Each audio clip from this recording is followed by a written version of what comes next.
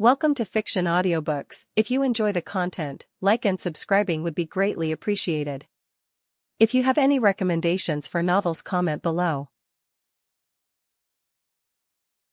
Please join my Patreon at https://www.patreon.com/fictionaudiobook. Chapter 52, Interesting Times, Chapter. November 5th.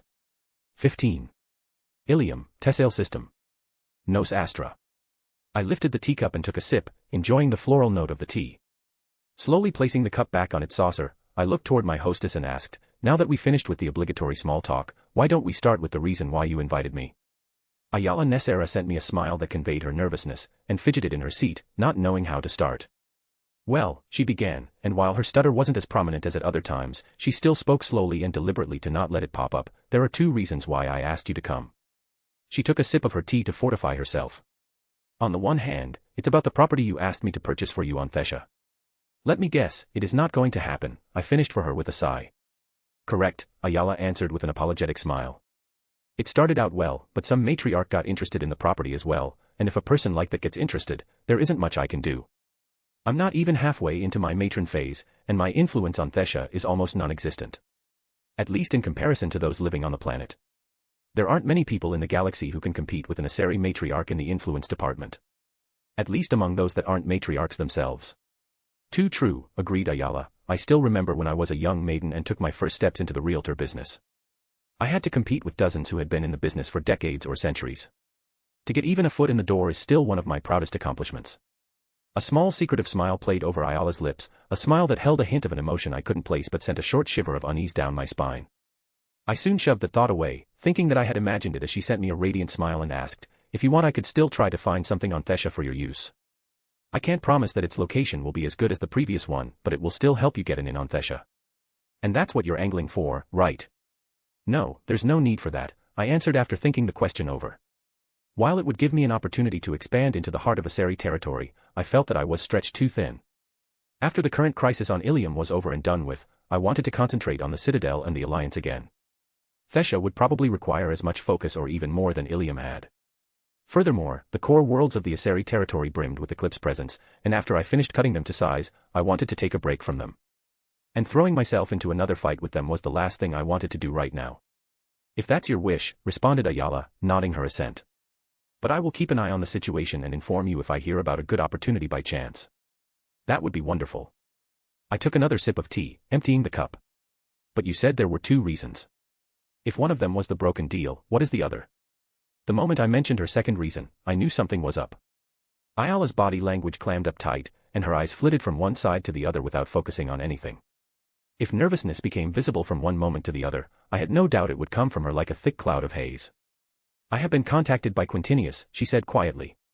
"Cicerio? What did he want?" I asked, understanding why she had become nervous. Mentioning me around Cicerio was probably a good method to make him angry. At least, that was my conjecture, as he wasn't very calm when the circle met the last time. Perhaps she thought I would react the same way. "He was worried that I would get targeted by Eclipse since I'm associating with you." I wasn't very worried about it, but he made some good points and insisted I take some of his people as guards. "Is that the reason why my guards are playing who can outstare the other with yours?" Despite the seriousness I felt in the air, Ayala managed an amused giggle. "I would guess so. The offer was too good to not accept, and it is better to be safe than sorry." A sentiment I can understand very well, I nodded my agreement. "While I would have liked you to come to me if you had any security concerns, I can't take offense as you have known Cicerio far longer than me." I smiled reassuringly at her to show that I didn't mind. Yet, in the back of my head, I was already making plans to alter my flight route and inform the personnel watching the airspace around the HQ to keep an eye out for suspicious activity. Come to think of it, the assassination attempt that started this whole fiasco happened after I visited Ayala the last time. Perhaps that was something to look into, but I hadn't been very subtle with my movements back then. "I only ask that you keep them from fighting with my own guards." "Something like that would only exacerbate the problems between Cicerio and I continued, focusing back on the conversation. "That should be possible," Ayala agreed with a shy smile. "I don't want the circle to fall to pieces. It is bad enough that we have lost Nisko. He was, after all, the most sensible and reasonable among us. I wouldn't go as far as to call him that, but he was indeed the one responsible for getting us back on track whenever we lost ourselves in pointless bickering." "Yes, he was very good at that," she agreed before she took a breath and said, there's one more thing I have to mention. And that would be. Ayala was about to open her mouth and answer, but it seemed like she thought differently, shook her head, and said, "No, sorry. It isn't that important right now. And I don't have any evidence." She said the last part more quietly, but I heard it nonetheless. Yet, I somehow had the feeling that I wouldn't get an answer if I pressed her on it, so I pretended that I didn't hear her murmurs. "If you say so," I replied slowly before drinking the last bit of tea in my cup and getting up. "If there's nothing more, I still have some work that needs to be done. Thank you for the lovely tea, and I will return the favor in the future." "That's not necessary," responded Ayala, shaking her head. "It was my pleasure. And it will be my pleasure when I return the favor," I said, bowing my head slightly in her direction as a farewell. As I turned around to leave the room and return to my shuttle, I caught sight of the small secretive smile that played over Ayala's face from the corner of my eyes. November 5th. 19. Ilium, Tessale System. Nos Astra. "The bait is placed, Madam Arbiter," said Quintinius Cicerio while bowing slightly to the projected picture of his lady. "Good," answered the Arbiter, her voice not altered as she would usually do to hide her identity, as the person in front of her was her loyal adjutant who wouldn't compromise her identity toward any third party. Besides, for her plans to work, there had to be a measure of trust between them so that Cicerio wouldn't make the wrong moves. It won't take long until Oscar de Nebron will find the track we left for him. He will follow the clues and put them together to the incorrect conclusion we want him to arrive at. When that happens, it will be easy to take him out of the picture. How long do you think it will take, milady? The people you wanted me to contact are already waiting anxiously to pick apart his company when he falls, asked Cicerio, a certain amount of disgust finding its way into his voice as he thought about some of the people the Arbiter had him contact. Be careful that your disgust doesn't shine through when you're talking with them. It will only lead to unnecessary problems, the Arbiter scolded Cicerio, yet she had a small smile on her face. I'm sorry, and I will take care. It's just that I don't understand why we need to deal with such people in the first place. They're like carrion eaters. Unwilling or afraid to go against strong prey, yet salivating at the chance of a big meal. It disgusts me. It's the way of the galaxy. There are multiple parties on my end, too, that wish to see Oscar de Nebron and everything he built and stands for fall, yet they are unwilling to take the necessary steps toward that goal by themselves, afraid that they will fail and pay the price. Alas, I had already decided to go through with it long before they came into the picture, yet the rewards they promised when we are successful are a nice bonus, wouldn't you say? That's true, agreed Cicerio. The number of favors you will be getting is enough to place you into a position many in the galaxy will envy you for. Us, my dear Quintinius, us, corrected the Arbiter and watched as Cicerio visibly brightened at her words. Of course, milady, he replied. It still surprises me how many people want to see him fall, and many of them are not involved in the business side of things. The human allies, and I'm using this word lightly, do not surprise me. De Nebron, as much I loathe to say, is extremely successful inside the alliance, and that has created a lot of resentment and jealousy among those not measuring up to him. Yet, it isn't just humans that want to see him fall, right? Yes, you are correct. It isn't just humans, but members of every species in the galaxy and not just those with the simple desire to partake in the fruits of his labor. Nonetheless, their reason is the same as everyone else's, yet seen from another perspective. He's too successful, and that, in turn, makes the alliance successful. Too successful for some people. The alliance's rise to prominence in the galaxy is just too fast for the taste of some, the Arbiter explained. Thinking about it, the Arbiter could only shake her head. Many of those with these feelings are among my fellow Asari. Due to our long lives, we are more suited to a gradual change. After all, we have the luxury of time and can afford to wait until our efforts bear fruit. The Turians do everything in small steps, one after the other, and while the Solarians can rush things, since the founding of the Council, they came around to the Asari's way of thinking. In comparison, humanity seems to run toward the future without consideration of anyone around them, never looking back, only forward. And that is something that scares my fellow Asari. But not you, asked Cicerio. No, it does not, answered the Arbiter with a glint in her eyes. I saw my species slow crawl to the future when I was still a young maiden and decided then and there that I never wanted to be part of it. Instead of waiting for opportunities, I created them. What any other Asari would have taken a century, I accomplished in a decade. And that's why I became as influential as I am on Thesha when it isn't even the planet I was born on. I would have expected nothing less from you, milady. Your flatter is unneeded but welcome nonetheless, my dear Quintinius, answered the Arbiter, and sent him a soft smile that caused a pleasant shiver to go over his back. Yet, there is a question in my mind that I can't find the correct answer for. Would you be able to? That, of course, depends on the question, replied the Arbiter coy. Oscar de Nebron's demise will throw the Alliance into chaos, that much I know, yet why do we need to inform parties within their space about what is happening? And what do your other acquaintances hope for? Let me answer the last one first. The answer lies in the chaos. A society plagued by chaos and infighting can't focus on the powers outside and is easily influenced by them. In an effort to rise to the top, some parties will seek the help of those outside the conflict, unknowingly becoming nothing more than puppets to influence the struggling society from within and shape it into any picture they imagine. And the first part? To keep the remains of Denebran's legacy from congregating into the hands of the few. I had you contact as many not-so-powerful players in the Alliance as possible these last few weeks so that they could prepare to take over as much as they could when the time comes. Undoubtedly, there will be others that will secure parts of Denebran's companies, ones with enough influence and power to react immediately, but they will have to contend with those in the know and thus unable to divide everything between them, which keeps them from becoming powerful enough to soothe the chaos we want to unleash. Cicerio closed his eyes, mulling over what the Arbiter said before nodding to himself and said, I think I understand now. While they are busy with infighting and squabbling over who inherits the empire Denebran is going to leave behind, the other powers of the galaxy will use this time to establish their hold on humanity. And to keep their government from interfering too early or too effectively, you had me contact this group, correct? Yes, you are, the Arbiter confirmed with a slightly cruel smile in place at the thought of her plans becoming reality. How did it go anyway? I'm curious. The representative was curt but polite. They transferred a considerable amount of credits to me as thanks for the warning. It was also mentioned that they would pay double the amount again if we warned them a week before it happens. I think, the Arbiter began slowly, that we won't do that. They should be grateful that we warned them in the first place. It would give them an unfair advantage over the other competitors, and that would work against our goals. As you say, milady, answered Cicerio, bowing to show his compliance with her wishes. November 7th. 08. Ilium, Tessale System. Nos Astra. Spaceport. He slowly rotated his shoulders to work out the tension in them as he walked away from the security checkpoint of the spaceport. Thankfully, it hadn't taken longer than a few minutes, and the authorities hadn't noticed anything wrong. Not that he had expected them to notice anything in the first place. His training and the technology of the AIS to deceive customs were both more than enough to pull the wool over their eyes. Otherwise, he would have been asked some very uncomfortable questions. Questions that he would never answer, but that was beside the point. The tongue lashing he would get from his handler was more than enough for Lawrence to do his best. Especially since they got this mission assigned by the big boss himself. Terra had been far more pedantic concerning, well, everything since then. And Lawrence would do his best to not earn her ire during this mission if he could help it. After all, she saw it as her and, by association, his big chance to rise within the AIS.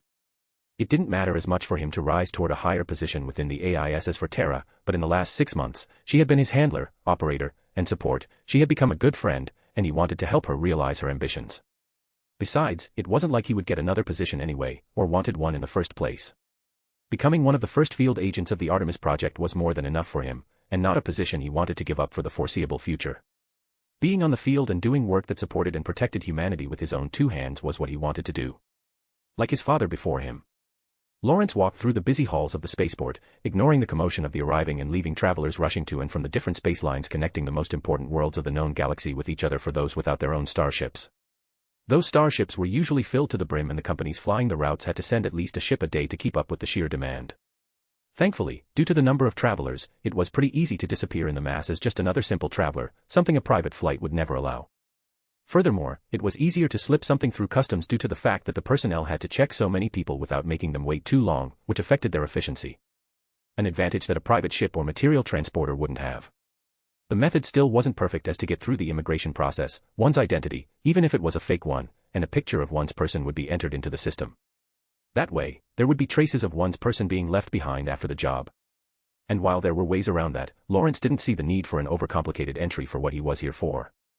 His mission didn't require absolute secrecy or not leaving behind anything that could be traced back to the AIS, and so a simple fake identity with a concrete reason to be on Ilium was more than enough. His current identity was that of a person working for an art collector who had taken an interest in the statue of an Asari artist who died around 200 years ago. The artist wasn't someone particularly famous but known enough for her artworks to sell after her death. Lawrence would meet the Solarian art dealer, buy the statue, and arrange for its transport back into Alliance territory. Sadly, the transportation would delay itself for another week or so because the transport company would have some unspecified problems on their end, but because they had already signed a contract which he could only back out of if the transport delayed itself for 20 days, he would have to wait on Ilium. At least, his employer got a discount and he could play tourist for a few days. He could barely stop his left eye from twitching when he thought back on how Terra had made him repeat the cover story over and over again, adding some details whenever she thought of something. At one point, Lawrence had to put his foot down, as too many details would make the cover story and identity hard to remember, especially if he had to do the same with the other 2 fake identities he had memorized for use. Generally, every AIS field agent memorized at least 3 fake identities. Of course, those identities were nothing more than the bare bones to act as the person they were impersonating and wouldn't hold up to a deeper investigation, but for the short time they were used, they would be enough. On the other hand, some AIS agents had far more elaborate characters to choose from with digital and physical documentation depicting their lives.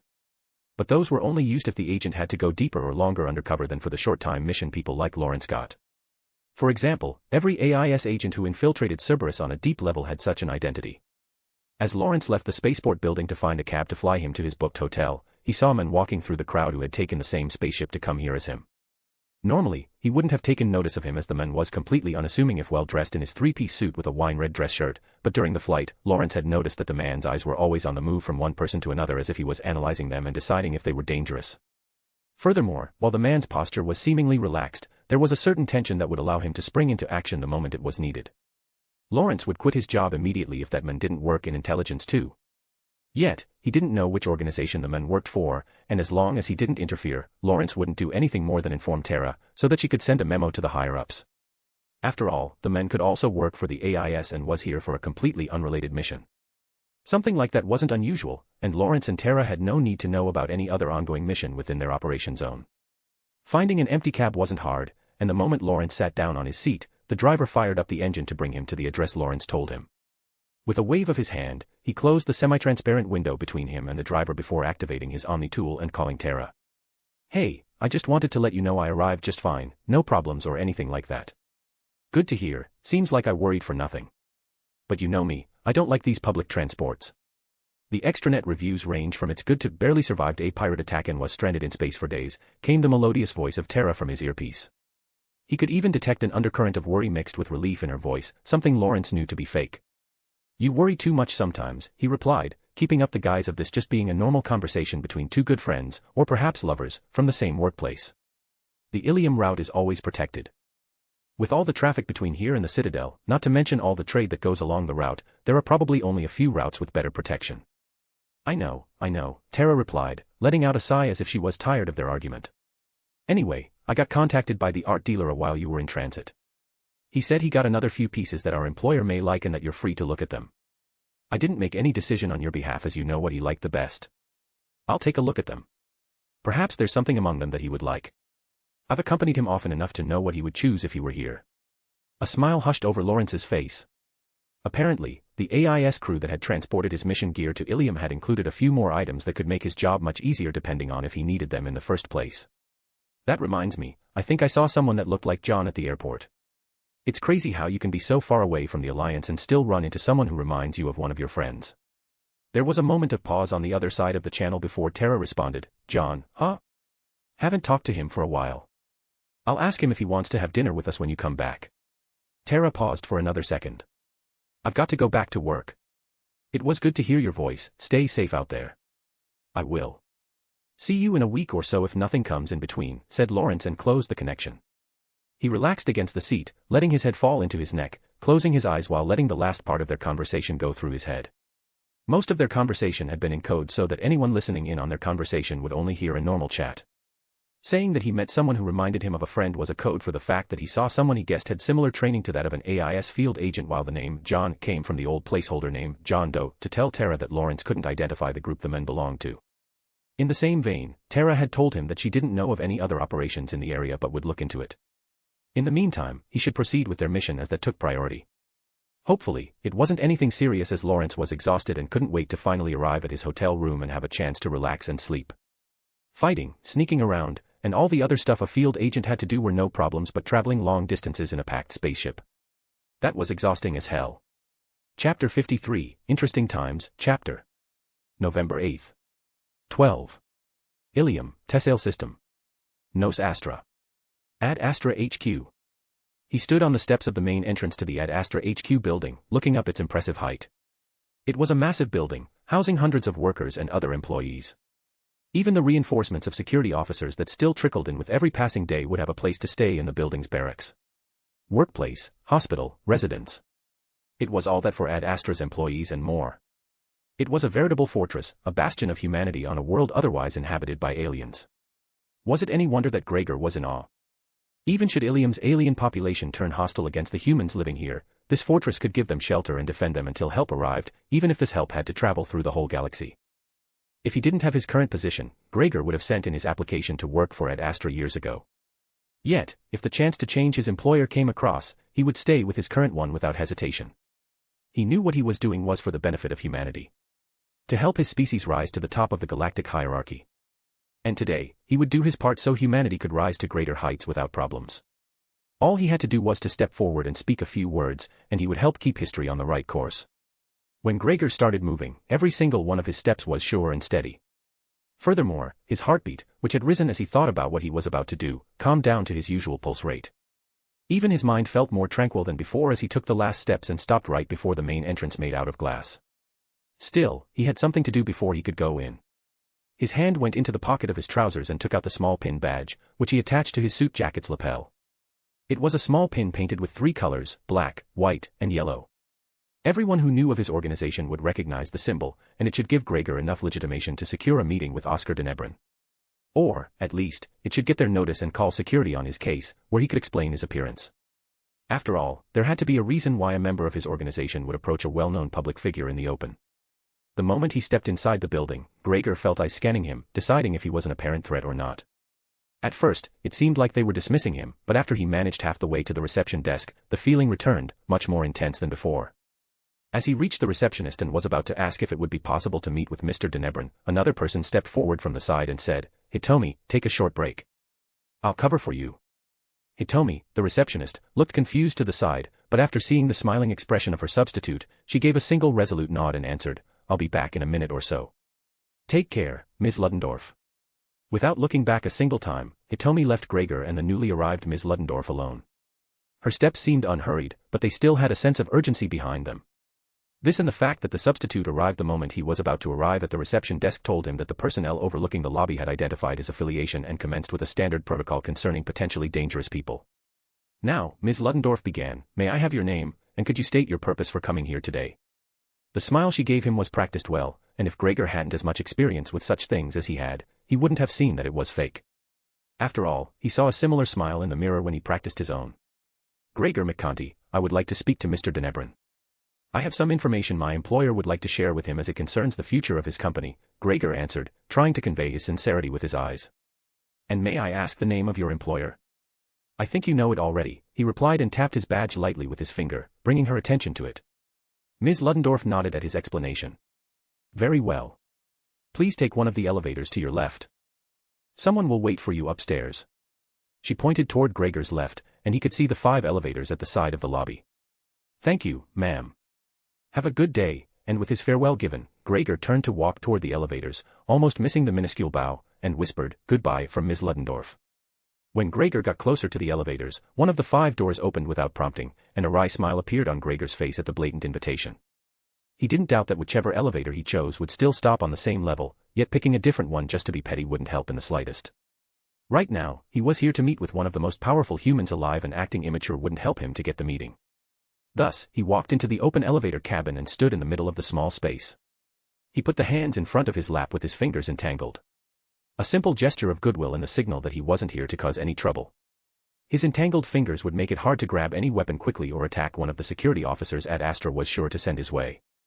If he was lucky, they would let him meet Oscar Denebron without clapping him in irons to ensure he posed no threat to their boss.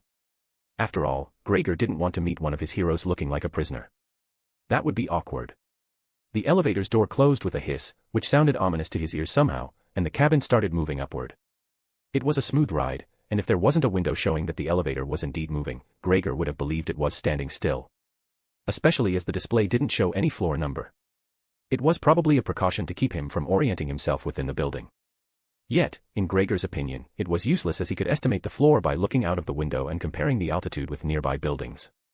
Of course, it wasn't absolutely precise, but he could make an educated guess where in the building he was, and that would have been enough for Gregor if he had been inclined to do more than talk today. A soft ding announced the elevator's arrival at its target floor, and Gregor waited a moment after its doors opened to step out.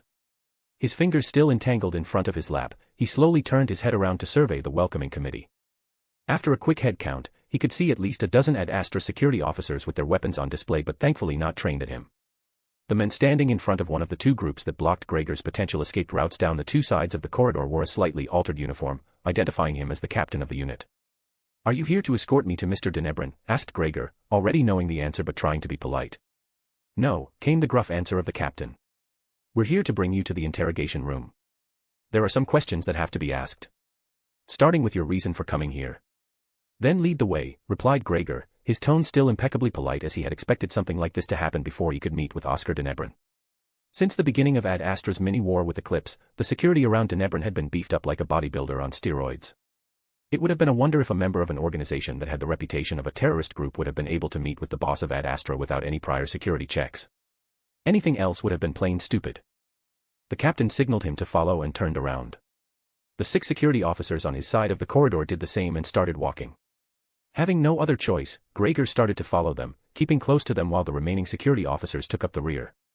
While they were walking, Gregor took the opportunity to take a closer look at the captain, who was walking a few steps in front of him. The first thing he noticed was that the captain wasn't wearing any visible weapon. Probably as a precaution, as he was the closest to Gregor. Yet, that didn't mean that the captain would be defenseless.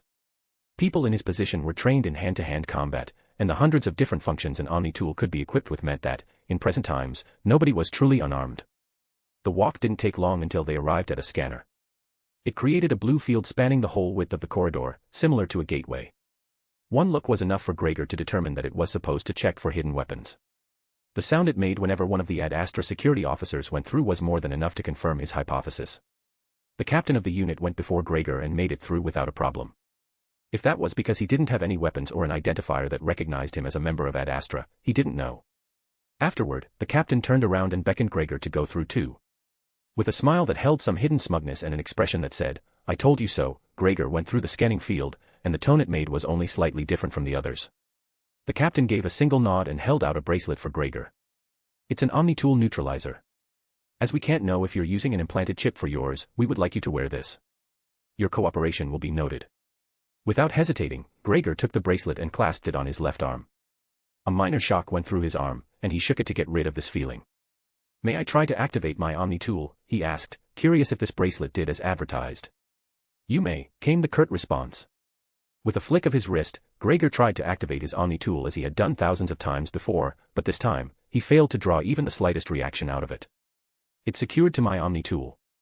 When you leave, I will disengage the bracelet, and all functions will be restored," the captain explained, and Gregor nodded in understanding. He gave the bracelet one last look, questioning how many devices were currently trying to sift through the data on his Omni tool. There was no doubt that the device on his arm did more than suppress his Omni tool. After all, it would be what he would have done if he had been the person to construct this. Yet, there wasn't anything to worry about. Before coming to Ilium, Gregor had exchanged his personal Omni tool for a new one as it would take too much time to delete and later on reacquire the information saved on it. Furthermore, deleting data would leave traces that a sophisticated program could use to restore them, and while his purpose in coming here was to help Ad Astra and Oscar Denebrin on Cerberus' behalf, giving them information about Cerberus operations unconnected to this case wasn't needed. As such, the only information they would be able to find would be what he left them to find if the bracelet did what Gregor expected it to do. Hopefully, the information would be his ticket to a meeting with Oscar Denebrin. They walked silently for 1 or 2 minutes before the captain lifted his hand up, and everyone stopped. Gregor stood a few steps behind him, leaving enough distance between them so that none of the security officers got the idea that he would be able to attack the captain without being stopped in time. Yet, he was close enough to see the orange glowing circle appear over the captain's ear as he held his finger to it. A few seconds later, the glowing circle disappeared, and the captain turned to face Gregor. His face was mostly neutral, but Gregor could see traces of annoyance, disbelief, and caution. "I don't know why, but the people up top are willing to hear you out. I'm ordered to take you there." "Then, please, lead the way," answered Gregor, and he couldn't suppress the hint of smugness that crept into his tone. The captain noticed it and took a step closer. An intense thunderous look appeared in his eyes as he said, "I don't care why you are here or which information you have that got those higher than me interested in you, but let me tell you one thing. Should you do anything wrong, I will shoot you without hesitation." A threatening gesture, an insult, or even just breathing the wrong way in Mr. Denebrin's direction. "I will not enjoy it, but I also won't regret it. I won't even think twice about it. You mean nothing to me, and I will treat you that way. Do you understand?" Normally, Gregor would have scoffed at such a blatant try of intimidation, yet there was something in the captain's eyes and voice telling him the captain wasn't making any threats. He was making a promise. Gregor could only swallow the sudden, fleeting feeling of fear and give a silent nod in response. Seeing that his words had the desired effect, the captain turned around and led the way toward an elevator. He swiped his Omni tool over a reader and selected 4 officers from their group to position themselves in the newly arrived cabin. Jerking his head toward the open door, he signaled Gregor to enter and followed shortly after. The ride was a silent one. Nobody was saying anything, and if Gregor hadn't heard the nigh unnoticeable sounds of breathing, he could have sworn that he was alone in the cabin. Thankfully, it was a short ride, and Gregor was glad to step out of the cabin and its oppressive atmosphere. They stepped into an empty corridor, and from a look out of a window, Gregor concluded that they had to be on a floor near the top of the building. The walls were clad in wood, giving the corridor a comforting yet elegant feeling, and the floor consisted of a kind of stone that was polished to shine. Gregor could even see a murky reflection of himself on it. As they walked toward their destination, they came across various plants in pots, tastefully placed between doors leading to offices belonging to the executive of Ad Astra. The plants ranged from those found on Ilium to those from Earth, and from the look of it, they were expertly taken care of. During their walk, Gregor didn't see any other person walking through the corridors, not even through those branching off. If he had to take a guess, then he would say that everyone working on this level got a message to stay in their offices until they passed through or until Gregor left the floor. Their group stopped in front of a massive wooden double door. Taking a closer look, Gregor could see the signs that anybody trying to force this door open would have a hard time with it. The door itself was reinforced, and the wood was obviously only a front hiding its steel core. Perhaps they used even something stronger. Even Cerberus didn't know what Ad Astra was hiding in their labs and hadn't released to the public and Alliance yet.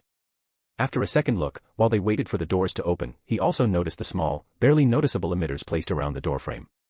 A simple press of a button would activate them and create a kinetic barrier in front of the door that even heavy weapons would have problems getting through. Gregor couldn't stop the small smile from forming on his face. Standing in front of this door alone told him he was about to meet one of the most powerful and influential humans in the galaxy, if not the most. Sometimes, it was astounding how standing in front of a door could impact one's nerves and expectations. When the doors opened, he couldn't help the slight pang of disappointment as he wasn't led into Oscar de Nebrin's office but into a receiving room larger than most apartments he had seen in his youth. The decor was simple yet elegant, just like the corridors they passed. The right side of the room was dominated by a sitting area where those having an appointment could wait for Mr. de Nebrin to call them into his office, while the left only had a single desk where his secretary worked. Gregor's eyes scanned the room for any hidden defense mechanisms, and while his experience helped him identify some hints, anybody else would have overlooked them. Defensive barriers coming out from the ground, kinetic barriers protecting the doors and windows, and hidden turrets in every corner of the room, effectively creating a dead zone for anybody stupid enough to walk into the room with ill intentions. There were probably more, but Gregor didn't have the time to look further as the captain motioned him to move. But one thing was sure. Ad Astra took the security of their boss seriously. And this was just a branch HQ. While the conflict with Eclipse had probably played its part in the security, Gregor couldn't help but think that the security in the Ad Astra offices on Earth, Terra Nova, and the Citadel would be comparable, if not even more extensive. He was led toward the double door on the other side where 2 guards, who looked like they didn't come from the security division of Ad Astra but its anti-piracy forces, stood on each side. They didn't move an inch or even twitch at their presence, staring stoically forward. The hairs that suddenly stood at attention on Gregor's neck as he closed the distance between them told him enough to be wary of them. Those 2 were dangerous. Maybe not capital D, dangerous, but both would be able to kill Gregor before he noticed them pointing their weapons his way. Well, it wasn't like he was here to do anything that would result in having to fight for his life. This was simply an information delivery, and knowing Oscar de Nebrin's reputation and conduct, Gregor would walk out of the building unharmed, even should his words be taken in the worst way. As the door to Oscar de Nebrin's office slid open, Gregor took one last deep breath before stepping into the room. He didn't know what he expected, but the office looked similar to the lobby and somehow fit the man sitting behind the desk at the opposite wall. The room was dominated by the wooden desk with 2 comfortable-looking chairs in front of it. A small sitting area with 2 couches and a small table to the side went mostly unnoticed. Its presence was overshadowed by the imposing presence of the other piece of furniture in the room. Yet, Gregor's eyes focused on the person sitting comfortably at the desk. Apart from his first curious look around the office, it didn't occur to him to let his look focus on anything else. The presence of the man called Oscar de Nebrin was too captivating to him.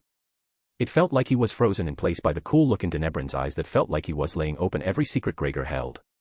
For the second time in his entire life, Gregor encountered a situation where the phrase, like a mouse before a tiger, could be applied.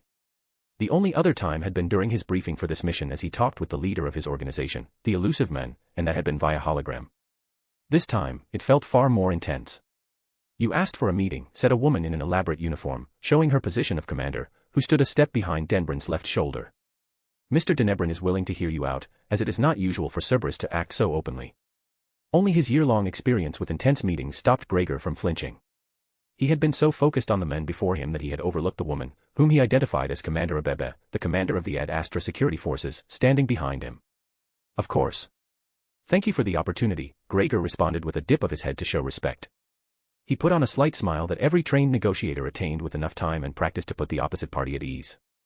It wouldn't have any impact on the conversation and its course, but it felt natural to Gregor to put it on nonetheless. A member of our organization was recently approached by a Turian who wanted to open talks concerning, as he called it, a golden opportunity to further our influence within the Alliance. While our organization isn't known to work together with different species very well, we still recognize the value of doing so. In this instance, our member agreed to hear him out, and after the conversation and presentation of this so-called opportunity, she decided to inform her higher-ups about it, who, in turn, send the information up the ladder. How high did the information go before a decision was made? Asked Commander Abebe. Until the top, answered Gregor without missing a beat. Until the top, repeated the commander questioning. Yes, it went all the way to the top of our organization. And what was this information that the elusive man decided to send you to me? Asked Oscar de Nebron, speaking up for the first time since Gregor entered the room. His voice was deep and soft, almost soothing. Yet, it also carried the confidence and power of someone used to give commands and have them obeyed instantly. The opportunity to acquire parts of Ad Astra after it breaks up after your assassination, replied Gregor, instinctively lowering his head slightly in deference after delivering the news. Normally, Gregor would have expected to see some reaction ranging from surprise to disbelief. Instead, de Nebron just looked at him intently before saying, I see. This was the reaction Gregor expected someone to have when they opened their fridge and saw that they couldn't make their favorite dish because an ingredient was missing, not when they were told that there would be an assassination attempt. Perhaps he shouldn't be so surprised. A man in Oscar de Nebron's situation probably had to fight off an assassination attempt per day, with most of them not even worth mentioning to him. It could also be that he had read the information Ad Astra had possibly gotten from his Omni tool and had been prepared for Gregor's revelation. Yet, somehow, Gregor knew this would have been the same reaction if de Nebron had been uninformed. So, continued de Nebron, his expression still calm and composed, why did Cerberus decide to send you instead of sending a simple message? After the fact that we were approached, we wanted to make sure that you and Ad Astra understand that, concerning this issue, we stand on the same side and not against you. As much as our approaches differ, Cerberus acknowledges that Ad Astra and you, as a person, are one of the best assets available to guarantee a strong humanity. I am flattered that your organization thinks so highly of me, commented de Nebron dryly. Gregor responded with a wry smile. It may sound like brown-nosing, but that is the essence of Cerberus' stance concerning you and a stance I believe is shared by most of humanity. De Nebron waved his words away. Anything else you want to share? I don't believe you came here with just a warning. That is not Cerberus style. You are correct. We identified the Turian who approached us and connected him to one Quintinius Cicerio, who I believe is currently a close associate of yours. Not for much longer, replied de Nebron. We already knew that he was working against our interests. This only proves that we should accelerate our plans. Nonetheless, I'm thankful for your information. Anything else? Furthermore, we gathered a list of names of other people they approached. If you want, I could recount some of them. That's not necessary, answered de Nebron with a shake of his head. They haven't done anything I wouldn't do myself. They are vultures, but that is to be expected in this business. And if that's the case, I believe I already know their names. It's not that hard to conclude who would do something like that. Nonetheless, I would feel better if I handed over the information as proof of Cerberus' stance. And where is this information? Asked Commander Abebe, cutting into the conversation. Gregor turned his head toward her and said, I asked a messenger to deliver it to me when I exit the building. Did you think you needed an exit strategy? Asked de Nebron with a raised eyebrow. Not that I didn't trust your civility. It's just a habit I acquired after dealing with less civil groups, replied Gregor, and he could feel his ears turn hot from embarrassment. Nothing to apologize for, said de Nebron and showed for the first time since the start of the conversation a small smile on his face. I approve. It shows that you take every possibility into account. It's a sign of a professional. Thank you, replied Gregor, bowing slightly once again in de Nebron's direction. A small part of him felt giddy at being praised by de Nebron. The captain that accompanied you here will take the information off your hands after you leave the building, said Commander Abebe with a pointed look toward the captain standing behind Gregor and didn't give him any chance to object. The only thing he could do was nod in acceptance. Knowing that the conversation was over, Gregor started to turn around to begin the way down, but Commander Abebe's voice stopped him. One last question. Gregor turned back around. Why did Cerberus decide on this course of action? Gregor waited a moment before answering to study the faces in front of him. The commander looked like she was waiting for an answer, traces of confusion on her face, while de Nebron looked slightly surprised at his commander as if he didn't expect her to ask the question but quickly schooled his expression. As I already mentioned, Cerberus believes that Ad Astra and Oscar de Nebron are vital for humanity's future in the galaxy. His demise and Ad Astra's breaking up would spell chaos for the Alliance. And chaos isn't something we need right now. It would only make it easier for humanity's enemies to take advantage of us. Having said his piece, Gregor turned around after giving de Nebron a last slight bow and left the office with the captain who had escorted him here a step behind. He had accomplished his goals in making clear that Cerberus wasn't an enemy of Oscar de Nebron. Whether anything came out of it and if their relationship would improve over time wasn't his concern. At least, not right now. Chapter 54, Interesting Times, Chapter. November 8th. 13. Ilium, Tessale System. Nos Astra. Ad Astra HQ. My eyes didn't waver from the Cerberus agent's back as he slowly left my office. It wasn't caution that led to me doing this. At least, not caution of this man. The agent wasn't dangerous by himself, and even should he make any hostile moves, the soldiers around him would put a stop to it before I could sneeze. No, it was caution toward the organization he represented. One should never look away from anything Cerberus-related if one doesn't want to experience an unfortunate surprise later. Do you think he said the truth? Asked Commander Abebe, a frown on her face. About the impending assassination attempt. He did. Cesario, or rather the Arbiter, knows that no matter what, Eclipse will be unable to do more than be a thorn in our side. They will take matters into their own hands. After all, they want an end to this pointless conflict, same as us. The only difference between us is who we want to see standing after the dust settles, I answered. The Cerberus agent had mentioned that their organization and others had been approached by Cesario's people to prepare for the fallout of my hypothetical death. A plan to split my business empire. If enough people knew about it beforehand, it would keep one person from consolidating too much into one hand. Dividing the power it would afford and thus keeping them from becoming as powerful and influential as I was now. The king dies and his lands are being fought over by ambitious lords. Perhaps not the best analogy, but one I found fitting. Their quarrel would certainly invite outsiders to try and take advantage of the situation to elevate themselves above their previous station and influence the ongoing events more to their liking. It certainly sounded like something an Asari would plan to play the reasonable and calming mediator when things get hot. I wouldn't be surprised if there is a price for the one who manages to break the cohesiveness of the alliance to allow for more Asari influence in our way of life. And I could say without any arrogance that my death would give such an opening to exploit. A thought appeared at the back of my mind. A solution that would prevent the collapse of my business empire if I ever died by something else than old age. An heir. It didn't have to be a child of mine. For that, I would have to find a wife to have children with, and to make sure they grew up into responsible and capable adults. And while today's society doesn't care one bit about one's sexual orientation or what relationship they had with each other, the picture of a man married to a woman and having children together was still romanticized. It was the way with the least obstacles and controversies that could lead to scandals I didn't need. And personally, of all the available options, this one appealed the second most to me. The most appealing would be to simply adopt a child with less fortunate circumstances and the right potential. This way, I shave off years before my heir would be ready to join my side and help me to rule the galaxy. My lips twitched upwards in amusement as I added the last bit. PR could twist a nice story out of that. Coupled with a few donations to 100 or so orphanages, I would appear like I found my fatherly side. After all, I was already at the age where most had a child that went to high school. My thoughts were interrupted when Commander Abebe shook her head and said, "That isn't what I meant. It's that Cerberus is on our side." "Oh, that," I replied and rolled my shoulders when I noticed how stiff they were. The Cerberus agent didn't lie about that, but he also didn't say the whole truth. In what manner? As long as we work for the betterment of humanity, Cerberus will consider us their allies. You may have noticed that the agent tried to avoid using the Alliance's name as a synonym. They don't care about governments but our species. As long as our goals align with theirs for the good of humanity, they will support us from the shadows. The only question that remains is, what we consider good for humanity. Right now, they might be similar enough, but what about the future? What if their goals change? Will we still be allies? I don't think so. Do you think that will happen in the near future? Should I get the word out to the other commanders to get ready? Asked Abebe, worry written on her face. I could understand her concerns. Cerberus wasn't an enemy one could take lightly. They worked and fought in the shadows, and while my company could crush them, it wouldn't be without high losses on our side. Furthermore, it would take a long time until every piece of the organization was destroyed. And that would be what would have to happen. Else, they would return like the heads of a hydra. A simple wave of my hand dispelled her concerns. No, that won't be necessary. Simply keeping an eye on their moves will be enough.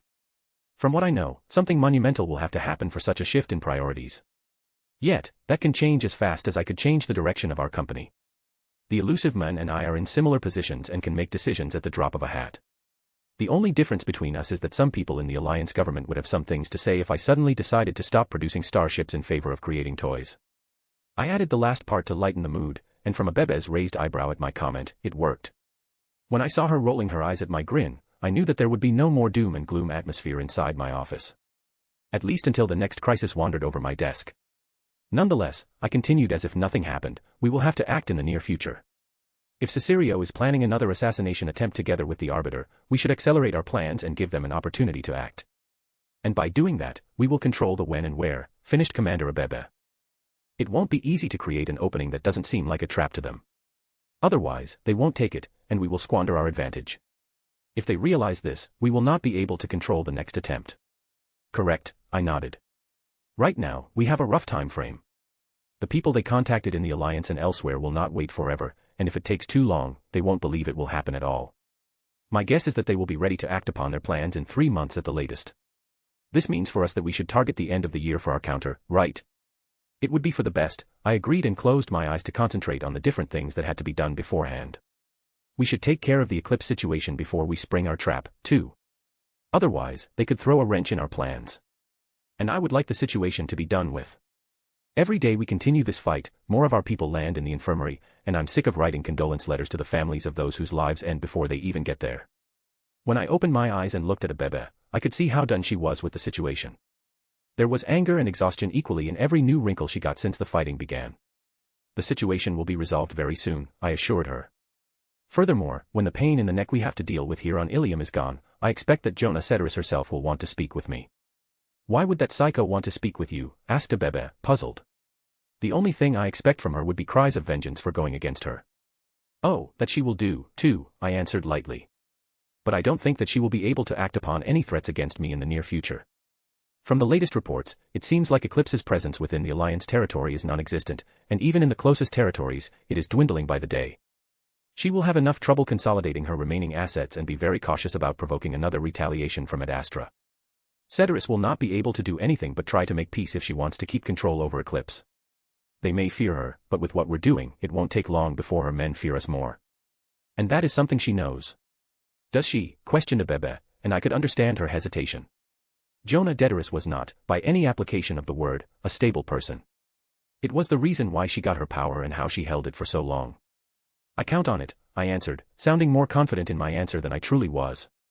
There was a smidgen of doubt in my mind that events would play out as I envisioned them, but I had to project a picture of confidence nonetheless. Anything else would just get everybody worried about the future. And if she doesn't, I continued, it will only mean that more of Eclipse will be brought down. While we won't be able to completely eradicate them, we can make it nearly impossible to run missions outside a Seri-controlled space. It wouldn't take long after that until a new leader will be more than willing to negotiate peace with us. If you're sure about that, I will trust your judgment, said Commander Abebe with a tilt of her head toward me. Even if her words said otherwise, I could still see some sepsis in her face. It was minute, but I had enough experience to know where to look for it. I didn't take offense at it. Perhaps it was optimistic of me, but sometimes one had to be. I'll send out some notices that our deadline is the end of the year. It should be enough time to get everything done. November 8th. 19. Ilium, Tessale System. Nos Astra. Lawrence threw his jacket on the bed and let out a long sigh. It had taken far longer than he thought to get a meeting with the art dealer, and the meeting itself had been exhausting. 5 hours of his time wasted, in his opinion, and he would never get them back. Dozens upon dozens of artworks from artists he never heard about, but the dealer talked about them like Lawrence should know them and be in awe of their reputations. At least if he considered the prices the dealer wanted for their works. And like every good agent who wanted to keep his cover, he said the right words at the right moment and feigned respect the whole time. Tara would have been proud if she had seen him. Keeping his cover might be important, and it had been successful, but it was still exhausting. Thankfully, checking on the transport container had been much faster and much more rewarding. His eyes wandered over to the black bag he left at the door. When he arrived at the container and opened it, this bag had been the only item inside of it. The courier division of the AIS had placed it there. It was one of the divisions Lawrence had the most respect for. They managed to get every kind of item through any security. Be it customs or the private security of any company. Even the security of the Citadel and their vaunted CSEC were nothing to them. Rumors had it that the only company secure enough to detect them bringing items in was Ad Astra. And that was only because the AIS used the HQ on Terra Nova for training. He didn't know how much truth was behind the rumors, but considering that most of the equipment for Project Artemis came out of Ad Astra's labs, he would guess they were true. Furthermore, the friendship between Oscar Denebrin and his boss, Andrew Clark, was no secret. Shaking his head to clear his head, Lawrence went over to the small cabinet of drinks his hotel room had and poured himself a glass of a Sherry spirit that looked a bit like the Scottish whiskey he liked. After taking a small sip of it, he walked over to the window to look over the cityscape. Switching the glass to his left hand, he used his right to fire up his Omni tool, and within a few seconds, Lawrence called Tara through a secure line. It took a few minutes until the call was rerouted over a dozen servers so that it wouldn't be traced back to him, and when he was finally connected to Tara, a small smile appeared on his face. "Don't worry, the line is secure and there's nothing pressing," Lawrence began in place of a greeting. He knew that she wanted to know these things first, so why wait for her to ask for it? "All right," she answered. "Did everything go well today? You had the meeting with that art dealer, right?" "It went well," replied Lawrence. "It just took a lot longer than I expected. I paid for the art piece we chose for the cover story, but the dealer was insistent on showing me 100 more pieces. At least, it felt like 100. And they were all much more expensive, too. You shouldn't sound so surprised. The dealer thinks you're working for an art aficionado with more money than he knows what to do with. So it's only reasonable that he wants to showcase some of his more expensive pieces in the hope that you will take a liking to one of them and convince your client to buy one of them." "Yeah, I know. It's just that it is exhausting," whined Lawrence and took another sip of his spirit. "Stop whining. It's just a bit of small talk. If I know you, and I do, you didn't listen to his sale pitch at all and thought the whole time about how you could either kill the dealer and make it look like an accident, or use one of the artworks to do it." "Hey, I did not," protested Lawrence. "I stopped thinking about it after the 50-second idea when I started to repeat myself. I just shut out everything and nodded in intervals to make it look like I was still listening. He seemed pretty happy at the end even if I didn't commit to anything. I just said that I would mention it to my client. That's the best you could do. And everything else. Went to the container and everything I'm going to need was there.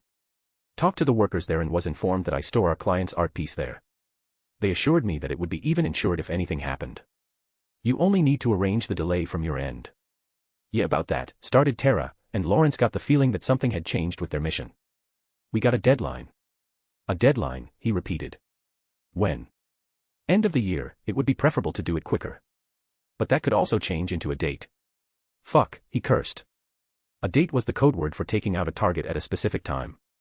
Most of the time this condition was used to maximize the advantage of any follow-up objectives. For example, taking out a target before an important meeting so that the other participants didn't know about it or couldn't react fast and effectively to the changed circumstances. Yet, while this could result in positive gains, it was difficult to pull off, and Lawrence disliked it immensely.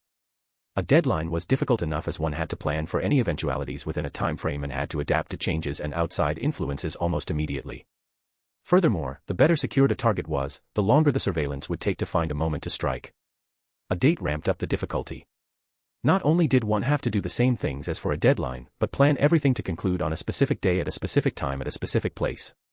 A lot of a specific that could be derailed by the slightest changes one had no control over, especially outside influences that one didn't know about in the first place. And then one wouldn't even be able to delay as everyone else planned for it to happen. It seems like our client did make new plans that have to be taken into account. But it also looks like it will stay a deadline. Perhaps it will just be a preference to be a date, but if it isn't possible, it isn't possible. They just want the target out of the way, assuaged Tara with a calm voice. I haven't even started the surveillance of the target. Didn't even start to look for her. So, I can't say anything about what is possible and what is not. Yet, I think a deadline will definitely be possible. From what I know about our target, she will not be very inclined to keep herself hidden in a secure environment for too long. She doesn't know I'm hunting her and she will not know until she's dead. Good to hear that you didn't lose your optimism. Yeah, replied Lawrence, and lifted the glass to his mouth, only to notice that it was already empty. Frowning, he went over the bottle to fill the glass to fill it again but stopped at the half mark as he didn't want to drink too much since he had to do some scouting tomorrow and didn't want to do it with his head hurting from too much alcohol. He didn't know how hard the Cesari spirit would affect him if he drank more than 2 glasses. I'll send you a notice if there are new developments, said Tara. I'll do the same with my status reports. All right, I want them every 3 days at the latest. Every 3 days. The mission has eyes on it from high up. I don't want to be unable to answer any questions if I'm asked. You think they're gonna ask that often? I don't know, but I don't want to be caught with my pants down or with information that's older than 70 hours.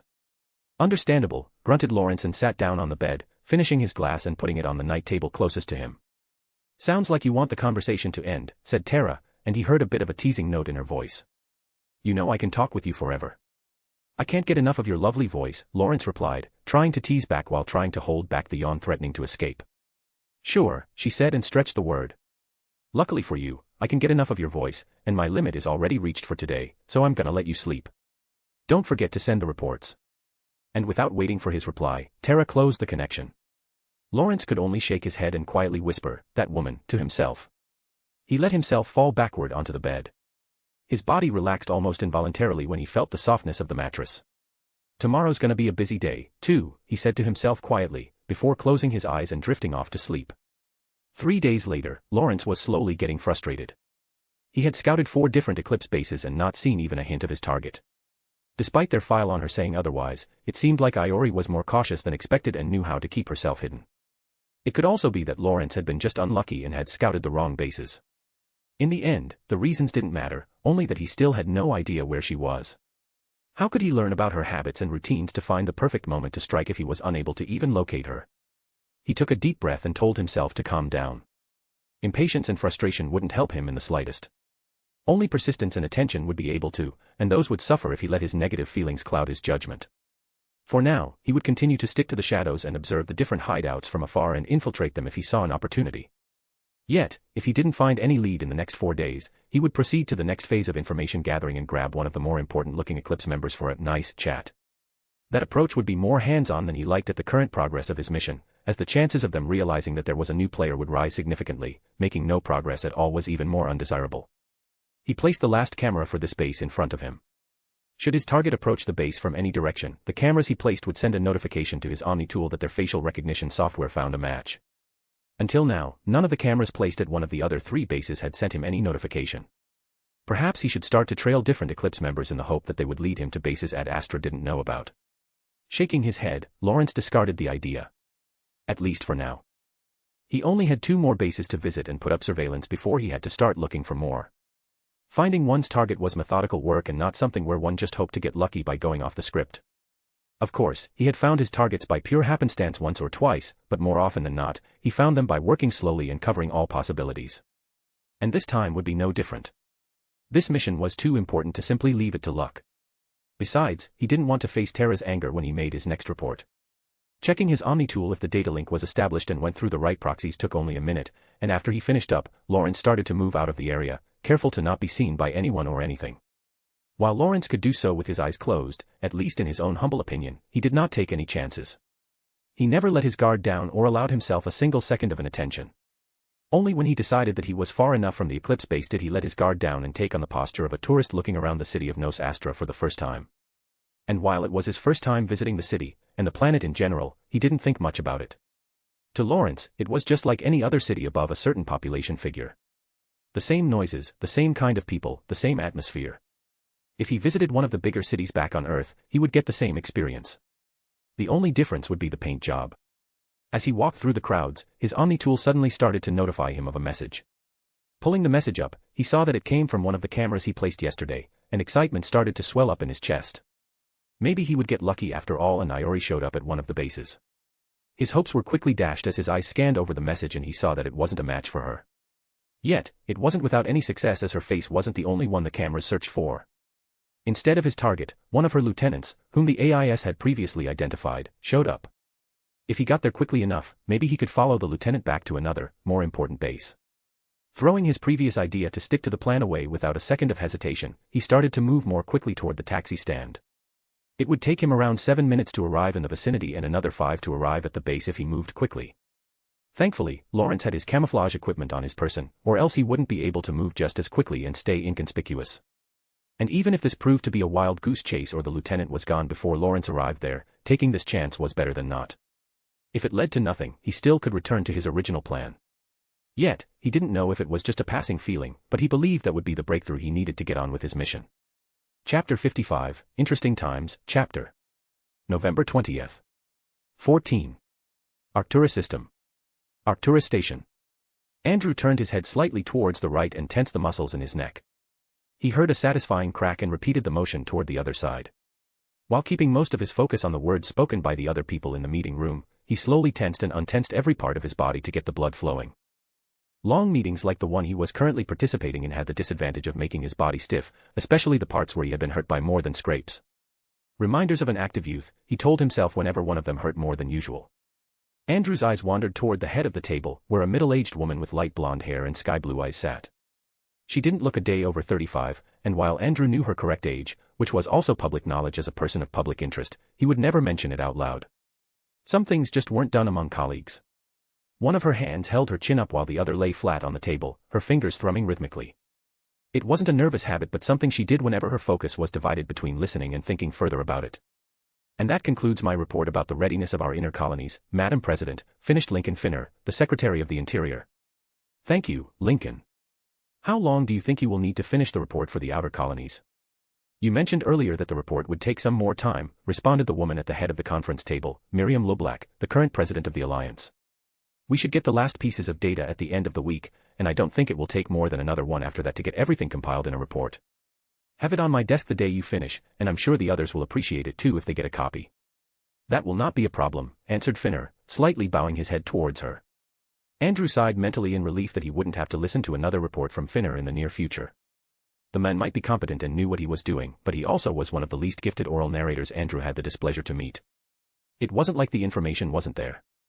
The significant details were easy to find, and the garbage others added to their reports was mostly kept out.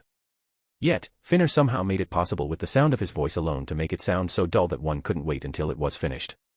Perhaps Finner trained himself to do it this way to reduce the number of meetings he had to attend by making it an agony for everyone. It would explain why he had to be present at far fewer meetings with concerned members of the Parliament who wanted to be kept in the loop concerning the state of the Alliance. It was an even better method than Andrew's reply, there are parts that you don't have the clearance for, whenever some concerned Parliament member wanted to know about this or that operation. Are there any more questions for Secretary Finner before we move on to the next point of the agenda? Asked President Leblanc while looking every person participating in the eye one after the other. When she looked at Andrew, he subtly shook his head. He had no questions that needed to be asked right now, and if anything came up he couldn't send one of his own to find out, he would go right to the source in private. I've got one question, said the Secretary of Defense, Vincent Welt. You mentioned that the number of new sign-ups for the Alliance military has dropped by more than 40% across the inner colonies, and while I've seen the same numbers for my people, we don't know why. Do you have any explanation for that? I have, replied Finner. Most people living in the inner colonies believe that with our closer ties to the Citadel and its associated races, the danger of a new conflict that would involve them is incredibly low. Furthermore, the sentiment that the galaxy is safe and that the Alliance doesn't need that big of a military has spread among them. It is a mindset propagated by a few relatively favored politicians. My department doesn't see much of a danger right now, but if that trend continues for much longer, we will intervene and start to reverse it. Favored politicians, asked Welt, wanting clarification. Local politicians and some members of the Parliament. All part of the so-called integration faction, responded Andrew in place of the Secretary of the Interior. The AIS already looked into them. Some believe what they are saying, but those with the loudest voice seem to have backers from outside. There was no question what he meant with outside, and it was easy to see from the grimaces what the people present thought about this interference in the internal affairs of the Alliance. It wasn't something new as the first attempt started from the moment the Alliance first set foot on the Citadel, but, for the most time, there hadn't been any sign that the overtures from the other species in the galaxy were effective since there had been still a lot of distrust toward the newly revealed aliens at the time. And while the attitude and sentiment toward aliens had improved, it wasn't like there was unconditional trust between humanity and everyone else. Not enough time had passed for something like that to happen, and the sheer otherness wasn't helping, as humans had always been apprehensive of what they considered other. Are you keeping an eye on them? Asked President Leblanc, frowning as she thought about the implications outside interference could have on the internal situation of the Alliance. Of course, replied Andrew, a tiny smirk finding its way on his face. We got their names, the amount of money they got, the promises they made and got, and are currently occupied with getting all the names of those who wish to meddle with the Alliance's politics. When you have the names, forward them to our ambassador on the Citadel. Anita would have more use for it than any of us, ordered President Leblanc, and Andrew nodded to show that he would do so the moment his people were finished with the investigation. Did that answer all your questions, Vincent? It did, ma'am, answered Welt. A few others may come up in the future, but those can be answered outside this frame. Very well, said President Leblanc. Then let us continue with your report about the readiness of our armed forces and the situation at our border with the Batarians. Andrew, I expect you to add your information whenever you think something should be known to us all. With a nod, Andrew signaled that he understood her order. He would let everyone know bits and pieces that were not too confidential to make sense of the situation and, more importantly, help plan for the future. Anything else would be for the President's ears and only hers. Except if Welt needed to hear something, too, he corrected himself quickly. Sometimes, it was tempting to keep information to oneself, to feel like the most knowledgeable person in the room. Yet, important information had to be shared among those he saw as allies, or else the alliance would be slow to react to any events needing a quick response. Furthermore, Andrew would still know more than anyone else. It simply was his job to know things others don't. And he was very good at his job. Welt coughed slightly and straightened his posture before beginning his report. I will begin with the conscription rates across the alliance. As we already heard, the rates dropped among the inner colonies by 40%, and Earth has even decreased by 50% compared to the last few years. Earth hasn't shown a lot of people wanting to join the military in the past decade. So even if the rates decreased by 50% in actual numbers, that shouldn't be too much of a hassle. It's the safest and most protected planet in the alliance. So, of course, the people wouldn't feel they needed to join the military to keep themselves safe, inserted Secretary Finner. A point to note, Lincoln, but please let Vincent continue his report and only interject when you have a question or need clarification, chided President LeBlanc lightly without ever looking Finner's way, who lowered his head respectfully in apology toward Welt. Welt waved the apology away, not disgruntled by the interruption in the slightest. Vincent is right. Earthers never signed up in the same percentage as the inner or outer colonies, but they are still a high enough number to be concerned about if the trend continues. Speaking about them, the outer colonies show no sign of deviance outside the expected. Some years more sign up, some less. And what are the total numbers of our forces? Asked President LeBlanc. On how many can we count on in case of emergency? If we ignore those still in training and anything still in the process of being established. 1st to 6th fleets are combat ready, and we're in the end phase of getting the 7th fleet up to our standards. Each fleet is headed by a dreadnought supported by at least 2 carriers. Furthermore, a dozen destroyers are part of each fleet, which use the modular adaptation technology, which means that should we be thrown into a situation where the Treaty of Ferrixon is simply ink on paper, we will be able to update them with the same mass accelerator cannon we have on our dreadnought ships. But they have enough firepower without the upgrade to become dangerous for any starship, regardless of their classification. Welt took a moment to refill the empty glass before him with water from the pitcher on the table. He drank half the glass before lowering it on the table and continued without further ado. Besides our heavy hitters, our fleets are supplemented by around 20 cruisers and 50 frigates. After the 7th fleet is up and running, we plan to increase the number of destroyers, cruisers, frigates, and carriers by 50% in each fleet. If you want, I could pull up the numbers on our fighters, but I don't think that will be necessary right now. The collective shaking of heads confirmed Welt's suspicion. Of course, besides the number of fighting ships I just mentioned, every fleet possesses numerous support ships, too. Their task is to either make repairs on-site or ferry troops and supplies to combat theaters. That doesn't mean our combat ships do not possess military personnel trained for shipside or ground combat, but the numbers are too low for serious operations planetside. So that means we are using something akin to troop transporters, asked President LeBlanc. Yes, ma'am. Usually, our carriers could serve that purpose, too, and ferry our troops via gunships or shuttles down to a planet. But Dr. Hashiyum presented us with a new design around half a year back that would allow us to land the support ship and use it as a mobile base on the planet itself. Their defensive systems are perfect to give them a secure place to retreat and rest. Furthermore, using the transporters to carry the heavy equipment has freed up enough space for other things. As such, I have authorized the addition of around 20 transporters for every fleet. And before questions concerning the financial side come up, I've already submitted a budget report, and everything is within the yearly allowance the Parliament approves. How far along is our special project in the Olympus system? The short twitch of Welt's lips told Andrew everything he needed to know about how the project was going. Not that he needed it. After all, he was the person who ensured that no concrete news about the project sickered through to the rest of the galaxy, and the only thing the galaxy knew were baseless rumors. Rumors that he buried under a ton of others that sounded more and less fantastical than that the Alliance was building super dreadnoughts in a system that had no access to the mass relay network. One couldn't destroy knowledge, especially rumors, once it went out to the people, but one could make sure it sounded like a lie. And it was only the hardcore conspiracy fanatics giving those rumors any time nowadays. Of course, the Solarians had their suspicions. After all, they knew that it was possible to travel to systems outside the reach of the mass relays, and Andrew would bet that they would try to find out if there was any truth to those rumors when they got their DR drives to work flawlessly. It would take the Solarians 2 more years to complete the drive to work in the same range as the Alliance's from 5 years ago and to work out the kinks around it at Andrew's estimation, and another 2 to come close to theirs. Nothing the AIS could do would stop it, yet perhaps they could delay it for another year or 2. Enough for the Alliance's scientists to develop an even more sophisticated model. At least, that would happen if the President decided she didn't want to go through with Andrew's plan to play nice with the Solarians. After all, if the other side would get what they wanted regardless of your actions, why not help them achieve their goal and take compensation for the help rendered? In Andrew's mind, that would be preferable, but that would depend on the president's decision. If she decided to sabotage the Solarians' research instead, Andrew would grumble for a short minute and then get to work immediately. Yet, he somehow had the feeling it wouldn't come to that. After all, the president was giving his suggestion some serious thought if she hadn't decided what to do after he gave the proposal 2 weeks ago. And because of that, we will see some slight delay in the construction, finished Welt, and Andrew noticed that he hadn't focused on the conversation to consciously follow it. Of course, he already knew the reason for the delay, but it would have been interesting to know what Welt had said and what not to compare it with his own information about the situation. No matter, he would later look through the transcript before filing the copies in the AIS and the presidential archives. When can we expect them to be ready to be integrated into our forces? And I don't mean when the field tests begin, asked President LeBlanc with a raised eyebrow that conveyed her annoyance at the delay. Andrew had to stop the slight smile from forming on his face. He knew she wanted to reveal the ruler-class ships while holding her position as president since she was expected to win the next election. It would have been the crowning achievement of her career that would have cemented her position in history as the president who led the alliance when they created something the galaxy had never seen since the first Asari had started forming words into sentences. After all, nobody knew what the Protheans built during the peak of their civilization. The projected time frame is around 2180 for the first, probably in the later half of the year. Testing will begin in 2179 and will take no longer than a year to find any issues that would prevent the ship's integration into our forces. If there are any, we'll take care of them.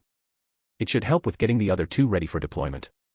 Their construction should be finished in early 2183, and joining our forces later that year. It may not happen during our tenure, but we should be happy that it's happening this century at least, Lincoln commented with a sigh. A sentiment that was shared by President LeBlanc if Andrew interpreted her audible exhale correctly. Will it really take that long? Can't we accelerate the building process? We could, said Andrew, drawing the attention toward him. I was there when the project was first discussed and started and have watched over it until now, keeping unfriendly eyes away. I probably know more about the project than anyone else except Dr. Hashiyam. If you look for the transcript of that particular discussion in the presidential archives, you will find that the first completion date was around 5 years from now. Andrew directed the last sentence directly toward President LeBlanc, hiding his chide behind the softness of his words. In Andrew's opinion, she should have read everything about the project before bringing it up, especially why it should take until the late 70s to finish it. And why was the first finishing date set for 78, asked Finner while President LeBlanc only watched Andrew with narrowed eyes, letting Finner ask the question. Andrew's eyes flashed quickly to Welt, watching his reaction to the question. His face could be mistaken for a statue. Not a single expression or twitch of facial muscles could be seen. Satisfied that the Secretary of Defense knew the reasons behind the late finishing date, Andrew turned to Finner and explained, there are multiple reasons for that. The first one is obviously secrecy. Getting enough materials to the Olympus system for a single ruler-class ship without anyone noticing or asking where all those materials are disappearing to. It's one of our goals. We do not want others, be it the Citadel Council or even the less-than-friendly parties inside the Parliament, to know what we're building. Raise that number from 1 to 3, and the difficulty triples, too. The second reason is our position in the galactic community.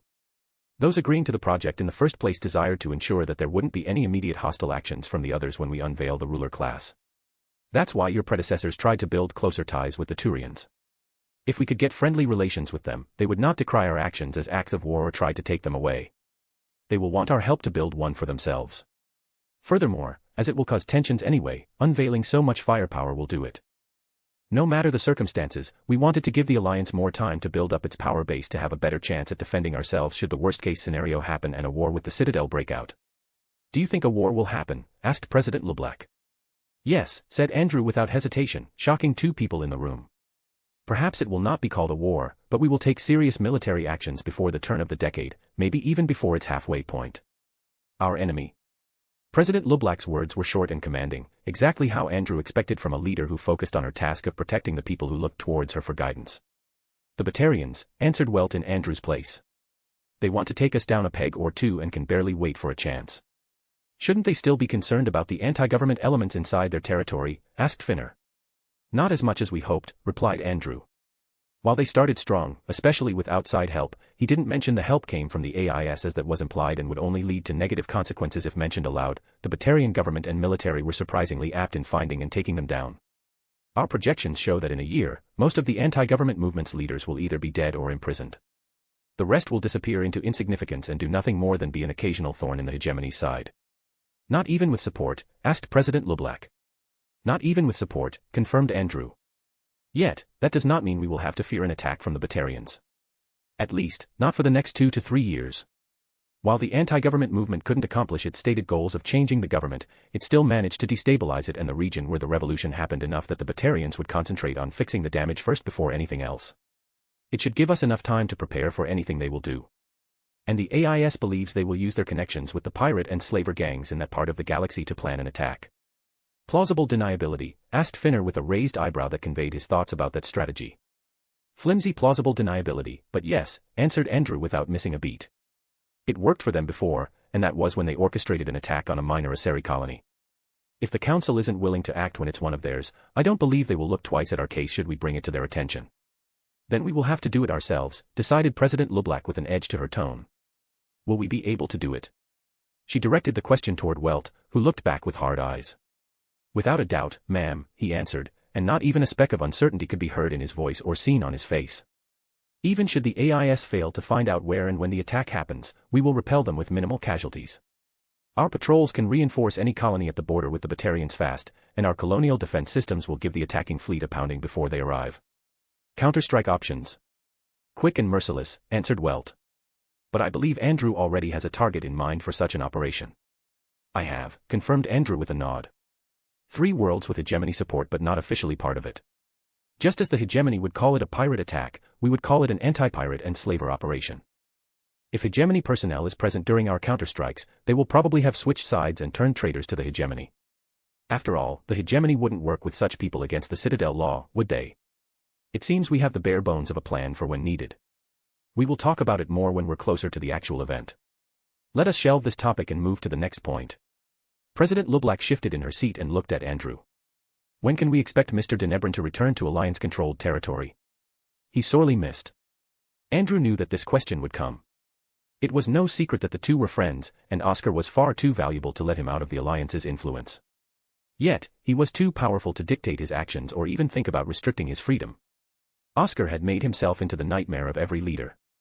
Around the turn of the year, Andrew answered with a smile, and he could see how LeBlanc's eyebrows raised a few millimeters in surprise, not having expected a definitive answer after he answered vaguely the last few times he had been asked. His business on Ilium will conclude before the year is over, and he already expressed his desire to me to return to the Citadel when everything is over. I probably can convince him to spend some time inside the Alliance.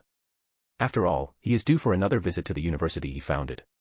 Checking in on his holdings on Earth and Terra Nova shouldn't be a problem, too. Very well, said President LeBlanc. I look forward to seeing him home again. And I'm sure he's looking forward to it, too. And his miniature war with Eclipse, interjected Finner when it looked like the subject of Oscar Denebron was about to be dropped. Are we truly willing to ignore the elephant in the room and do nothing regarding that? And what should we do about that in your opinion? Asked Welt. I don't know, answered Finner honestly, but I don't think we should let Denebron get away with it without any censor. He started a war. A war with a mercenary organization, but a war nonetheless. While most of it is happening in neutral territory without any council oversight, and the general populace doesn't know anything more than rumors, it still shines a negative light on the Alliance. It shows that we do not have any control over his actions and makes us seem weak. An excellent point, conceded President LeBlanc, who had closed her eyes, unwilling to do anything regarding this problem. Yet, she knew that she had to do something. I personally have no problems with that, interjected Welt before the president could say anything. So, he gets rid of a few mercenaries, and everything he does is happening inside the laws governing the galaxy. Disputes between organizations with military power aren't something new. As far as I know, the Blood Pack and Eclipse are at each other's throats like this every 20 years or so. What makes this so different? His close connection to us, the government, replied Finner. None of the organizations you mentioned have such blatant ties to anyone in the government. As you said, obvious ties, countered Welt. Dig deeper than the surface, and you will find them. After all, it isn't like the AIS had to search much until they found the connection between the Asari counselor and the crime boss of Omega. Welt looked over to Andrew for confirmation of his words and got a nod from Andrew. I, for my part, am thankful to see how good the ships are, Mr. Denebron is providing for us. We haven't had any combat situations where we could truly put them through their paces. Furthermore, whenever I spoke with one of my Turian contacts, they admired Mr. Denebron's actions. They wanted to do something similar for ages, and now that is happening, especially why it's happening, gets us more points in our favor from them than not. While Welt and Finner threw their arguments at each other, Andrew observed President LeBlanc, who hadn't opened her eyes again. Yet, he could see how her ears twitched with every argument, taking all information in before deciding what to do. When she finally opened her eyes, she silenced the arguing men with a raised hand, a command that was followed without delay. She turned toward Andrew and asked, if we censor Mr. Denebrin, what will he do? You know him the best. It depends on what you're planning. Yet, Oscar will probably nod and do as you ask. He will understand that you have to act or risk losing face. So, keeping him inside Alliance territory and not allowing him to leave for a year or two. House arrest? Asked Andrew, amusement shining through in his voice. Oh, he will grumble, but do what you want. Then, when you speak to each other next, please inform him of this decision before we make it official. It's better he knows of that beforehand, in my opinion. Oscar will appreciate it. Then that is the end of this discussion, announced President Leblanc with a hard stare toward the two other men inside the room. From the looks on their faces, they knew that there would be no changing her mind on the subject in either direction. Let's move on with the next point. Chapter 56, Interesting Times, Chapter. December 7th. 17. Ilium, Tessale System. Nos Astra. Leaning back in his chair, Lawrence couldn't help the smile that grew on his face. Always a nice feeling to see everything fall into place, he whispered. A few weeks ago, he finally found his target and followed her to her hideout. Or, at least, one of her hideouts. She changed the place from where she commanded her mercenaries every 3 days, yet there was one place she always returned to more often than the other 5 hideouts Lawrence identified. He could understand why she used the place as her main base of operation. After all, not even Ad Astra would expect Eclipse to operate from a skyscraper consisting mainly of residential units. 3 whole floors were fortified like a military base and teeming with Eclipse personnel. There were only 2 entries or exits to those floors, and both were heavily fortified. Well, there was a 3rd exit. If one had a way to survive when jumping out of a window from the 57th to 59th story, at least. If the building's plans, which had cost Lawrence a small fortune to obtain, were correct, then Eclipse, or the people who had the previous ownership, had to have been involved in the construction. There could be no other explanation for the fact that the regular staircase and elevator could let you access every floor but those 3. And Lawrence didn't mean not getting on those floors because you're missing the correct keycard or something like that. The elevator doors from the 57th to 59th floor did not exist. The doors at the west and east staircases were only dummies. It wasn't physically possible to enter those 3 floors via the methods accessible to the other residents of the skyscraper. Instead, there was an extra staircase right next to the east staircase for the residents. The secret staircase could only access through the basement and only had one door on the 57th floor. It was clear to Lawrence that this was only an emergency entry or exit in case the elevator, which could only be accessed via the basement, was shut down for any reason. The secret elevator only went up to the 57th floor like the staircase. It was hidden inside a pillar that the official building plans declared simply as that, a pillar to support the building's stability. A simple yet effective disguise, as Lawrence wouldn't have known that there was a hidden elevator if he hadn't seen the floor plans beforehand when he visited the building to get a good look at the area. In fact, the whole setup was quite ingenious, as he would bet that none of the residents had any idea that 3 complete floors on the higher levels of the building were used as a mercenary base. If he had visited the building without prior knowledge, he wouldn't have seen anything out of place. Of course, he sent a report concerning his findings to Terra, who, in turn, sent it higher up while adding to his recommendation of setting up bases for the AIS like this in the bigger human cities across the Alliance territory. He hadn't heard anything back, but he guessed that his proposal would find approval if the AIS didn't already do it, and Lawrence just hadn't heard about any of them. He wouldn't put it past the AIS and their need-to-know policy among the lower ranks. In any case, he had observed the building from all 4 cardinal directions for a few days, and not even once had Lawrence seen anyone entering or leaving that could be identified as a member of Eclipse. The only logical conclusion was that there had to be a secondary entrance in the basement Eclipse used to transfer people and materials. A more in-depth investigation and infiltration of the basement helped to find the secondary entrance hidden behind a fake wall leading into a tunnel to a different house where the Eclipse personnel went in and out hourly. While checking out the basement had been relatively easy for Lawrence, getting into the 3 floors of the Eclipse base was a different undertaking. There were only 2 entrances, as the 3 floors were independent of the rest of the building, and one could only get to the 59th floor if one entered via the 57th. Those 3 floors were connected by their own elevators and staircases that could only be accessed through those floors. It would be nearly impossible to enter those floors without being detected, and not even his suit's abilities would make it easier. While its stealth capabilities were much better than anything the members of the Alliance military soldiers with the infiltrator specialization had access to, they were still subject to limitations. The suit's batteries couldn't keep up the invisibility forever, and there were too many cameras and patrols throughout the 3 floors and the staircase leading up to them to have a hiding place to let them recharge without being found in the meantime. Yet, there was one option Lawrence found, an option that revealed a structural weakness to exploit. When he first saw it on the building's plans, he couldn't help the laugh that escaped him. It was such a stereotypical weakness that there could be no other reaction, and he was sure that any other AIS agent would have reacted the same. After all, was there anything more cliché than using the ventilation system to infiltrate a heavily defended base? The ventilation system was too small to climb into it himself, not to speak of how loud it would have been if he crawled through it, but it was perfect to send through some spy drones to get a picture of the layout of the 3 floors and to plant a few observation devices.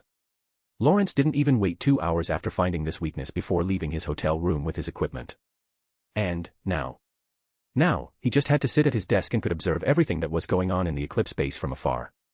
Thankfully, the drones worked automatically and catalogued everything that was going on in the base since Lawrence didn't have time to do it manually as his target did not stay there the whole time. She visited the other eclipse bases regularly to bring up morale, check on things personally, or punish incompetent members. If Lawrence had to pick a moment to strike, it would be during one of those visits, as the security and defensive measures at those places were not up to the level of their main base. Yet, he would probably not get the chance. In the last few days, Lawrence had noted an increase in activities among all bases while, at the same time, the fighting with Ad Astra's forces had nearly stopped. It seemed like something important was about to happen. A call to Terra confirmed his suspicions. Denebrin is going to end this conflict in 6 days, Terra told him yesterday.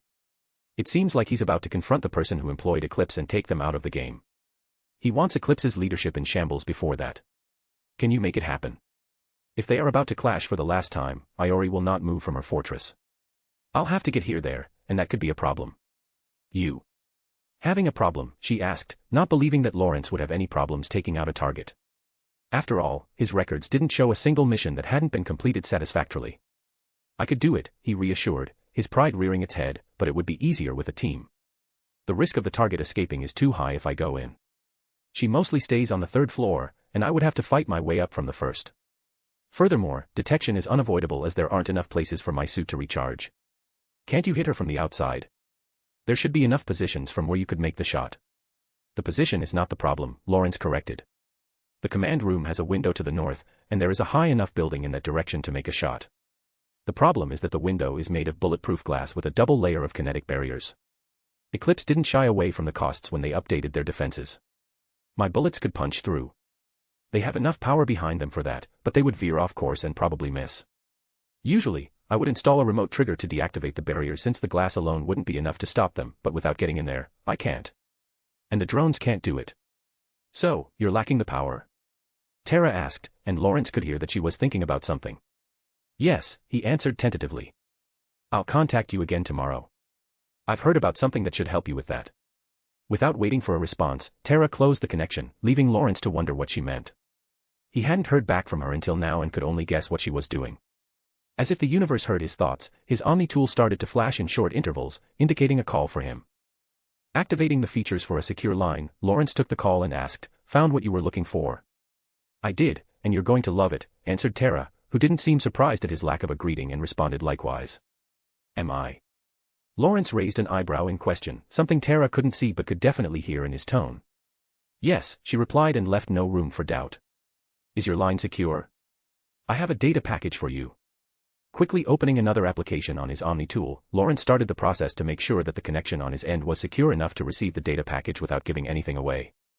It wasn't often that Terra asked or did such things, but whenever she did, it was because she came across something that would be indispensable to the success of the mission. "It is now," said Lawrence when his Omni tool showed him that it finished securing the line. "It should be there in a minute or two," replied Terra, and already he could see the download starting.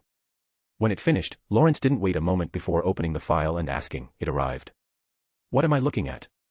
"A new sniper rifle prototype, not even out of Ad Astra's labs." "How did you get those schematics?" "I don't believe that Ad Astra would let them lie around if they are as new as you say," asked Lawrence as his eyes scanned everything displayed. Its design wasn't too different from the one he was used to, yet he could see that this model was bulkier than his. The most glaring difference was that the barrel looked like it could be swapped out and seemed proportionally longer than usual for a rifle of that size. "I got them from our guy in acquisition. Heard him talking with one of your old trainers about a new rifle being tested by Ad Astra with much higher firepower than anything else currently on the market. I asked him yesterday if he could get me the schematics. He delivered. There are no real details about its construction and its internal structure, but the thing that will interest you the most, its performance test, is there. Look them over and tell me what you think." Lawrence opened the second file and had to stop his chin from falling when he saw the data. If everything he read was true, this rifle would be more than enough to get the job done. The speed and penetrative power of the bullets were off the charts, in his opinion. The kickback would be a problem for most, yet with his suit giving Lawrence a minor boost in strength, he could handle it easily. There has to be a drawback besides the kickback, right? Else, I can't see how Ad Astra isn't bringing this on the market soon. True, agreed Tara without hesitation, there are drawbacks. Yet, they aren't significant for someone with your talent and experience in hitting a target. Okay, replied Lawrence slowly, now, you're making me worry. It's not like the rifle will explode in your hands after a shot. The problem is similar to that, but nothing so extreme. Could you please tell me? I need to know everything about this rifle to decide if it's useful enough for what I have to do. You have seen the performance data, right? I heard from my contact in acquisition that the rifle's barrel can't withstand the force it's put through and has to be changed after every shot. Does the barrel get too hot? That could warp the metal, and the rifle's shot would lose accuracy. If that is the case, I won't be using it, no matter the power. If I cannot hit my target, I would be better off storming the base. Don't worry, that is not the problem, assuaged Tara. Ad Astra's researchers wanted the rifle to function with the high performance you saw in the files, and dealing with the resulting heat was one of the first problems they tackled. The problem lies with the capacitors in the barrel, which are needed to accelerate the bullet to the speeds you saw. A single shot burns through them like a fire burns through an oil-soaked paper. And with no chance of repairing them, the barrel has to be exchanged, Lawrence concluded, a frown finding its way onto his face as he contemplated if the rifle could be used in his endeavors. Correct, said Tara. That's why the prototype looks like it does. The end product will probably have an encased barrel for structural integrity, but for now, as they are testing different methods, it is enough. And you think I could get one of the prototypes? I don't believe they're building and testing them here on Ilium. Something like this has to be tested inside the Alliance. Much more secure, too. You're right. Ad Astra isn't building them on Ilium, but they have the means to do so. Shouldn't take them longer than a day or two to make a prototype on site. That is if you think that you need one. I don't want to strain any relationships with my contacts for something unneeded. Lawrence leaned back in his seat, rubbing his chin as he thought about the prototype. If what Tara said was true, it could be an advantage. Yet, he was still skeptical. After all, they were talking about an unfinished prototype, and those had the tendency to not work as they should in critical moments. The rifle would be more than enough to pierce through Eclipse's defenses and turn his target into mush, but a single shot was all he would get. There would be no second chance. Lawrence let out a sigh before clapping his cheeks, banishing the thought from his mind. He was one of the best hunters of the AIS. He didn't need a second chance. One was more than enough.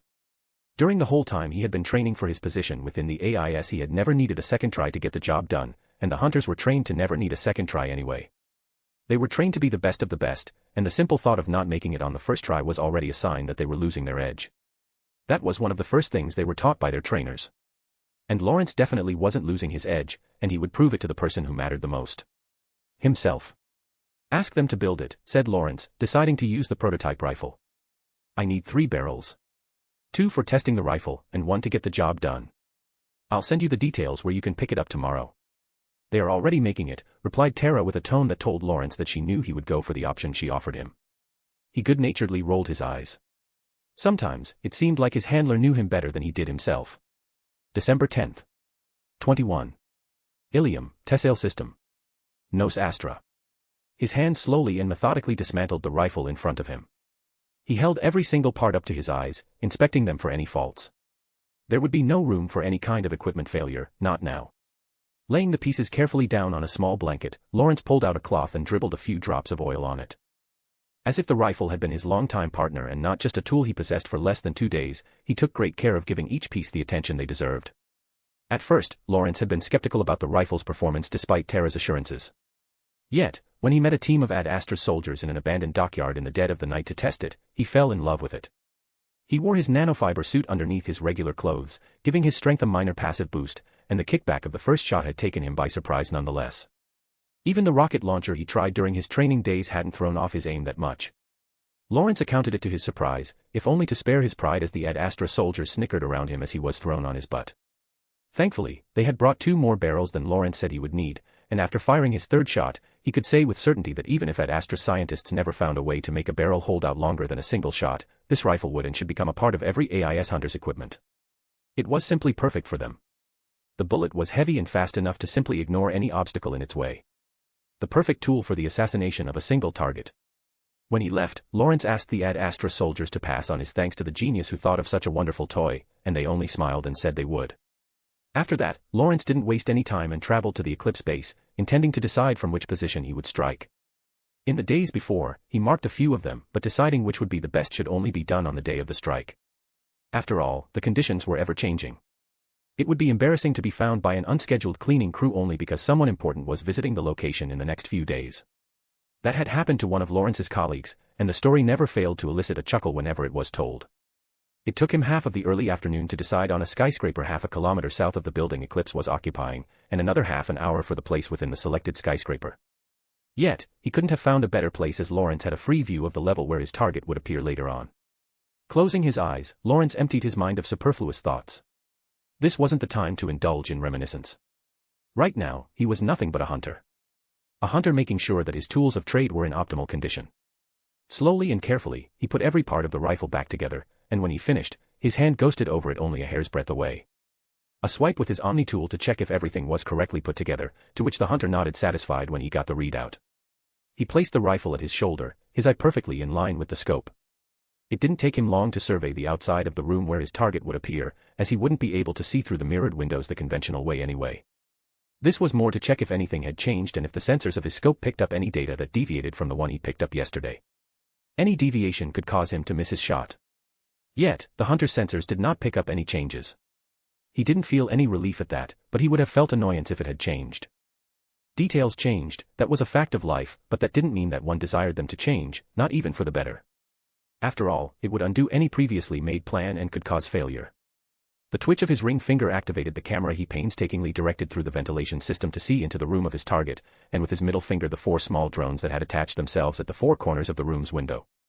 A thin screen started to spread out from the 4 drones, unseen to the naked eye and only visible through his scope that could interpret the frequency of the screen. It grew and grew until it encompassed the whole window. The moment it finished, the camera within the ventilation system went to work. One of its scanners recorded everything that happened inside the room while the other projected it onto the screen right outside the window, using its frequency to oscillate the particles until they formed a picture. A picture of the room's interior. An addition to the hunter's equipment that had already paid its price back and more, as not only things hidden by glass but stone and metal could be made visible, too. Furthermore, it came out of the AIS own labs, and as such not even Ad Astra, their usual supplier for nifty gadgets, knew about it. Sadly, the picture it projected wasn't very clear. It simply showed the outlines from the inside, which would make it difficult to identify the target if he hadn't the camera to cross-reference. Slowly, the hunter felt how his mind went into a trance. Time started to feel unimportant. Time didn't matter. Time would only become important when the right moment arrived. And that moment came. 3 people entered the room, 1 was a Salarian, and 2 were Asari. The Salarian was easily recognizable, even though the screen was the Salarian's head distinctive. The wild articulating Asari was probably the hunter's target as that would fit her personality profile. Nonetheless, he closed his right eye and activated the camera feed. The hunter's hunch proved correct when he recognized the facial markings. His breathing slowed, and the same could be said for his heart. The internal dampers of the rifle helped to compensate for any movements of his body the hunter couldn't stop. It was a limitation of the human body that human ingenuity found an answer to. Every time the target moved, the cross of the scope would smoothly follow. He could feel the moment come closer. The moment appeared when the figure stopped, gesturing toward the Salarian, who suddenly started to float. When before it felt like time had become insubstantial, now it felt like the hunter could count every millisecond. He took in every scrap of data at once. The wind, the sky cars flying close by, the minor fluctuations of the kinetic barrier around the window. His right pointer finger, which hadn't left the trigger since the moment his target appeared, increased the pressure, and within a moment, he felt the kickback of the bullet leaving the barrel. He watched for a moment longer, seeing how cracks appeared on the window and, most importantly, how the torso of his target disappeared into nothingness. The hunter lowered the rifle, and Lawrence Barnes let out a sigh of relief. His mission was done, and the only thing left to do was to leave no evidence that he had ever been here. Chapter 57, Interesting Times, Chapter. December 9th. 19. Ilium, Tessale System. Nos Astra. I stepped out of the shuttle behind 2 of my guards, who had jumped out before the shuttle even landed to secure the landing pad. The sun was getting lower, and to prevent it from blinding me, I held up my left hand to protect my eyes from its rays. 3 pairs of heavy footsteps followed me out of the shuttle, and I didn't have to turn around to know that Commander Abebe was walking a few steps behind my right shoulder and 2 more guards were following us. A simple nod from one of the 2 guards who had jumped out of the shuttle was enough to convey that it was safe to proceed out of the protection the closeness to the shuttle gave us. With an unseen and unheard command, Commander Abebe directed the other guards to form a loose square around us. I wasn't prone to feeling nervous in dangerous situations since I had lived through too much for that, but I appreciated their protective behavior nonetheless. And considering that I was about to walk into the lion's den, their protection would probably be dearly needed for me to get out of there without a scratch. There wasn't any doubt in my mind that I would walk out of there alive. Some may call it arrogance, others foolishness, but I called it confidence. I knew what I would walk into and had planned accordingly. Furthermore, the guards I took with me, aside from Commander Abebe, who was a force of nature in battle in her own right, were the best of the best among my forces here on Ilium and could measure up to any N3 graduate. Besides, they weren't the only ones close by. A little bit longer than a week ago, I got an invitation from Ayala Nessera to a circle meeting where she wanted to mediate between me and Cicerio. At first, I had scoffed at the idea. There would be no mediation between me and Cicerio as long as the arbiter pulled his strings and Cicerio was confident in his success. Yet, something within me had hesitated at dismissing the invitation out of hand. Perhaps there would be an opportunity. Or there was more going on than I realized. Somehow, I felt it was a mixture of both. Taking a leap of faith, I decided to accept the invitation and come to the meeting Nessera was organizing on a neutral ground. Nonetheless, I wanted to go into the meeting with as many advantages as I could get, so I relayed the message that I would need Eclipse out of the picture as soon as possible. And the AIS delivered. As they always do. I would have to send Andrew a gift basket for sending someone so competent in his chosen profession. It was always nice to work with people who knew what they were doing and worked fast to boot. It was almost enough to do away with the irritation I felt at the question he had asked me on behalf of the wonderful Madam President. Just thinking about it slowly started to raise my temper. I put more into the alliance than almost everyone else, and now they're acting like I am a dog that they can whistle back whenever I do something they don't like. And the worst part will be that I can't go against their wishes exactly. If I want to become the ambassador, I can't show them the bird and expect to be welcomed with open arms when I start to make a serious bid for the position. Furthermore, I had already planned to spend some time within the alliance territory to concentrate on projects closer to home before relocating to the Citadel after a year. I had already ordered some of my people to organize my timetable for the next year, and everything was in place for it. Now, even if I chose to ignore the Alliance's leadership suggestion, I would still look like I was obeying them. The only reason I wasn't considering ignoring and showing them what a bad idea it was to think that I could be ordered around like an army grunt was that it had been Andrew who conveyed the wishes of the Alliance government. He did make a good case in their favor and had taken my initial outburst at their audacity with a grace that not many could boast about. Well, I hadn't completely let myself go. After all, Andrew was one of my best friends and didn't deserve to bear the full brunt of my anger. Only a little bit, since he decided to go with their suggestion. In the end, the only reasonable action I could take in response to them was to show them my displeasure and to make certain that they would never be able to put me on a leash if I didn't want them to. Of course, that would have to happen behind closed doors. It wasn't difficult to see and understand that the Alliance didn't have any other option. At least, I saw it after calming down and thinking about the situation and possible responses logically. If I ignored them, the Alliance would have to react more drastically, something neither of us wanted, or they would show that one of their citizens could do whatever he wanted without censure. I would have to take my house arrest, without question if I didn't want the Alliance to lose face within the galactic community, and that was something I wanted to prevent as our reputation hadn't cemented itself enough in the heads of the other political entities and society to not take a hit that would take years to mend.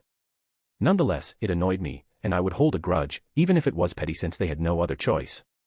I forced the annoyance back down and cleared my mind to focus on what was before me. I could think about how to get back at them later when I was safely inside the Alliance territory. The walk to the door was short, and around halfway, I could lower my hand as I didn't have to shield my eyes from the sun anymore, which had disappeared behind another skyscraper. Like most doors, it opened with a near-silent hiss and went sideways into the wall, and the two guards in front of me entered the building first before giving me a nod that it was safe to proceed. The moment I entered the building, a shiver went down my back, and my eyes flitted from side to side to find the source of my discomfort. I couldn't find anything, not that I expected to find something if my guards signaled that it was safe, but the feeling refused to go away. "Is something wrong, sir?" asked Commander Abebe, who noticed the tension in my shoulders. I threw her a look that conveyed my wariness and said, "I don't know what it is, but something is wrong. Stay on your guard, but don't start anything. We don't want to appear as the aggressors." All five straightened their postures at my order and replied with a simultaneous, "Yes, sir." And with a nod from me, we continued toward the elevator, which would bring us to the level where the circle would meet. Thankfully, it didn't take long for the elevator to arrive after we found it, and while it was a tight fit for 6 people, especially since 5 of them wore armor and carried weapons that were good enough for a special operations team, it wasn't too uncomfortable. Hopefully, nobody manipulated the elevator so its brakes wouldn't engage after someone triggered its downfall. That reminded me I wanted to update the general safety measures in the branches I visited the most. Ilium was akin to a fortress for the moment with the whole extra platoon of guards and security officers, but the other 3, Earth, Terra Nova, and the Citadel, hadn't enjoyed the same attention, a lapse to be addressed sooner than later. With a simple ding, the elevator arrived at the right level, and its doors opened slowly. 2 guards exited the elevator and froze for a moment before signaling Commander Abebe to join them. Her eyes narrowed, and her right hand instinctively went toward the pistol on her hip, clenching its grip tightly, ready to draw it at the slightest provocation. Understanding that I would be in the way if I exited right now, I took a few steps behind the 2 remaining guards, who positioned themselves between me and the exit to shield me in case a firefight started. Just like their commander, they tightened their grip on their rifles, and if they didn't wear armored gloves, I'm sure I would have seen their knuckles turn white. "What's the problem?" I heard Commander Abebe asking with a barely loud enough voice as she went to the 2 tense guards outside the elevator. Instead of answering their commander, one of the guards just nodded in the direction in front of him, and I could see how every emotion on Commander Abebe's face disappeared, and nothing but a stone-cold mask remained. I could see how a soft blue flicker washed over her body that could be mistaken for a fluctuation of her kinetic shield, yet wasn't. She had activated a shield booster that would give her barriers additional power for a few minutes before needing to recharge. It would give her enough time to get behind cover if she came under fire in the open. While I could only see half of the standoff, I could metaphorically see the tension coming from them in waves. It took almost a whole minute before Commander Abebe relaxed her posture marginally and gave the signal that we could come out. The 2 in front of me hesitated for a second but walked out of the elevator with their rifles held in their hands, and I followed them close behind, with only enough space between us to not hinder their or my movements. I could feel my heart beating quicker as we stepped out, but I tried my best not to let anything show on my face other than calm and confidence. No matter what was waiting outside, I had to project an image of strength, not just for myself and the people accompanying me who looked to me for guidance but for everyone watching, too. Nervousness, apprehension, and alarm were emotions one should do their best to push down and not show even the slightest hint of them, as they were points one's opponent could exploit if one wasn't careful. The reverse could be said, too. If one showed calmness and confidence even if the situation wasn't in one's favor, it could unsettle one's opponent and make it easier to gain the advantage. It was a lesson I learned through experience and served me well throughout the years. Sometimes, I felt like an actor in a play. A play with far-reaching consequences if I didn't play my role to perfection. When I joined Commander Abebe, I finally saw what had them so on edge. The hallway was filled with soldiers standing guard, their armor identifying them as mostly Nasara's private troops, but I could see those belonging to Cicerio among them too. It didn't take me long to understand that my guards were outnumbered even if one were to count only Cicerio's troops, who were the most obvious enemy arrayed against us. And that was only those we could see. Nobody knew how many were waiting on another floor. Yet, the same could be said about our side. I wasn't naive enough to not have the surrounding area teeming with my people in case of an emergency. For example, a shuttle was waiting on the landing platform of a nearby skyscraper with a running engine and a full intervention team and could be there in less than a minute. The rest, with one exception, would take longer, but not by far. My hand landed on Commander Abebe's shoulder and squeezed. She couldn't feel it through her armor, but the look she sent me told me she understood what I wanted her to know. She answered me with a nod before she started to walk toward the meeting room, leading our group. The remaining 4 fell back into formation around me, shielding me from every side, never giving the soldiers standing in the hallway the chance to attack me unimpeded. They stood a bit closer to me than when we entered the building. Perhaps it was because the hallway was more narrow, and the other soldiers didn't help in giving us enough space, or maybe my people felt more protective than before and wanted to pull me out of the way in case anyone even thought about lifting their weapon in my direction. During our walk, I noticed something about the soldiers we passed. When I first met the circle, there had been guards from every species with an existing military, even a few Batarians, despite their reputation among the population of the other species. Even humans had been among their numbers, and humanity wasn't so widespread yet that this was an ordinary occurrence. And I still could remember the respectful nods they gave me when I passed them. But now, I couldn't see a single human, not even among those I identified as Nasara's troops. Not a single one.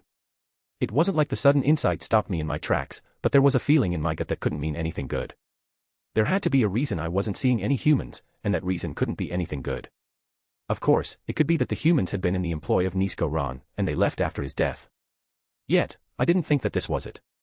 Either I hadn't suppressed my reaction as well as I thought, or Commander Abebe knew me well enough to notice even the slightest changes. If I had to guess, and hope, I would say it was the latter. She turned her head barely enough to see my face from the corner of her eyes and furrowed her eyebrows. In return, I scratched the left side of my chin with my right hand. A signal we had agreed on that I would give if I noticed something that could potentially be dangerous for us.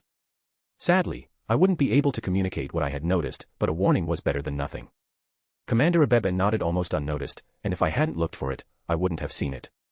Finally, we arrived at the meeting room, and thankfully, there weren't more guards outside than in the hallway toward it. 2 outside, the rest with me, I ordered. Lepiski, Cheklo, that's your job. Stay on guard. The 2 guards, chosen by Commander Abebe, saluted and went to stand opposite the door to have a free field of view of the Turian and Salarian standing at the sides of the door. Let's go, I said, opened the door, and entered the room with confident and self-assured steps.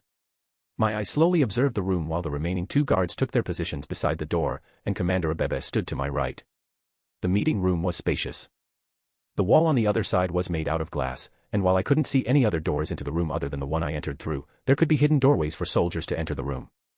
Not that there would be any need since there were enough troops inside the room for us to be outnumbered almost 3 to 1. Finally, my eyes locked on the 2 people sitting at the table in the middle of the room. At the head of the table sat the Aseri Ayala Nesera, and to her right, the Turian Quintinius Cicerio.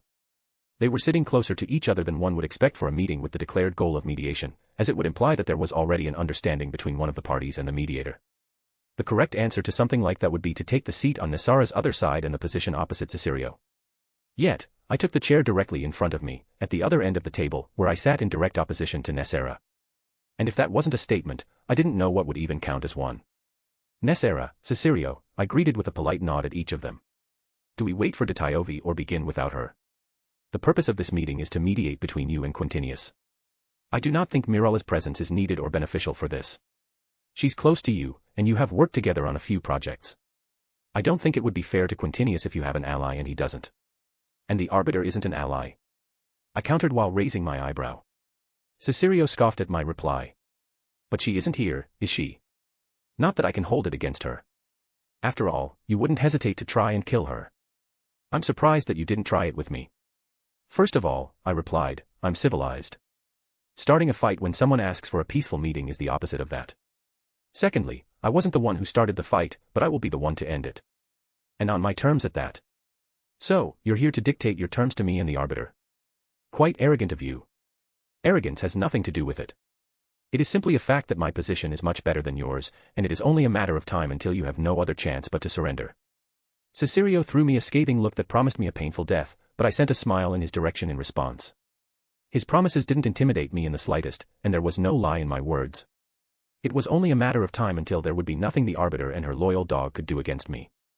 Yet, one could call me impatient, but I didn't want to wait until my enemies died a slow death, and I was sure that the arbiter and Cicerio were preparing for a last desperate strike before their strength and means waned into nothing. Peace, my friends, said Nesera placatingly. We're here to find a solution that ends the hostility between your 2 groups in a way that, while maybe not perfect, everyone can live with. At her words, Cicerio's mandibles flared, and he exhaled a trilling breath while his hands, which lay on the table, clenched into fists before relaxing again. While I have my reservations, the arbiter concurs with Ms. Nesera. It would be for the best to end this. I didn't even try to hide that I was rolling my eyes at his statement. He knew very well that Nesara's mediation would be the only way how he would come out of this alive.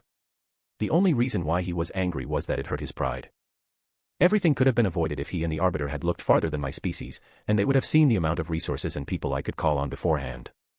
And you, Oscar. I can't imagine that this conflict is very helpful when you have to deal with Eclipse all over the galaxy.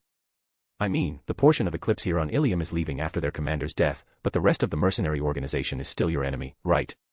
I snorted at the unsubtle reminder from Nesera that I had started a fight with one of the oldest and biggest mercenary groups currently existing in the galaxy. Don't worry about that, I answered, waving my hand in a contemptuous gesture. The hostilities between me and Eclipse have ended. Since when? Shot out Cicerio, unable to hide his shock and disbelief. Since yesterday evening, I replied with a sneer. Not that the details concern you or anybody. Ceteris and I came to an understanding. Well, to call it an understanding would be going too far. It was more that thanks to my upcoming house arrest, I had to finish up the small-time war with Eclipse, and I wanted to do it on my terms instead of letting it simply stop when I couldn't act anymore. Right after I got the confirmation that Eclipse's local leader, Kaura Iori, was eliminated, I got in contact with one of the Shadow Broker's known intermediaries to facilitate a call with Jonah Ceteris. I disliked dealing with the Shadow Broker, but there wasn't anyone who could do this as fast as I wanted this to happen. After I paid a considerable sum in advance, to not give them any idea of alternative payment methods, I got a date, a time, and a number. The call itself didn't take long, and most of the time, Ceteris and I were exchanging threats to see who was the bigger and more dangerous dog. Thankfully, we managed to strike a deal between the threats, which broke down to her and her organization staying out of Alliance territory while I stayed out of the innermost Aseri space where the core of her power was located. Furthermore, we agreed to stop killing each other anywhere else. Not the most elaborate agreement, but it was enough. Of course, I knew it wouldn't hold more for long, but I guessed I would have some peace for a few years before Ceteris became brave again and forgot that I dominated our conflict. Well, that would be her future problem, not mine. I would just end it. Again. That is great news for you, said Nesera, and gave me a radiant smile. A smile that was as brittle as it was fake. Yeah, it is, I agreed, leaned back in my chair, and put my hands in my lap. And I would like to put this conflict here between the Arbiter and myself to rest as well. That's great to hear. In that case, we should. Started Nessera before I interrupted her by raising my hand. There is just one thing that hinders me from going forward with this. I may be nitpicking about it since it's only a matter of formality, but it annoys me nonetheless. Please tell. Maybe we can sort it out, Nessera said while Cesario tried to kill me with his stare. It was obvious that he didn't expect the peace I brokered with Eclipse, and if he and the Arbiter truly wanted to negotiate, it would put them into an even worse situation than the simple mass exodus of Eclipse troops here on Ilium. It is something you said, Nessera. Something I said, she questioned, and the confusion was plain to see in her eyes. Yes, I replied. You said we're here to find a solution between your groups. It should have been ours instead. What do you mean? Please don't insult me by keeping this charade going on any longer, Madam Arbiter. The second I called her Arbiter, Nessera's whole demeanor changed. It was like she was growing older right before my eyes.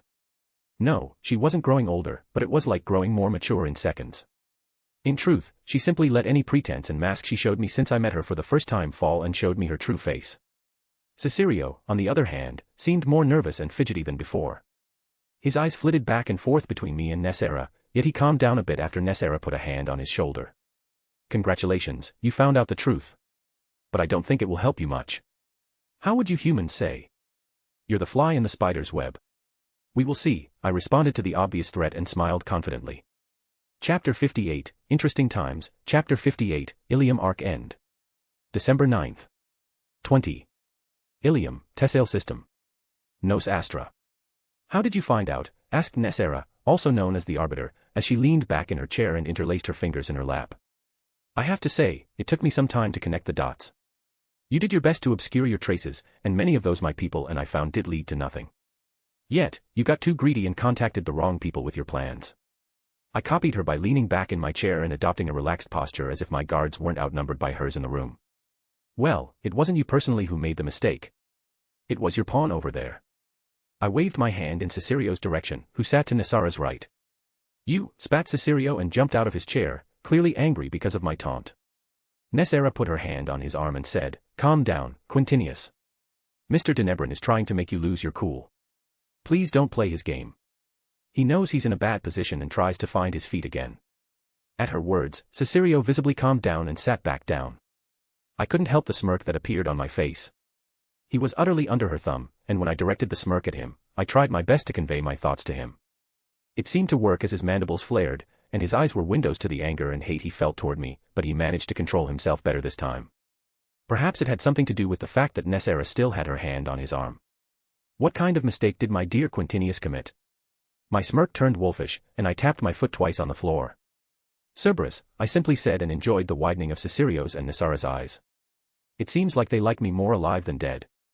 They couldn't tell me about your proposal fast enough after your agent went out of the door. Cerberus, huh? Scoffed Nessera. I wouldn't have expected them to run to you. They seemed more ambitious than that. I have to say I'm disappointed. I let out a short laugh. To me, it seems like you haven't done your homework on Cerberus. They are ambitious. That's a fact. It's just that you missed what their goal is. Their goal is to put humanity at the top of the galactic food chain, and, in their eyes, I am one of the people who is going to make that possible. Killing me and throwing the Alliance into chaos is going directly against that goal. It wouldn't surprise me if those other people who were willing to go with your scheme are going to find their ambitions cut short, and not just by my retaliation but by theirs too. Cerberus does not have any patience for those willing to stab their own people in the back at the words of outsiders.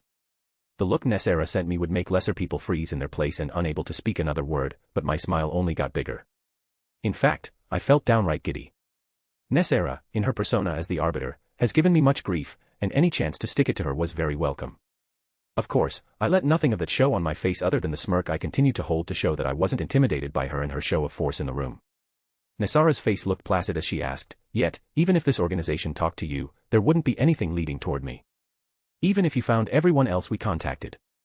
Quintinius was the one organizing the contact with the people inside the Alliance, and every clue you would have been able to gather would point toward him. Something useless to you since you already knew that he was working with the Arbiter to bring you down.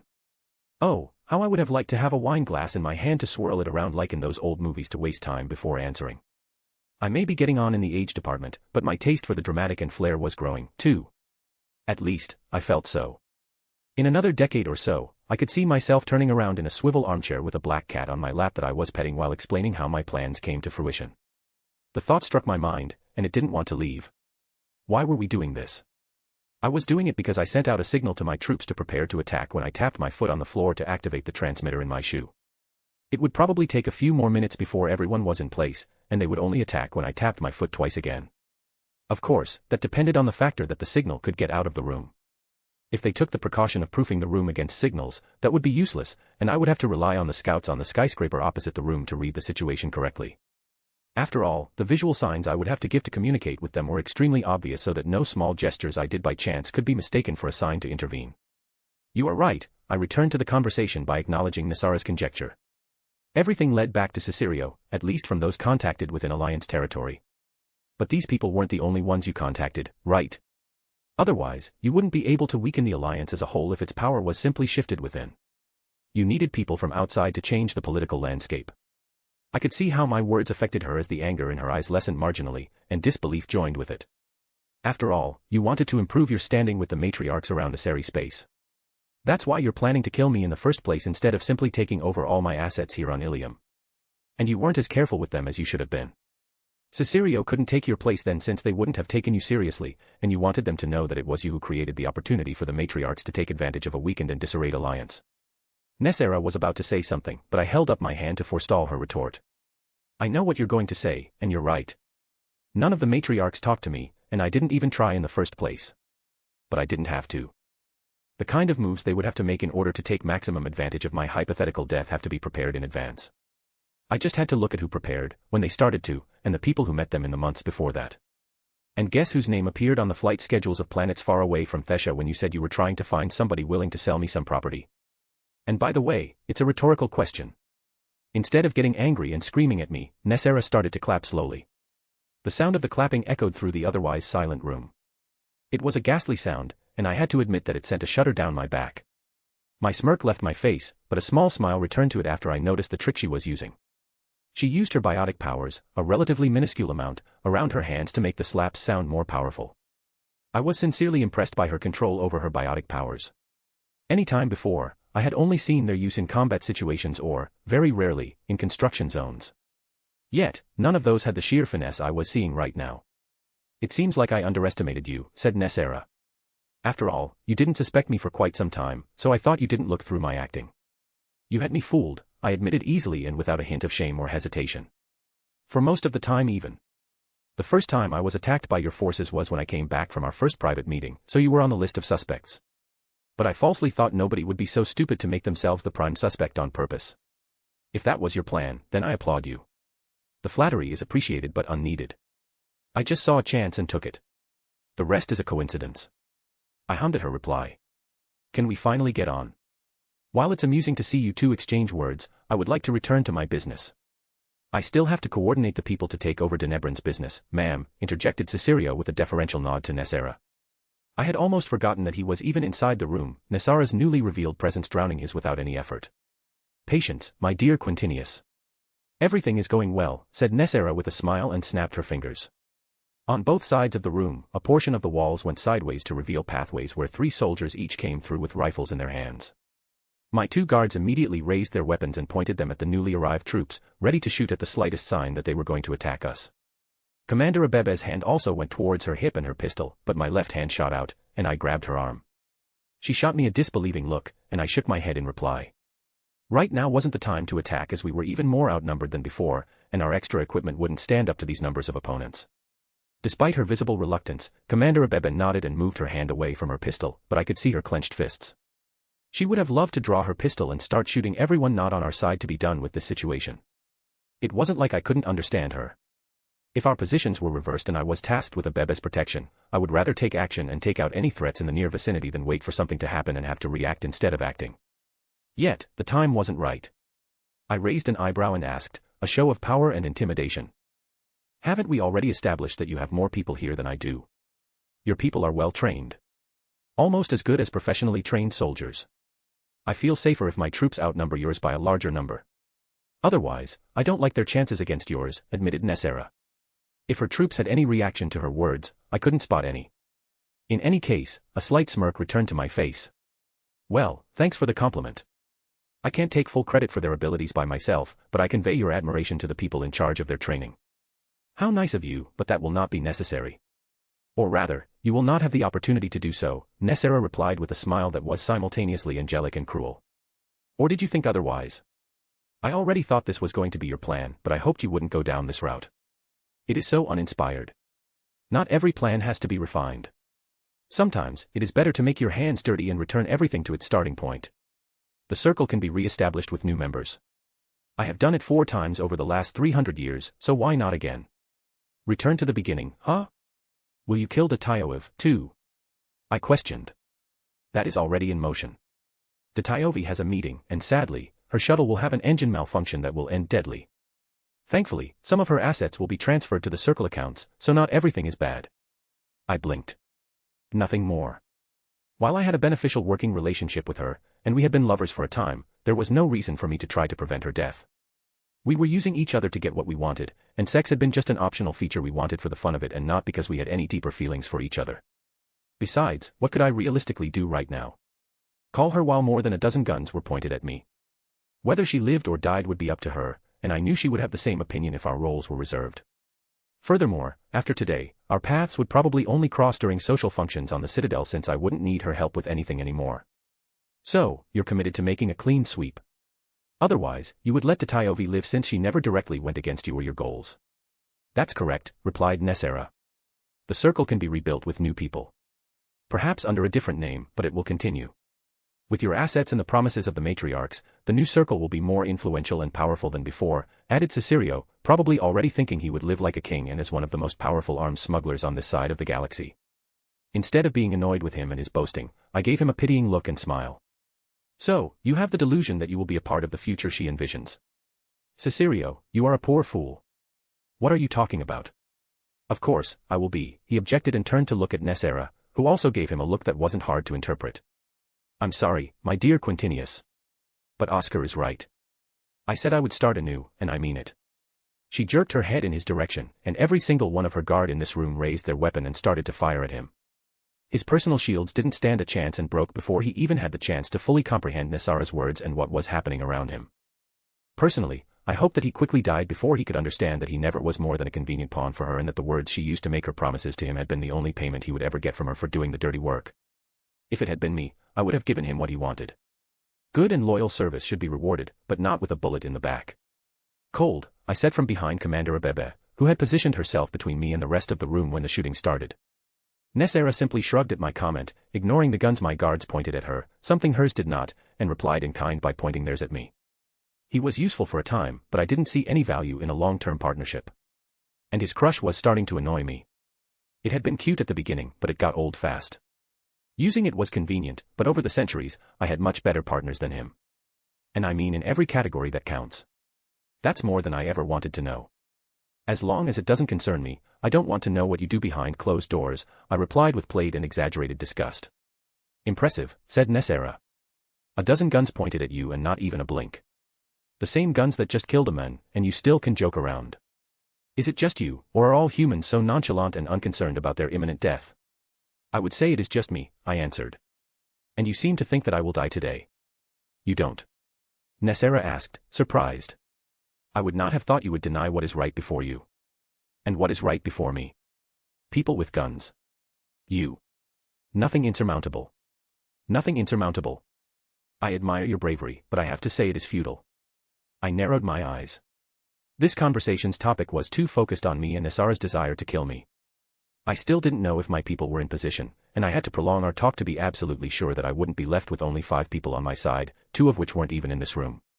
Just as I was about to try and steer the conversation in another direction, the communicator inside my shoe vibrated twice in short intervals. I had to suppress the smile that wanted to appear on my face.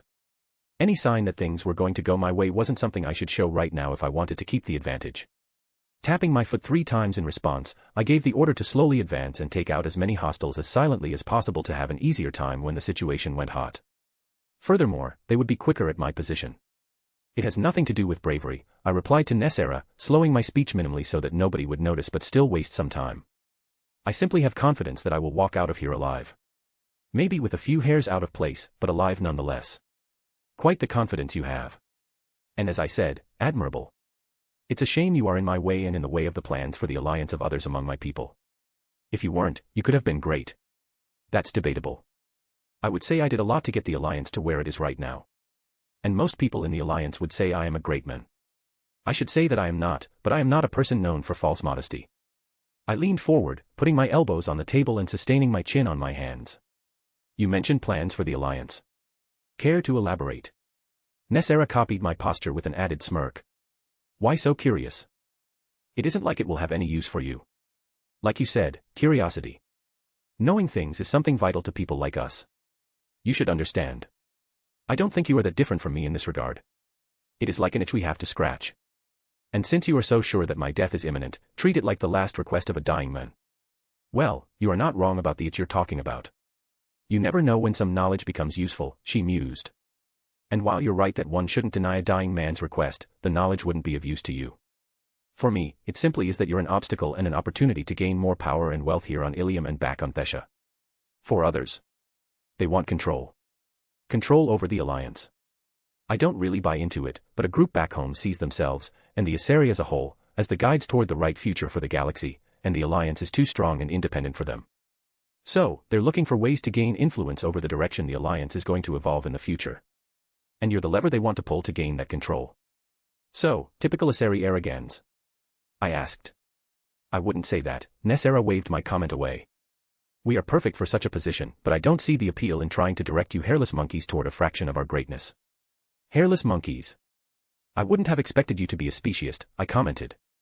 You seem above such a petty thing. I am not, she countered. I studied your history. Aren't you humans descended from monkeys? If your bodies were full of fur, I wouldn't be able to find a difference by sight alone. I sighed at her words and couldn't help but roll my eyes. Hearing such casual insults from aliens in powerful positions wasn't unusual. Yet, I heard that particular insult often enough to tire of it. Before I could say anything, be it insulting her or trying to stay polite, I heard a small explosion. From the volume and the vibrations reaching the room, I guessed it happened 2 floors below us. What was that? Nessera asked while jumping off her chair, which tumbled down to the ground. I would say that my people currently are fighting their way up and should be here in a few minutes, I replied, leaning back in my chair and putting my right hand on my cheek. Not a second after I finished talking, every single hostile gun was pointed at me, and Nessera gained a blue corona when she activated her biotic powers. In response, my people grouped themselves around me, and Commander Abebe pulled out her pistol while her left hand hovered over a small box at her hip, ready to throw the transportable shield barrier to create a defense between me and the rest of the room. You really think they will be here in time? Nessera hissed, and her biotics flared up. In this room are enough people that you and yours will be dead before a single one of your reinforcements even arrives on this floor. Let's agree to disagree, I replied and used my right index finger to draw a small circle in the air while tapping my right foot twice in rapid succession. Not waiting for anything to happen, I threw myself to the ground, the rest of my team following me down to the ground. At the same time, Commander Abebe detached the portable shield generator from her armor but didn't deploy it immediately since she knew what would happen. As if waiting for this moment, which could be a very true statement, the glass front on the other side of the room broke and flew inwards, showering the room in splinters. Yet, there were far more important things to worry about. For example, how more than half of Nessara's troops fell dead to the ground in the next 10 seconds before they could react to the sudden attack. As the portable shield deployed, the door behind me sprang open, and the 2 guards who had remained outside sprinted into the room. One of them was less sprinting and more dragging himself with a limp leg, yet before he could find any cover, a member of Nessara's troops took the opportunity and gunned him down. That one didn't have the chance to rejoice about taking out one of my few guards before Commander Abebe bent around me and returned the favor with a couple well-placed shots from her pistol. Sadly, the snipers I had placed on the skyscraper with a view of this room did not have a clear field of view anymore after Nessara's troops ducked and she activated the emergency window shutters. Furthermore, the confusion of the attack faded away, allowing Nessera and her troops to reorganize themselves and mount a counterattack. The shield before slowly turned red from the barrage of gunfire trying to get to me, indicating its weakening. Yet, before it could collapse from gunfire, a wave of biotic power came from the other side around the room, throwing me and my group toward the wall on our side. The only reason we weren't immediately beset by Nessara's troops was that her biotic push destroyed the table in the room, and her troops dove instinctively out of the way of the flying debris. As I slammed against the wall, my kinetic barriers absorbed most of the damage, but as I took a deep breath, I knew that some of my bones were bruised. Nothing that a few days of rest wouldn't heal, but I would need to be alive to have the time. My eyes fixed on the other side of the room, and I could see Nessera slowly walking toward me through the destroyed room, her troops fanning out through the room, keeping their guns trained on my guards and Commander Abebe, and only Nessara's raised hand stopped them from outright shooting us. After all, they didn't have to fear any snipers anymore due to the emergency shutters. A valiant effort, but ultimately useless. I will be long gone before your body even drops cold on the ground. She lifted her own pistol toward me, and recognizing the model, I knew that it would overwhelm the remaining charge of my shields and burst my chest open like an overripe fruit. It's been. Before she could finish her sentence, two things happened at the same time. Commander Abebe jumped toward me in an effort to shield me from the bullet, and the emergency shutters exploded inward, startling everyone in the room. Nessera fired her weapon in surprise, and the bullet ripped through Commander Abebe's arm, blood splashing over my face. Yet, the other bullets that started to fly were far more important since they tore through everyone still standing, which amounted exclusively to Nessera and her troops, dropping them like flies. I looked to the newly opened wall on the other side and could see a shuttle hovering right outside, its side door open, and 6 soldiers in Ad Astra colors with their rifles in their hands standing there. Perfect timing. I shouted. Now, get in here and bring your medic. We've got wounded. My head turned to Abebe, and I asked concerned, how is it? I will survive. It is only a flesh wound. The bullet didn't hit anything vital, Commander Abebe reassured me. Trusting her judgment, I gave her a nod and helped her stand up. She held the arm with the wound, her pistol still clenched tightly in her hand. I slowly walked toward where Nessera had fallen and looked down at her body. She was still alive, her breathing rattling, and the blood filling her mouth was dribbling down. Seeing this, I held out my hand to Commander Abebe, who understood what I wanted and put her pistol in my hand. Lifting the pistol to Nessara's head, I looked into her eyes, and I could see the realization in them. With a smile, I repeated her words back at her. A valiant effort, but ultimately useless. My finger pulled the trigger, and a bang ended the threat of the arbiter. I turned to Commander Abebe, who was seen to buy a medic, and said, let's clean this up. I will have to bribe some people to ignore this mess, but we will be off Ilium before the week is over. Furthermore, I think we all deserve a small vacation back in Alliance territory after all this excitement. Chapter 59, Interesting Times, Chapter. February 12th. 14. Terra Nova, Asgard System. Private retreat, near Lake Tutates, outside Scott. I leaned back on my sun lounger and closed my eyes as I enjoyed the comfortable warmth of the sun shining down. The weather had been perfect for a vacation during the last week, except for a single day of rain, and I had tried my best to stay those days outside and far away from any work. If I looked back on the past years, it was high time to take a vacation since I couldn't remember when I did take one since the Alliance became a player in galactic politics. Even before that, I hadn't taken off time for more than 2 weeks each year since the establishment of the Alliance itself, often interrupted by emergencies that needed my input. And now, I hadn't done anything work-related since the beginning of February aside from regular check-ins so that I could reassure myself that everything was running smoothly without my input and that nobody was having a crisis that needed me to solve. Surprisingly, it worked out. Well, not truly surprising. After all, it would be impossible to run Ad Astra if the company couldn't function without my input. Otherwise, my time on Ilium and focus on the Arbiter situation would have ruined it. Furthermore, the company had grown far too large since I took it over from my father and turned it into what it is today. The shipbuilding and mining sections were large enough to need a copy of myself each to understand everything about them. Thankfully, I had capable managers who sent me summary reports about past events, current and future operations, and projected costs and profits monthly so I could focus on politics and other topics. Their loyalty and truthfulness were ensured by my reputation and the big paychecks they got, which showed numbers on them that others saw during a lotto draw. Besides, I sent out auditing teams at irregular intervals to check if a rotten egg was hiding among them. Sometimes, it was better to check than to trust unequivocally. After all, I wanted the books to be without any hidden or wrong entries when the tax authority of the Alliance knocked at our door. There was one thing even my reputation and influence couldn't save me from, and that was taxes. And the Alliance was a monster that devoured those taxes, and made whatever being one believed in help if someone tried to evade them. Even star systems could be held accountable by the tax authorities if something was wrong with their statements. I slowly breathed out, letting any thoughts on taxes and potential betrayals from my employees disappear. This wasn't the time to think about such things. Right now was the time to relax before I had to deal with business people and politicians again. Yet, as I was about to slip into a light sleep with the sun tickling my face, a shadow fell over me, and I opened my eyes to send the interloper an annoyed look. I thought I told you I was taking a vacation and didn't want to be disturbed by you and yours, I said to Andrew Clark, who stood above me and rolled his eyes at my words. You did, and I did, he replied before letting out a sigh.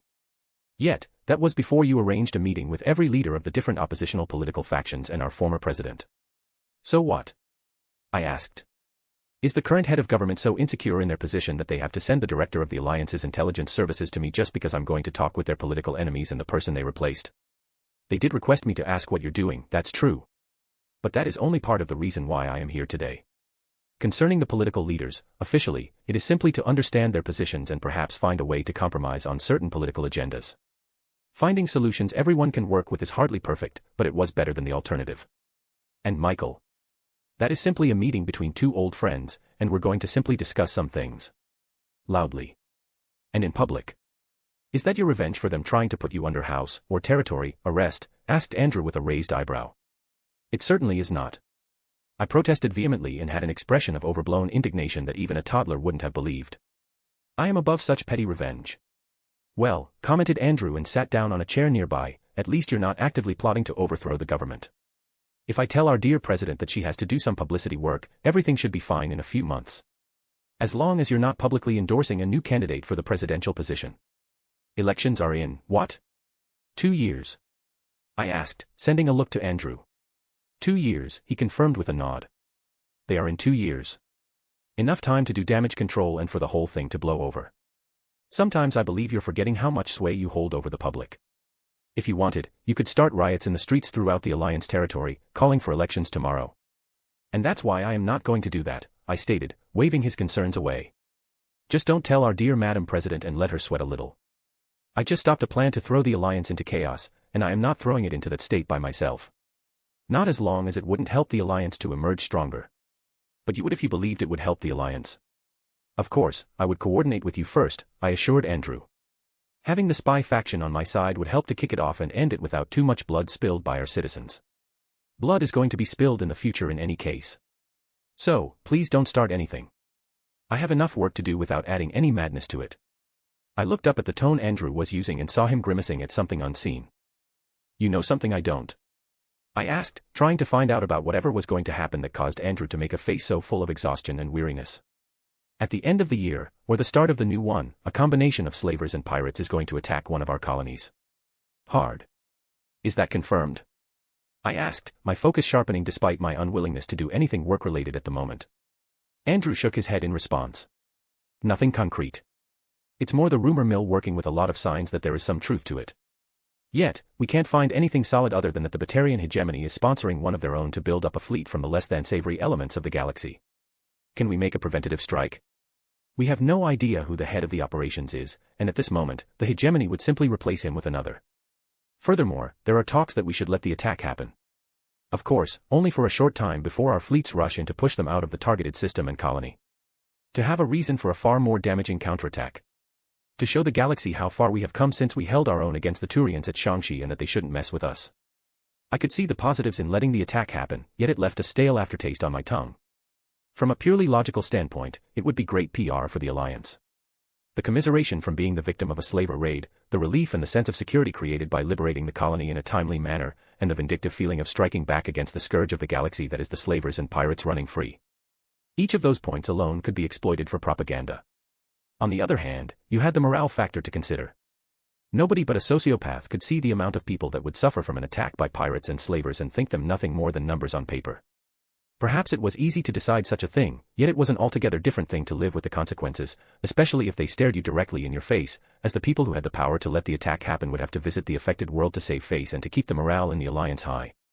Being confronted by the loss of life that happened at your word or hand was something one needed a strong will for.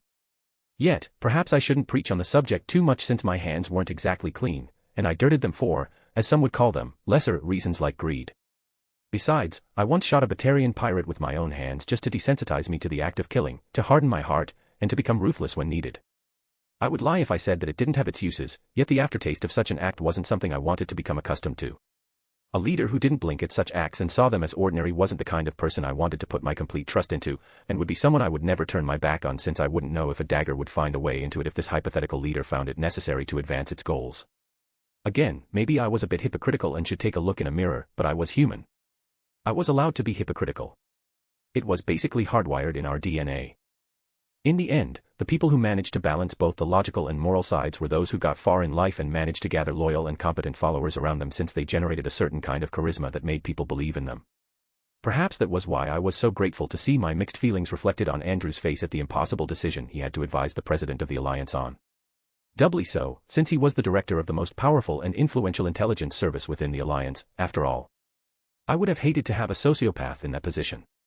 Furthermore, it was a sign of the trust and closeness between Andrew and me that he let down his guard when we were alone to let me see what he was truly feeling instead of hiding it behind the mask he wore when he acted as the director of the AIS. It was something I would do my best to never betray, not even by accident. Everybody needed a place and people they could relax around without the nagging thought of potential betrayal hanging above.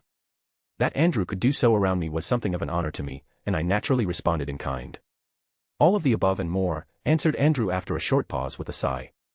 Another driving factor is that we want to warn the Batarians not to even think about going to war with us. Both our governments may be part of the Citadel and have embassies there, yet I think neither of us two believes that the Batarians give a single fuck about that. And the Batarians are gearing up for something which does not bode well for the Alliance. So, we want to use the counterattack to show them how far we are willing to go to avenge our citizens. You act, we overreact. Exactly, answered Andrew with a nod. Deciding that I wanted a new drink after I noticed that the ice cubes in my glass had turned to water, I stood up and walked over to a small freezer and pulled out 2 bottles of beer. One of which I held out to Andrew, who took the offered drink with thanks. He emptied a third of the bottle in one go and gave off a satisfied sigh.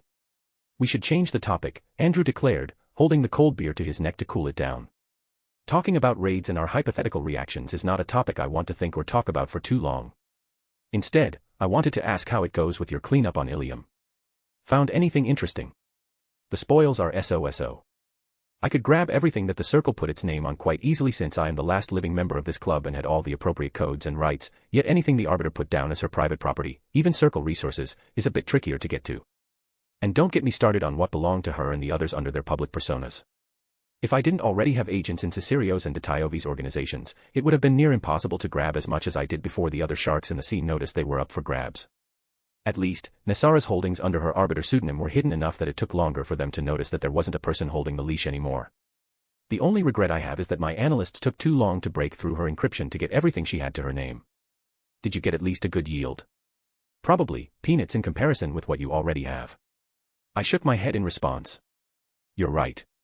The amount of credits and actual worth is minuscule in comparison.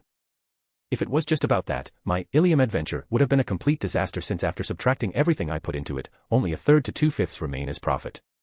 Furthermore, it took far too long for such a small profit.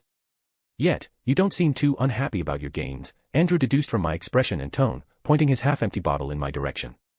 Raising my own in response to his deduction, I answered, it's not about how much I got, but the what and where.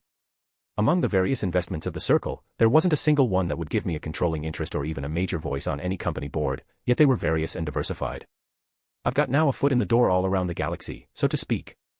And sometimes, a foot in the door is all you need to bang it open and rush into it to take everything. Exactly. I laughed. In truth, the outcome of my little adventure on Ilium was even less satisfying than I hoped. Time, credits, and my attention to it were not wholly compensated by my gains, and even the information I pulled out of the other Circle members' databanks was less than I expected. That is to say, it wasn't a complete failure, especially after looking through the secrets Nessara had squirreled away. It was a surprise to discover that she was at least 2 centuries older than her public figure stated, close to becoming a matriarch too, yet after seeing her proficiency with her biotics, it was easier to believe than to think she was some savant who probably could have become one of the most powerful and skilled Asari commando currently active in the galaxy if she went into military service. Since she had planned to return to Thesha after she was well into her matriarch phase, which may have taken another century, so not too far away for an Asari, she had already started to collect blackmail material and information on a number of other Asari that would have become her rivals on her homeworld. Furthermore, and that was by far the most useful and important information I got out of her systems, she collected some rumors about the Temple of Athame. Those rumors were by themselves less than useful, and Nessara clearly hadn't known what she had in her hands if I interpreted her decision to ignore and not follow up on them correctly, yet I couldn't help the elated laugh that escaped me when I read them for the first time. I had always worried about how I could plant a convincing false trail on how I came to the knowledge that the Asari hid a Prothean beacon in the temple if I ever had to use my knowledge. Having an excuse ready was far better than letting the Asari, who would undoubtedly want to know how I came across this little nifty fact, search through everything and maybe find something I didn't want them to know. Blackmail was only useful insofar as the other side didn't have something equally as damaging about you in their hands. Thankfully, no matter what they would find, nothing could beat the fact that the Asari had hidden an active Prothean beacon since the inception of the Citadel Council. It would be extremely damaging to their position and their reputation across the galaxy, especially since it had been they who had been the driving force behind the creation of the treaties that stated that every piece of active and inactive Prothean technology had to be reported to the Council and analyzed by scientists of their choice for the good of the galaxy. I would say we have a winner for the biggest hypocrite of the galaxy. Also, I found some data caches that your analysts should look through. Perhaps something useful for you is among the data, I stated after taking another sip of my cold beer. Thanks, said Andrew. The guys in information research are always happy to have new data on their desks to sift through. Can't understand how they like it so much, but maybe that's why they're there and not in the field. Everybody has their strengths and hobbies. Andrew held up his empty bottle in salute, and I held out my hand, wordlessly asking if he wanted another one, which got me a nod. So, what are your plans going forward? Asked Andrew after I opened a new beer for him and handed him the bottle. I mean, except driving our president up the walls with your meetings. I took some time before I answered. After all, the list I put together was rather long for the next year, and a vague outline for the year after also already existed. First of all, I am going to enjoy this vacation as long as I can, and besides this little interruption, I simply want to relax and shut out reality for a moment. Naturally, replied Andrew with a wistful look. I wish I could take a vacation. But I think if I did, part of our intelligence apparatus would collapse due to infighting. There are a lot of ambitious people in the AIS, and everyone wants to climb up the ladder. Ever thought of finding a successor? I asked. Of course, but among those wanting the position, I haven't found one I want to mentor for the position yet. Furthermore, anyone I train to succeed me will have to fend off attempts to discredit them constantly and gain their respect and loyalty at the same time. Sounds like a pain. Oh, it is, agreed Andrew with a roll of his eyes. Thankfully, that is the only problem within the AIS. And it isn't something that is having an effect on any of our operations. It is not. No, said Andrew with a shake of his head. Everybody knows what is at stake if we don't do our jobs perfectly. We are humanity's guardian in the shadows, and if we don't do our duty, it's the lives of our fellow humans that are lost in the end. It is good to know that the people preventing the worst from becoming reality take their jobs seriously. It is. Now, back to my question. What are your plans? I don't plan anything special in the following months. A tour of all my holdings within the Alliance, starting with a visit to the university here. They asked me to give a couple of lectures for the business course, and everyone interested in it. Considering a teaching position, teased Andrew. Not really, I replied, shaking my head. At least not for now. Perhaps when I am in my 80s. Thanks to the increasing average lifespan of humans, it wasn't too strange to consider a teaching position in a university at an age where 200 years ago, one should be happy enough to still be alive. Nowadays, unless due to extraordinary circumstances, it was normal to have enough energy, health, and motivation to accomplish goals as if one were in one's 50s during my previous life. After that, I continued, I am going to visit different holdings, and meet with the people working there. It should be good to make my presence known. They haven't seen me take notice of them for quite some time, and they deserve to be commemorated for their hard work and loyalty. Good old PR work, right? Yes, I agreed. There is nothing better than showing you care personally about them to keep discontent low. Anything else? Nothing too strenuous. If you need me for anything, you can call me. I should get away from my plans without much trouble. And you still didn't say what you will be doing. Are you evading my question on purpose? Something you don't want me to know? Or are you simply difficult for the heck of it? I grinned at Andrew and saw him rolling his eyes good-naturedly when I answered, the latter. It is nothing special. I want to pay the people Nessera and D. Cicerio contacted about my potential's demise and the opportunity it presents a visit. A simple reminder that an opportunity for success can turn sour quickly if one bets on the wrong horse. And what are you planning? A few lost contracts. A bad quartal or two. As long as they are wise, there will be no further consequences. If not, well, they won't like it. You are only giving them a warning. That sounds quite merciful from you. I would have expected you to grind them into the dust for daring to go against you, commented Andrew. They didn't go against me directly. They were presented with an opportunity and didn't conspire against me. A warning should be enough, especially for those uninvolved. Furthermore, I lately spent too much time on minor things, letting them distract me from leading my company and everything else.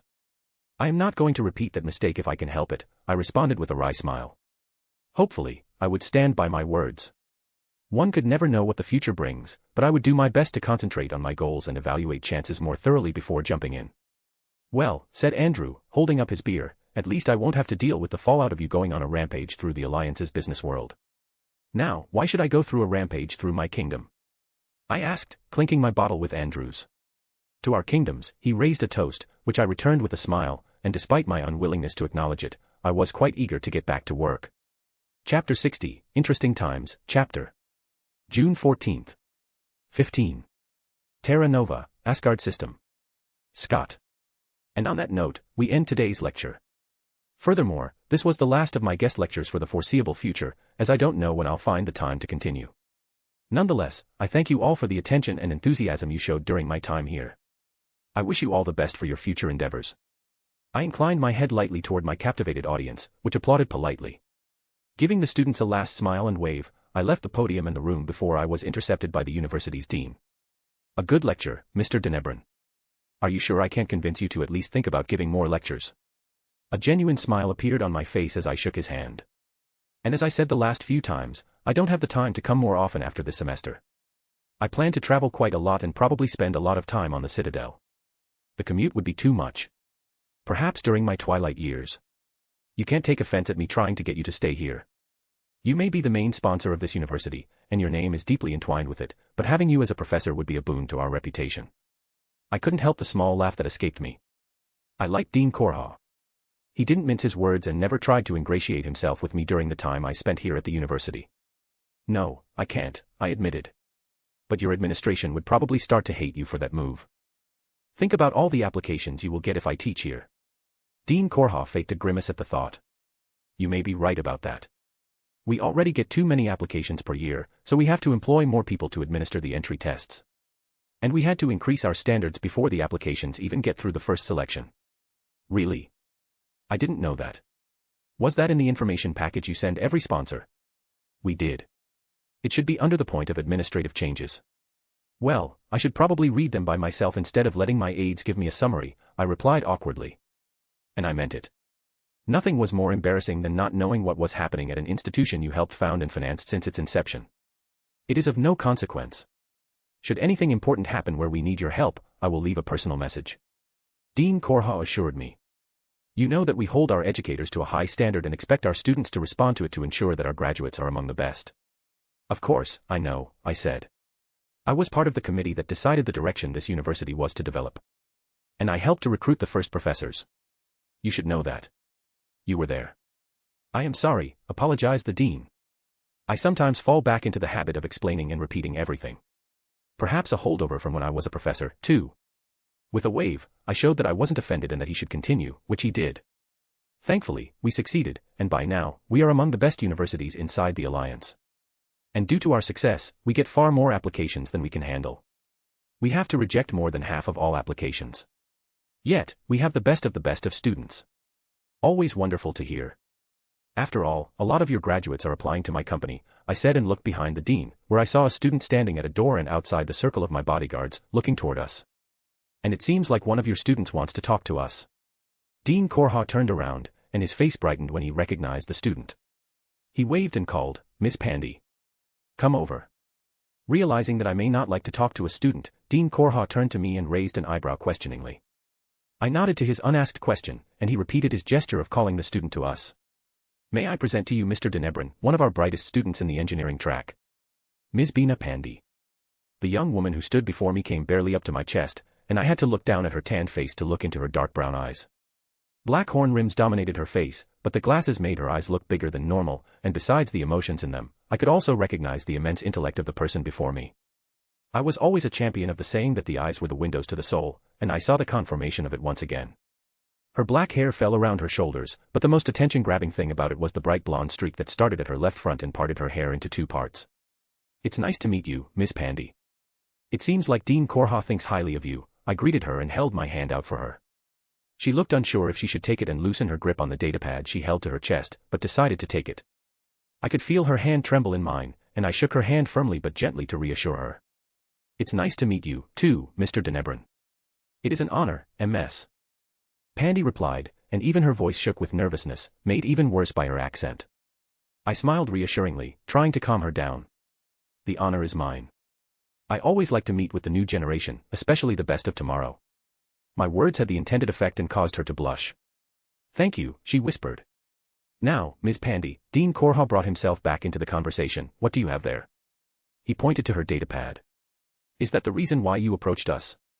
Yes, it is, Miss Pandy exclaimed, and I noticed how she brightened up when Mr. Korha brought up her reason for coming to us. She turned the datapad she held to her chest around and tipped around on it, disengaging the security on it, and I saw some schematics appear on it. I am sorry to bother you with this, Mr. Denebrin, but when I heard you would be a guest lecturer, I knew I just had to show you this. Any reason why you waited until my last day? I am not judging you, but I am curious. I probably won't be able to review that and give you feedback personally.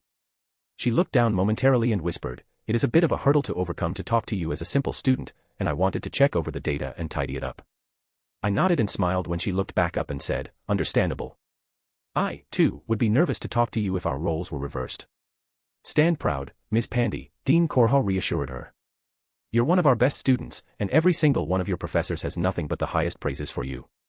I have no doubt that anything you have to show and feel is important enough to enter a restricted area is worthy of Mr. Denebrin's time.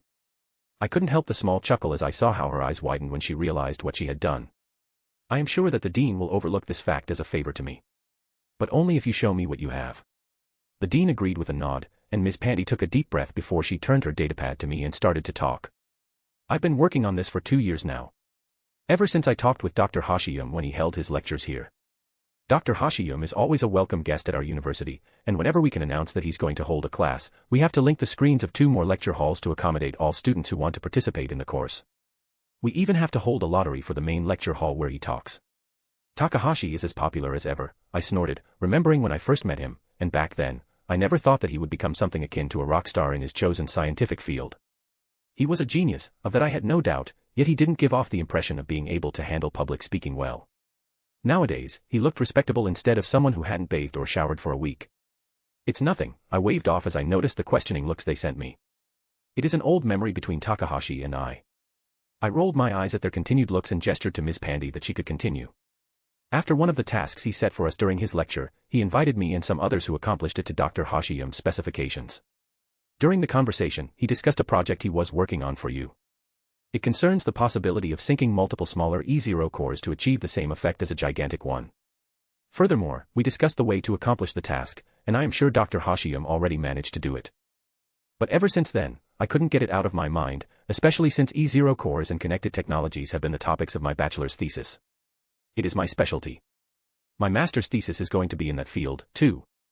I listened while nodding along. It sounded like Takahashi was doing his best to nurture and make an impression on those he found had the greatest talent and intellect of the new generation. Besides, I was sure he was also recruiting them into his team or at least into Ad Astra's R&D division.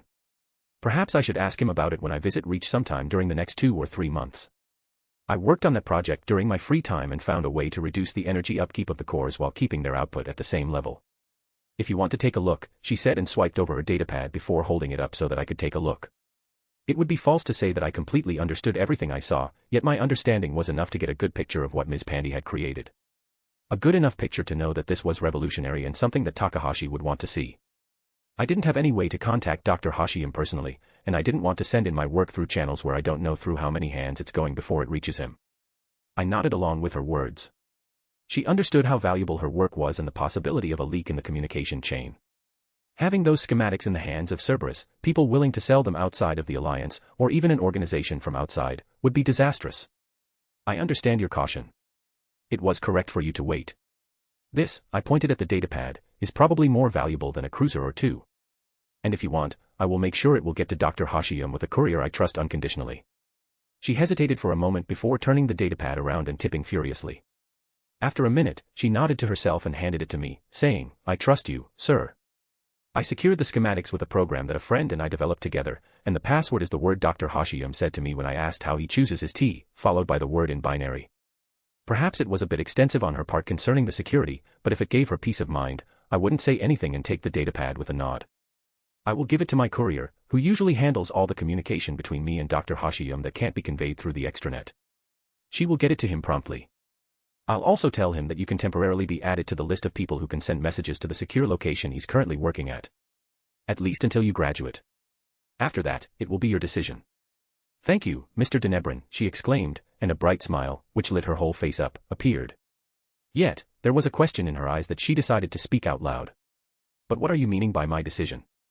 Well, I drawled, it will be your decision if you're going to accept the job offer I am giving you after you graduate. Ad Astra's Research and Development Department is always on the lookout for talent like you. You're offering me a job, she exclaimed, and I had to suppress a wince at the high pitch. Of course. With this, I pointed at the datapad Miss Pandy had given me. I would be a moron to not offer you one. If Dr. Hashiyam agrees, you will given a minor position on his team. How you go from there will be completely up to you. This time, I was prepared for the high-pitched shriek coming from her, but as she tried to jump me for a hug, I drew the line. With a swift step back, I got out of her range, and as she noticed what I did, she started to recompose herself. When I looked at Dean Korha, he was smiling awkwardly at me, a bit embarrassed at her actions. I'm sorry, I don't know what came over me, Miss Pandy explained, retreating into herself and looking to the ground. It's all right, I reassured. It is an exciting and surprising offer. I will send someone to you in the coming days with 2 contracts for you. One for your schematics and one for the job offer. The first is going to be the standard contract for sold intellectual property. Of course, I will personally increase the amount of money for the one-time payment, in addition to the percentage you're getting, since it is extremely valuable to us. Her eyes widened at my words.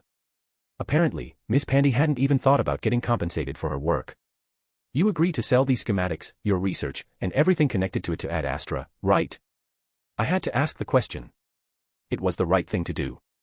I could not have mentioned it, but that would have been idiotic as there would have been numerous consequences, especially a hit to my reputation. Besides, I wanted to recruit Miss Pandy, and that would be impossible when she calmed down and realized what she had done. Miss Pandy stuttered, I hadn't even thought about that. I know, I replied. That's why I am mentioning it. Thank you, she said while bowing her head slightly. It is my duty, I said, smiling at her. Now, you still haven't answered my question. Yes, she almost shouted. Then she repeated in a more normal tone, yes, I agree to sell my research to Ad Astra. Then we will be in contact, I said, telling her that she could leave, which she did with more thanks for the offer and my time. Dean Korha hadn't said anything during my last exchange with his student, but the smile he sent me spoke more than any words he could say. You truly have a very bright student, I said, and his smile turned into a big grin. Our university has them, Dean Korha answered. If more students show such outstanding talent and achievements, can I forward an introduction to their work to your offices? At least, if they want. I'll leave the contact details for one of my best scouts with your office, I responded and held out my hand. He shook it and bid farewell, leaving me alone with my bodyguards. Well, let's get to work and kick the hornet's nest that is politics, I said to no one in particular while stretching my arms above my head. June 20th. 13. Arcturus Station, Arcturus System. Recreation District. Contrary to popular belief among those who never visited the heart of the Alliance government and only thought of Arcturus Station as a governmental and military building, the station had a thriving civilian component. Shops, clubs, restaurants, cafes, businesses, and more could be found on the station, which tried to be a miniature and man-made recreation of the Citadel. Furthermore, there were also schools and parks for families. A necessary addition since the personnel working on the station, be they governmental or military, often had families who didn't want to be separated from them by hundreds of light years. I should know. I saw the construction plans before the materials arrived at the place where the station was going to be built. Sitting here at the biggest park of the station and sipping on a wonderful coffee, it was hard to marvel at what humanity achieved in the middle of space without the help of one of the more established species in the galaxy. Furthermore, hearing the happy shouts of children playing in the park and seeing them running around without care was enough to bring a smile to my face. A genuine smile, not one of those I use during negotiations, nor one of those empty smiles to hide my real emotions, nor those to achieve something. It's nice to simply sit here and observe this peacefulness, right? Asked Michael Port, drinking his cappuccino with cinnamon slowly and enjoying every sip. It is, I answered, doing the same with a simple coffee with milk. Seeing with one's eyes the things we achieved and want to protect is wonderful. And being able to enjoy it without worrying about the protection part and knowing competent people are on the job that can do it without my input is great. Really? There is nothing you would rather take the lead on? At the moment. Michael deliberated, looking up in thought. No. Nothing. I am happy working on my projects and having enough time for my family. Then, I am happy for you, too, I answered truthfully. And I meant it. I did not follow his career closely after we both left the Alliance in our official capacities, but I always had an eye on any news about him. While they were sparse, they reported about the various charities and aid projects throughout the Alliance Michael headed. His reputation was as clean as ever, and among certain circles, it soared even higher. If he ever decided to return to politics and run for the post of president again, it wouldn't surprise me if the election would be a sure thing for him. After all, he was the first president of the Alliance and an extremely successful to boot. Yet, it didn't matter. Michael didn't want to be involved in politics, for now. Who knew what the future would bring? Yet, you're asking for a meeting with me in a public place on the station that is the heart of Alliance politics. Aren't you going to ask me something? Nope, I said, popping the word with no little enjoyment at the surprised look and raised eyebrow. We are simply having a nice conversation among friends. You are tormenting them, aren't you? There was no need to specify who them was. They annoyed me by going over the line, and now I am giving them a little payback by making them sweat about what I am planning with this meeting. And what do you plan? Asked Michael. Absolutely nothing, I replied, smiling at him and tapping my right hand on my left wrist, implying without words that I had a jammer active so that even the agents reporting directly to government officials wouldn't be able to report anything. Michael hid his face in his hands and said, "You're a monster." I knew he didn't mean it. After all, the quiet laugh couldn't mean anything else, in my opinion. Only for some time. Their transgression wasn't so bad that I am going to do more than this. I am not going to escalate. That's not something I want to see, Michael commented. I have seen you annoyed, peeved, and angry but never in a mood ready to escalate, and I probably never want to see it directed at someone undeserving. Considering I started a minor crusade against Eclipse after they killed one of my employees, and some would say I acted disproportionately by doing this.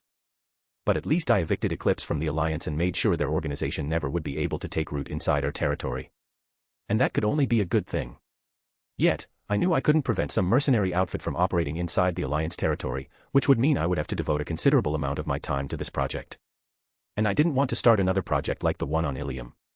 I promise you, only those deserving of my wrath will see me escalating.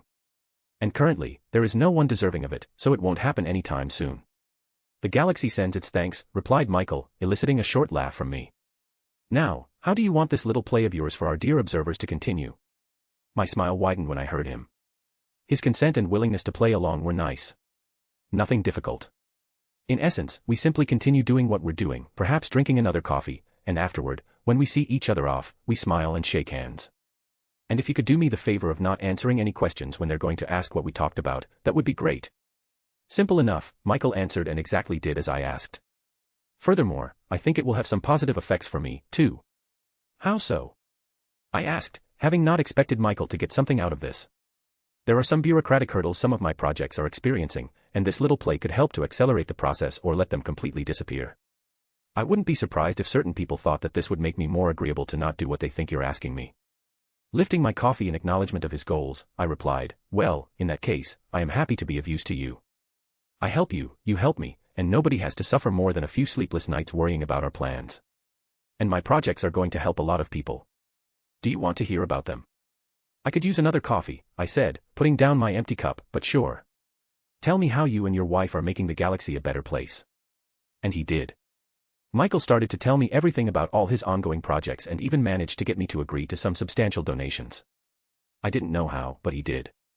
Meanwhile, I had some fun picking out everyone who was observing us, and thinking about the mercenary situation within the Alliance.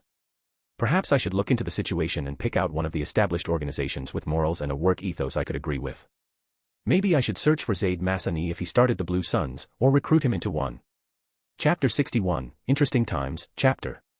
July 20th. 16. Reach, Olympus System. Ares Observation Point. Standing at the railing and looking into the sprawling forest, one could almost forget that this observation point was in the middle of a training ground and enjoy the beauty of nature. Almost. If the constant firing of guns and the occasional explosion weren't there. Those were quite hard to ignore. I don't think you will be able to see much from here, Mr. Denebrin, said a voice behind me. I just wanted some fresh air, I answered without turning around. Do you need me for something, Major Brosco? Not particularly, he replied and walked forward to stand next to me. You are my responsibility while you're here, and while I don't think you're in any danger anywhere on this planet, the generals and admirals would drag me over the coals if I left you alone for too long. So, since I don't want that, I'll try to stay close. As long as nothing distracts me. And what did distract you this time? I asked with a small smile, waiting for the, no doubt, ridiculous answer he would give me. He knew that I didn't want a constant shadow, and Major Brosco had enough to do without adding guard duty and the job of guide to it. A simple logistics problem, he said and added after a short pause, and one of Dr. Takahashi's assistants asked me where the toilet is. Being the gentleman I am, I showed him where it was. And let me guess, you gained a number as a reward. What can I say? Major Brosco said with a wry grin. I have a way with words. That's how many now? 5, 6. I stopped counting. And I have to say I am impressed that you managed so many in only a week since I arrived on Reach. 5. Normally, I only get one a month, but thanks to you, I am meeting far more people who all want to meet up with you, and they all have an entourage. So, more people equals more opportunities. I understand, I replied. And how is the situation inside? Everything prepared. I could feel how Major Brosco's posture changed beside me, from the carefree playboy to the serious soldier I first met when I arrived on Reach. Yes, sir, he reported, his tone taking on a serious note. The soldiers within the zone are notified and are finishing up their fortifications. Alpha and Bravo teams are on their way and should arrive in the operation zone within 22 minutes. We want to begin with the final pre-briefing in 5 minutes, Major Brosco explained after looking at his watch. We should go inside. I nodded and said, then let's go to the rest and listen to the briefing. I am interested in how the training mission will go. Any idea? Yet, before Major Brosco could answer me, I noticed how the forest suddenly turned quiet. No more shots nor explosions. It's eerie, isn't it? Asked the Major. The sudden quiet? It is, I replied without hesitation. I can't hear anything. It seems like even the wind stands still. Yes, he said slowly, only noticing this little fact now. That's unusual, especially this high. It was unusual. The observation point was integrated into a mountain. It was a small mountain but a mountain nonetheless. Wind was normally a given. It's like the whole world is taking a breath, continued Brosco. Fitting, I think. It is the first time Alpha and Bravo are going against live enemies. The first time? I asked while finally turning around to head inside. I would have thought that they had more live exercises. Nope, Brosco answered, popping the word. As far as I know, all teams only went against each other, or they are destroying legions of combat mechs. Thankfully, I am not the guy who has to look at the costs. The numbers must be enormous. It is nice to know how our taxes are used. Well, at least the engineering corps are getting something out of it, too. Why aren't they using training gear again? They are usually, the Major answered and quickened his steps for a moment to open the door for me. It's mostly a figure of speech. The only reason why mechs are destroyed is when they are getting decommissioned. It's like a minor festival when that happens. The troops are even drawing lottery tickets to take part. I guess destroying things is much more amusing than watching them shut down when you hit them with training ammunition, I replied. It is, answered Major Brosco with a grin, telling me about fond memories. I would have liked to ask about his favorite experiences, but we arrived where the remaining people waiting for the briefing were. A young man with an ID badge around his neck smiled at Brosco, who replied in kind, and I gave him a wink and nodded in the direction of the young man to tell him that he could go over since I wouldn't need him for now. Instead of standing around and waiting until someone came to me to talk, I walked over to where I saw Takahashi sitting and sat beside him. Before I properly sat down, Takahashi started to talk. I am interested in how well the power armor works against trained soldiers. I know the data from the other tests, but it is not enough. The training against mechs is a nice basis for the combat data, but the mechs lack the creativity and reactions of human soldiers. And the training exercises against each other. Perfect for data about their maximal combat potential. And those are great, from a scientific and militarical standpoint. Yet, I doubt the Alliance is going up against other super soldiers. So the data against regular soldiers is precious. Thanks for the update, I said, amused. Anything else? Takahashi opened his mouth to say something, but before anything could come out of it, a woman at the front of the room cleared her throat loudly, managing to get the attention of the whole room immediately. Thank you. I am General Mira Kleski, the short woman in an immaculate uniform said. Now, I am ordering everyone under the clearance level of Omega, Delta, A5 out of the room until I say otherwise. She waited until more than half of the room's occupants left. Then, after the doors closed behind the last person, she activated her Omni tool to activate the isolation program to prevent any signals from coming in or out. The aide at her side, who I hadn't noticed until now, went around with a gray box. Please put all your Omni tools inside this box for the duration of the first half of the briefing. I am sure that each of you is taking care that no spy programs are installed by hostile elements, but the regulations state that every time secrets above the clearance level of Omega, Alpha, A1 are discussed, this has to be done. Since I had briefings that didn't even allow one to enter the room with an Omni tool, I followed the directions without any fuss and waited for the aide to finish collecting all Omni tools. When the aide closed the box, he put it on a table close to the general and pushed a button that started the projector at the front of the room. Since most of you know of the Ares project, I won't bore you with general information about its inception or the technical details of how we achieved the results, but I will give you a brief overview of the current status of our operatives. We managed to increase the benefits all our soldiers receive from gene therapy by 35%. Current projections show that the research teams will be able to increase the benefit by an additional 5%. Will the regular forces benefit from this, too? Asked a voice from the side. In a minor way. The gene therapy the members of Project Ares get is tailored to each individual. The costs are too high to make them available for everyone. Is that answer enough for you? I saw a nod from the corner of my eye. Wonderful, then let us continue. General Kleski held up a remote, and the picture changed to a three-dimensional diagram of a suit of armor. As you know, the gene therapy is only a part of Project Ares. On this diagram, General Kleski pointed behind her for a moment. You can see the second part of the project, an armor. A powered assault armor, to be precise. It is being developed by Dr. Hashiyam and Dr. Helken with support from their teams. Since one of the lead designers is present today, do you want to say a few brief words about it? If you do, keep it brief, I whispered to my side, knowing that Takahashi tended to stray. Hearing my words, he snorted and said, I'll leave it to you, General. In response, General Kleski nodded and continued explaining as if the short interruption hadn't happened. The armor is used to bring out the most of the gene therapy. The adaptive interfaces and the sensitive sensors are molded perfectly to each soldier and their needs. Paired with the powerful Smart 6 in each suit, they can notice things they wouldn't without the suits. Furthermore, there are plans to connect the suit's interface with a neural interface still in development. It is expected to increase the combat potential by another 70 or 80%. As it concerns surgery, the testing period for the neural interface will take at least 2 years before the committee even starts to consider live testing. If Barbara would give me her data, I could reduce that time to a year. But she is stingy, mumbled Takahashi, barely loud enough for me to hear. You got enough projects to occupy your time with.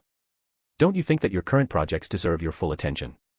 Takahashi made a noncommittal noise, and I focused back on the presentation, knowing Takahashi would think about my words briefly before ignoring them and annoying Dr. Helken again. Since the suit is designed to work with the neural interface, the members of Project Ares can't use it to its full potential. Yet, the data shows a further 90% increase in combat prowess. A 90% increase on top of the better gene therapy or taken together, asked someone. In summation, answered General Kleski. The data shows that the project members constantly achieve double the results of regular soldiers and even better than the top N7 graduates. Yet, that concerns only standardized tests. One can't simply say they are worth 2 regular soldiers. How are they doing in combat situations? I asked. I guess they went up against mechs. How does the data compare to a similar-sized squad of regular soldiers? For the first time since General Kleski drew attention to her, her mimic changed, and a predatory smile appeared on her face. If we compare the time to accomplish mission objectives, accuracy of shots, and numbers of getting hit. She made a dramatic pause. A reduction of 78%, an increase of 88%, and a decrease of 100%. A murmur went through the room. Even I was baffled for a moment, and I was sure my eyes widened at her statement. A 100% decrease in hits taken was something different. I could understand no training fatalities, but no hits taken. The murmur was justified. I have to add that among the graduates of the N7 program, only 4 classes achieved a similar result and never a 0% of hits. The best they managed is under 10%. Is there anything else that we need to discuss that is confidential, and how much can we discuss openly with everyone else who will observe the training mission? I asked because while I was interested in the technical and combat data, I would ask Takahashi instead since he would give me a far more extensive picture. And I knew that we still needed enough time to discuss the specifics before the teams arrived on site. No, Mr. Denebrin, replied the general, sending me a look that told me she understood what I wanted to do. If anyone here wants a thorough report, please talk to my assistant. She pointed to the side toward her aide. He will give you a more extensive explanation about the data, technical, and combat after the training mission.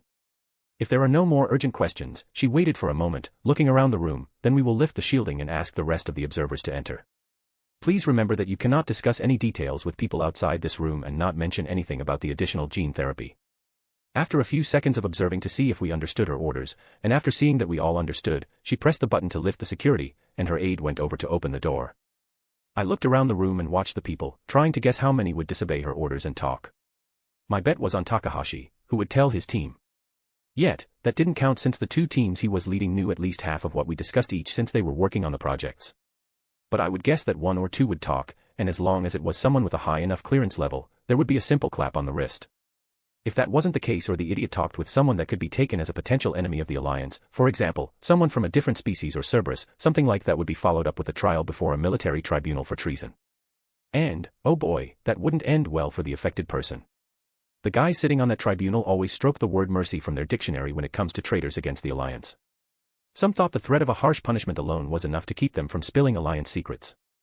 I didn't know if it was effective, but it wouldn't hurt. When the people who previously went outside sat down on their seats, the general changed the projector picture again to a top-down view of the mission area. From the first look, it was nothing special. A part of the forest with a few streams and a slightly bigger river that could be used as a natural defensive barrier. I did not doubt that the soldiers in the area would make use of it since the drop-off point for Alpha and Bravo was on one side, and 3 of the mission goals highlighted on the map were on the other. Overall, there are 5 mission goals ranging from obtaining a small case simulating intel to storming a fortified position. Of course, while some of the 5 goals sound similar, the details are different, explained General Kleski. She pointed to one of the 2 points closer to the drop-off point. There, for example, the teams have to download the information from a server within a small compound with 3 buildings onto a storage device. The data is a text file with intel written in it and a lot of junk data to prolong the download process to give the soldiers enough time to stop or disrupt it. Another mission is to get a briefcase, simulating intel, too, from a closed room. The troops are encouraged to guard the room to the best of their ability. So, the troops do their best to stop Alpha and Bravo from accomplishing their missions, I commented. That's right, agreed Kleski. Their orders are to guard their positions to their best. They know that they will be attacked in the next few hours but nothing more, which means they will be on high alert. I would have liked to extend the training mission for the troops to 4 or 5 days to give Alpha and Bravo more options on how they want to approach their missions and simulate a more natural situation. Still, it was decided to showcase the effectiveness of the Ares program as shock troopers that this approach was better suited. Furthermore, Alpha and Bravo are on a time limit of 4 hours from the moment their feet touch the ground in the field. How big is the area anyway? Asked someone. This question became more important with the time limit since they would have to traverse the distance between objectives quickly. The area is 150 square kilometers large. Isn't that a bit too big? No, came the immediate reply from the general. We needed the area to be big enough to have some distance between the mission goals, and when we took a look at their statistics, we decided that this size would be perfect. I think we can shelve any questions on the appropriate arrangements for this training exercise. The general and others thought long and hard about how this was going to go, and they know the members of Alpha and Bravo and their abilities better than anyone in this room. So we can trust their expertise on those matters and let the general explain to us how this is going to proceed. We don't have the time to argue about such insignificant matters right now, I interjected before more questions in that line could be asked since I had an eye on the timer in the upper left corner of the map that was slowly counting down toward 0. Despite her not moving a single facial muscle, I would swear I saw a grateful glint in General Kleski's eyes. Perhaps it was only a trick of the light since I only for a split second, and I am sure the general would deny it until her dying day. As I wanted to explain, General Kleski continued, sending a quick glare toward the person who interrupted her before, the 2 missions closest to the river on the other side are a target elimination and a search and destroy of an object. The 5th and final mission is the storming of a fortress. It is objectively the hardest since around 40% of the troops participating in the training exercise are stationed there, and the location has the best defensive installments of all 5 mission locations. Usually, it is used in conjunction with a similar fortress over here. She pointed to a location on the map outside the square indicating the mission area, in an exercise similar to Capture the Flag, where 2 teams try to defend their fortress while trying to destroy a target within the other. She held her hand out to her side, and her aide placed a bottle of water in it. With a quick twist, she broke the bottle's seal and took a sip. Instead of handing it back to her aide, she held onto it. After a quick look at the countdown, she flicked her wrist, and her Omni tool flared up momentarily. The map changed into dozens of camera feeds with one bigger one in the middle. The cameras are placed around the area, and drones are surrounding the mission locations to give us a top-down view of any engagement. Furthermore, we will see through the eyes of the regular troops in a way since a camera is installed in their helmets. Will we also see a first-person view from the members of Alpha and Bravo? No, said General Kleski. There is a camera feed coming from them, and we are saving the videos for later review, but the only thing we will know about them is their positions through the trackers they are carrying. The committee decided we wanted to show you how they operate from the view of their opponents. In essence, I said, you want us to show their stealth capabilities firsthand. The time for the mission is short, so you chose this to highlight them anyway. That is a good idea. We know they are there but won't see them through the soldiers' cameras if they are doing their job well. Correct, agreed Kleski. We found it a good trade-off. She raised her arm to look at the time, walked away from the front, and said, and it seems like it is going to begin in a minute. So I would ask you to remember any further questions until the end when we have more time to discuss them. Instead of taking the chair close to the front where her aide was already sitting, General Kleski walked around the few tables and came to me and Takahashi, sitting down on the empty seat to my left. I sent her a nod, which she returned, and our focus turned back toward the middle screen that changed into a video of how 2 shuttles approached the drop-off point at rapid speeds.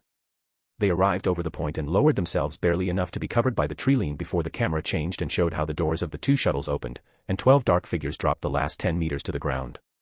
The figures didn't even seem to notice the height and rolled off their momentum as if it was just a meter, and secured the perimeter with their weapons at the ready in such a fluid motion that I thought I was seeing a computer-animated video instead of live footage.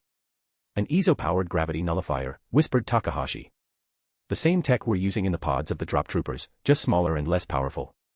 It works up to 40 meters reliably, and 50 meters is the maximum where the device can bleed off enough momentum to make landing possible without an immediate hospital visit afterward. If everything goes well, the end product will be able to work up to a height of 100 meters reliably. While the details behind the 12-people-strong Alpha and Bravo teams were interesting, I only managed to listen with half an ear to Takahashi's explanation since most of my attention was focused on the first clear picture I got of the powered armor the soldiers of Project Ares were wearing. The color tones were all dark, but even on the screen, I could see that they ranged from dark blue and violet gray to dark green. The most noticeable feature was the visor, which seemed to glow in the shadows of the trees surrounding them. It was a simple line over the area where the wearer's eyes would be and recessed a bit into the helmet to prevent it from cracking if anything bigger than a small stone hit the head, yet somehow, those glowing lines gave off a feeling that sent shivers down my back, even through a video screen. The rest of their armor was less bulky than I had expected and even looked sleek and refined as if countless hours had been used in the designing process of its appearance and that this had been a point of development instead of a simple byproduct. That said, the rest of the image those soldiers projected wasn't less intimidating, and I was sure that if I were to meet any one of them in a setting where I knew that they were my enemy, I would freeze and be unable to do anything else besides watching myself die if I even noticed that much before my end. On the other hand, if they stood between me and an enemy, I would know that everything was going to be alright. And that was from their image alone. When they started to go out into the field and earned a reputation, the positive effect on civilians' morale would be immense. And their fellow Alliance soldiers' morale. Before I knew it, the 12 people on screen disappeared. In one moment, they stood still, surveying the area, and there was not a single twitch to see, and in the next, they jumped into action so fast and smoothly that my eyes had trouble registering the action. One of my fellow observers even let out an impressed whistle at the suddenness, and I couldn't help but feel the same. Beside me, General Kleski showed a satisfied smirk for a moment before her expression smoothed back into one of focus. She pulled a metal cylinder out of her pocket that clicked open into an L form before a screen appeared along the lengths of the metal sticks. Here, she said and got a bit closer to me so that I could see what she was holding. It's another screen where we can observe Alpha and Bravo's movements. The same is shown on the upper right screen up front, but I thought having it closer would be more practical since one can manipulate it manually.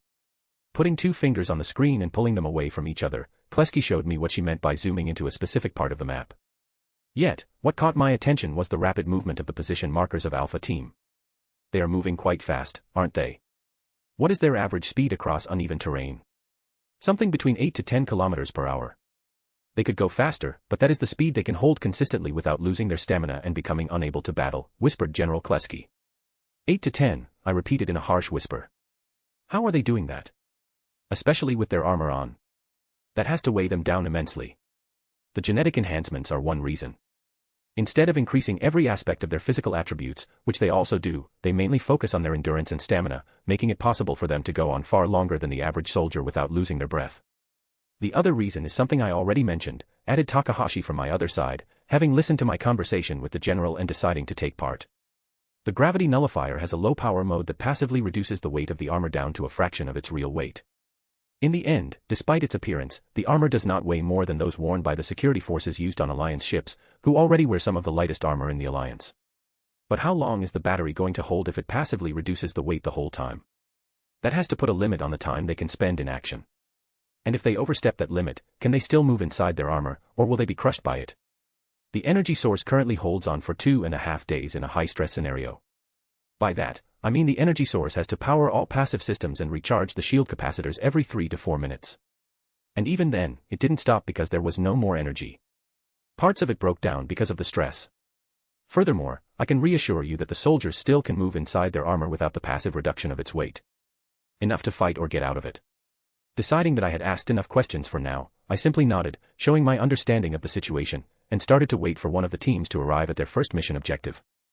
It didn't take long, at least in terms of the average time a team of infantry needed to traverse the indicated distance, for Bravo team to arrive at their first goal. Yet, despite the cameras on the big screen switching every so often to show different angles of the area, and knowing due to the trackers every member of the team carried, neither I nor anyone else, the soldiers on site implicated, saw something happening before we got the message that the team had recovered the intel and was moving toward their second objective. I saw the confirmation code they sent to Kleski's tablet, after which she announced the mission's completion, getting admiration from the whole room for the team's flawless completion and their stealth in achieving it. And that's why I put Segenro as second of command in Shepard's team.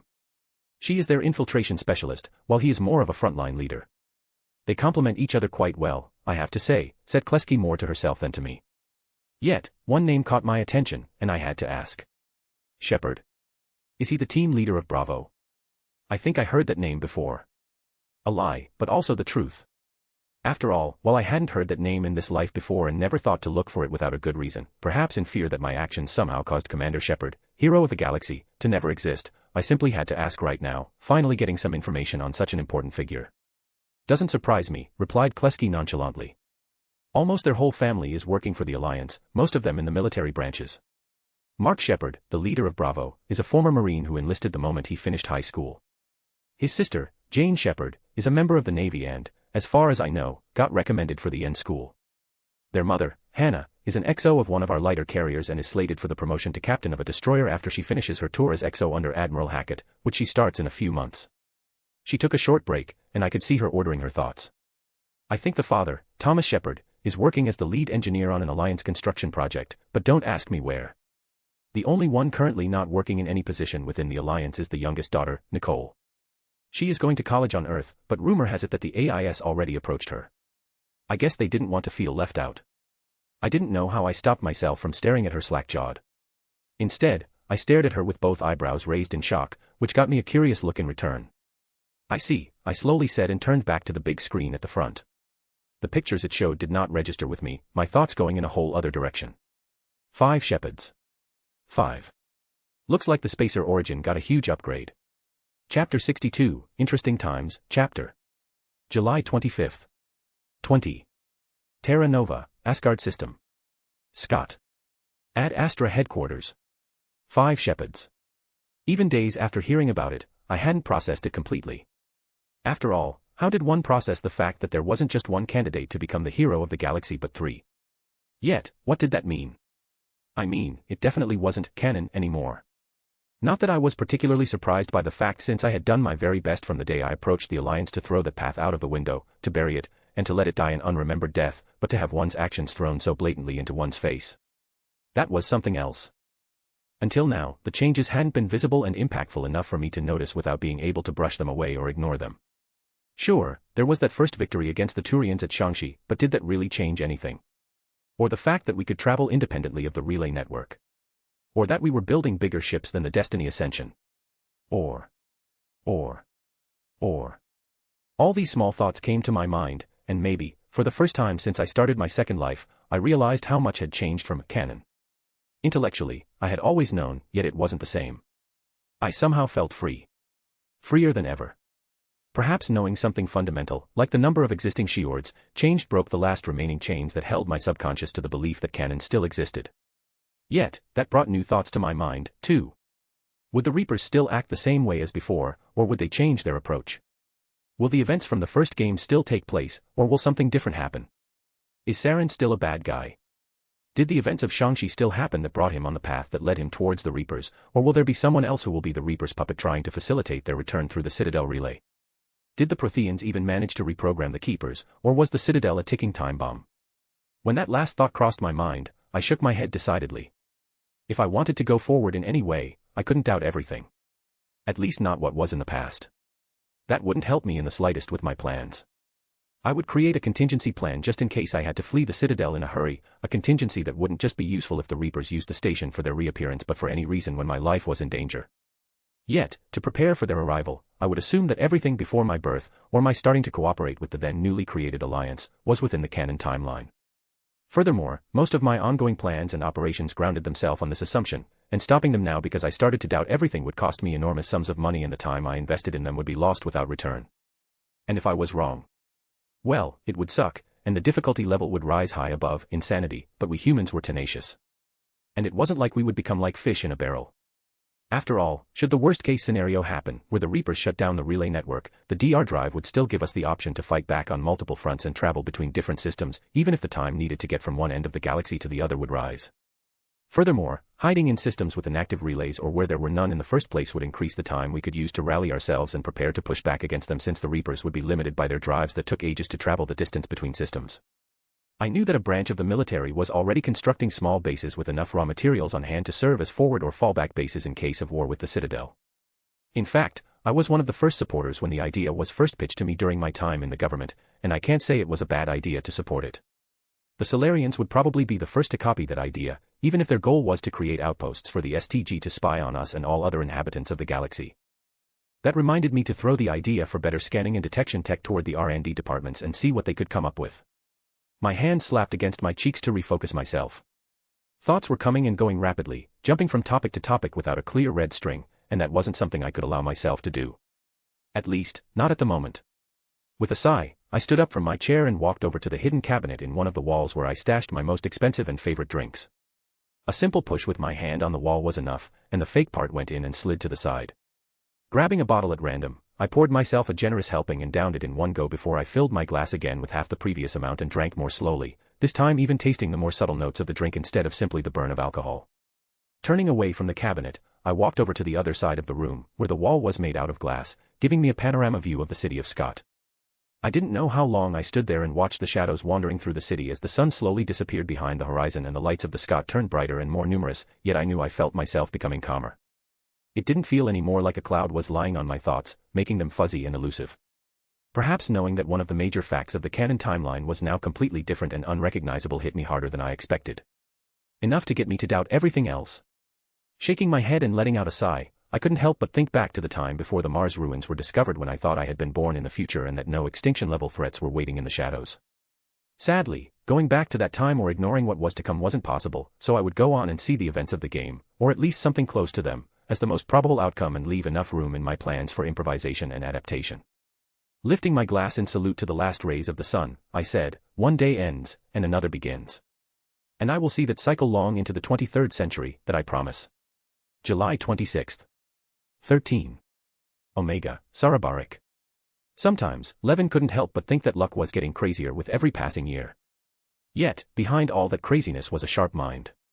Otherwise, they wouldn't have survived for long in a world where people had loose trigger fingers and long memories when it came to grudges.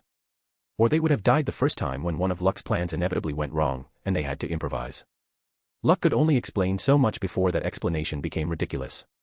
After almost a decade of working together, Levin was used to Luck's harebrained schemes and protested only minimally whenever he saw too great a risk in a part of a plan, but protesting against the whole plan from the beginning wasn't something he had done in the last 5 years. You do remember that the bounty Gorvok has put on our heads is still in effect. And now you want to make a deal with him. Yet, Levin couldn't help but question his longtime partner's sanity when he heard his idea. Well, Gorvok is one of the best weapon smugglers on this side of the galaxy. His client list has some high-profile weapon collectors. Do you remember from the time before he put the bounty on us? The job where he asked us to retrieve the antique Turian rifle from that collector on Cortus V. I think that guy was one of Gorvok's clients. At least, he had enough information about the collector's home to have been there before. Of course, I remember, replied Levin. It was one of the few heists where we got out quietly and weren't chased by a pack of Varens or mercenaries. See, exclaimed Luck loudly, drawing the attention of a few people passing by for a moment before they continued walking and forgot about the Solarian and human pair sitting at one of the many food stalls in the district. It is a good omen.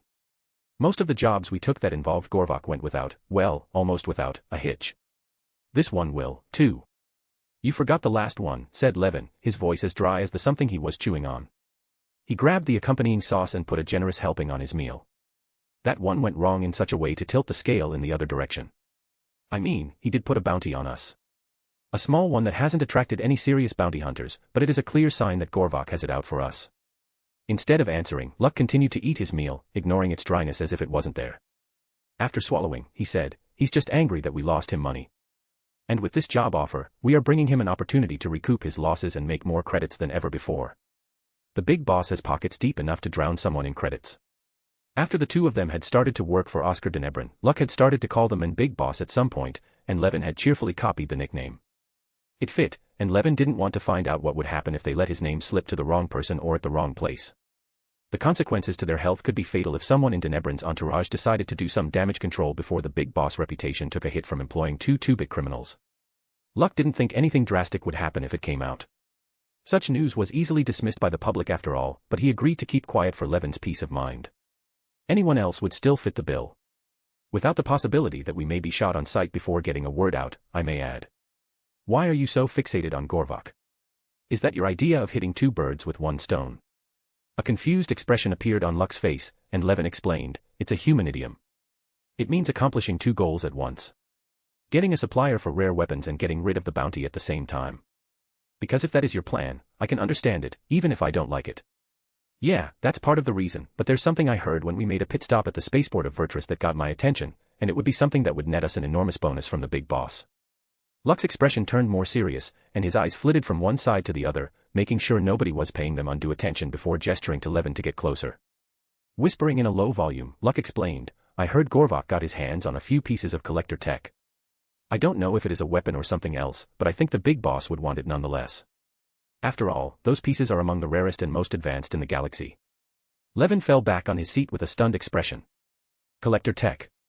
Just like Luck said, those were among the rarest and most advanced pieces of technology anyone could find in the galaxy. Perhaps not as rare as working Prothean tech, but it is up there nonetheless. He finally understood why Luck was so fixated on Gorvok. If they could manage to get their hands on that and give it to their contact in the big boss entourage, their usefulness and trust would skyrocket. Better pay, better opportunities, better life expectancy. Everything would be better. After all, Levin grew up with Oscar Denebrin's reputation around him, and leaving Alliance Space hadn't made him forget what he heard. If one showed that they were a valuable employee, the big boss would move mountains to help you. Luck and Levin would get a you get out of jail card essentially. Nonetheless, Levin couldn't help but agree with Luck that Gorvok potentially having access to collector tech was a game changer. Yet, with their current standing with the grouchy Batarian, the chances that he would sell them even the dirt that fell off the tech were less than zero. He said as much to his Solarian partner and friend. He's not going to sell it to us immediately. And if he did, I am sure it would be a dummy. I am not even completely sure he still has it or had it in the first place. It is just rumored. He could have put them out there himself to make himself more interesting than other dealers to attract more high-value clients. That's why I didn't tell you until now. And letting me fret and worry about your sanity. Your face makes funny expressions whenever you do, replied Luck, a grin splitting his face almost in half. Levin let out a huff and asked, the plan. Nothing too difficult. Or deviating from what we have to do for the big boss anyway. Gorvok is still good at his job. Collector tech or not. I see it as just a bonus in addition to us getting rid of the bounty.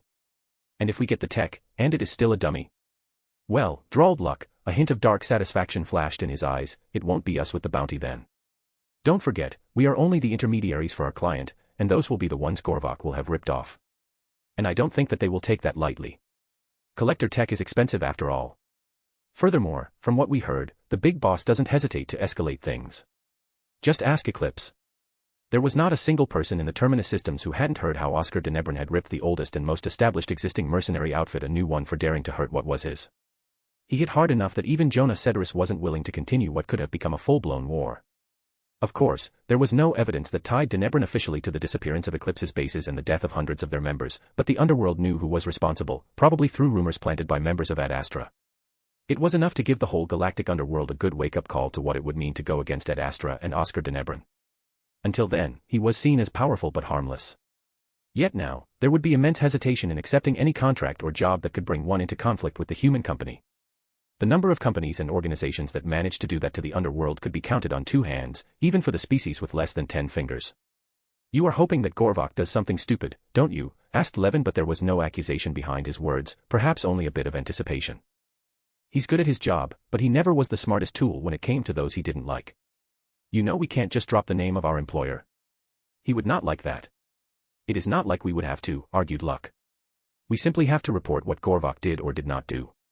If we exaggerate a bit about any threats he makes toward us or what he plans to do, well, I always had a tendency for the dramatic. Sounds like you were aiming for that from the start. Maybe I was, replied Luck with a smile that was at the same time innocent yet held a sharpness that would make people uncomfortable. Levin couldn't keep the smirk off his face at Luck's words. No matter how often he grumbled about Luck's plans and ideas that got them in situations where they had to run away from various dangers or came close to dying, the Solarian was still a very capable person with the potential to outwit his enemies and allies alike. After all, Luck had survived in this cutthroat world long before Levin ever met him. No, surviving was too mild a word that didn't capture the picture correctly. He thrived in this world. Levin cleared his throat and shoved his empty plate away from him before asking, well, then. Shall we find out if our good friend Gorvok is amenable to a meeting? Let's. July 29th. 15. Terra Nova, Asgard System. Scott. Ad Astra Headquarters. My eyes wandered to the clock in the upper right of the screen in front of me as I was tipping my response to one of my lawyers, who was still busy tying up some loose ends on Ilium. Lawsuits, corrupt and bribed officials, the takeover of the companies and contacts of my dear deceased colleagues of the Circle, the list was perceived as endless. Thankfully, there was nothing my employees couldn't take care of by themselves, and the only things I had to contribute were some emails to dictate the course when two or more options had vastly different outcomes, and the gain for Ad Astra was almost on the same level. Of course, there were also informational messages that I had to answer, like right now. The Circle May had some influence on Ilium and was one of the bigger players, but they were by far from the only ones played in the big leagues. And right now, my employees were fighting for the control of the Circle members' companies with those sharks. They were doing well enough, and they managed to secure the parts one wanted. The remaining scraps and parts were more difficult to obtain, but they weren't that important to me, so I could see them as good training exercises for my employees. The most important part, in my opinion, and the one I simply had to secure before anyone else, was Tatayovi's news network branch on the Citadel. Having the opportunity to influence the media, or at least a small part of an established and trusted network, as much as people trusted what they heard on the news, would be an invaluable tool in my hand when I went back to full-time politics and secured the position as ambassador. Objectivity may have been one of the ideals news agencies were founded upon, but objectivity itself was an ideal that was impossible to fulfill. Everyone had opinions. That was one of the fundamental parts that make a person a person. And opinions were fueled by feelings and created those, too. One had to accept that fact.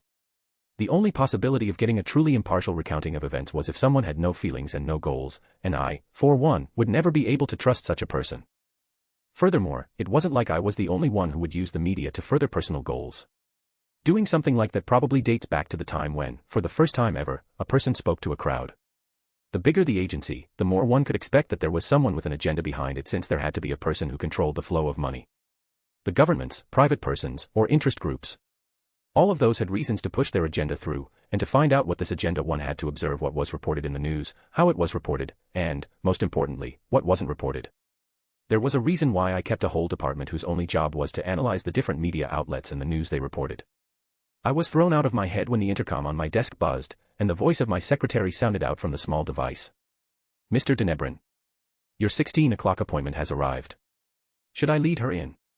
"Please do, Catherine," I replied in a short tone while trying to keep the annoyance out of my voice. This was one appointment I really could do without. Of course, there was a part of me that was curious why an official from a planet remote from the center of the Alliance wanted to talk to me, but that curiosity disappeared after I found out that there would be elections on the planet in the near future. After that, it was easy to deduce what this official wanted. But perhaps she was going to surprise me and ask for something different than my help to win her the election. Yet, when my secretary opened the door, a smile started to form on my face. The first thing I saw was a set of brown eyes staring at me without wavering for a second when I returned the stare.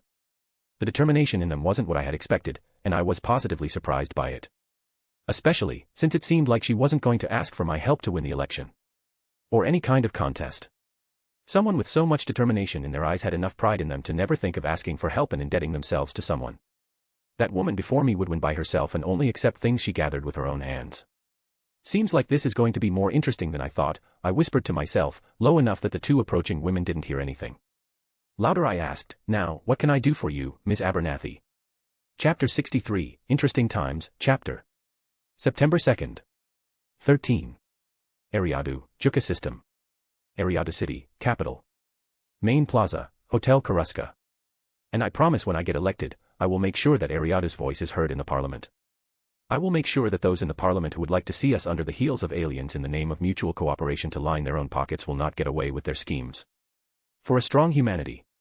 Hearing the mix of smattering applause and derogatory slurs hurled at the candidate, I couldn't help but look over the crowd assembled before the podium placed at one end of the plaza.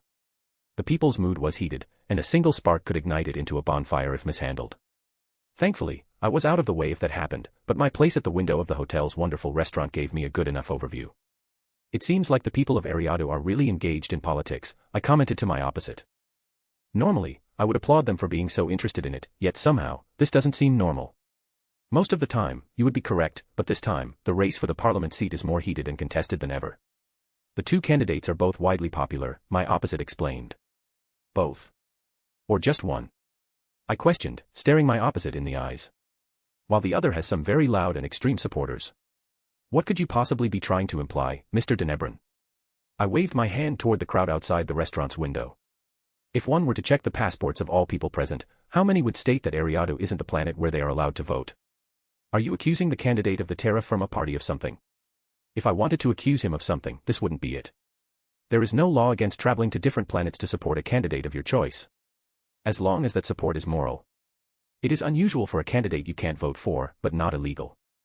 So, that is no crime I could accuse him of. At most, I could speak against dubious practices in an election, and my word would have quite an impact on the candidate's chances to get voted into office, but since both top candidates are from parties different than mine, I will not. And yet, you are here, not a week away from the day the vote is being held. I simply heard that there is a moon in this system with vast untapped resources. Don't forget that Ad Astra isn't just a shipbuilding company but a mining one as well. That was one of our first, too. One that is immensely profitable. So, why shouldn't I come here to secure this potential gold mine for my company? My opposite gave a look that told me my statement wasn't completely believable. I shrugged my shoulders in response to the obvious disbelief. I wasn't lying. At least not completely. There was a moon in the system with untapped resources, and I had come here intending to make a bid to have my company be the one to start mining them. It simply wasn't the only reason, and I left the actual negotiations to my employees. The only thing I would have to do in that business was to put my signature on whatever contract they were coming up with. There were advantages to owning a big company that had enough employees to warrant branches dedicated to negotiating contracts that were beneficial to the company but wouldn't exploit the systems and people we were negotiating with and leave them better off economically than ever before. I had never been a fan of exploitative contracts since they would hurt my company more in the long term.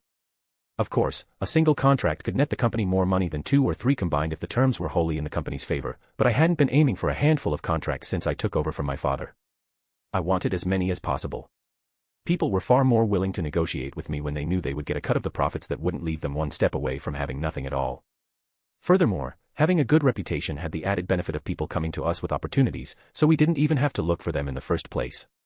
If that is the explanation you want to go with, be my guest, replied my opposite with a slight sneer.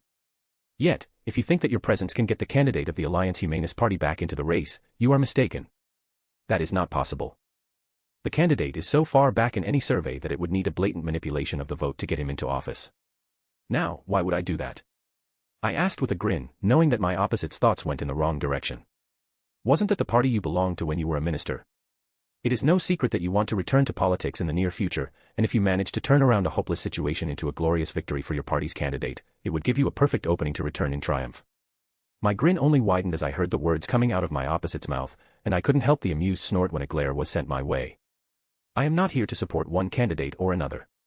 There's nothing for me to gain by speaking for one of the 2 top candidates. Getting the Alliance Humanist candidate up there with the other 2 would need more than a few nice words from me in the short time that remains. You're right about that. Then why are you here? The question would have broken my nose if it had been a physical entity, so hard did it come out of my opposite's mouth. As I said, I am here for business.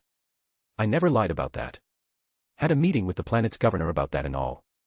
Of course, every single one of my words was accompanied by a grin that slowly brought my opposite to infuriation. One more push and my opposite would probably start to scream at me in the middle of the restaurant, and I somehow felt the incomprehensible need to do just that. Yet, there was something I needed to do, and that was to create a feeling that was closely related to anger but would cause a quite different reaction. Fear and dread.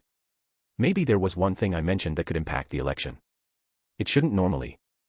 I simply mentioned that my company and I are closely watching the elections of those planets we associate with since an election scandal could hurt our reputation, which is one of our main selling points. The moment my opposite processed my words was obvious. The rapidly palling face, the wild look, and the sudden deep breath.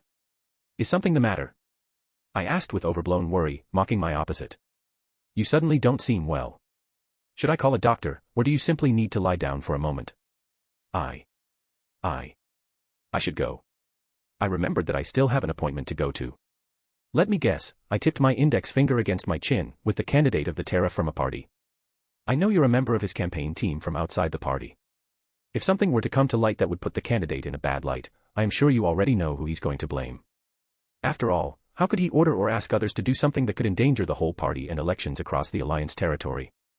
It would simply be the work of a fanatical supporter who took a joke he uttered in private as what he actually wanted. The more I spoke, the more my opposite paled. Something I did not expect to see since their skin was already white as a sheet. Of course, if there isn't anything anyone could find that would hint to this election being manipulated by one party or another, then the whole scenario I just described would stay simply that, a scenario. I gave my opposite a kind smile and jerked my head toward the restaurant exit. Go, I said. I take care of the bill since you have an appointment to catch, right? I watched as my opposite almost ran out of the restaurant, and after the door closed behind them, I waved one of the waiters over to my table and ordered a cup of coffee with a slice of their best cake in the bill. As I waited, I leaned back in my chair and turned my head so I could watch the chanting crowd outside. I wondered how the people of Ariada would react after witnessing such a huge crowd of supporters and then seeing the next poll where the candidate of terra firma would probably fall down more than a few points. The chuckle that escaped was light and startled the waiter, who had brought me the coffee and cape since it came suddenly and without warning. Yet, I simply couldn't help it. After all, a few words were enough to send an adult running in a panic.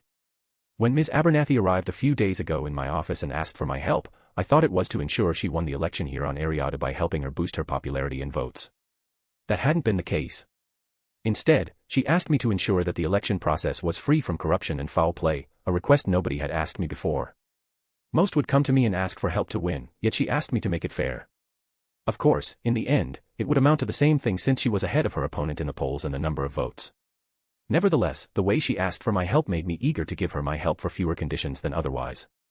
I would have done it either way since having a new parliament member owing me a favor or two was an opportunity too good to pass up, but going about it this way was novel enough to ensure that the favor wouldn't be something I would hold over her head for long.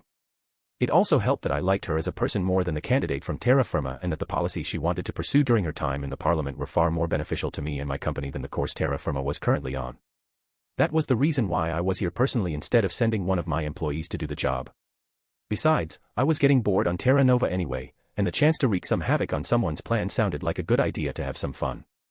Furthermore, I hadn't visited Ariada yet, and the opportunity to scratch the itch to travel sounded nice as well. Perhaps I should make a tour through Alliance territory and visit all the places where Ad Astra had holdings and the colonies I hadn't traveled to yet. The government may have restricted my ability to travel outside the Alliance, at least as long as I complied with them, but they couldn't do anything if I stayed inside the territory. Yes, I decided while taking a sip of my coffee, that sounds like a good idea. After all, right now, there is something of a lull in galactic events, and I have the feeling that it won't be long before something happens that prevents me from traveling through the galaxy for a long time. Besides, what good is having a starship if I don't use it to explore worlds I could only dream of before? December 10th. 09.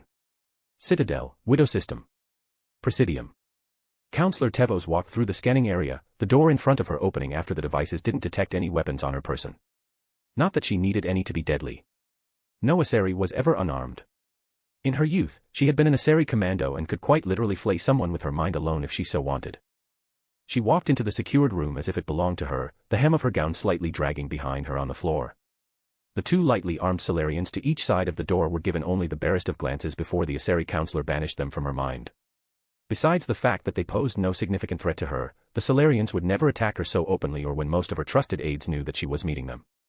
If they decided to plot an attempt on her life, Tevos expected them to either rely on an undetectable poison in her apartment, a mistake during a medical procedure, or a sniper when she was out in public for an event. Perhaps it was a bit morbid of her to imagine how she would orchestrate her own assassination, but she hadn't risen to her position without making some enemies, even among her own people. And Asari were patient. They could wait decades to avenge a slight or to get someone out of their way. Tevos should know. She had been on both ends often enough. Her feet brought her to a table where two Solarians were already waiting for her, a pot of steaming tea in the middle and an empty cup in front of the chair pulled back by the Solarian counselor who stood up to greet her. "Thank you for coming, Tevos." "It's good to see you," said Counselor Mart, a slight smile gracing his lips, something Tevos returned without hesitation. "It is my pleasure, Mart. It sounded like you wanted to discuss something important." "It is," replied Counselor Mart while sitting back down and gesturing to the other Solarian sitting at the table to introduce her. "This is Dalatras Lova, an envoy sent by Dalatras Nara. She has come to share some information with the upper echelons of the Asari republics, which are concerning, to say the least." Dalatras Lova greeted Tevos, lowering her head respectfully in the direction of the Solarian before taking a moment to observe her new acquaintance. Her face's skin was mostly a deep purple, while the area around her nose was a lighter shade without anything like the black freckles that were all over Mart's face. Instead, the Dalatras skin seemed more leathery, and deep wrinkles were around her eyes, telling Tevos that she was dealing with the Dalatras nearing the end of her natural lifespan. After being the counselor for the Asari republics for so long, Tevos had met quite a few Solarian Dalatrases, especially since some of them decided to become the counselor for the Solarian Union.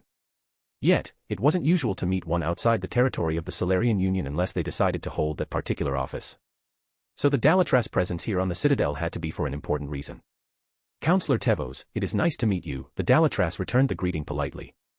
"The Solarian Union is grateful to have a staunch ally like you on the council. The Solarian Union and the Asari republics have been allies since we found the Citadel and created the foundation of our current galactic community. While our respective governments haven't seen eye to eye on all matters, we have always done our best to direct the galaxy toward a brighter future, and I, for one, am grateful to have taken part in this." To say that the Asari Republics and Solarian Union haven't seen eye to eye on some matters was the understatement of the century. Hidden from the public and, more importantly, the Turians' eyes, the two of them have come to blows within the shadows more than a dozen times in the last 500 years. Events where hundreds died and had been declared accidents or natural disasters had been acts of a shadow war the Asari and Solarian led behind the scenes. Yes, our two governments have always strived towards such a future, and I have news that could help us ensure the future we envision, replied Dalatraslova. Could you please explain what you mean? I would like to know what information the Solarian Union discovered. The STG discovered that the Batarian hegemony is gearing up for an immense operation against the Alliance. Of course, they are acting through intermediaries like slavers and pirates, but, as always, it is a paltry excuse. One that not even the most simple Vorsha believes anymore. And what does the Solarian Union intend to do? Asked Tevos. Counselor Mart introduced you as an envoy of Dalatras Nara, so you probably speak with her voice. Do you want to warn the Alliance, and if so, why did you ask me for this meeting? Something like that doesn't require my help nor the one of the Asari Republics. The humans already know about the Batarians' plans, I am sure about that. Their intelligence service, the AIS, is quite competent. Most of the STG are equally frustrated and glad to have a worthy rival again besides the Asari since they have been running circles around the Turian for centuries. So no, we don't intend to inform the humans about anything. Now you have me curious. If not that, what are your plans? We want to change the timetable of the raid and ensure that it is more successful than the AIS intends to allow. The humans want the attack to happen, asked Tevos, the words leaving her mouth before her mind sprang to the correct conclusion as to why they would do so. Dalatraslova seemed to recognize the realization on Tevos' face when she answered, you have come to the same conclusion. They want to garner sympathy and understanding among the galaxy's citizens to strengthen their political position before they inevitably strike back. It is a tactic we both have used to push through certain laws in the past. Furthermore, this counterattack will weaken the Batarians immensely, giving the humans the undeniable dominant position in their corner of the galaxy while keeping their power intact. And you want to make sure that doesn't happen, concluded Tevos. It will happen no matter what we do, replied Dalatraslova with a shake of her head. All of our projections show us that humanity will attain a position of power that is only below those on the Council. The only reason why we will stay on top is because we had more time to establish ourselves in the galaxy and because we created the Galactic Society in its current form. It is only a matter of time until humanity grows powerful enough to make their ascension to a council species a mere formality. How long? Asked Tevos, her eyes narrowing. At the current pace. Half a century, at most, replied Dalatraslova, her answer thick with the same apprehension that Tevos felt. That is too fast. Tevos knew since the humans established their embassy on the Citadel that they would become a member of the council one day. This young species showed all the important characteristics necessary for it. Diplomatic, economic, and military prowess paired with a diverse and deep cultural background. Everything that the current council members had, too. Yet, it was too fast. The Asari hadn't gained enough influence over them to subtly direct them onto a path beneficial for the galaxy. Even their usual approach of sending maidens into the territory of the newly discovered species to slowly subvert their culture with Asari ideals wasn't showing the anticipated results. On the contrary, many maidens were deeply fascinated by the multifaceted human culture and began to bring it back into Asari territory. Furthermore, there was another point that had to be addressed. And what about the Batarians? They won't take that lying down. Once upon a time, the Batarians had been considered to take up a council position since they showed many of the preconditions, too. Yet, their so-called cultural heritage of keeping slaves and their unwillingness to move past such a barbaric custom kept the council members from seriously considering any of the myriad petitions to join the council. Furthermore, the ability of the Batarians to genuinely cooperate with others and their capability to commit to the safety of the galactic community was questionable as well. In the end, it had been decided to keep them away from the highest position of power as long as they showed no intention to change. A stance that the Batarian ambassadors were well aware of but chose to ignore while continuing to petition for a council seat. The Batarians will probably leave the Citadel in protest after we deny their call to censure the humans. Something they will undeniably try to push through, interjected Counselor Mart, taking part in the conversation for the first time since Tevos sat down at the table. They always play the victim or aggrieved party whenever they overestimate themselves and get put in their place. Just like they always threaten to leave the Citadel if they do not get what they want. I am sure they will try to do the same this time, too, not understanding how much the situation has changed with a new superpower in their front yard. Tevos understood what Counselor Mart meant by that. The situation had changed. That much was true. One of the reasons why the Council had tried to placate the Batarians whenever they pulled the leaving the Citadel card was that the hegemony performed as a buffer between Citadel space and the Terminus systems, preventing many of the less savory elements from the wild part of the galaxy from coming into their corner of the galaxy. Besides, the influence the Batarians had over the Terminus systems kept it relatively calm despite the numerous factions within. But with the humans now being able to take over the role as a buffer instead of the Batarians, they lost a big bargaining chip. The loss of the Batarians as a calming factor over the Terminus systems wouldn't affect any of them in a major way. The other side of Citadel space, which was connected to the Terminus systems, was secured under the watchful eyes of the Turian hierarchy, and the Batarians had not much influence over that part in the first place. The only thing that would happen would probably be increased pirate and slaver activities, something the Alliance would have to deal with as part of their obligations to the Citadel. Those circumstances would work well to help limit the growth of the Alliance, as they would have to commit more resources to keep their borders secure in addition to the suddenly potentially hostile state next door that wasn't bound by any Citadel laws anymore.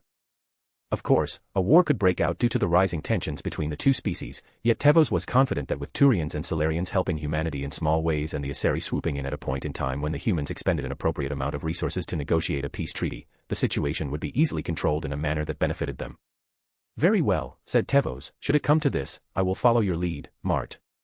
Now, please enlighten me on how you intend to use the future attack on the Alliance to our advantage. I am sure you already have come up with more than a dozen scenarios, and my time today is sadly limited, so we have to work quickly to select the most appropriate." Her words were greeted by matching smiles from the two Solarians, telling Tevos that her estimation of there being a dozen potential scenarios fell short badly. Chapter 64, Interesting Times, Chapter. February 18th. 14. AEO's Prime, AEO's System. Normally, the day should have been uneventful for the colonists. The planet they had chosen to settle on was away from any major trade routes yet far enough inside Alliance territory to not fear any incursions from enterprising slavers and pirates. The regular Alliance patrol crossing through the system helped in that regard, too.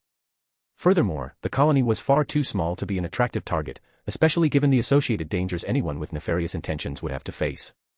Too dangerous with far too little to gain. That was the consensus any criminal with a brain would agree to. However, as the colonists of the settlement of around 200 people looked up into the sky, they saw the shadows of around half a dozen ships descending onto them. They didn't recognize the designs of the ships, and in hindsight, they should have acted immediately and sent an emergency call to the closest Alliance patrol when they first saw the number of vessels coming down. But the colonists felt safe and didn't act before one of the ships fired upon their rudimentary spaceport, destroying the few freighters they had. After the first shots were fired, it all happened very fast. Panic spread among the people, but those with previous military training and the ones who managed to stay decently calm took control of the situation quickly. Someone sent off an emergency call while the others either armed themselves with the few weapons available in the settlement or ushered the rest of their people toward the emergency shelters whose construction was a regulation for all colonies out of the way. Most colonies didn't see the use in them and didn't construct them before an Alliance bureaucrat pointed it out and threatened them with sanctions if they didn't build the required number as soon as possible. The colony of AEO's Prime was lucky in that their first colony leader saw their practical use and made their construction a priority. Other smaller colonies weren't so lucky on that day. In the meantime, the foreign ships had landed, and a mishmash of Batarians, Turians, Solarians, and the occasional Asari rushed out of them with guns blazing. The defenders of the colony fought valiantly, but they were far too few in numbers to stand against the tide for long. They died, and their bodies were left on the ground by the attackers to rot after they stripped them of anything even remotely valuable. After all, a dead body wouldn't make them any money, so why should they make the effort and take care of them? Despite the quick and sudden attack, the Alliance reacted relatively quickly and forced the attackers to retreat before they could cause the colony the most possible harm. A single Alliance frigate that had been patrolling in a nearby system received the emergency call and responded by aborting their task and rushing toward the AEO systems as fast as possible after passing the message on. Faced with a competent opponent that was more than a few settlers with guns, the attackers called the retreat, knowing that the single Alliance frigate wouldn't stay alone for long and that any drawn-out confrontation would end badly for them. Thus the attackers decided to leave the system and travel back from where they came from with everything they managed to obtain.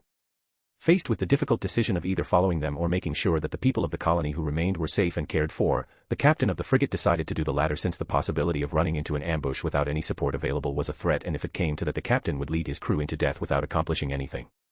When the Alliance Marines who were stationed on the frigate first stepped foot into the settlement of AEO's Prime, the smell of death assaulted their noses. The youngest among them, barely a few months out of basic training, didn't manage to settle his stomach nor keep his food down. Yet, the older and more experienced ones wouldn't say anything about it since even they had problems with the combination of dead bodies and blood that were left in the open on a day when the sun was shining down relentlessly. The Marines walked through the settlement, always on guard in case not every attacker managed to make it in time back to their ships and were left behind by their so-called comrades. Their caution turned out to be appropriate since the group of Marines was attacked randomly by remaining pirates who thought that dying in battle was a better option than whatever the Alliance would do to them for participating in the attack in the first place. Especially, the two Krogans they encountered seemed to follow that line of thought. Nonetheless, the Marines secured the city without any losses, and with time, more and more people from the frigate joined them in searching for survivors. A few of the emergency shelters had been broken open, and from the signs discovered, the people who had hoped to find refuge there had been abducted. Thankfully, more than half of the shelters were intact, and the people there were shaken but alive. It simply took some time to get everyone out since the pirates and slavers detonated the explosives, which they wanted to use to break the shelters open prematurely, and the debris obstructed the entry. Most of the colonists had survived the attack, but a great number had disappeared, not counting the dead. Furthermore, most of the settlement's infrastructure was destroyed, and it would take a long time until everything was back to before the raid. Nothing to say about the scars, physically and mentally, that would remain for their lives. Yet, the settlement of Aeos Prime could think themselves lucky, not like the settlement of Ortella, which turned on this day into nothing more than a burning ruin inhabited only by ghosts. Aeos Prime and Ortella weren't the only targets hit by pirates and slavers on that day. Overall, 11 planets, all under the Alliance's jurisdiction, were hit, 8 smaller settlements, and 3 planets that could be called colonies without shame. Many people, human and alien alike, lost their lives, and even more, felt the irons of captivity around their necks. Nobody would disagree that this day was a black mark of shame in the Alliance's history and that of humanity, too. And the dark times weren't over yet. But, as it is with all dark periods, there are beacons of light, bringing hope to all. Names, of those who stood against the enemy, proud and brave. Defending those behind their backs, and dealing death to those in front. The Angel of Elysium. The Bulwark of Alondite. The Ghost of Yume. The Lioness of Rathar. These titles gave the people hope that there were defenders of humanity who did their best to defend them all. Countless others, whose names may not be spoken as loudly as those 4, followed in their steps. Yet, these were the names of defenders. The names that would circulate among the people of the Alliance next weren't defenders. They would be the names of avenging angels. February 26th. 14. Arcturus Station, Arcturus System. Parliament Chamber. An outrage. This is an outrage, I say, cried someone, and his voice was loud enough to be heard over the voices of the other Parliament members who all tried to speak over each other. We can't let the Batarians get away with such an act. We have to retaliate, another voice shouted, agreeing with the previous statement. There's no evidence the Batarian hegemony was involved with this attack. Do you want to throw us into a war with your thoughtless accusations, you cretin? The whole galaxy knows that the Batarians are behind this. Just because there's no evidence doesn't mean that. The rest of the retort disappeared among the chaos of voices.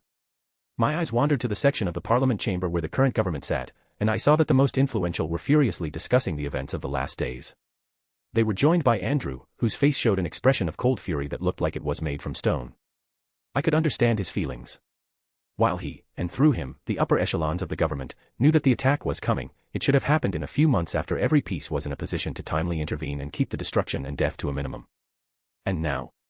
The attack had happened a lot sooner than anticipated and caught the Alliance with their pants down. Furthermore, while I didn't have a chance to talk with Andrew before this session, his expression told me enough to infer that he didn't know about the change timetable. Yet, that wasn't even the worst thing, in my opinion. The worst thing was that the attack happened on a far greater scale than anyone thought possible. They hit 8 settlements inside our borders and 3 bigger colonies. They attacked 11 planets under the Alliance's jurisdiction simultaneously. The news agencies around the galaxy called it the biggest pirate fleet of the millennium. I could feel my face twitching as I thought about the reporting currently happening across Citadel space and barely managed to stop myself from making a grimace.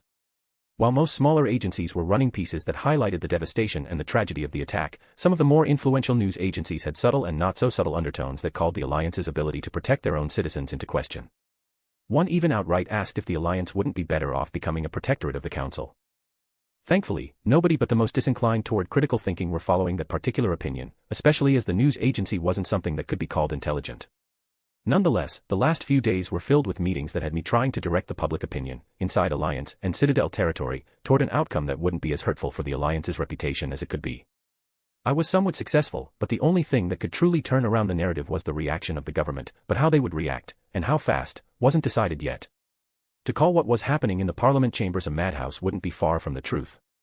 Nobody had the full picture and tried desperately to make sense of what they knew while, at the same time, trying to push their thoughts how the Alliance should react onto others. It wasn't helped by the government officials who stayed amongst themselves to discuss things without anyone standing up to try and calm the masses. While most of my attention was going from one place to another, I kept an eye on Andrew and his group. So I noticed it quickly when my friend stood up to leave the chamber while the president slowly walked toward the speaker's desk. Knowing that I would get more accurate and truthful information from Andrew, I left my place among the observer gallery of the chamber to intercept him before he disappeared in the shadows of the AIS to make sure that the Alliance's retaliation would go unhindered by external elements. Furthermore, I could probably speak along with the President's coming speech. One simply needed to have heard enough political speeches and a bit of imagination to do so. I wasn't running through the halls of the Arcturus station, but I walked faster than usual. Along the way, I couldn't help but notice the uneasiness that seemed to follow everyone I passed. Everyone, be they officials, guards, or civilians, seemed to be tense as if there was a possibility of an attack on the station. It was an impossibility, but nobody ever accused humans of being rational when they were scared. And being scared was normal right now. After all, it was a natural reaction after finding out that your defense systems could be subverted. My hand clenched subconsciously when the thought hushed through my mind, and I could feel how my fingernails pressed into my palm. That the attacks on the smaller settlements were successful wasn't a surprise. They weren't defended well, and most of their protection came from the regular patrols that went through their systems, acting more as a deterrent than actual protection. Something that had worked until now. Yet, the attacks on the 3 genuine colonies, defended by a handful of ships in addition to a couple of ODPs, should have been met with a decisive loss on the attackers' side. Scheduled maintenance, technical and personnel failures. Any of those were believable as reasons for the failure of 1 or 2 ODPs, but not 8 across 3 different systems during an attack. And one didn't even have to mention the damage that bombs caused among 2 more. It couldn't be more obvious that this was an inside job, or, at least, someone who had the ability to evade AIS detection for months to plan this outcome. And the number of people and organizations that could do that was low enough to count them on 2 hands, especially since Cerberus and all its affiliated backers could be ignored entirely. That organization, for all its ambition to become a powerful player, would never condone an attack as this since it hurt humanity's independence more than anything. Even if they were planning to fan the flames of alien resentment, they would never do so in a way that would end with humans put into slavery. The chance that their involvement could be outed, a real possibility with the AIS and Andrew on the warpath, would cause any goodwill the organization achieved to go up in flames and turn into outright hate for betraying everything they stood for. Open rioting within their ranks wouldn't just be a possibility but a certainty. I was sure that for the investigation into how the pirates' attack could be so successful, any inclination toward rivalry or the fact that they were officially on different sides would be pushed toward the side. The AIS and Cerberus would work together to make sure that the enemies of humanity would pay for this transgression in blood. This would probably be the first time the 2 organizations wouldn't look for a way to come out on top. As always, it was interesting to see how a shared enemy managed to bring people together. Managing to arrive at the atrium Andrew would have to cross to get to the AIS offices from the Parliament chamber, I let my eyes wander around, hoping to spot my friend before he disappeared. While I didn't manage to find him quickly, the fact that I saw far more people wearing military uniforms didn't escape my notice. The number of armed guards had increased as well in an effort to project an atmosphere of safety. I was sure the people responsible for the increased security meant well, but they missed their goal. Instead, I could see the civilians and officials throwing uneasy glances at them as they walked by. Something nobody, even the guards getting the glances, could resent them for, since it looked like we were at war right now.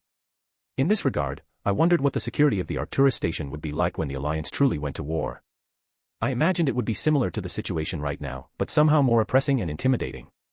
I was sure that not even I could walk these halls without getting stopped by an overeager patrol every 5 minutes. And my face was known as well as the leaders of international superpowers in the 21st century. Nevertheless, as I wandered through the atrium, I finally found Andrew.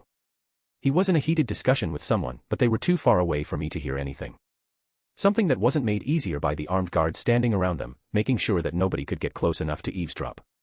And since I knew Andrew had at least 3 scramblers on his person, any possibility of an electronic device listening in was in the same range as a Krogan deciding to dedicate his life toward galactic peace by singing songs of love and peace. Not an absolute impossibility, but certainly close.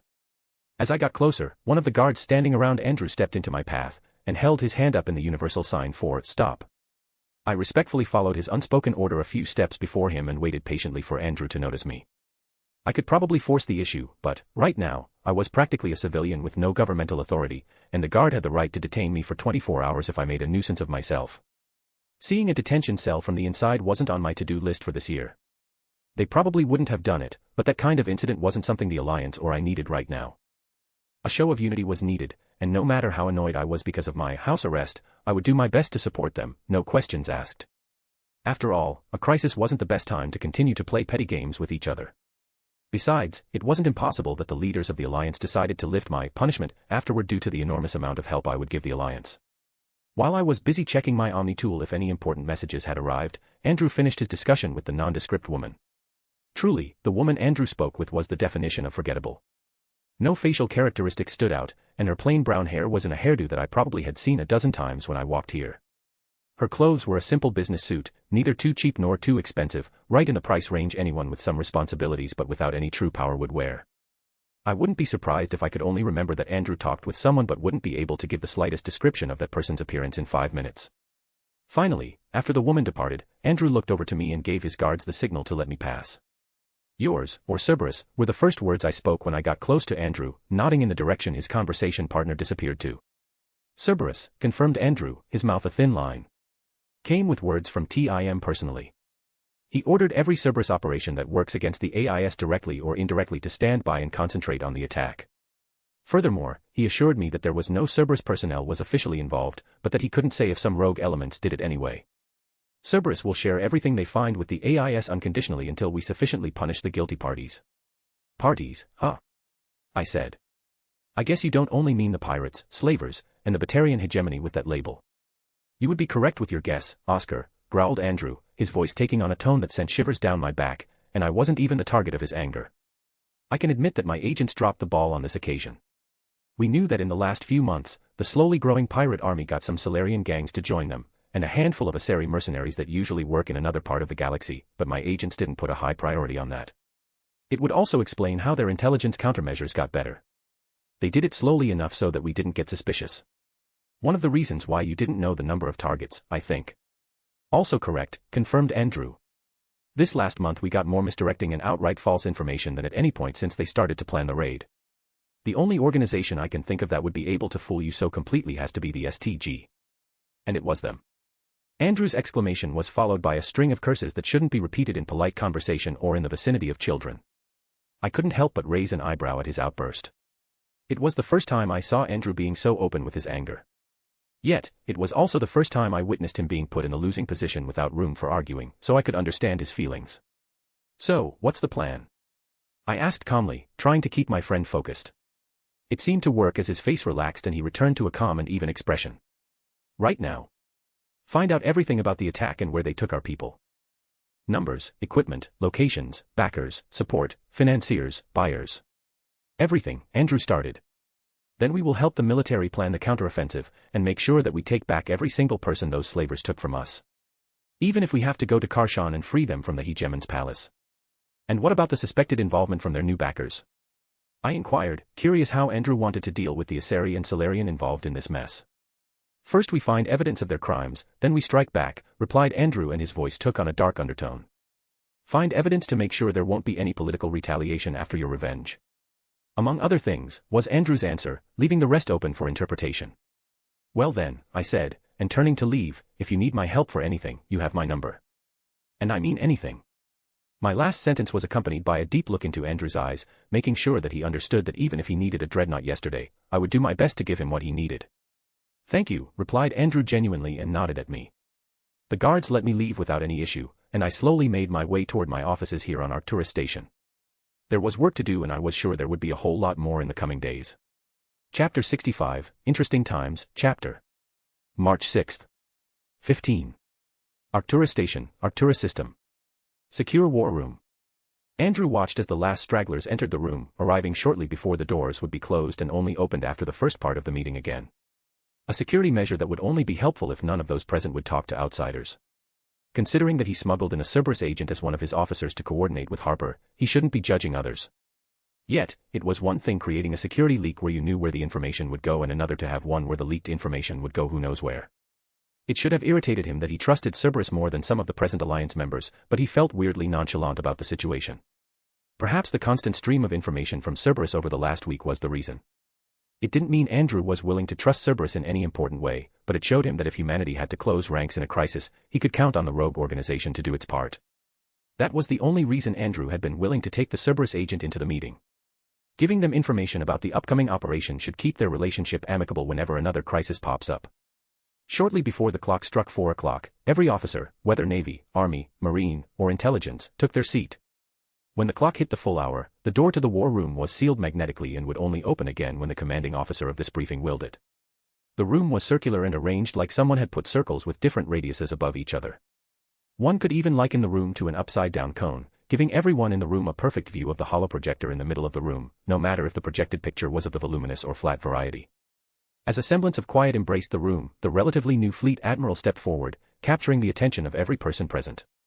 This, and the operation as a whole, would be a trial by fire for the new fleet admiral, who had been promoted to the head of the Fifth Fleet not half a year ago.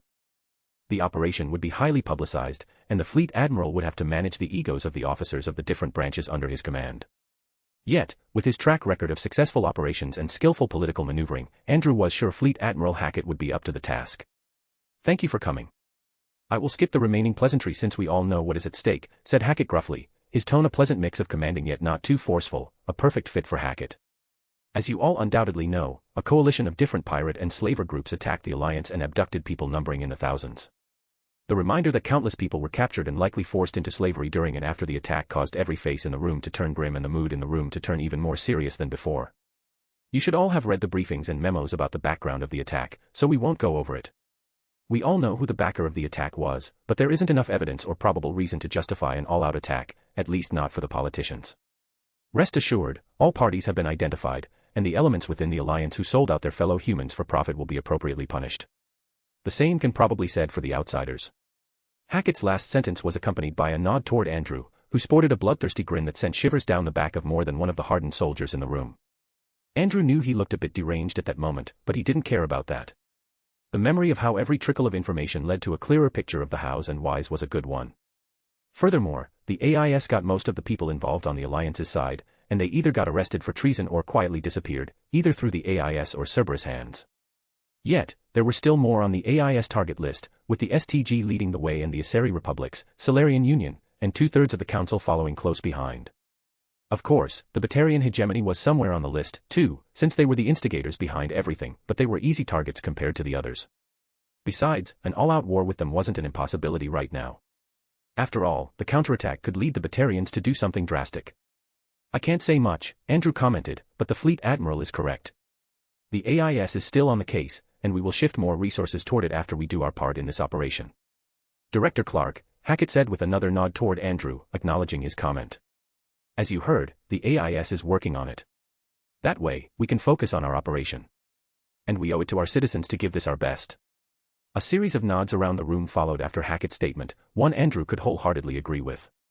The operation will composed of two overarching parts. While both fall nominally under my overview, I will only be directly responsible for realizing one part. At the same time, the other will be directed by Director Clark of the AIS, who has a better overview of the situation and more experience in coordinating operations needing a more delicate approach. Especially since we want both parts to happen at the same time, and the second one shall not give anyone a reason to declare war on us for conducting operations in their territory against their citizens. Who that anyone Hackett mentioned did not need any explanation. The two operations are being called Hammer and Dagger. I will begin briefing you on Sword, while Director Clark will take over to inform you about Dagger. You all were notified before this meeting which operation you will be joining, but I expect you to listen to the other one in case some of you will be reshuffled. This meeting will give you a general overview, while a follow-up meeting will clarify your specific positions and roles. After finishing, Hackett stepped forward to the terminal and dimmed the light while activating the projector in the middle of the circular room. The semi-transparent picture of a dark brown and slightly orange sphere that one could mistake for a desert planet but actually was a moon appeared above the projector and started to spin slowly. "This is the Fortress Moon, Torfan," Hackett started, walking around the projector in the opposing direction of the picture's spin. "It's called a Fortress Moon since the Batarian hegemony used the moon as a military outpost until roughly 100 years ago. The Batarians officially abandoned the moon for some or another reason, and it didn't take long before the first pirate gang took over the largest military complex among those dotting the planet. Surprisingly or not, the pirate gang was composed completely of Batarians who probably had been part of their military until that morning," Hackett finished in a dry voice, electing a few chuckles from his audience. While the implications Hackett alluded to weren't too surprising, the fact that this particular pirate gang was still situated in the same former military complex and essentially in power over the rest of the moon was by far more interesting to know. Normally, no pirate gang should exist for 100 years, external and internal power struggles almost guaranteed it. That this one continued to exist under the same name showed that the Batarian hegemony had vested interests in the survival of the group, which was probably a paramilitary organization. Perhaps Andrew should ask Hackett to remind the troops tasked with taking that particular complex to try and capture the leader. That one should have some nice information the Batarian hegemony wouldn't like to see in the hands of the Alliance. Perhaps even some tidbits that could turn on the heat for the Council if they were lucky. Andrew turned his attention back to the projection of Torfan when a pulsing dot appeared on the northern hemisphere of the moon. The base of the group, called Kashkar's Pillars, is located there, on the northern hemisphere of the moon, built into a canyon. The whole area is dotted with AA batteries, making an attack by air impossible, and you can be sure that they have enough gun emplacements to make a foray via the ground a costly endeavor. Sadly, that will be our only option here, since the analysts say that anything approaching from the air will be shot down before they can even make out any details on the ground, meaning we can't send in the Helljumpers to take out the AA defenses. Nevertheless, we will have to take them out since intelligence says that many of our fellow citizens are being held and processed there. It was a depressing start, but when Andrew looked around, he did not see anyone with an expression saying they were afraid of walking into that potential hell. And Andrew was sure that when the officers told their troops about it, their reaction would be the same. While this base will be our main objective, it won't be the only one, Hackett continued after he looked over the gathered people, seeing the same as Andrew. Hackett pointed toward the projection, and around 24 bigger dots, similar to the one marking the main objective, appeared alongside countless smaller and dimmer dots. We will have to deal with a number of similarly defended bases and dozens of outposts that are nothing more than lightly defended warehouses where either pirates or slavers gather to rest before their next raid, yet we will take them on, too. To keep them from organizing and attacking our flanks while we march toward the better defended bases, and to put a dent in the pirate numbers so that this part of the galaxy won't return to its previous number for the next few decades. Furthermore, after this operation is finished, I doubt the Alliance will have pirate troubles for the foreseeable future. After all, they will have a vivid example of what would happen to them should they dare. The meeting continued without any interruptions. Hackett briefed the present officers on the general information about the more fortified bases before opening the floor to questions and answering them as best as he could. Terrains, numbers, and more. Andrew listened and took over for Hackett in some cases, since it was his agents who brought together the needed information, and he was the only one who had access to their full reports. Yet, some of the officers asked questions even Andrew could not answer, but he promised them that his agents would get back to them with the needed information. Furthermore, he took note of those questions and added them to the survey whenever his agents had to scout a location in preparation for an assault. Finally, Hackett's part ended with the words, "Anything further will be discussed in the designated task groups." I will now pass on the position of speaker to Director Clark. He will explain the second half of the operation, as he will be the one coordinating it. Andrew stood up and walked over to Hackett's position, nodding at him thankfully before the Fleet Admiral took a step back to let Andrew take the central position. Firstly, this operation will be conducted by the AIS and the Special Operations Divisions of your respective branches. So, I will politely ask everyone without any clearance for SOD reports to leave the room. Many officers stood up at Andrew's words, and the magnetical lock of the door disengaged to let them leave the room. Some only started to move after Hackett nodded at them to give his assent. After they finally left the room, Andrew ordered that it be sealed once again and changed the picture the projector showed from Torfan to a galactic map of the sector the Batarians inhabited. Information shows that most of our captured citizens are still on Torfan, and the operation Admiral Hackett explained will free them. Yet, there are some that have already been sold or given to wealthy Batarians in exchange for their help in the invasion itself. Andrew started without any preamble. It will be our duty to get them back without, hopefully, triggering a war with the hegemony. Are we sure that not more of our people are going to be relocated from Torfan until we make our move? Asked someone in the audience. We can't be sure, answered Andrew truthfully. But Ambassador Goyle is managing that front for us. She's tying up the Council and the Batarian Embassy in proceedings that make it unadvised for the hegemony to buy or sell human slaves until they are finished. Ambassador Goyle is using the angle that while slavery is allowed in Batarian territory due to their cultural practices, the citizens of the Alliance have not agreed to partake in that specific practice. It's tying them up in debates, and the Turian Councillor, who is apparently partial to our side, basically ordered the Batarians to hold off on buying any human slaves until the matter is solved if they don't want a Turian fleet going from one human slave to another to ask if they want to be one. The Batarians are following the decree for now. Somehow, they have the insane hope that something will happen that will legitimize their possession of human slaves. Andrew could only shake his head theatrically at this statement, eliciting a few chuckles. Are we sure that Ambassador Goyle can stall them long enough?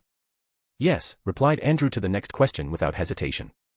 She has the nominal support of the Turians and isn't alone in her endeavor to put political pressure on the Batarians. Among the people helping the ambassador was Andrew's friend Oscar, whose house arrest had been rescinded. He had arrived on the Citadel last week after leaving the last preparations for the military in the hands of his most skilled administrators. It had to be said that while the house arrest had been rescinded, Oscar was still under the thumb of the Alliance government, at least officially. Andrew and Oscar both knew that the latter could do more for the Alliance if he was on the Citadel, so they convinced the Alliance's president to order Oscar to the Citadel as support for Anita Goyle. To keep the illusion that Oscar was still on thin ice with the Alliance's government and under their control, his usual bodyguards had been swapped with a squad of the Alliance military's finest. Hardly a hindrance, since their orders had been to simply keep watch over him and not interfere with anything the influential and powerful man was doing.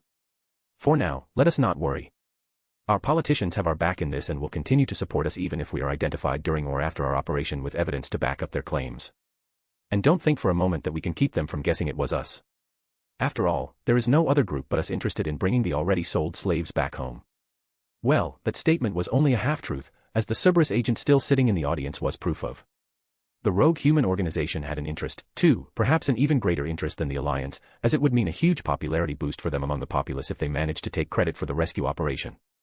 Normally, Andrew would be alright with presenting Cerberus as the scapegoat whenever the AIS had to accomplish a mission that would be popular among the Alliance's people but damaging to the Alliance's relationships with the other star nations, yet this would be a too great popularity boost for them. Furthermore, the implication that Cerberus had the necessary resources to conduct an operation of this magnitude would bring closer scrutiny and more interest from the Council. Something Andrew wanted to prevent, as the Cerberus name was a good smokescreen for the operations of the AIS. Nobody should be able to connect to them. We have to do our best to keep the evidence of our involvement to a minimum. That means deep cleaning protocols. Inform your troops and let anyone uncomfortable with it transfer out from under your command. Andrew did his best to catch the eyes of everyone present one by one to make sure everyone understood. The deep cleaning protocols were the most extensive evidence denial protocols within the Alliance. The bodies of ground troops would be burned to cinders in seconds by devices connected to their combat suits when they died, activated the device by themselves, or someone tried to open their suit without sending the correct identification codes before. Even their weapons had small devices affixed, which turned them into little more than slag if they got too far away from their owner. Furthermore, their suits were hermetically sealed so that not even the smallest skin cell could be left behind. Even the starships would not be exempted from this rule. Should any of them be in danger of being destroyed, captured, or even boarded, their cores would overload in such a way that nothing but stardust would remain of them. The names of anyone dying on this mission would never be honored beyond a simple star on a marble plate. Officially, they wouldn't even be dead but listed as MIA during the Torfan operation. After getting either a nod or whispered vocal confirmation from every officer that they would inform their troops about the protocol, Andrew continued with his presentation. While not many Batarians acquired human slaves in the wake of the attack, since as a new commodity they were either used as presents for backers or sold at very high prices, they are scattered around the Batarian territory. Furthermore, as you can already guess, the target locations will be the estates of influential, wealthy, and powerful Batarians, so their security will be accordingly heavy. Yet, I don't believe that getting around or through them will be our main problem for most of the targets, except those on Karshan. Our main problem will be to get to the planets where our citizens are undiscovered and to get out of there, too. A fact that means that in this area, Andrew highlighted the area around Karshan and its closest systems, we won't be able to operate. So we will abandon those held there. If I read the reports correctly, it is the area where most of the people already sold are held, asked an officer from the Navy's Special Operations Division according to her uniform. While some would frown at the wording of the question, Andrew noted that she asked it without any heat behind it and more with a cold and analytical detachment, even if a hint of resignation came along, as if she had already known it would be in the realm of impossibility. Abandon. No, replied Andrew with a shake of his head. We will simply delay their rescue. Some agents of the AIS have volunteered to keep an eye on their situation and to inform the special operation branches the moment an opportunity appears to rescue even a single person. Besides, there are several projects in development that should allow us to conduct operations in the area without being detected by the Batarians. I believe that we will be able to bring every abducted person home in the next 3 to 5 years. A number that wasn't perfect but better than nothing. Nevertheless, Andrew saw that the eyes of the military officers lost a bit of the anger hidden in them and got replaced by hope and determination. Yet, he couldn't say more, especially with the Cerberus agent among them. Most of them did not have the necessary clearance, and it wasn't his job to inform them about Project Ghost. A project with higher security and secrecy than the ruler-class ship. But to be honest, a ruler-class ship was difficult to keep secret. A far smaller ship could at least be hidden inside a hangar. Of course, a smaller ship would also be less powerful, but since Project Ghost wasn't intended for the front line. Rather, the ships from that project were intended for behind the enemy front line. A stealth ship, co-designed by Dr. Hashiyam, which would improve the effectiveness of the AIS tremendously.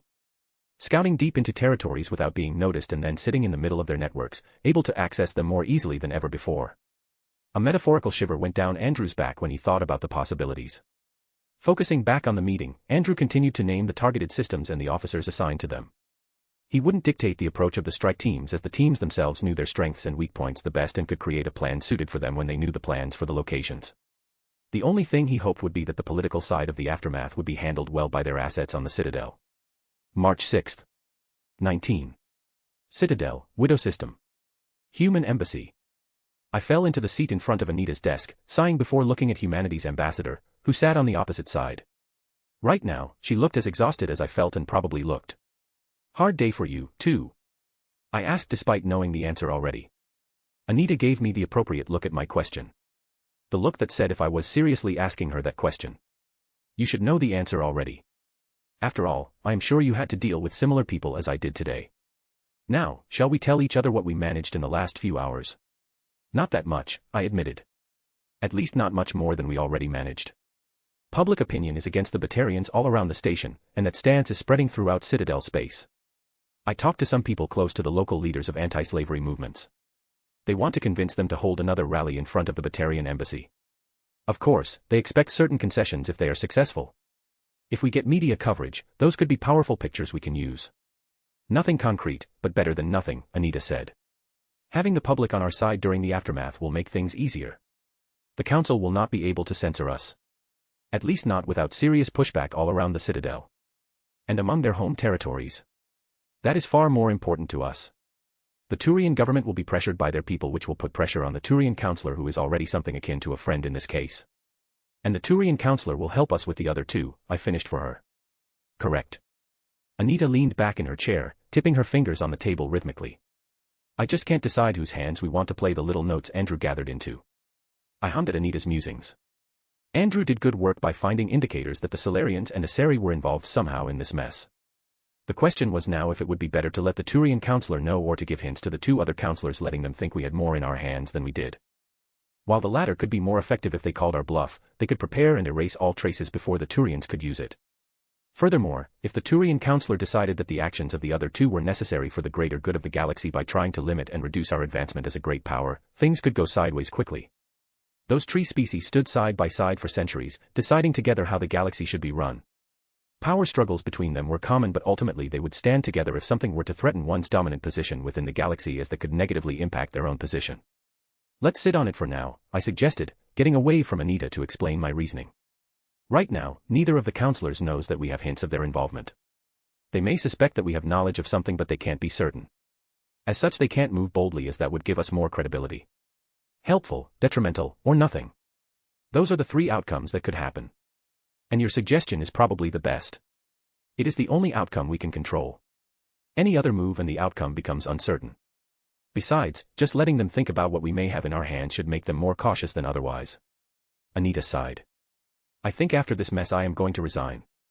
The aftermath is going to be one huge diplomatic mess, even with all the preparation we have done and will still do. Getting tired of this job is sadly a serious side effect, and I want to spend some more time with my family. I think I deserve a nice cushy job without much responsibility and work after serving as the Alliance's ambassador since we made contact with the Citadel. You deserve it, I replied, giving my friend an understanding smile. Thank you for the heads up. Seems like I should send a message back home for my people to begin to line everything up and remove any obstacles in my way. You should, said Anita, returning my smile. It looked like my time as the Alliance's ambassador was coming ever closer. Chapter 66, Interesting Times, Chapter. March 9th. 09. Citadel, Widow System. A warehouse in the Zakira ward. The light inside the warehouse was dim and barely enough to make out the crates standing around. Nevertheless, it was the perfect place for a deal unseen by the many eyes that could follow one on the Citadel. A mixed group of one Asari and two Turians waited in the center of the warehouse for their contact.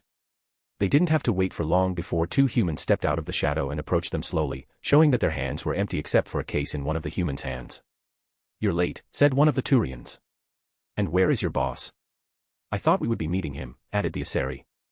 Instead of answering, one of the humans pulled a ball from his side and threw it lightly into the air before him. As the ball lit up in a blue light, the Turians tensed, and their hands went to the guns at their sides while a slight biotic shine surrounded the Asari. Yet, they relaxed when nothing dangerous happened, and the blue light stretched around the ball to form a holographic likeness of their contact. To be precise, it was an image of myself. I am sorry for the slight delay. My people wanted to make sure that the venue was safe from prying eyes and other dangerous elements. And is it? The Asari questioned, to which I replied, it is now, keeping the specifics to myself. In truth, there had been nothing around the warehouse besides a handful of workers, a few junkies who thought this was a calm place, and two crooks who believed this to be a good place for deals, too. Yet my opposites didn't have to know that. It would keep them on their toes if they reached the wrong conclusions. Furthermore, I apologize that I can't be here in person, but it seems like there are some eyes on me from parties who do not wish that movements like yours, or the anti-slavery movement, get more support to accomplish their noble goals. Or perhaps they do not wish for them to gain power here on the Citadel. Or it could simply be that they are keeping an eye on me for the simple fact of who I am. And who is watching you? Asked one of the Turians. From what we managed to find out, at least one specter is always prowling around in my near vicinity for 2 days. And I hoped it had only been for 2 days. I have personally met various people before, and if the council knew about them, it could have been difficult to help Anita prepare for the aftermath of the Alliance's attack on Torfan. A specter, yelped the other Turian, his head nervously swiveling around. Don't worry, I reassured. As I said, my people made sure that we would be safe. And the specter is observing my movements, which is the reason why I am meeting you this way. I gestured down my holographic body. I wouldn't want to bring unnecessary danger to you.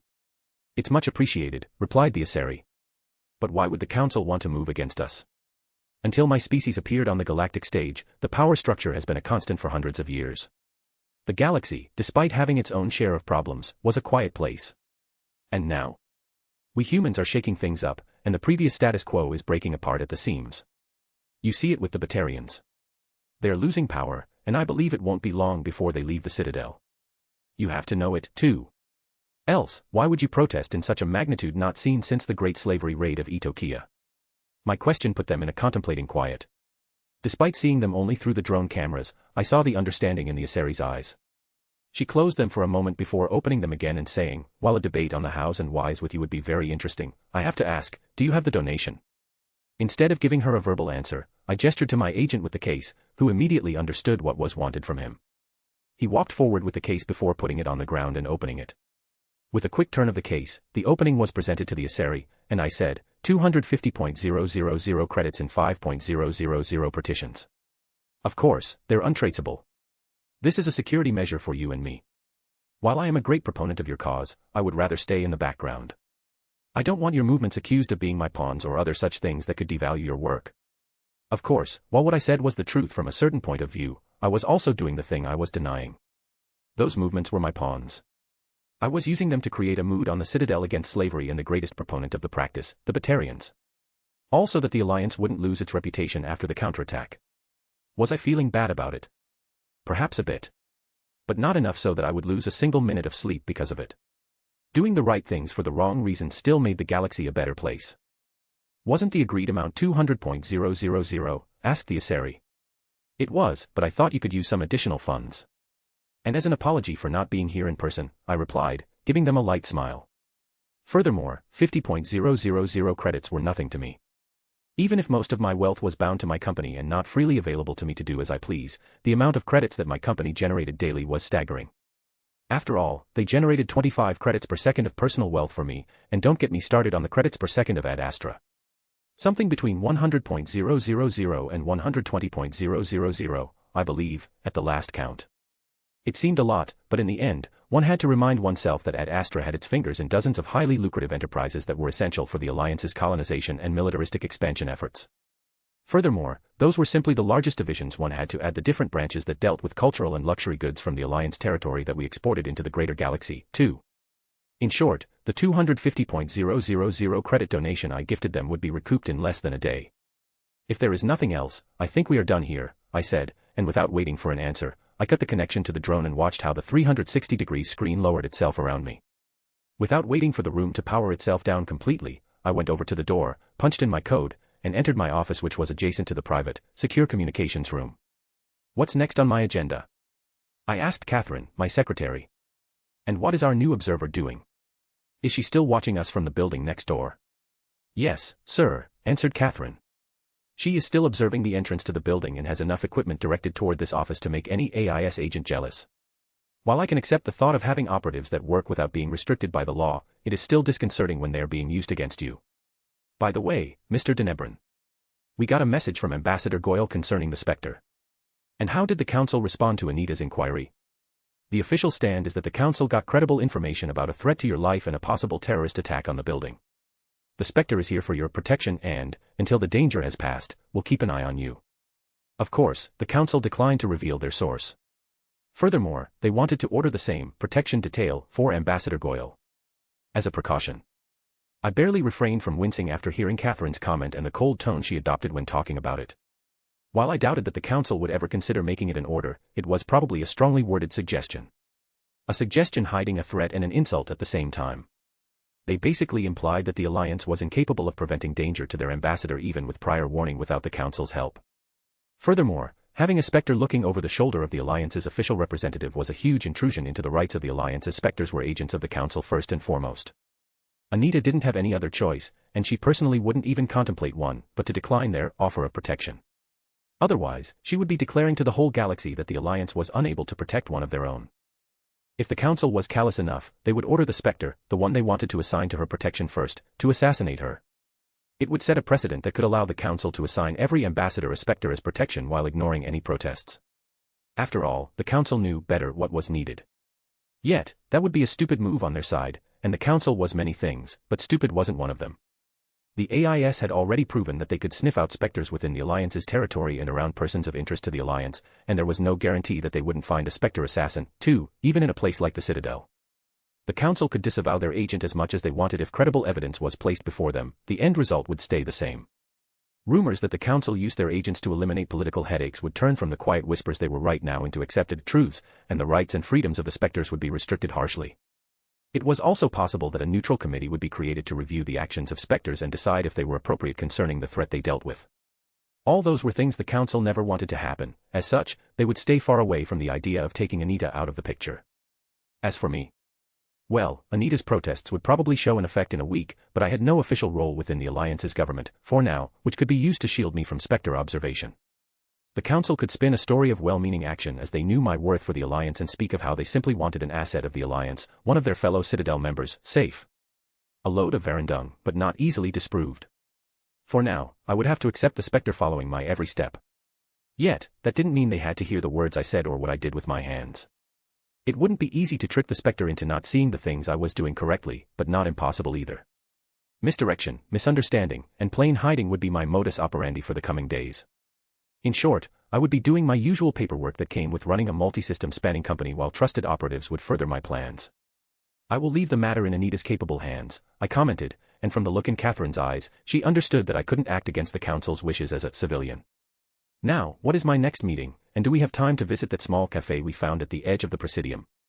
Catherine gave a small smile and said, I think we can make a short stop for some coffee to go on our way to the board meeting. March 16th. 12. Leshka System. Behind the moon of Toka V. 500.000 clicks away from Torfan. SSV Observer. Captain Dewey stared out of the cockpit's window, right at the moon where one of the greatest battles of the Alliance would begin this very day. Yet, it would be a battle he and his crew wouldn't participate in. At least not directly. Their objective was to observe and prevent any messages from leaving the system until the battle was over. Firstly, to prevent any calls for reinforcements for the slaver scum, and secondly, that no information about the Alliance's capabilities fell into enemy hands, especially information about the DR drive's tactical abilities. He was sure that the existence of DR drives was an open secret, or at least almost one, but Dewey knew that not everyone knew about them.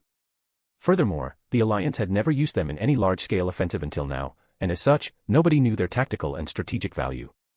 Something that would change for the fleet in the orbit of Torfan in a few minutes before they took that secret with them to the grave. Do we have a stable connection to the fleet? Asked Captain Dewey without turning his head away from where he knew the enemy fleet was even if he couldn't see it from this distance without the help of scanners.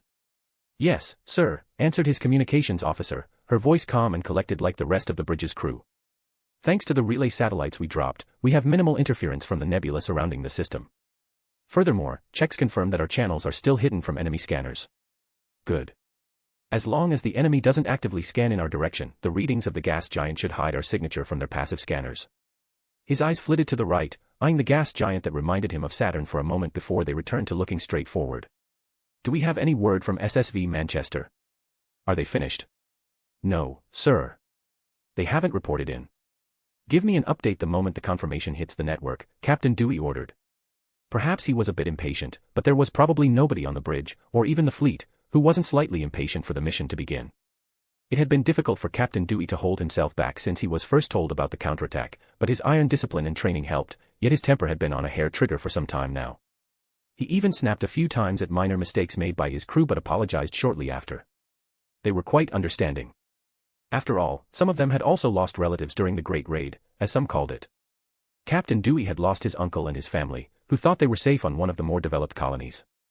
He hoped the troops who would participate in the ground assault could find them and bring them home, especially his two teenage cousins. That was a thought shared by many, and not just those part of the fleet. There were thousands back in the heart of the Alliance who wanted the people taken from their homes back safely. It didn't matter if they lost someone dear to them or not, this wish was shared by everyone despite all the differences that plagued them every day. Right now, humanity was united in their wishes. And in what they were going to do. Something that the Batarians and the pirates and slavers they had on their payroll had a long time coming. The only thing they waited for was for the SSV Manchester to finish planting the scrambler satellites around the system to make sure that no signal could leave the system without Dewey's say-so. After all, his ship, the SSV Observer, was specially outfitted with advanced scanning and communication systems. Usually, they were part of the expedition flotillas that explored systems beyond the mass relay's reach where there were no easy ways to communicate with Alliance Command. Yet, they had been placed under the command of Admiral Hackett when he asked for a ship that could feed the fleet accurate data about their opposition from far enough that the enemy wouldn't be able to find them. That was also the reason why Captain Dewey and his crew wouldn't participate in the attack and stay in their role as observers. While the crew was trained in ship-to-ship combat, they hadn't done so excessively like the ones assigned to defensive fleets. They could defend themselves against the various dangers in the galaxy, but a battle like the one about to happen needed a certain amount of experience to synchronize with other ships. Experience that was either gained through active engagements or war games. Something Dewey's crew hadn't participated in much. "Sir," came the sudden exclamation from the comms officer, ripping Dewey from his thoughts. "The SSV Manchester just reported. Their task is complete, and we got the order from Admiral Hackett to forward the coordinates. Sensors, get me the current positions and composition of the enemy fleet in the orbit of Torfan," ordered Dewey even before the comms officer finished talking. "1 SEC, sir. Getting the data from our passive scanners. Running the data through our memory banks. Got it. Comms, forward it to the Admiral, and tell them, good hunting." "Sir, yes, sir," replied the comms officer, and with a few gestures, the data was sent. It would take a few minutes before the information got disseminated among all the ships of the fleet, and every ship was ready to initiate the jump. Besides, even if the jump was only a short distance from just beyond the system's border, it still took some time. From the moment they got the confirmation from the Admiral that the DR drives were ready to jump, it would take approximately 3 minutes from their jump point to right under the enemy fleet. 2 minutes after the confirmation, one of the 2 tasks of the SSV Observer would begin. The crew would take control of the satellites the SSV Manchester placed and make sure no information got out of the system. The second task was to gather the battle data for the after-action report and to analyze their effectiveness and efficiency. After the 5th Fleet finished with the enemy fleet in orbit, Captain Dewey would order the crew to steer the ship closer to Torfan and direct all their scanning and recording devices toward the surface to capture as much of the battle as possible. They wouldn't be able to record the whole battle since the first strike of the ground invasion would happen the moment the fleet appeared in the orbit of the moon. After all, surprise and shock were essential to catch the enemy off guard and create a few beachheads more easily to land more troops and armor in the second phase of the ground invasion. "Sir, the Admiral just gave the green light for the jump." "All right, start the countdown, 2 minutes. Prepare to scramble all outgoing communication when the timer hits 0, directed Dewey, and 3 people replied that they were on the job. It was a tense 2 minutes, but it got even more tense the moment the timer hit 0. "Timer is 0, announced the crew member who said it, and one of the 2 who prepared the scrambler replied, "Scrambler is working. No signal is going out of the system without your permission." "Wonderful," said Captain Dewey. "Prepare the scanners. I want them to go active when the first rifts open close to the enemy fleet. We may not take part in the battle itself, but I want no one to be able to say that we didn't do the task given to us as best as we can." For the first time since entering the bridge more than half an hour ago, Captain Dewey turned fully around to look at the crew members in the back half of the bridge. His eyes wandered from one person to the next without skipping anyone. He got a determined nod back from everyone he looked at, just as he expected. None of them may be combatants at the front line, but they were still members of the Alliance, and as all members of the Alliance, they did their tasks and duties with pride, competence, and prudence. Just as he turned back forward, someone to his right said, "Sir, it's beginning. Start the recording. I want every shot and hit taken on tape. Furthermore, put up a screen with a picture of the magnification telescope. I would like to watch the battle, and I think the pictures will go well with those back home who couldn't be here today and be a part of this." Besides, he was asked by an AIS agent to record the battle for propaganda. While the tapes would reach the troops first, they would get to the public at some point. It would show actual footage of the Alliance's stance against piracy and, most importantly, restore faith in the Alliance after everyone got to see what they would do for their people. The screen appeared slightly before the bridge's window right as the first ship fully exited the swirling hole of the dimensional rift. The ship didn't stay alone for long before half a dozen joined it, with more to follow. The pirate ships apparently didn't know what to do as they simply floated in the void without doing something, but after a dreadnought appeared in their midst, and the frigates and cruiser, which appeared first, fired a few shots at their ships, they got their act together quite fast and returned fire. A few clicks away from the main battle, the carrier assigned appeared, and the fighters on the carrier left the ship like a swarm of angry beetles, rushing into the heat of battle. Yet, his eyes focused on the rift that opened behind the enemy fleet, between it and Torfan. Out came a single cruiser joined by a dozen smaller ships. Captain Dewey couldn't see it on the screen, but he knew the smaller ships would fire drop pods at 3 different locations to create the beachheads the rest of the invasion force would use to create forward operating bases. It didn't take long before the cruiser opened another rift to facilitate their retreat. After that, Dewey returned his focus to the battle in the void. It was going as he expected. The fleet of slavers, pirates, and not Batarians was slowly taken apart by the Alliance's forces. The Alliance's frigates and cruisers coordinated their shots, targeting one ship after another, quickly overwhelming their shields and then piercing its armor. The Dreadnought had a slower rate of fire than either of its smaller companions, but that was because it concentrated most of its energy on its shield since the Dreadnought was the obvious threat, drawing attention to it. This made it easier for the others to focus on their offense. Meanwhile, the fighters chased down their opposite, and thanks to the superior training of the pilots, and their more advanced crafts, it was a one-sided slaughter. After establishing fighter superiority, they would go on to harass the bigger ships. A small and quiet smile appeared on Dewey's face as he watched one enemy ship after another ripped into pieces by the might of the Alliance fleet. The battle wasn't even going on for 10 minutes, and already 2/5 of the enemy floated through the void. It wouldn't take much longer until the rest was destroyed, too. Helm, I believe we can slowly approach the operations area. By the time we arrive, the mop-up should be over. Sir, yes, sir, responded the pilot with a certain enthusiasm in his voice. The battle in space seemed like an easy victory for the Alliance, and Dewey hoped it would go similarly on the ground, too. Yet, something in his gut said that it would be a different beast. A beast that would show its very sharp and deadly teeth to the Alliance troops. Chapter 67, Interesting Times, Chapter. March 16th. 13. Leshka System. SSV Quick Flight. In transit. Alright, people, this is it. I know we haven't been together for long, but in less than 4 minutes, we'll fly down to Torfan in our coffins. Let's make sure that at the end of the day, someone else lays in it, declared Major James Walter, getting a roar of approval as an answer. He chuckled at their enthusiasm. It wasn't that long ago that he joined the group, but all of them had grown on him. Most had been in the Alliance since they enlisted, but 3 others were like him and were not officially part of the Alliance. James had grown up in the US on Earth and had joined the military right out of high school. Back then, he didn't have many options. Joining the Alliance had been an option instead of the slowly shrinking US military, but he still had his little sister to look after and wanted to stay close to her. With the Alliance, he would have been sent who knows where within the galaxy.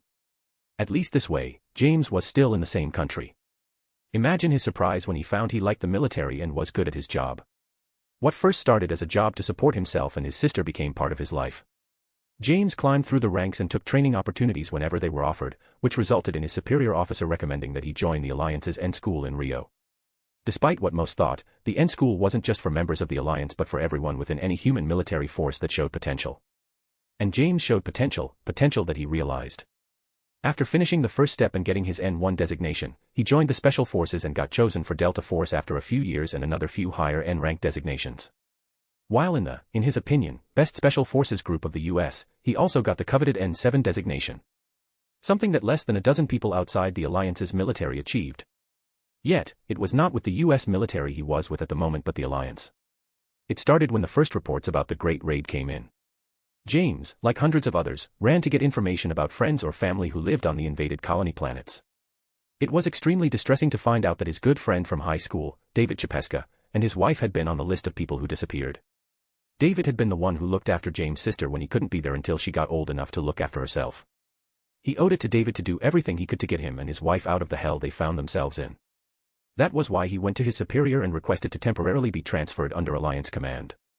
If he had to guess, he would say that he was just one of thousands who put in this request. Nobody knew when the counterattack would happen since there weren't even rumors spreading that one was in the works, but that it would happen was a sure thing. Thanks to his credentials, his request was approved within days, and he was on the next flight to Arcturus Station, where he got assigned to a team of people who were either Special Forces or of at least N5 rank. Their job was to create a beachhead on the moon Torfan, and in the time between joining up and the operation, they trained extensively for it. Knowing that the time for deployment was coming up, James ran the diagnostics program of his armor again. It was improbable that anything changed from the time he ran it half an hour ago, but he wouldn't leave anything to chance. Last checkup, guys. After that, into the coffins. After making sure his sidearm was magnetically attached, James grabbed his rifle, put his helmet on, and made sure all seals were properly functioning. He went toward his assigned pod, stepped into it, and started to strap himself in so he wouldn't shake around too much. While the EZO field integrated into the drop pod should reduce the shaking inside to a minimum and ensure James arrived on the planet in one piece, the design wasn't flawless. Furthermore, it provided redundancy in case the MassEffect field's power dropped below a certain level or deactivated itself completely for one reason or another. "Everybody, listen up," called James through the team's comm system. "As of now, we are using our assigned call signs. Check in if you're ready to drop. Eta leader, ready. Eta 2, ready. Eta 3, ready." All the members called in to report their readiness one after the other. Seconds after the last one gave the green light, James opened a channel to the captain of the transporter. "Captain, we're ready to drop." "Understood, Eta leader," replied the captain. "Dropping you in 40. Immediately after the captain's reply, the light inside the troop bay changed into a deep orange, giving everyone a last warning to step back from the rows of drop pods as a barrier came up, dividing the pods from the rest of the room. Right after the barrier arrived at the top, the air around the pods got sucked out, and the floor opened up. Of course, James could only see the last point because the camera at the bottom of the pod showed it to him on the small screen to his left. After all, one had to see into which direction one was falling if one wanted to adjust the pod's thrusters so that they wouldn't land too far off from the landing zone. A countdown appeared in the upper right corner of his view, and when it reached 0, the clamps on his pod released it, and the thrusters activated for a short moment to give it momentum before the gravity of Torfan could do its work. The way down was short, yet felt eternal. James watched the ground coming ever closer, and he felt like his heart stopped for a short time every time the anti-air fire of the pirates missed his pod and those of his comrades. Thankfully, none got hit since all signals were still online when they hit the ground. Since shots were coming from the front, opening the pod in that direction would be a problem.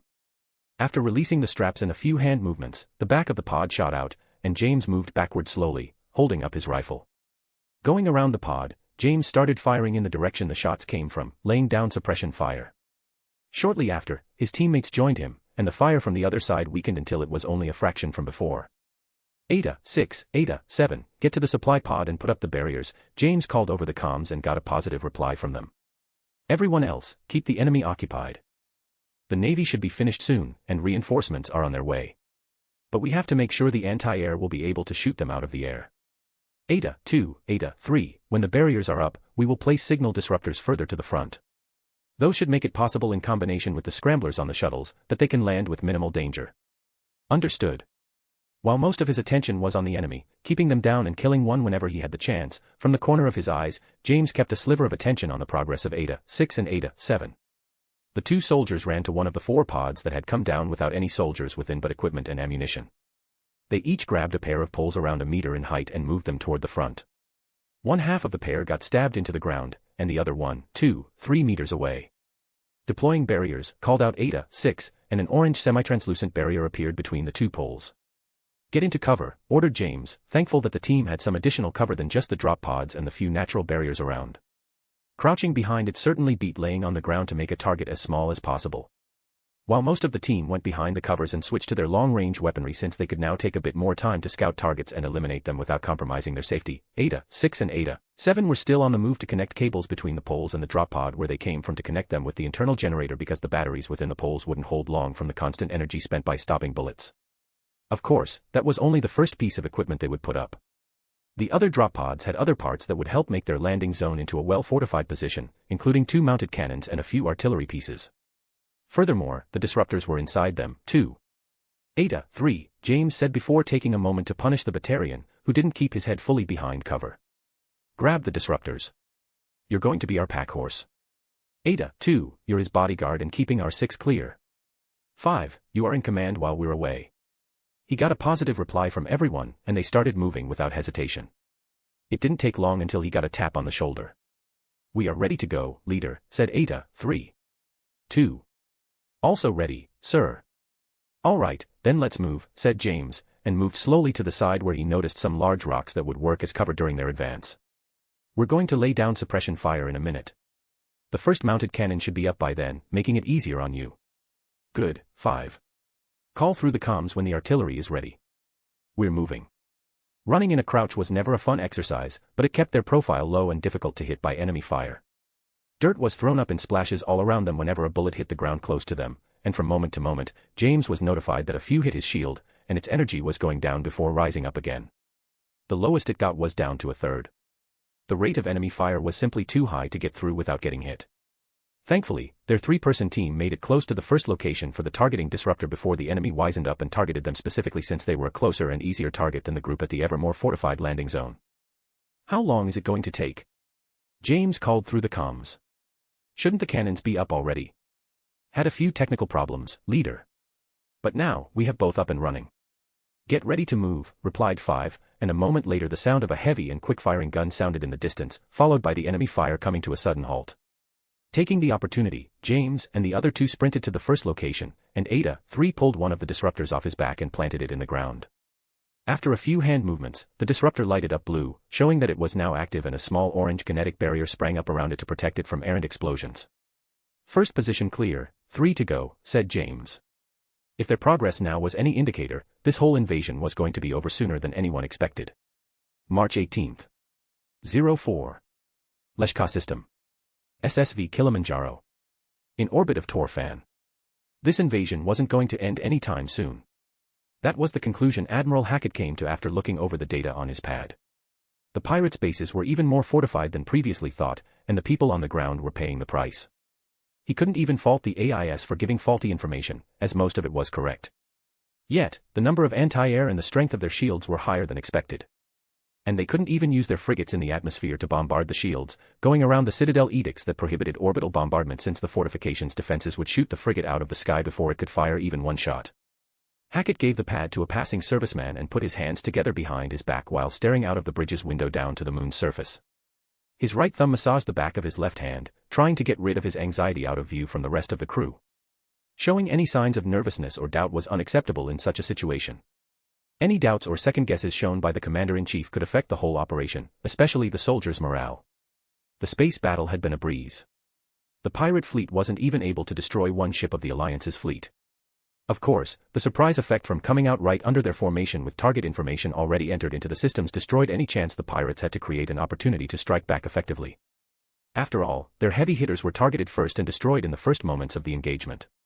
After that, it was more like clay pigeon shooting than a space battle. The battle on the ground hadn't even started beyond making certain that the Alliance had a few secure landing zones, yet even then, they had a few setbacks, giving them a hint about what would follow for the rest of the campaign. 10 teams with more than 20 Special Forces members went to the moon in the first wave. Before the second wave could mobilize, 3 of the teams were reduced to critical numbers and had to retreat toward the positions where the other teams held their positions. But even those didn't come out unscathed.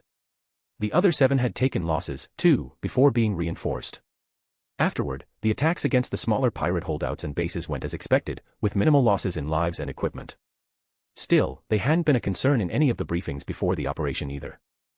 The problems were the 5 better defended pirate bases where the bigger and better equipped pirate groups holed up.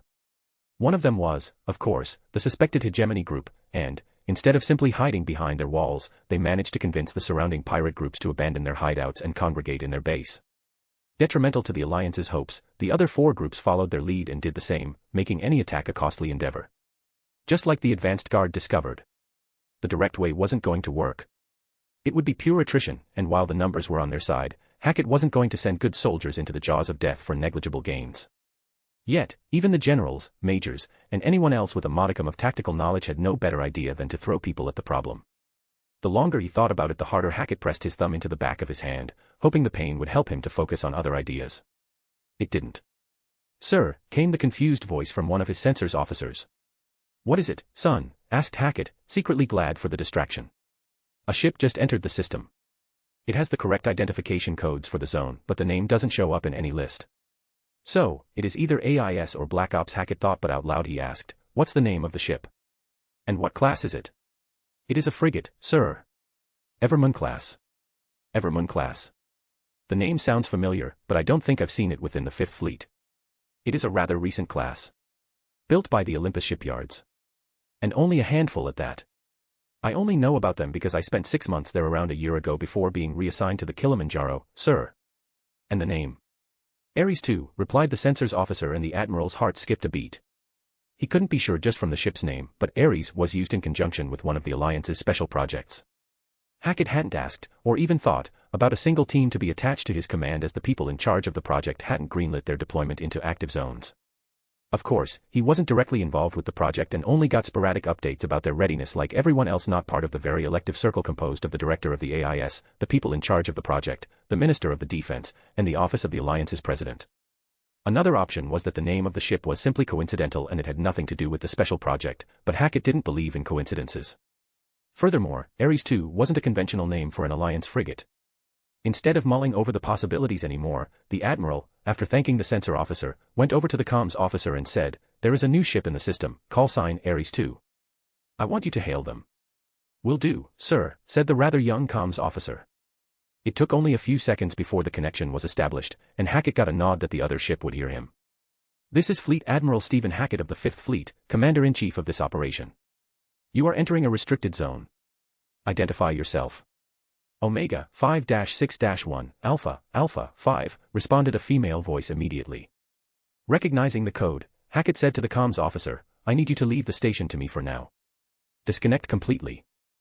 I'll call you back when I am finished." "Sir, yes, sir," answered the comms officer, and got up from her seat while disconnecting her Omni tool from the station. After she walked a few steps away, Hackett sat down on the freshly vacated seat, and within a few seconds, he upped the encryption of the channel with his personal codes. The line is now encrypted on the Omega Black level. "We can talk freely now," Hackett assured his interlocutor. "Very well, sir. I am Captain Victoria Day, attached to the Office of the Alliance Intelligence Service. Under the orders of Director Clark, I am transporting 4 teams of the Ares project. Their orders are to disengage the air defenses of the pirate bases designated as Bravo, Charlie, Delta, and Epsilon." A small holographic image of Torfan appeared in front of Hackett, the 4 less defended pirate bases highlighted, and then regroup for a decisive push on Alpha Base. There, they will create an opening for your forces to take the base with the available personnel on the ground. "Is that an order?" asked Hackett, a dangerous edge to his voice. While he was thankful for any additional troops, he didn't like that someone away from the battle thought they knew the situation better than anyone present. He welcomed it when his subordinates suggested plans or ideas, even if they contradicted his own, but going over his authority or subverting it wasn't something he was going to let slide. "No, sir," responded Captain Day, and Hackett could hear a slight tremor in her voice that she got under control quickly. It was simply the battle plan General Kleski recommended. She created it from the same data presented to your staff before the operation. Of course, Director Clark signed off on the order to give you authority over the teams as long as they operate within this zone. "Good," said Hackett, his umbrage lowering. "Is there anything else I should know?" "Yes, the Ares teams on the ship went over the recent battle data and recommend sending them in as duos to increase the chances of success." "And how did they get the battle data?" "AIS channels," came the reply as if it explained everything. And it did. "Very well," sighed Hackett, knowing better than to look a gift horse further into the mouth than he already did. "Send me the battle plans the teams constructed and I'll look over them. You will get a reply if I approve of this battle plan or have recommendations for changes. Do you understand?" Perhaps it was a petty move of him, to assert his dominance and his position as the commander-in-chief, but it had to be done. Otherwise, everyone who thought they had a chance would try to walk over him or go forward without his approval, something that could be extremely dangerous in combat situations where outside parties may or may not have all the information or knowledge about his plans. Yet, there was one thing that Hackett from his time as a simple sailor. The people who had to do a job, task, whatever one wanted to call it, knew the best how to accomplish it. From that reason alone, Hackett was sure that their plan was the best and would probably make adjustments themselves after he forwarded the current battle data. March 18. 16. Leshka System. Torfan. A hail of bullets barely missed him as he threw himself into a slide, discharging his rifle in 4 short bursts, taking down a pirate with every burst. "Charges planted, 2 minutes till explosion," called Lieutenant Commander Segenro. "Move it, people," said Mark Shepard. "We have a rendezvous with Alpha and Delta, so we should go." "Yes, Commander," came the replies from his teammates. Since they were on the same channel as Charlie team, Mark knew that Commander Silicus heard them and would probably support their retreat. After all, the explosion from the other side of the base he heard a few minutes ago meant that the anti-air defenses at the east side of the base were already destroyed. From the moment Segenro called that the charges got planted, it was a run-and-gun retreat. It wasn't their job to take on the whole base, simply to destroy anything that could stop the Alliance from supporting their ground forces from the air. If Admiral Hackett decided to level the base with the secondary armaments of a frigate, nobody would object. Most would probably prefer it. Besides, seeing a structure destroyed by atmospheric fire while standing in viewing distance was a spectacle without an equal. It gave one a real feeling of how destructive a ship's cannons truly were. Mark admitted to himself that he sounded like a psycho in his own mind when he admitted to himself that it was magnificent. It spoke to a part of his being that was fascinated by violence. Perhaps that was one of the reasons why he had been tapped for the Ares project after he finished the N5 training course. Back then, he held the record for the highest test scores. At least, until his sister beat it. But only on the average. He still had the highest scores for shooting in cross-country march. Nevertheless, between the two of them, it was Marcus who joined the project, and not his sister. Of course, his DNA played a role, but it was mostly his personality that was better suited for the project and the small teams they operated in. His sister, on the other hand, was better suited for command and navigating through a political battlefield in her own unique way. Furthermore, perhaps it was for the best his sister wasn't chosen. She was always dedicated to the alliance and cooperation with other species. She wasn't a blunt tool like him who could follow orders without question if they were morally dark gray.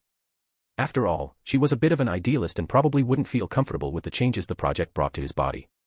Some mornings, when he woke up, Marcus didn't feel like he was in his own body. His hands were slightly bigger than before the second gene therapy. And don't get him started on the coordination difficulties. It was like going through a second puberty. Another thing was how his mind worked. It was difficult to notice for Marcus at first. After all, how does one notice something like that? But after a while, he noticed that he worked through problems quicker than before, saw and perceived more details in his surroundings, could think about 2 or more problems at the same time, and sometimes time seemed to slow down for him. Like right now. Marcus was thinking about his past and philosophical questions, all while he was running and shooting down enemy combatants without missing more than 5% of his shots. Mark, called Segenro over comms, and every member of Bravo team threw themselves to the ground as the shockwave of the explosives went over them.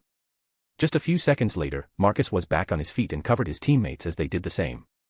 Without any orders or encouragement, his team was back on track, and as Marcus had expected, Charlie team appeared and gave them support from some distance away.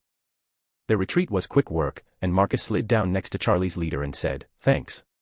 Everything went well on your side." "No problem." "Yeah, no one got hurt badly." "Needed a single patch-up job with a splotch of Medigel," replied Commander Nia Young of Charlie team. "Got through the armor?" asked Marcus, surprised. "No, nothing got through. Rivers got hit by a collapsing wall and bruised his ankle. Would probably affect his efficiency, so he put it on before it got bad." "These armors are amazing, aren't they?" asked Marcus rhetorically. Commander Young didn't reply to his question but said, "We got to move. Our extraction point is 3 kilometers to the north, and Alpha and Delta are already on their way to the rendezvous point." "Heard anything?" "Timothy said it went as easy as the first one." "Then that leaves only one." "Yeah, but we will have a 10-hour break when we arrive at the rendezvous point. Hackett wants to pull more assets together for the final push. Besides, I think he wants us to be part of the actual attack than simply sabotaging their defenses." "Sounds good to me," said Marcus while doing a quick spin, throwing a smoke grenade in the direction of the pursuing pirates. The break sounded good to him. Marcus knew that his team could and would go longer than they already had, but this was the first time they were deployed into an actual battle zone with real consequences since their joining the project. After a while, exhaustion would begin to creep in no matter how much training they had, and exhaustion led to avoidable mistakes. Besides, their ammo was running low and needed replenishing. It didn't take long until the pursuers stopped. Perhaps it was because of their speed or the lines of Alliance soldiers and tanks they were approaching. They didn't stop or even decrease their speed until they arrived at the shuttle that would bring them to their next deployment zone. After their 2 teams were inside the shuttle, its doors closed and took off, Marcus took off his helmet for the first time in 8 hours. "The air circulation is not bad, but nothing beats the stale air inside a shuttle," joked Marcus, getting a few of his fellow project members to chuckle. "Well, neither the air inside the suit nor the shuttle did anything for your sense of humor," Marcus hit Young back, getting a few chuckles herself. "It is a family thing," he responded. "Believe it or not. Mine is still good compared to the rest of the family. That doesn't reassure me. If yours is already this bad, I have no hopes for them." Marcus simply shook his head in reply, a small smile on his face. A banter like this between the 2 team leads helped the rest of the team to relax as it showed that there was nothing to worry about. The next time to worry was right before the next part of the operation. Thankfully, it would be the last part as well. Chapter 68, Interesting Times, Chapter. March 18th. 20. Leshka System. Torfan. Get 20 men to the west side. I don't like how many humans are assembling in the west. Give them rocket launchers, too. They will need them to deal with the enemy armor, shouted Boshvak Vook, formerly Major Boshvak Vook of the Hegemony Special Forces, toward the other side of the room where one of his attendants stood at attention. Take them from the slave pens. We won't need many guards there once the humans launch their attack. Just thinking about those hairless pyjaks raised his temper to a boiling point, and he relieved the tight feeling in his chest by hammering the table with his armored fist, leaving behind a small dent in the metal. Any luck getting through the jammers and contacting the hegemony? Growled Vo-OK. No, sir. They are probably doing it from orbit, and after losing all our space assets, we don't have any chance to get through. Yet, we have missed our scheduled check-ins more than once. The hegemony has to know that something is wrong and is probably currently assembling a relief force. While Vo-OK would have probably said the same and agreed with the words openly, inside his mind, the situation was different. After all, he had been part of the hegemony special forces for most of his life before taking on the task of organizing and leading the pirate forces in this part of the galaxy for the benefit of the hegemony. One could even say that Vo-OK had never left the hegemony special forces. He just changed his field of use. Yet, as such, he was particularly aware of how the hegemony acted. The people in charge could act rashly at the slightest provocation but also very calculating at other times. If they decided Torfan was lost, they wouldn't even send a freighter to look for remains. If Vo-OK had been in command of the possible relief force, his decision would have been to abandon Torfan. Of course, this decision was made with the knowledge of the facts he had on hand. It was impossible to know how much his fellow Batarians outside the system knew about the situation here on Torfan. A relief force could be coming, and based on the possibility, Vo-OK couldn't stop fighting. They had to hold out long enough to make this possibility a certainty. Otherwise, everything they could do was have a last stand and drag as many humans as possible with them into the beyond. Are the charges planted? He asked, his eyes never leaving the holographic map that showed the real-time movements of his and the enemy's troops. Yes, we have planted enough to destroy all slave pens. There won't be a single survivor if we detonate them. It will be a bloodbath the Alliance will never forget. A shame that the pirates and slavers were more concerned with keeping their pathetic lives than making the humans suffer. It can't be helped, grunted Vo-OK. The scum that followed us has always been loyal to credits and nothing more. They have a low cunning but are ultimately barely above butchers. After hearing what happened to the group on the south side of the planet when they tried to kill their merchandise after trying to use them to get the Alliance to surrender and let them flee, it is no surprise to me. The bigger surprise, in my opinion, is that the Alliance was willing to make an example like this. I believe even our former comrades wouldn't find fault in their methods to instill fear in their enemies. If you say so, but our methods still surpass them. While Vo-OK's attendant had a point, it didn't stop him from appreciating the humans' methods like a connoisseur appreciates a glass of fine wine. The humans are assembling more and more forces at that point, Vo-OK said, changing the subject and pointing toward a point on the map northeast of their base. It seems they are preparing for a strong push toward our position. A futile endeavor, in my opinion, replied Vo-OK's attendant. Our defense stands strong, and we pushed them back multiple times before without taking any significant damage. Yet, their numbers are higher than before. And their armor is increasing, too. It will be more difficult than before. Conversely, we haven't shown all our cards, too. The Alliance has no idea about the hidden turrets and minefields. Nothing to say about the number of our mortars. Should they try to approach us, they will die in a field of destruction. Very well, replied Vo-OK, a smirk appearing on his face at the thought of his enemy's dying screams. Make sure that enough ammunition is close by. I have the feeling that the humans will attack soon. A thought appeared in his mind, and he asked, when was our last communication with any of the other 4 fortresses? It has been more than 20 hours since any actual communication, sir. The Alliance is doing its best to disrupt any attempt at communication with any other group, and for the most part, they are successful. But we managed to send each other rudimentary messages to give each other updates about our situations. We got signals that the humans were attacking them, but they were holding out. The only exception is the fortress on the other side of the moon. The Alliance somehow managed to destroy their air defenses, and they sent in a frigate to destroy their defenses to allow their ground forces to storm it. Any possibility that they could do the same here? Asked Vo-OK, keeping any sign of concern out of his voice. None, sir. Our air defenses are in the middle of the fortress, and I personally increased the number of guards the moment I heard about it. Furthermore, the only time the doors to the control rooms open is during guard change. And they have to activate the doors from both sides simultaneously to open them.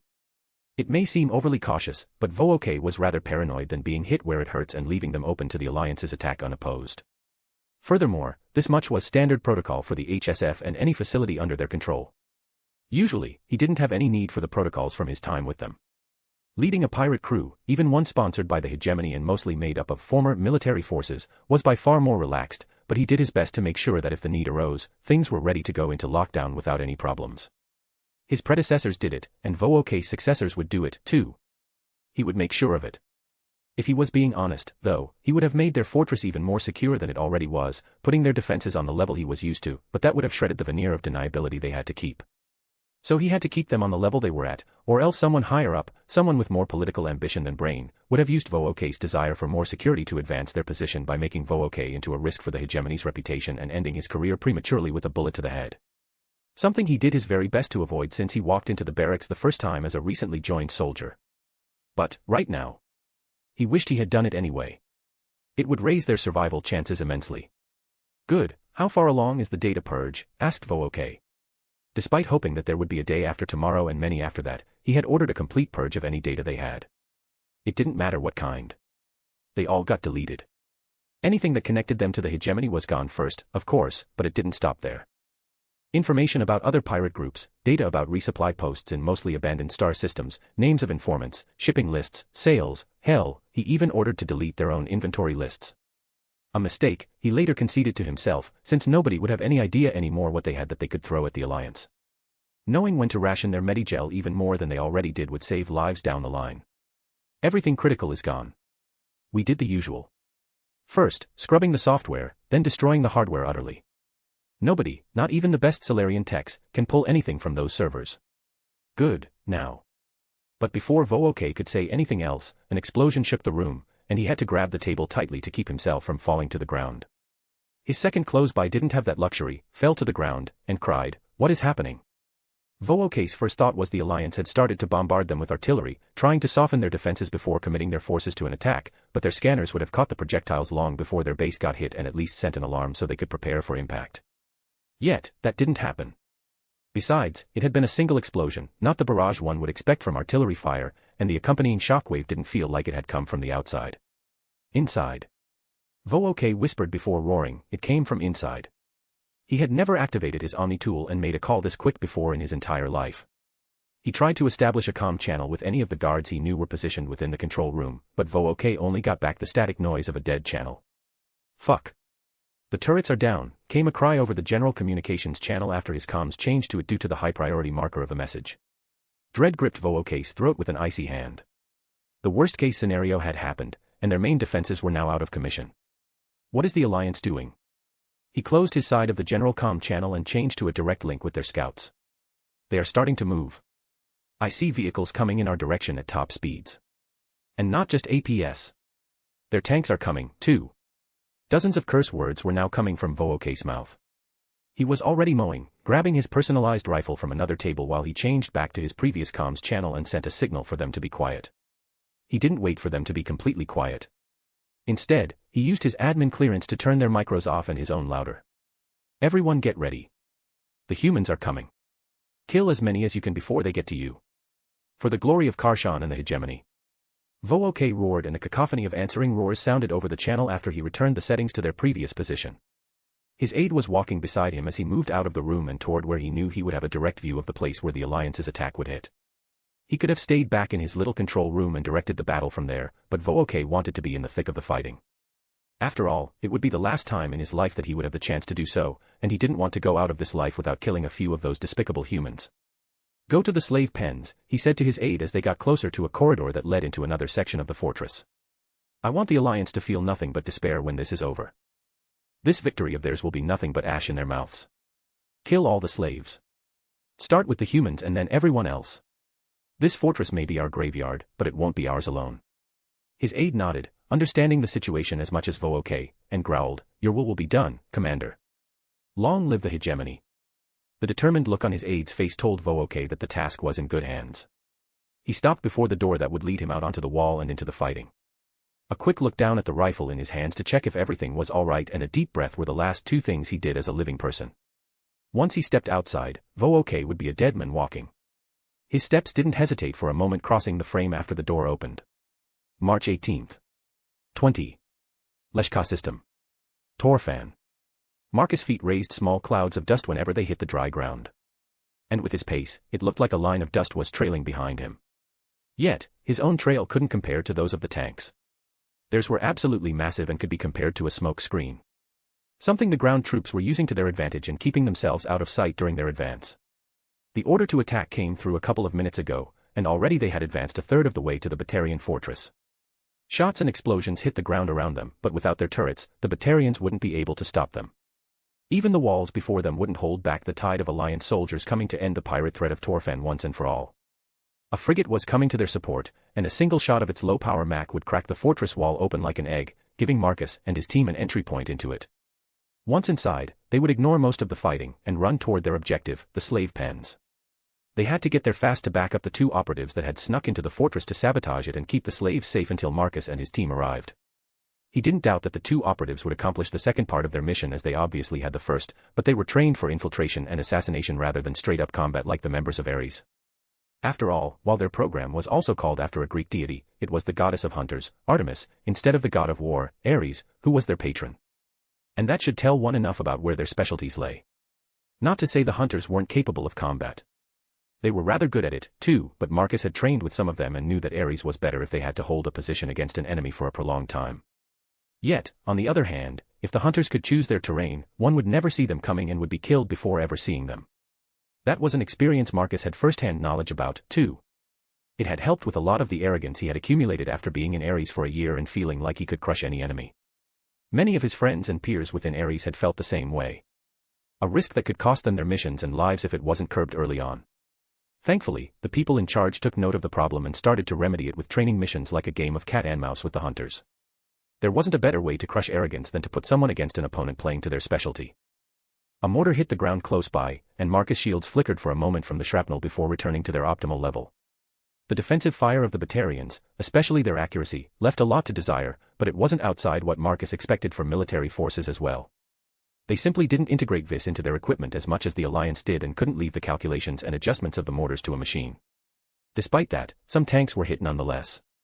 Their burnt-out husks were a stark reminder that the Batarians were still dangerous until none took another breath. His HUD gave him a warning to brace himself, and Marcus didn't waste a second to throw himself to the ground. He knew his team and the other Ares members would do the same while the tanks decelerated. Moments later, he felt the shockwave of the subsonic Mach round traveling through the atmosphere and hitting the wall of the Batarian compound. The resulting impact shook the ground, and Marcus knew that if he was standing, even with the additional weight of his armor, he would have lost his footing and planted his ass on the ground. Due to lying on the ground, he could jump up the moment the quake stopped. He started running again, and just like the tanks, he accelerated, too. A quick mental command and his armor directed extra energy from the reactor to his legs, accelerating him even further. After all, with the wall gone, every second counted to make sure the slaves survived the assault and weren't killed by the Batarians as a last, fuck you. It had happened at one of the other larger pirate bases Ares had hit in preparation for an assault by the regular forces. Ares had been on a tight schedule to hit 2 more bases and didn't consider the possibility of the ground troops being too slow to stop the massacre of the slaves. Dozens had been killed mercilessly. Their slave collars had been rigged to explode and the result had been so messy that the remains had to be identified either by fingerprint or by DNA. Thankfully, this time, something like that wouldn't be able to happen since the 2 hunters had taken a small scrambler with them to stop any signal activating the self-destruct mechanism of the slave collars. After the soldiers got the compound under control and discovered the atrocity, there had been a huge outcry.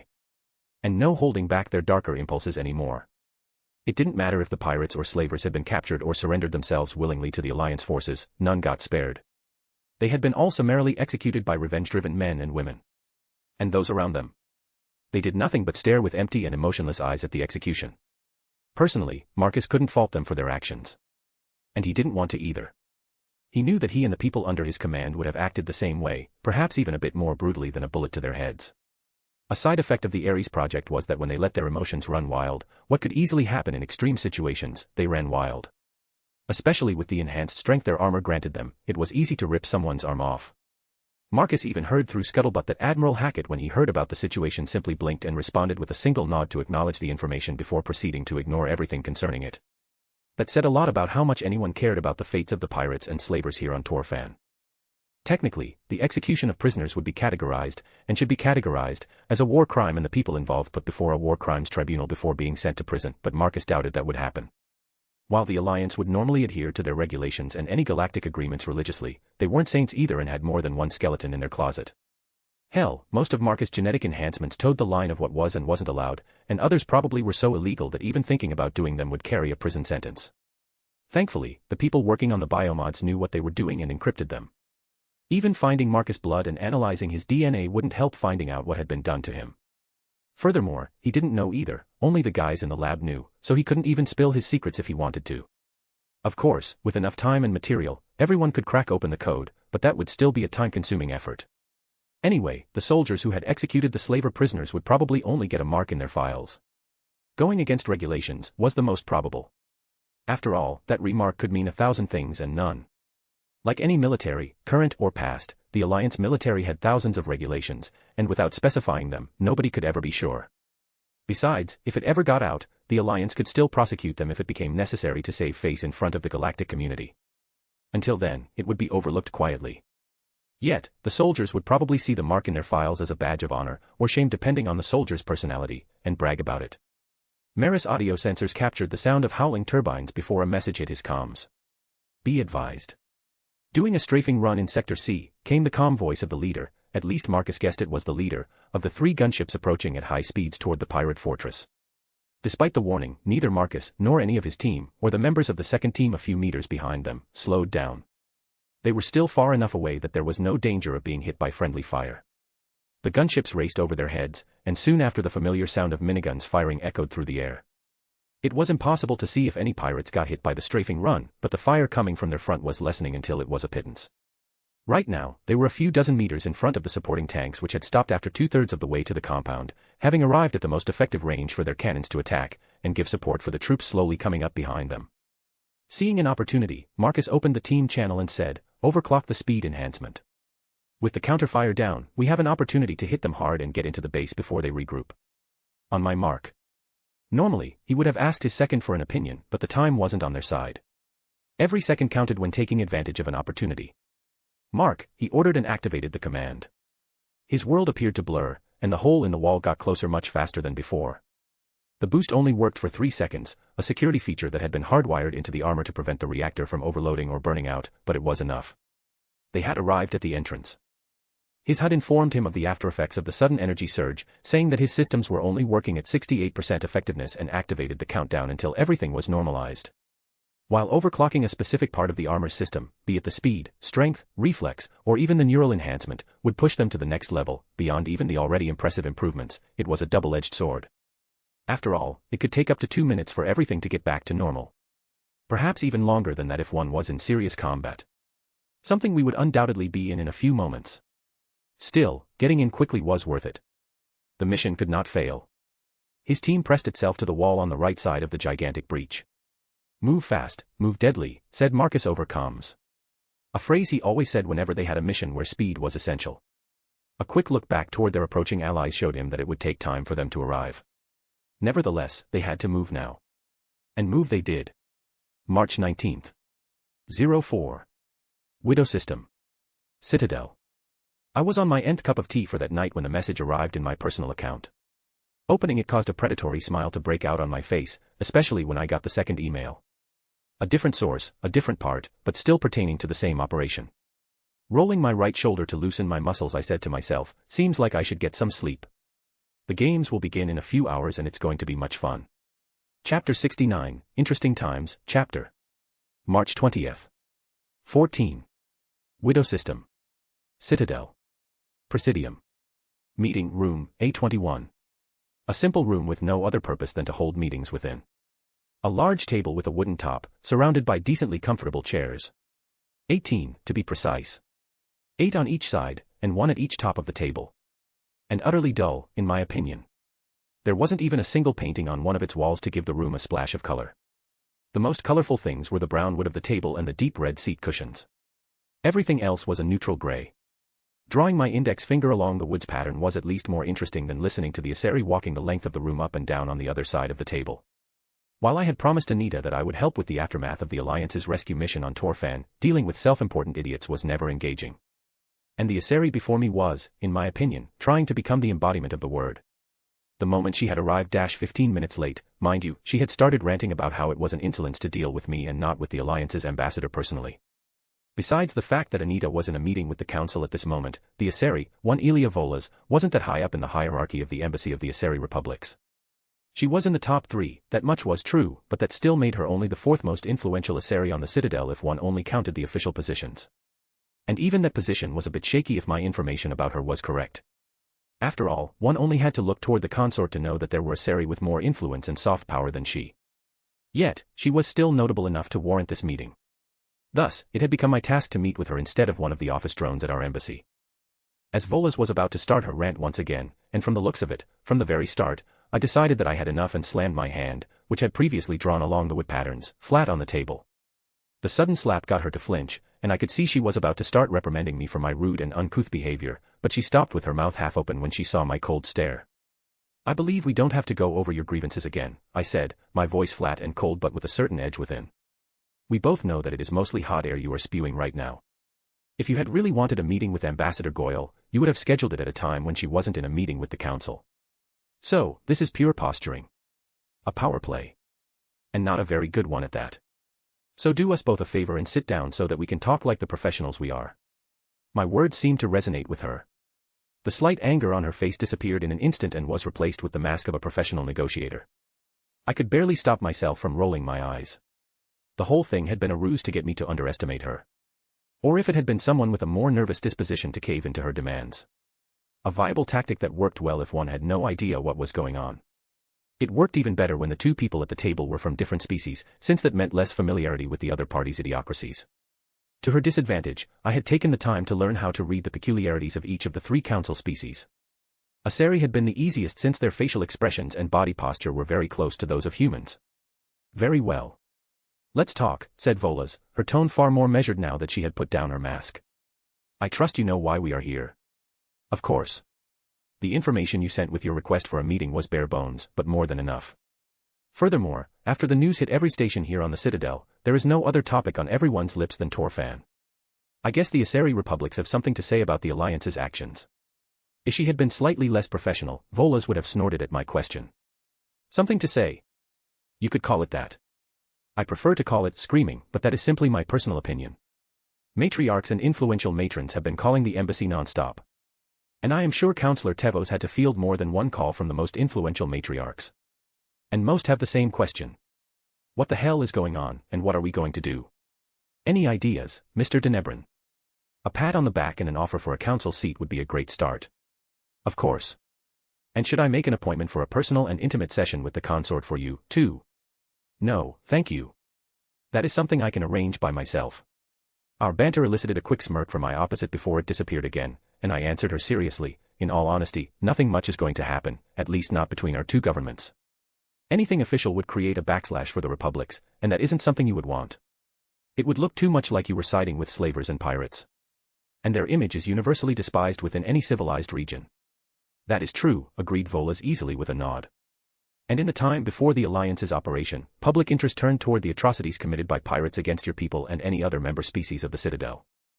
The public sentiment against them turned even more hostile than it had ever been before. I suppose that was your doing." I shrugged. "I will neither deny nor confirm our involvement in turning the public against slavers and pirates."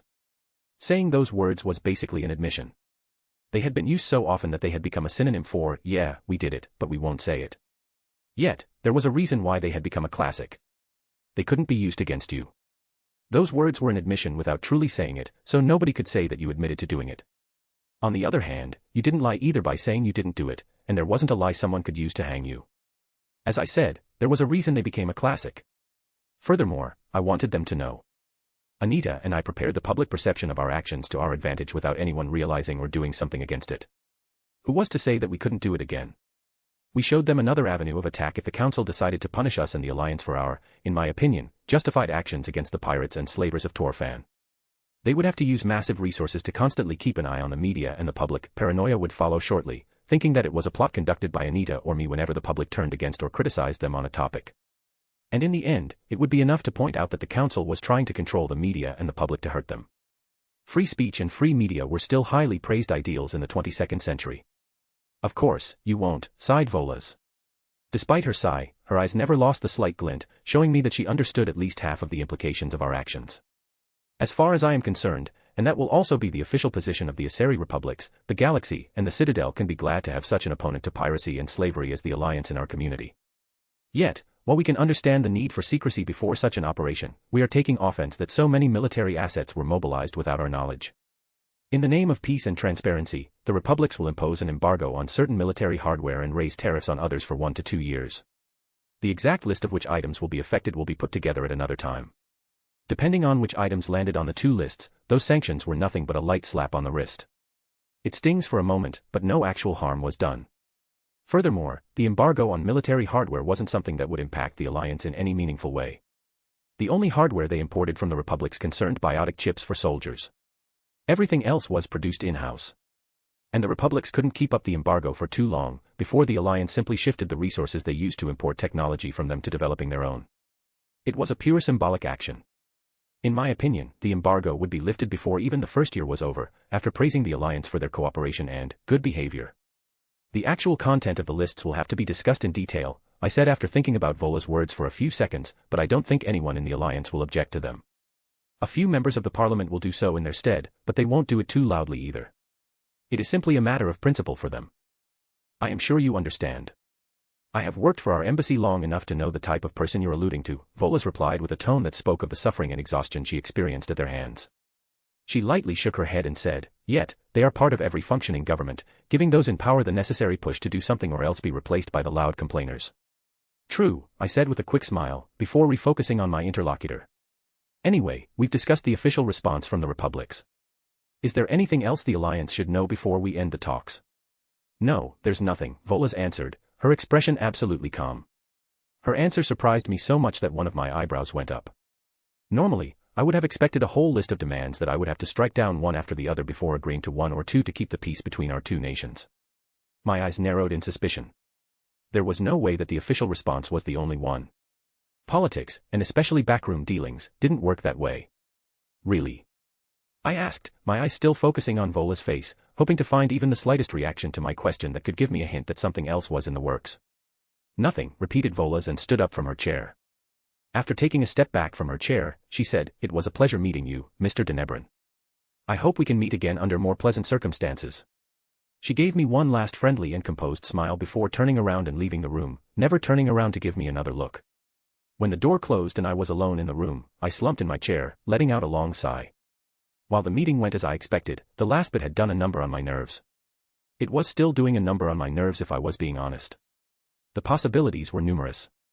Perhaps there was really nothing else, and I was thinking about scenarios that would never happen. Making me paranoid for no reason, just like Anita and I did for the council with our media efforts. I wouldn't put it past Volas to use such a tactic. That Asari was hard to read when she wanted to obfuscate her emotions and thoughts. On the other hand, it could also be that the republics didn't want to give us any forewarning so that we would be caught flat-footed by their actions. This scenario was the more likely one, in my opinion.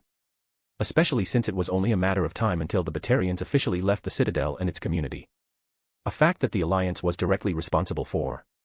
After all, despite the hegemony disavowing any involvement with Torfan, they had spent a lot of resources creating that pirate heaven for their purposes. And the outcome of the operation didn't even touch on the point that Andrew's covered operation deep in the hegemony's territory happened at the same time. Of course, the Batarians couldn't make those raids public since it could implicate their involvement in the attacks on human colonies or, at least, with those pirate groups. Acquiring human slaves so quickly after independent groups of pirates and slavers attacked the Alliance was a red flag that they wanted to avoid. After all, making deals with pirate groups was illegal by Citadel law. If the counter-raid by Andrew's forces had happened even a month later, I was sure that the Batarians would have ironclad documents proving that they bought the human slaves legally. After that, a legal battle between the hegemony and the Alliance would have started, which could have turned into an actual war quickly. Knowing I wouldn't find any answers if I stayed here, I stood up and left the meeting room, making my way toward the embassy. I hoped Anita's meeting with the council went well, with more information about their reaction to the aftermath to boot. March 20th. 16. Widow System. Citadel. Presidium. Judging by the facial expression Anita wore when she stormed into her office in the embassy where I was waiting for her to return from her meeting with the council, it did not go as expected. "How much is the council willing to fuck us over?" I asked in place of a greeting. "Massively," replied Anita in an ice-cold tone. "They are practically giving the Alliance the additional responsibilities we always wanted to prove ourselves and make a step toward a council seat, but they did it in the worst way possible. A way that could set us back decades in the worst-case scenario." "Fuck," I said, a grimace on my face. "What are those additional responsibilities?" Since we are so good at dealing with pirates and slavers, I could practically see the quotation marks in the air as Anita paraphrased the council's words. "The council wants our navy to be included in the regular patrols the Turian hierarchy organizes to keep the Citadel's territory free of scum." "Until now, it doesn't sound too bad," I said, but I regretted my words right away when I saw the look in Anita's eyes. "That is not all, correct?" That alone would have been enough. They want something between a sixth and a fifth of our fleet strength to join them on their patrols. A fifth. That is almost more than one complete fleet. A fleet far away from the center of our power, fighting and dying against pirates thousands of light years away from the citizens they swore to protect when they joined the military. And it will weaken our capability to defend our territory, too. Especially with the second concession the Council granted us so generously. Let me guess, I said, my eyes narrowing in thought. It has something to do with the Batarians. Their names never left the mouths of the councillors, but, yes, you are correct. They simply dressed that statement in a pretty dress, one that neither I nor the Alliance could refuse. After all, how can you refuse the precious gift of being given total control of your borders to entities outside the Citadel's community? And right now, the Batarians are still officially members of the Citadel, which means the Council didn't just order us to defend a border with a hostile star nation while operating with reduced numbers, I concluded, getting a nod from Anita. They know the Batarians are close to withdrawing from the Citadel and want us to be an easy target to vent their frustrations on. Furthermore, by giving us the responsibility for our own border, they can keep themselves out of the fighting and swoop in when it looks like we're on the back foot, giving them the appearance of the knights in shining armor. Which would also give them leverage over us and strip us of those new privileges, arguing that we clearly can't handle the responsibility. That would bar our path to a council seat for at least a century, if not forever. Maybe they would even treat us something like a client state. Besides, they would love the opportunity to park their own fleets within our territory. Having a fleet parked right at the doorstep of the up-and-coming species that makes a bid for a council seat. A golden opportunity to keep them under your control. Wouldn't do it any other way if I had the chance. The last sentence was said with a grim acknowledgement of the council's actions. And I couldn't say anything different without sounding either like a liar or a hopeless optimist. It seems like we have to swallow that bitter pill. What are your plans now? Now. Anita repeated and walked over to the balcony connected to her office. For a moment, she simply stood there, enjoying the slight breeze that brushed over her face. When she turned back to me, she had the most tired look I had ever seen on her face. I will have to explain the situation to our president and the parliament. After that, I will deal with the inevitable withdrawal of the Batarians from the Citadel. And after that, I will tender my resignation. While her statement came unexpectedly and seemingly out of nothing, I wasn't exactly surprised. Anita had been part of the Alliance almost since the beginning. From the moment the first colonies had been founded, and the Alliance started to mediate between them and Earth, she had been at the forefront of the diplomatic efforts. Furthermore, she had been indispensable to the Alliance's efforts to integrate into the galactic community. I was sure that had it been anyone else, humanity wouldn't have the position among the other species it now enjoyed. Years upon years of service without any pause. She didn't have a break from all the responsibilities of representing a galactic entity like I did for a few years. My intentional distancing from the Alliance's politics hadn't just been to grow and stabilize my company, but to prepare myself mentally and relax before I vied for the position I wanted and would hold for decades when I got it. Yet, that wasn't the important thing right now. Right now, there was something I had to say to my good friend Anita Goyle, humanity's first ambassador to the Citadel. I stood up from my chair, inclined my head respectfully, and said, "Let me be the first to say, thank you for your years of service. Your actions and demeanor as an ambassador have been inspiring, and with your resignation, the Alliance loses one of its best." I could have tried to sway Anita to keep the job for a few more years, and I would perhaps have succeeded, but I didn't want to even try. Despite my desire to one day sit on her chair, my ambition had nothing to do with my decision to hold my tongue. Anita was tired. She wanted to resign, and as her friend, I had to respect her decision and support it. That was something good friends did for each other. "Thank you," replied Anita, and a small smile appeared on her face. There were dozens of emotions visible in her eyes that fought for dominance, but one of the most prominent was gratitude. Getting one's achievements recognized was always a wonderful feeling, I could say that from personal experience. I still remembered the times when I got back from school with a good grade I had worked hard for and got praised by my father. The memory always put a smile on my face. It seems to me you will be busy with preparing a campaign to get my seat soon. Not that you will need to campaign hard, none of the people I can think of can hold a candle to you if you decide to throw your hat into the ring. Perhaps not, I said, sitting back down. Yet, it is prudent to take no chances. Besides, it will make me look more humble. Simply expecting to be handed the position by saying I want it seems like the height of arrogance. The grin on my face told Anita everything I thought but didn't say out loud. The position was mine. There was no doubt. You and arrogant. Anita snorted. A combination I have never thought of before. Her words were mocking but full of good-natured humor. We both knew that I could be very arrogant concerning certain topics. Nevertheless, I would still recommend you return to Arcturus to prepare your allies. I will still need your help for a few days, but those meetings are nothing world-shaking. Your presence should be enough to mollify them. Ah, I said. showing them respect by sending out one of the better-known faces of the alliance who also has some influence in its politics. Something like that, Anita replied with a shrug. To be honest, at least a third of those meetings are completely inconsequential, and if I had been alone, I would have ignored them, but since you're here and offered to help, why not send you? Ouch, that is mean, Anita. And here I thought we were friends, I replied with a slight smile. Don't act like you get nothing out of it. The exposure right now can only be beneficial for your campaign, showing that you already have experience with such scenarios. Besides, since I know you, I know that you probably won't go out of these meetings empty-handed. You will come out with another opportunity, either for the alliance or your company. Her statement wasn't incorrect. I did try to get out of meetings with something to show for it, even if the meeting had been wholly unnecessary. Yet, that was simply good business practice and nothing to comment upon. And I didn't always get something either, especially when the other party was too boring to even drag up the slightest bit of motivation. I'll try my best, I simply responded. The next few days would probably end up being a little bit hectic, but Anita and I would get it under control. We agreed it would be better for me to be away and on my way to Arcturus Station when the news broke that the Batarians were leaving the Citadel. That way, I could distance myself from the event and be there to help control and prepare for the fallout of the situation by supporting the Alliance's government. Furthermore, I would have to make sure that the production of vessels for the Alliance was ramped up. We would need a lot more ships in the short term. Despite my calendar filling up more and more by the minute, I couldn't help but feel excited. I had wanted the position of the Alliance's ambassador for so long, and now it was so close. And from there? A seat on the Citadel Council would be mine, too. Chapter 70, Interesting Times, Chapter. April 3rd. 15. Arcturus System. Arcturus Station. And now, the floor is open to questions concerning the government's budget for the coming 6 months, said the speaker behind the podium in the middle of the Parliament's chamber, and not even before he managed to finish, the first questions were shouted at him, forcing him to call for order multiple times before a semblance of calm settled down over the people. In my case, I let out a sigh before lowering the volume of the screen. It was still loud enough to hear something in the background, but it wasn't so loud that one couldn't talk without raising one's voice to match it. Seems like the military budget is going to be increased for the foreseeable future. That should make you happy, right, Rear Admiral? I asked, turning to the person sitting at the table wearing a spotless military uniform and showing a posture that any ruler would envy. And a large part of the budget is going to end up in your pockets, Mr. Denebrin, replied Rear Admiral Vortesk. That should make you quite happy, doesn't it? At least you will get some new shiny ships and equipment out of it. If you have been reading the briefs, then you will know that the new ones will have an increase of around 3% in their operational capability. And I am talking about operational capability, not combat. Sounds good. But did you increase their prices, too?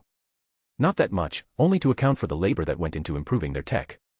Besides, most of the money is going back to the Alliance in the form of taxes anyway, so don't complain too much about it, I said, a slight smirk on my face. As much as I like to see you banter with each other, interjected Lola Seijiro, the Alliance's president's aide, we still have more to discuss than that. For example, the reason why the military budget had to be increased in the first place. The president wants your input on the think tank's plan to further increase our border security.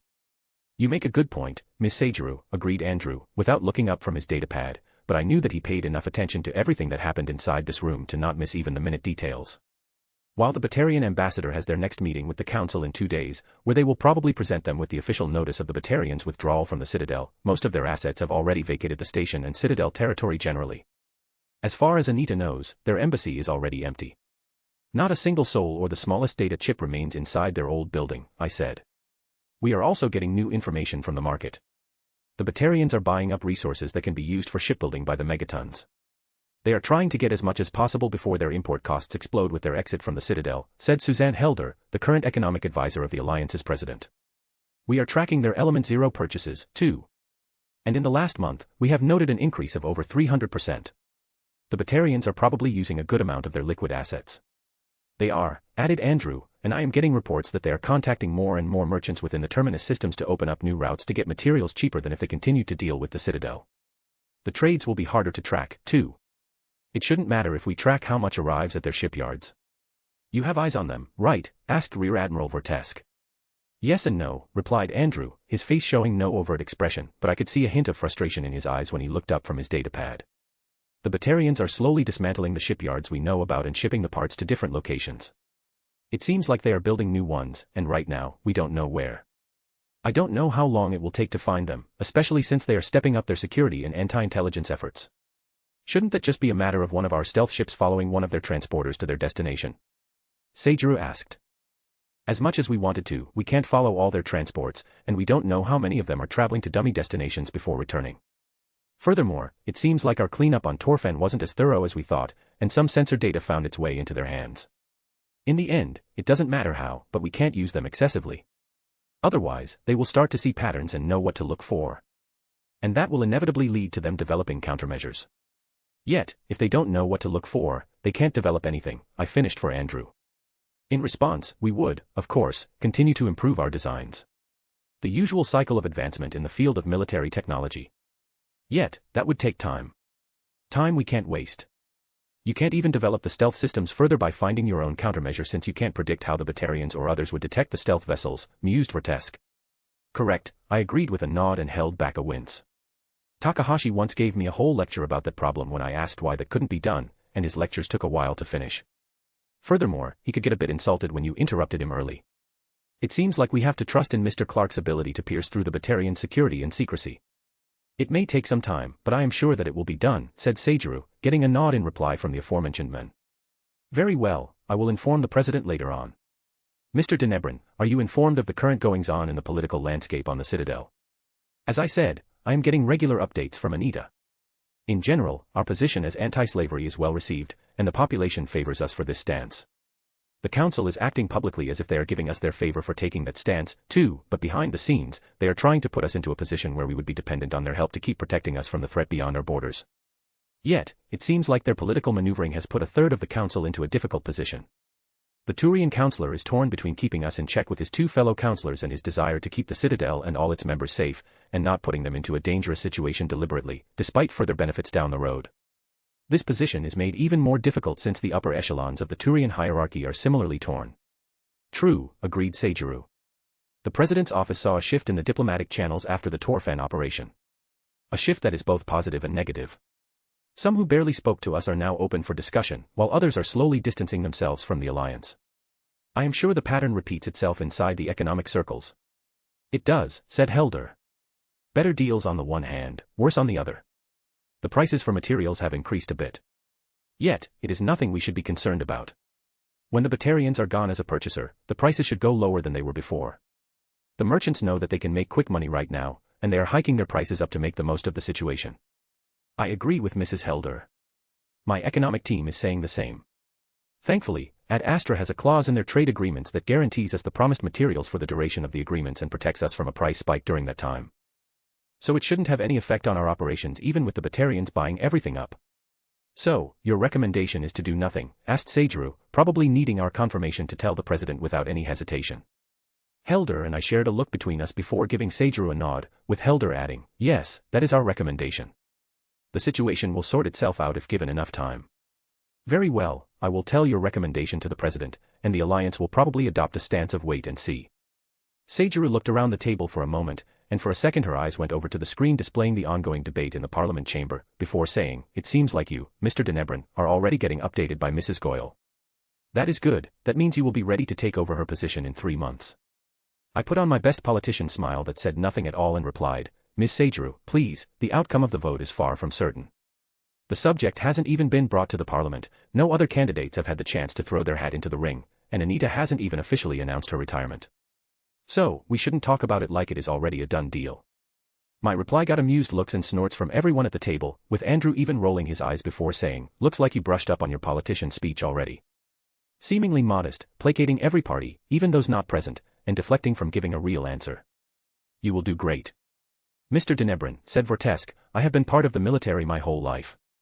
I grew up with my parents on military bases and enlisted the moment I turned 18. The military is all I know, and I don't want that to change. After all, it is the life I know, and it is an orderly and regulated one that makes sense to me. Yet, even I know that your election to become the next ambassador has been fixed the moment you announced your interest. I think the public would immensely lose trust in the alliance if anyone else were elected. Accusations of bribery would echo through the halls of power without end, added Helder. She put a lock of her golden blonde hair that was dangling in her face behind her ear before continuing, the only one who is going to run against you is Anita's understudy, Udina. And I think, even he knows that he has no chance to win, despite that ego of his. He simply wants the publicity and to keep his job as understudy. Mrs. Helder is correct, confirmed Seijiro. Udina will be running against you and will lose. Yet, the presidential office would like you to keep him in your retinue as an understudy. Besides his obvious experience with the Citadel's political landscape and his personal contacts on the station, he is part of terra firma. Despite the obvious political differences between us and them, they are the second most active and popular party within the alliance. Keeping him close to the levers of power shows our commitment to work together for a brighter future despite our differences. Is that the president's order? I asked. If you want it formulated as one, said Seijiro, then yes. Yes, it is. Fine, I sighed. I never liked Udina. Neither in the game nor when I met him in the times when I met with Anita. He had a very forceful personality and a slight temper that he played up even more when in the presence of those who didn't know him to get them to underestimate him. Yet, despite my misgivings about the man, I couldn't deny that Donnell Udina was effective in his job. The game did a very poor job of displaying his competence, and in it, he got the image of a rabble-rouser who only knew how to agitate people and to brown nose. In real life, he knew how to tie people's thoughts into knots and how to negotiate a deal that was beneficial for the alliance without the other party realizing it, before the ink under the contract was dry and the document filed with the appropriate authorities, making backing out of them a thing of impossibility. In other words, he would be the perfect understudy for me. He may be ambitious, always keeping an eye on my position, and he had a personality I didn't like very much, but I would work with him. After all, even the president saw the benefits of Udina staying in that position.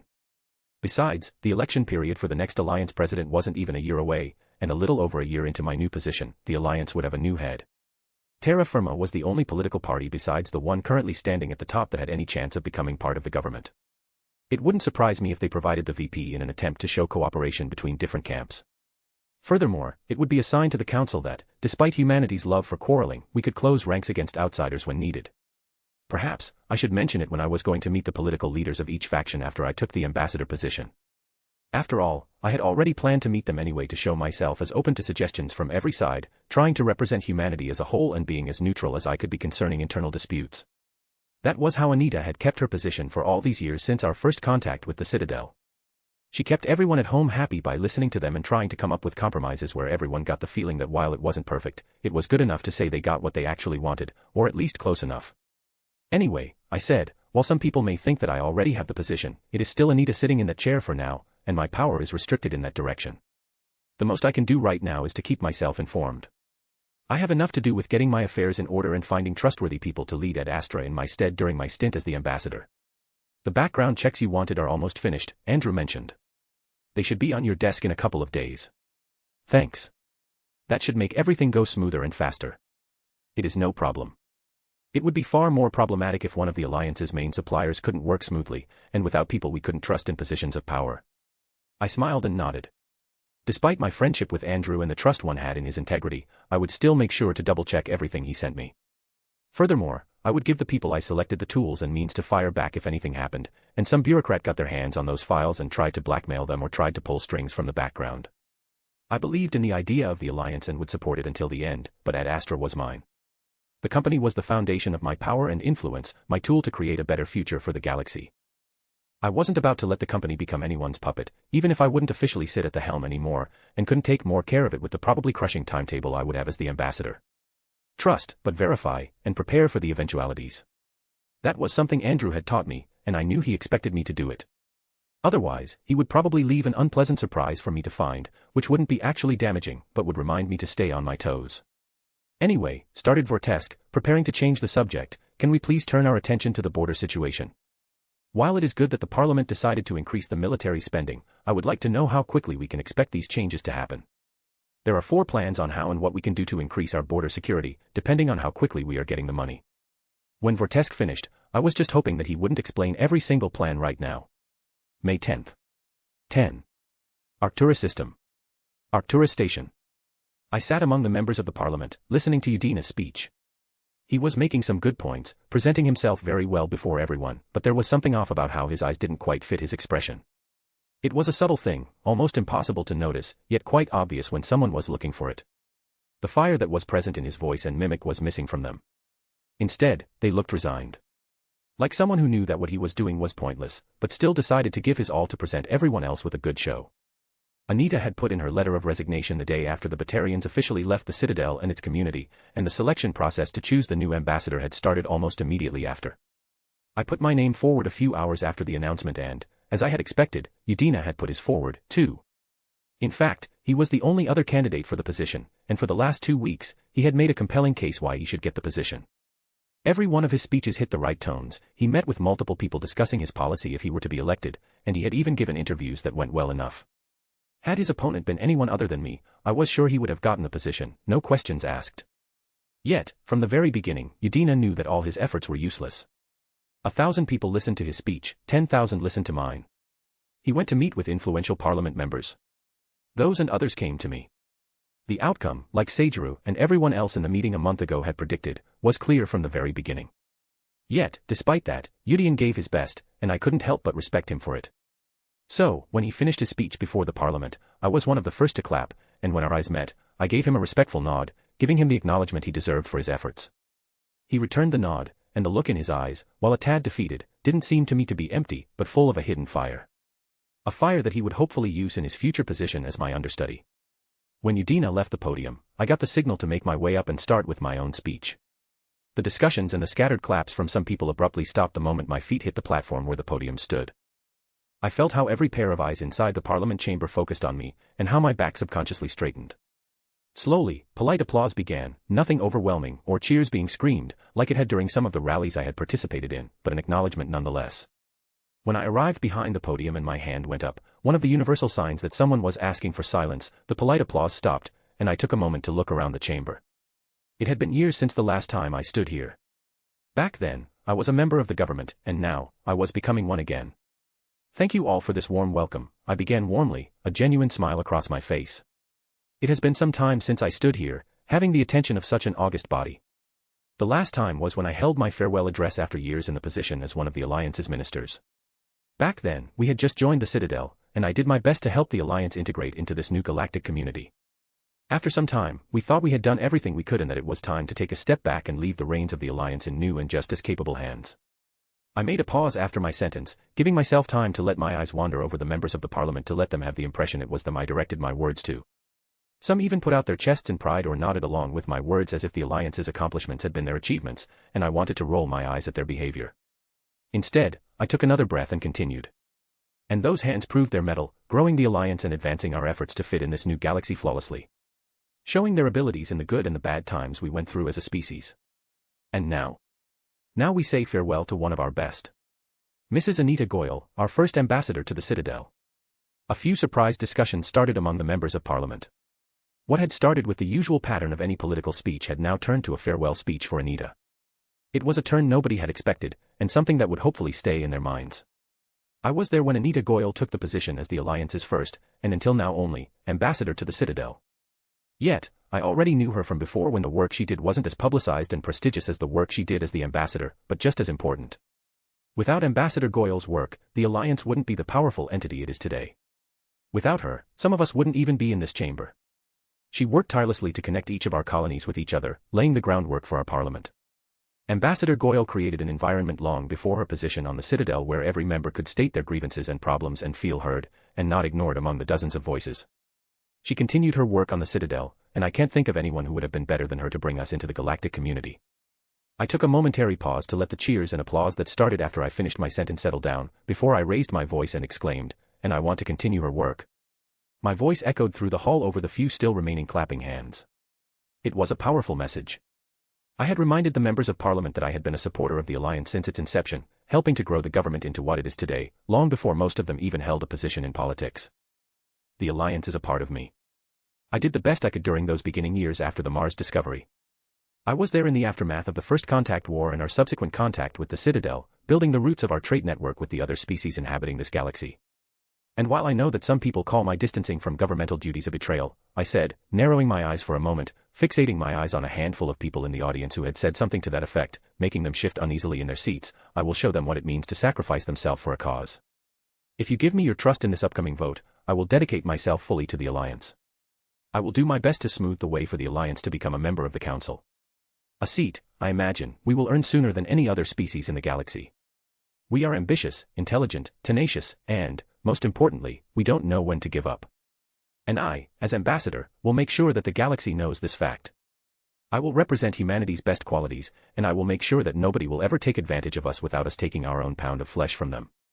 So, please, in this upcoming election, vote for me. I will neither disappoint you nor anyone else.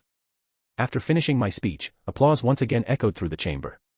Smiling one last time and lowering my head for a slight bow, I left the podium and went over to the back exit of the chamber. There would be some time before the actual vote, and the tallying process would take a few minutes more, so I had the time to sit down and drink a coffee before Udina and I had to return to the chamber again. And with the overwhelming number of 78% of all votes, we welcome our new ambassador to the Citadel. Mr. Oscar de Nebron. Chapter 71, Interesting Times. May 10th. 13. Alliance News Network. Welcome to the ANN special news episode for the election of the new ambassador of the Alliance. I am Layla Hudarin. For today's top story, we have invited ANN's political observer, Mr. Haytham Tattleworth. Good to have you here, Haytham. Good to be here, Layla. Now, we have the official confirmation from the Parliament Chamber's press spokesperson that the renowned businessman and former Minister for Economics, Mr. Oscar de Nebron, has been elected to become the new ambassador, succeeding Mrs. Anita Goyle. What is your take on the matter, Haytham? In my opinion, the result has been clear from the moment Mr. de Nebron made his intention to run for the position public. Nothing against Mr. Udina, but he didn't have a chance. Too many people among all the ways of life stand behind Mr. de Nebron. Do you think that those people mattered in the decision of the Parliament? Absolutely. Every delegate can be held accountable by their constituents, and if they want to return to Parliament in the next period, they had to choose de Nebron. I am of the same opinion. And I believe that there will be some parties across the Alliance's territory today. I got some invitations to some, too. Do you think Mr. de Nebron will be a good ambassador? I think that is the question that is the most important question we should ask right now. Sometimes it feels like Mr. de Nebron's reputation is overshadowing everything else. That is a question that has to be asked. You are right, especially with the other candidate being Donal Udina, who has been Ambassador Goyle's understudy for years. He has more experience than Oscar de Nebron in that position. Yet, I believe Mr. de Nebron will represent the Alliance splendidly. On what are you basing your impression? While it is true that Oscar de Nebron has been absent from the political scene for some years, his influence has never waned. The contracts he negotiated with the Citadel at the beginning of our cooperation with the other species have been essential for the Alliance's and humanity's economic growth. Without them, we wouldn't be where we are today. We can therefore say that he is competent in economics and negotiations. And we haven't even touched upon the enormous success of his company. I don't believe anyone in this galaxy would insinuate incompetence in economic matters. Yet, an ambassador's job is so much more. How do you think he will fare in those? Right now, it is impossible to give an absolutely correct answer. The political network and dealings of the Citadel are a complex web. Mr. de Nebron will have to do his best to stay on top of the game to represent humanity. Nonetheless, I believe he will do a great job. And what do you think about May 12th?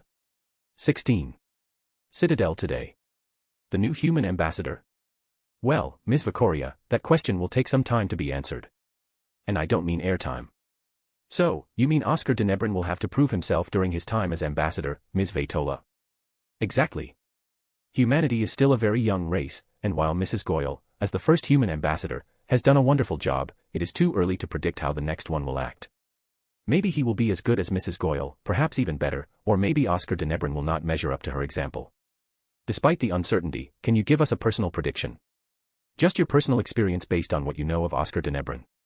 He will have a hard time. Mr. de Nebron may have experience in economic matters and a brief stint in politics, but his inexperience with Citadel politics will be a hurdle that Mr. de Nebron has to conquer. If he can't get over that hurdle, the Alliance will have to elect a new ambassador quickly. In the end, time will show his effectiveness as an ambassador. May 15th. 03. The Independent Truth. It is all an attempt at concentrating power within a very small circle of elites. The military-industrial complex is starting to control every aspect of our lives. Don't be fooled by the gentle face de Nebron is presenting to the public. He is simply an agent of a higher power that is seeking to subject us all. It will look like everything will be better than before, but that is only the surface. The core will rot. And we won't even realize what will be taken from us until it is gone. They will start to take our freedoms away until only chains are left. Giving de Nebron this position is simply another step until we all become slaves to them. The lizard people have already taken over half of our parliament. Don't let them take more of our freedom than they already have taken. Even our former presidents were drones under the thrall of the lizard people, or even one in disguise, like our former Vice President Tony Michello. Stand up and fight. You have heard the truth. I am Ian Delgaus, and I am not afraid to shout the truth out into the world. June 10th. 16. Citadel, Widow System. Office of the Human Ambassador. I walked into the office, a slight smile on my face. Yet, a hint of sadness got mixed in when I noticed the lack of decorations. This office had always been hers since it was first assigned to the Alliance, and now seeing it so empty was a surreal experience. "Don't worry," said Anita from behind the desk, not looking up from her terminal. "You will get used to it after you put up your own decorations. And I recommend you style the office to be comfortable for yourself instead of trying to impress the people who come to visit you.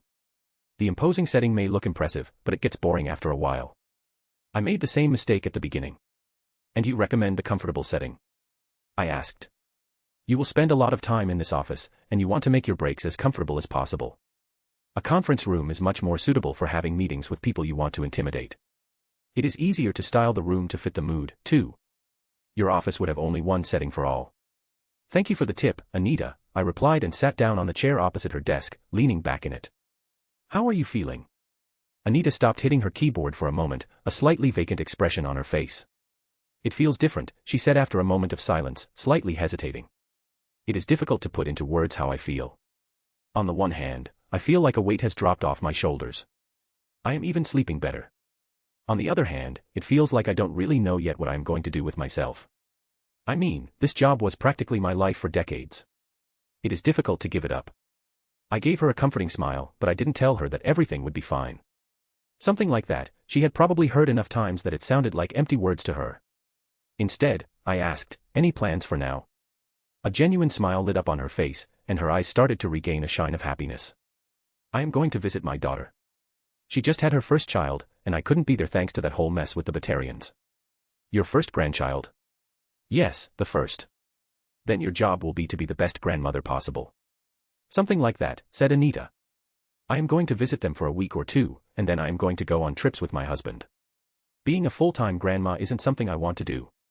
Besides, I represented the Alliance for so long, but I haven't had the time to tour our territory or visit all those vacation spots that I always see in the tourism brochures."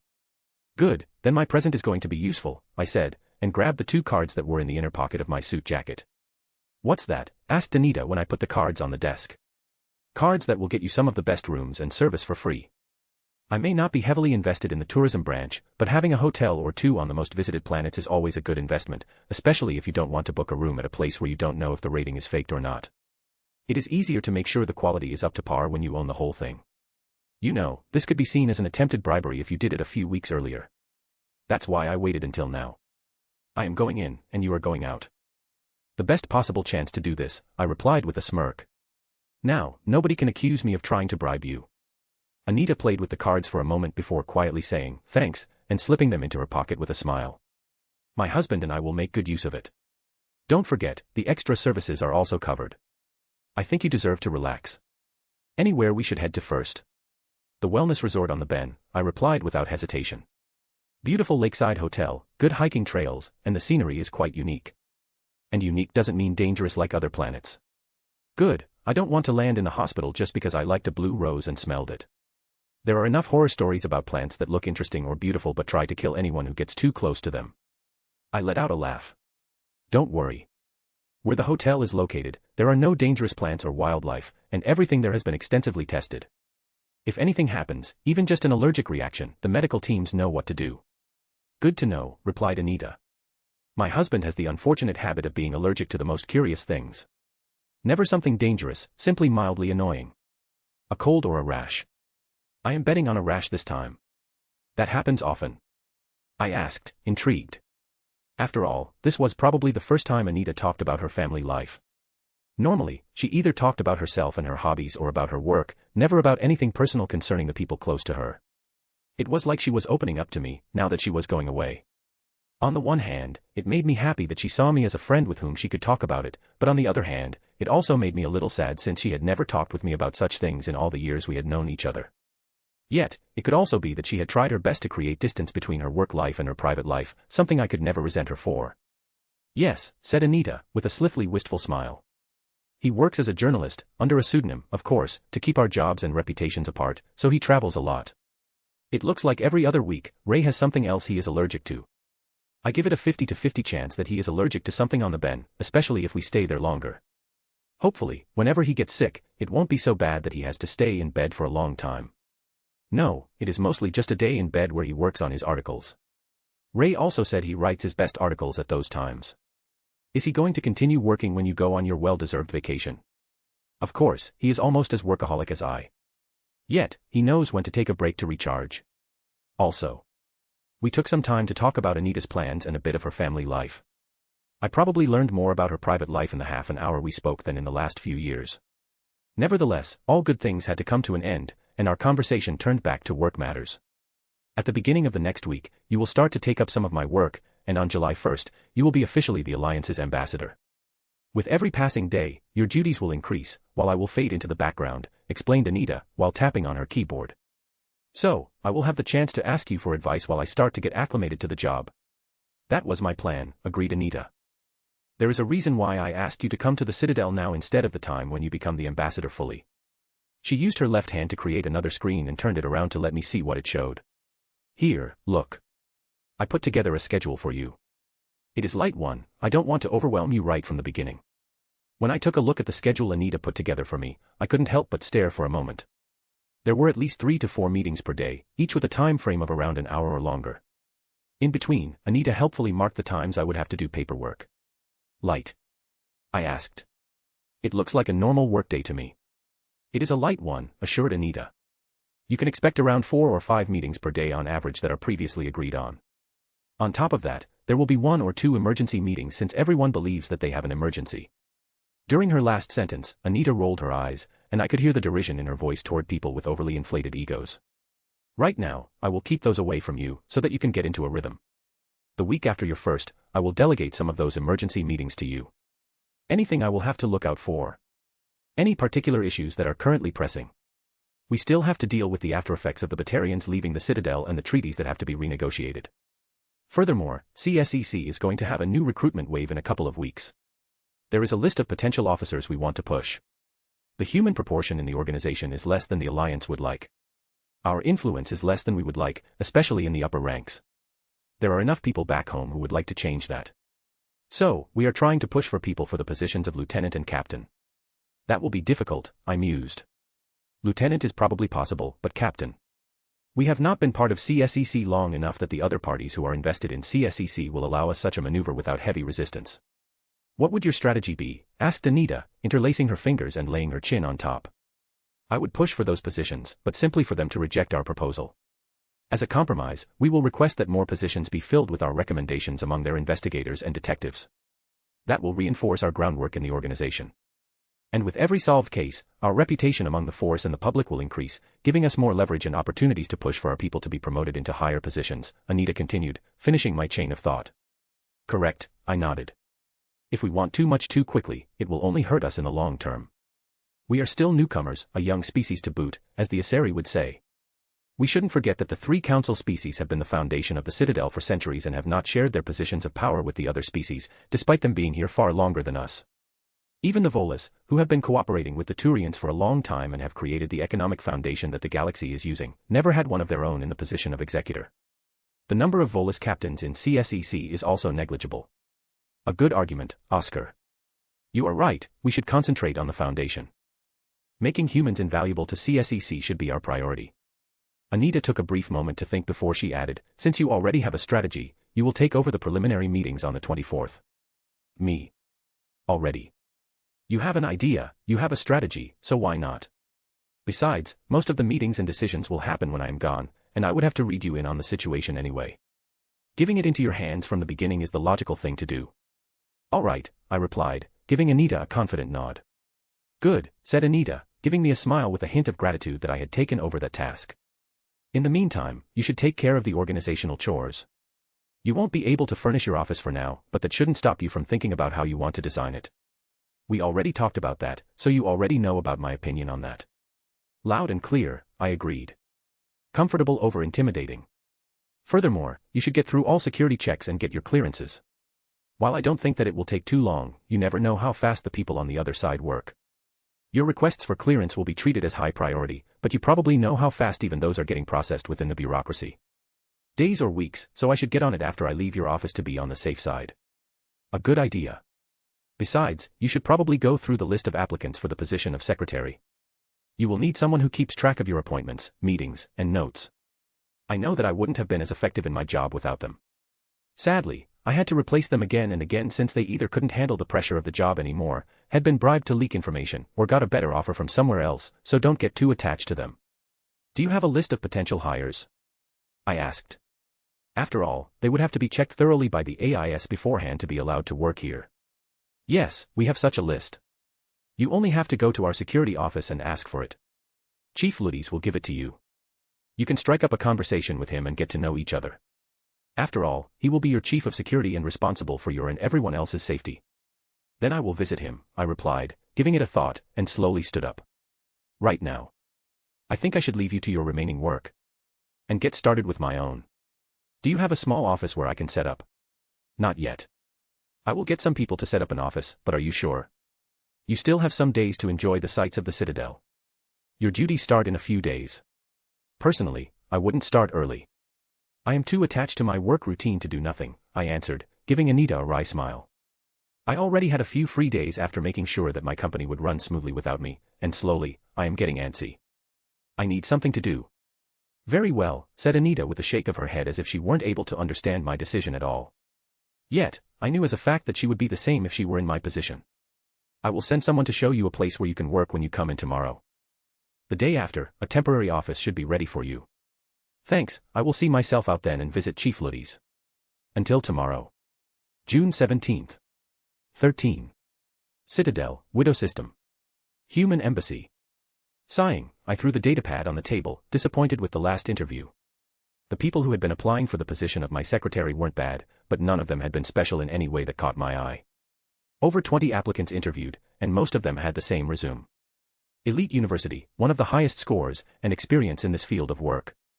They were all hoping to one day get the position of my understudy, and from there, to have the chance to become the ambassador themselves. Yet, they were missing a spark of greatness in my opinion. Even Udina had one that he kept alive with his ambition and tenacity. Besides, another reason why I didn't like any of the applicants until now was that I didn't want to deal with political maneuvering and backstabbing within the embassy right now. I wanted to start my first year without having to ensure that my secretary got along with Udina. If my secretary tried to upstage Udina and make him look bad, Udina could think that it was my idea and that I wanted to force him out.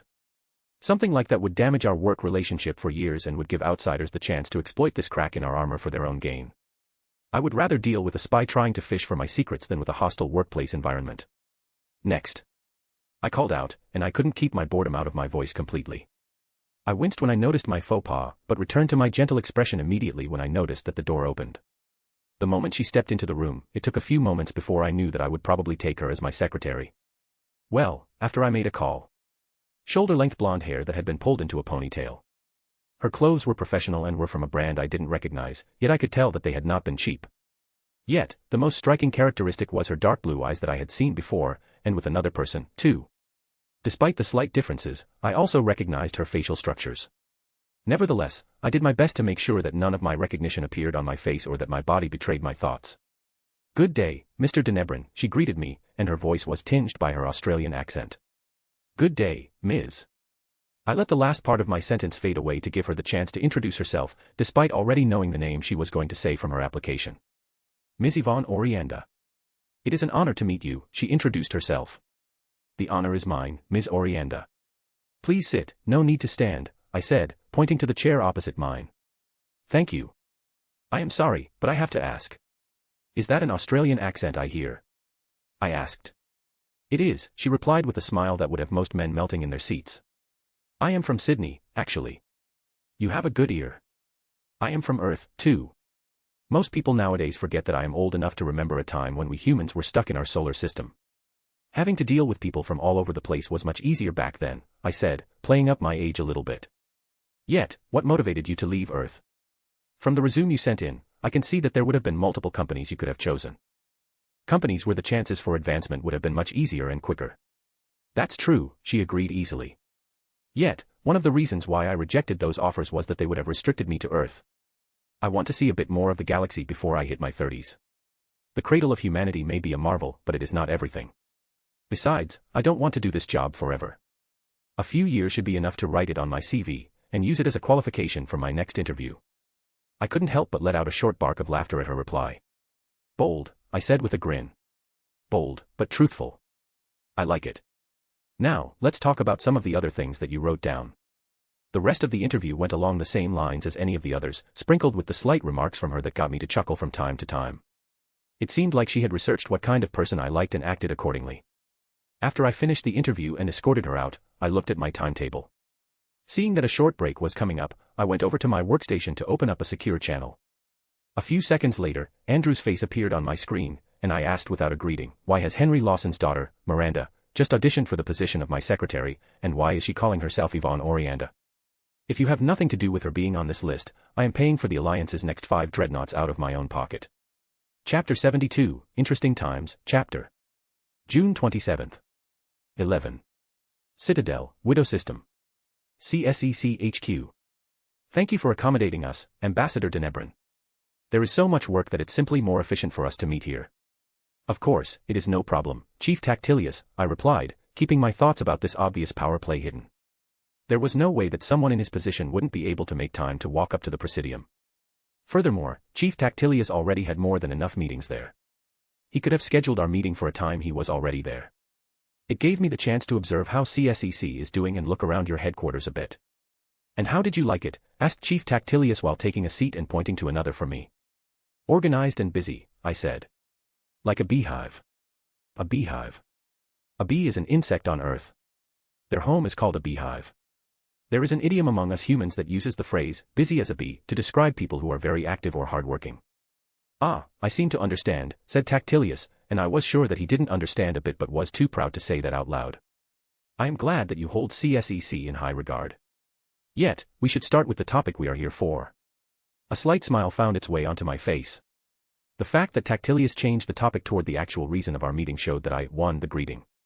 That would put us now on equal footing since Tactilius had been the one to decide the meeting place. I would love to. After all, we are both busy people, I agreed, emphasizing my second sentence. I wanted him to think I was annoyed about his reason for choosing the place. That way, he might believe he still had an advantage over me, which wasn't true. I didn't care about the meeting location as long as I got what I wanted. Tactilius pushed a datapad over the table and said, "We looked over the list you sent us, and we have made some adjustments." I took the datapad without words and looked over the list. As I expected, the number of names had been severely reduced from the one we sent over. Less than 50% of our recommendations remained. None of those left was above the rank of lieutenant. Not a single captain was among them, and I wasn't aware that any human was slated for promotion to that rank. And here I thought that CSEC was looking for more people. "Yet, you positively gutted our list of recommendations," I commented, and didn't bother to hide or stop the slight edge that crept into my voice. "It isn't as dire as people think," Tactilius countered, his mandibles flaring. "Besides, we also have to take into account every other government besides yours. After all, they also provided recommendations for this hiring period, and we don't want to give the impression of favoritism. Furthermore, we also have to take into account the people who directly applied for a position with CSEC. We don't want to give them the feeling that the only way to join CSEC is through governmental recommendations." Well, now, I knew that Tactilius was full of crap. Even if the situation wasn't as dire as people thought, it would have been over the line where it would be called dire. After all, CSEC had also been affected by the Batarian hegemony leaving the Citadel. While living on the Citadel and having jobs hadn't been prohibited for the Batarians, to be employed by CSEC, the species had to be a member of the Citadel. Ergo, a lot of Batarians had been let go from their positions within CSEC since they weren't allowed to work there anymore. To make matters even worse, Batarians had been the fourth numerous species in CSEC, even more than the Volus. So, saying that there was no need for many new officers wasn't quite true. Not even for that new precinct in the Zack-era ward that has just been approved. I questioned. "I would think that your current roster can't fully staff the new precinct without stretching your people thin elsewhere. Or are you not opening it?" I was intentionally adding the last part. CSEC had long petitioned for opening a new precinct in the Zack-era ward, which was slowly becoming one of the most popular wards on the Citadel and was becoming a major trade location. This new popularity, of course, also attracted all kinds of shady characters, making it a necessity for CSEC to reinforce their presence there beyond simply sending in patrols more often. Furthermore, CSEC had already announced that they would open a new precinct, and going back on their word would be a hit to their reputation and raise questions about whether they were even able to adequately secure the Zack-era ward. "Do not worry, we will open the precinct on schedule," assured Tactilius. "While it is true that there will be some difficulties, it won't be anything too difficult for us to handle." Yet, you are also right. While keeping my expression calm, I couldn't help but blink in surprise at Tactilius' admission. I hadn't expected him to admit that the situation was slowly becoming difficult to handle. After all, Tactilius wasn't known for liking humans much. Instead, he was known for the opposite. Not quite the attitude one would want from the person responsible for the recruitment process. The situation had to be truly serious, and CSEC needed people. That was an opportunity for me to get what I wanted from this meeting. Could you please elaborate? Do you mean that your people are getting stretched thin? Yes, confirmed Tactilius, and I heard the slight unwillingness to do so in his voice. The current CSEC officers have to do more double shifts than before the Batarians left the Citadel. After all, the rules of the Citadel are no secret. Apparently, Tactilius was more vexed with the Batarians leaving than with us wanting more people inside the force. If I remembered the documents I studied prior to this meeting correctly, which I did, then most Batarians had occupied positions up to the rank of lieutenant, and in the last 60 years, there had only been one Batarian captain. Well, I sighed, and exaggerated a bit while doing so. I understand, and I have an idea. I activated my Omni tool and pretended to put together a list of names like I hadn't already prepared it. After 2 or 3 minutes, I sent the list over to the datapad from Tactilius and moved it back to him. And what am I looking at here? Tactilius asked. An adjusted list. A list that could help you cover shifts so that your officers can get some sleep. It was always better to offer a solution than to create more problems and tension, especially with a character like Tactilius. I could put pressure on him to get more humans in positions of power within CSEC, and I would perhaps get away with it, but he would definitely make the lives of those humans hell. Or, he could stonewall completely and stop any recruitment of humans and concentrate on the other Citadel member species. The latter option was something I had to avoid at all costs. For this reason, I had proposed to Anita concentrating on filling the ranks with our people instead of getting as many higher positions as possible. And I wanted to pull through with it. After all, it was always better to appear helpful. I waited for Tactilius to read through the updated list and observed the changes in his expression as he did so. Of course, a Turian's expressions were different from a human's, but with experience and time, it got easier to read them. And while Tactilius did his best to control his expression, probably due to long-time training, he wasn't as careful as usual, probably because I was a human. So, I found a few signs that showed interest. Apparently, the categories and names were exactly what he needed. A good sign. It seems like there are many young people among the names you gave me, mentioned Tactilius with a hum. Interesting that he focused on that point. Yet, I also had an idea for why. Those are the young officers who mentioned a desire to one day work on the Citadel. It was part of a questionnaire at the beginning of their training. Of course, we selected only the trainees who got the best results during their training. They have at most 1 or 2 years of actual work experience. We thought it would be best if they didn't have any habits before trying to fit into a new environment. A sensible approach, admitted Tactilius. The Citadel is truly a unique work environment. CSEC has to deal with a diverse mix of cultures and societal norms. And the officers who come here from other jurisdictions have to learn a new set of rules. Even I had to familiarize myself with some laws that were different from those on Palaven. I gave him a small smile and nodded at his words. It seemed like this was better than I expected. Tactilius was talking himself into a state where the prospect of hiring young, inexperienced recruits became increasingly appealing.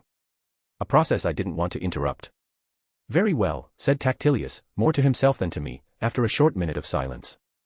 It will take some time, but we will look over this new list and give you our reply in a few days.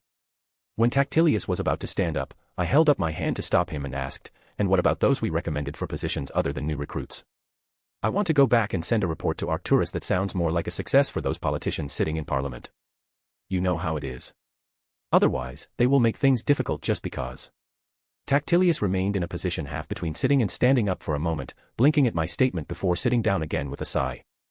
He activated the datapad again to look over the list once again. While doing so, he looked more bored than interested and said in the end, 6 detectives, 4 sergeants, and at maximum 2 lieutenants.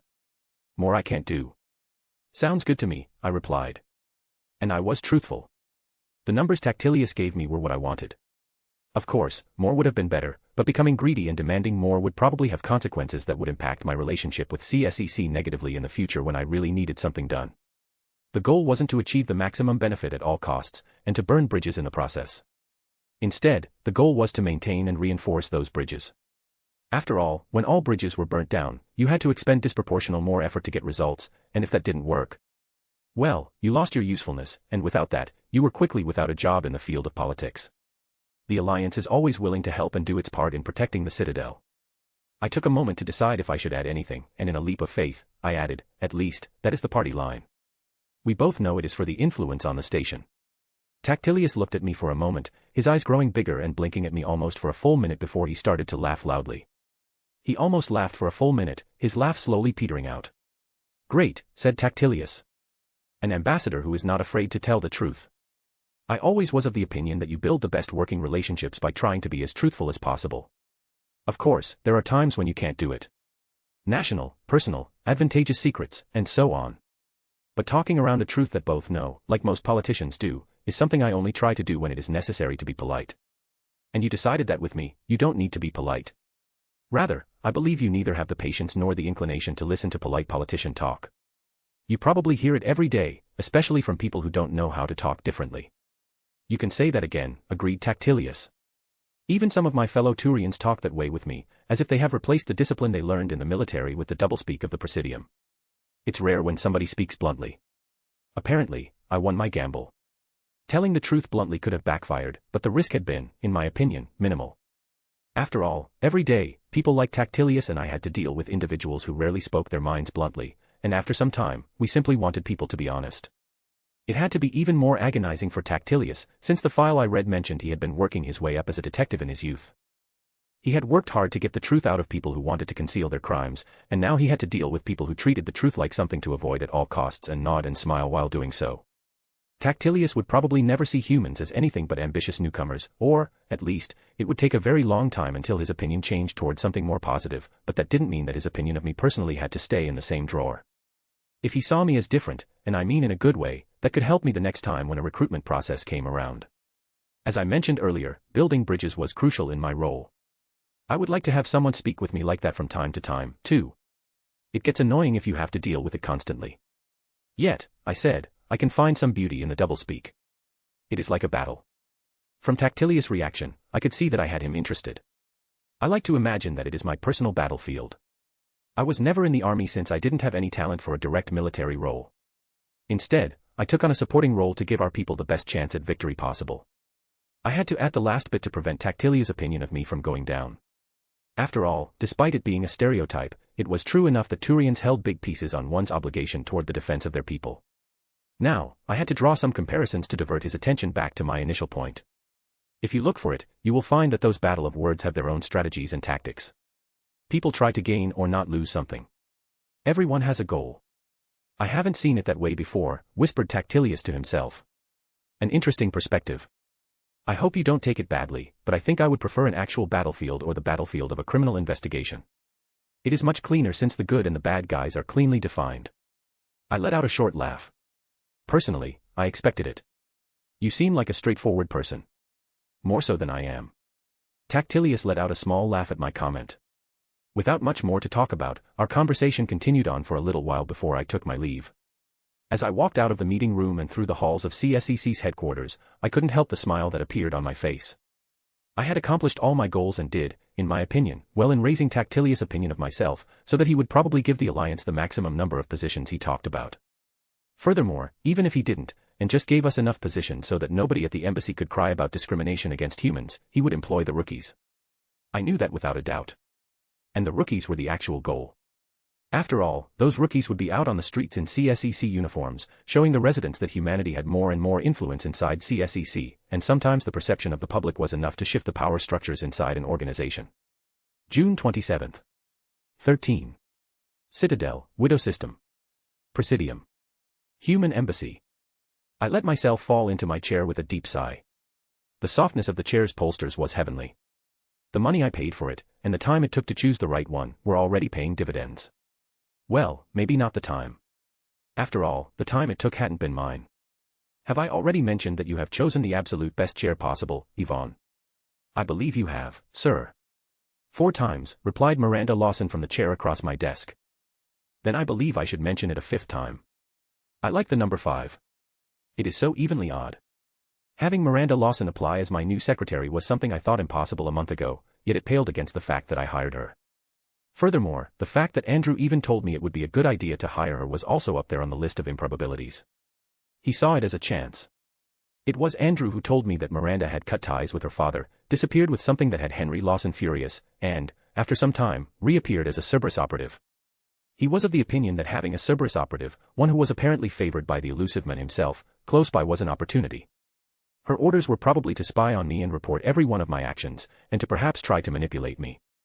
With certainty, she would be trying to find out if I was sympathetic toward Cerberus. Of course, by doing this, Miranda opened herself to be manipulated, too, this time by me. Yet, I wasn't sure it would be possible. At this time, Miranda was heavily involved with Cerberus and a staunch believer in their ideology. Changing her stance right now was probably almost impossible, especially since Miranda was using Cerberus's resources to hide her sister from their father, not knowing that the elusive man was also working with Henry behind Miranda's back. Timmy Boy was lying to them both, yet convincing Miranda of this without any proof would probably be impossible. So, I wouldn't even try to, not right now. Perhaps after she met Shepard and learnt a bit more about how Cerberus operated. After all, she was an incredible asset for every side she was on. But, right now, she was the one helping with my administrative work and the person I had fun teasing. Yet, before I say it, you should improve your coffee-making skills, I added with a teasing grin. In response, Miranda rolled her eyes, already used to my comments. You know that my coffee is good. Otherwise, you wouldn't ask me to always cook some for you. She was quite prideful, and even something as simple as making fun of her coffee could elicit a reaction. She had luck that her cover was close to her original personality and allowed her to take pride in her skills. Just because your coffee is better than the usual office coffee doesn't mean it is good. After all, that is not a difficult hurdle to overcome. She narrowed her eyes while I still had my teasing grin on my face. Yet, as I said, it is better than the office swell, so would you kindly make me one? Despite rolling her eyes, I knew that Miranda would make me one after we finished going through the remaining appointments for the week.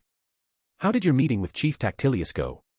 From what I heard, CSEC isn't quite willing to staff higher positions with members of a newcomer race. Quite right, I replied easily and added, but that was never the plan in the first place. My addition visibly surprised her, and her eyes widened a fraction. So, what was the plan if not getting more influence within CSEC? It seems like you are misunderstanding something. The goal is to gain influence within CSEC, but not by flooding higher positions with our people. Instead, the rookies will be the key. The rookies? Asked Miranda. What is one of the tasks that young officers have to do, and how could that task help us gain influence? My question didn't get an immediate answer. Instead, Miranda contemplated the answer for almost a full minute before answering me. Menial tasks, right? Patrols, securing crime scenes, running errands for those truly important. All of those are absolutely correct, yet you still have to give me an answer to the second part of my question. How does that help us? Spurred on by my confirmation that she was on the right path, she took another moment. Acclimatization, she said finally, hesitating a little, before my nod gave her the confidence to continue her train of thought more thoroughly. You want to acclimate the public and even the officers to seeing humans in CSEC uniforms. You want them to see humanity as an integral part of the organization, one you can't dismiss anymore. And the rookies and officers on the street are your tool to accomplish this. You want to change the public perception. The power is there where people believe it is, I replied. And by making the people think that humanity has power within CSEC, you slowly lay the groundwork to get that power. Miranda stopped for a moment before adding, yet, that will take a long time before it shows any results. I couldn't help but shake my head in amusement. Like many, especially those of the Cerberus variant, Miranda wanted power and results quickly. Even the Alliance Parliament wanted those, so I couldn't even be disappointed by her reply, at least not without sounding like a hypocrite since I was guilty of the same attitude from time to time. Yes, that is true, but getting results quickly isn't that important for now. I want to make a solid foundation. If we gain power too fast, we could lose it just as quickly when our opponents inevitably make their move. If we make just one mistake, they will argue that we weren't ready for the responsibility and hold that argument over our heads for centuries, since they will be the ones who will decide when we are ready. Think about it a little more, I urged. What is another advantage of getting as many people into the force, even if it is just the lower-end positions? What should happen to them in any other organization when they do good and competent work? They should get promoted, responded Miranda immediately. Good and reliable work should always get recognized and rewarded. My opinion exactly, I said with a nod. And if our people do good work, they will get promoted and fill out higher positions naturally. We don't have to do anything. CSEC will do our jobs for us, and we don't have to lift a finger. Yet, how can we be sure that CSEC will really do so? The Aseri, Turians, and Solarians will never allow us to come into power. For them, our species is too young to handle such responsibility. I could hear the slight frustration and the distaste for the council species in her voice. We both know that age is just an excuse, even among us humans. It is true that young people can often be irresponsible, but age can be offset by skill, ability, and maturity. Furthermore, you are once again only considering from the perspective of someone in a position of power. I don't know when you feel yourself ready for your next career step, but I sincerely hope that during your time with me, you will learn not to underestimate the power of change that can come from those who are often overlooked. I paused for a moment to make sure that Miranda was listening to my words carefully. If I managed to instill in her the ability to consider the perspective of those apart from the movers and shakers of the galaxy, she would become even more effective than she would already become in the future. Bad in the short term, good in the long term. I wasn't surprised that she viewed problems and possible solutions from the perspective of those in charge. Despite her dislike of the men, she had learned from her father, and Henry Lawson had also been someone who thought that only those with power could affect anything. The first possible outcome if the higher-ups of CSEC regularly skipped promoting human officers despite their good work, is that they lose the trust of their own officers. The widespread belief that other species don't trust us is false. They are wary of us, that much is true, I added when I saw her opening her mouth to retort something. That's because they don't know us and only know what they have heard about us. Despite that, wariness can be overcome easily since they are much more accustomed to cohabiting with other species. If we prove our worth, we will get accepted. Of course, there will be those who will not like us no matter what we do, but we humans have already done the same to ourselves, and we learn to live with that.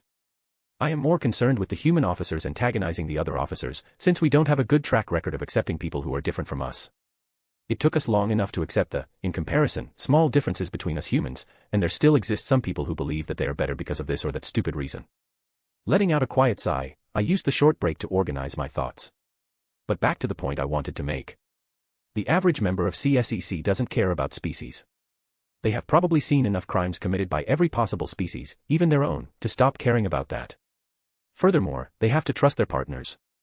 Their job is dangerous, no matter how safe their PR department proclaims the Citadel to be, and danger has a way to forge people together. The last comment got to Miranda. I could see it in her face. She was probably thinking about some other mission she did for Cerberus and the people she worked with on those. I gave her the time and gestured for her to think out loud. You mean that if, for example, a Turian sees his human partner overlooked for a promotion again and again, he will feel indignant about this treatment? Yes, I said, giving her a proud smile that had her smiling slightly as if it had been the first she got. Knowing Henry as I did, it could have been. I know it sounds cheesy and like I took it from a novel, but friendship and camaraderie are important and powerful factors. Ask any of our soldiers or police officers, for example, if they would stand up and stand beside their comrade if they saw a member of their group being treated unfairly without any apparent reason. But what if they don't? Asked Miranda. I mean, it is one possibility that could happen.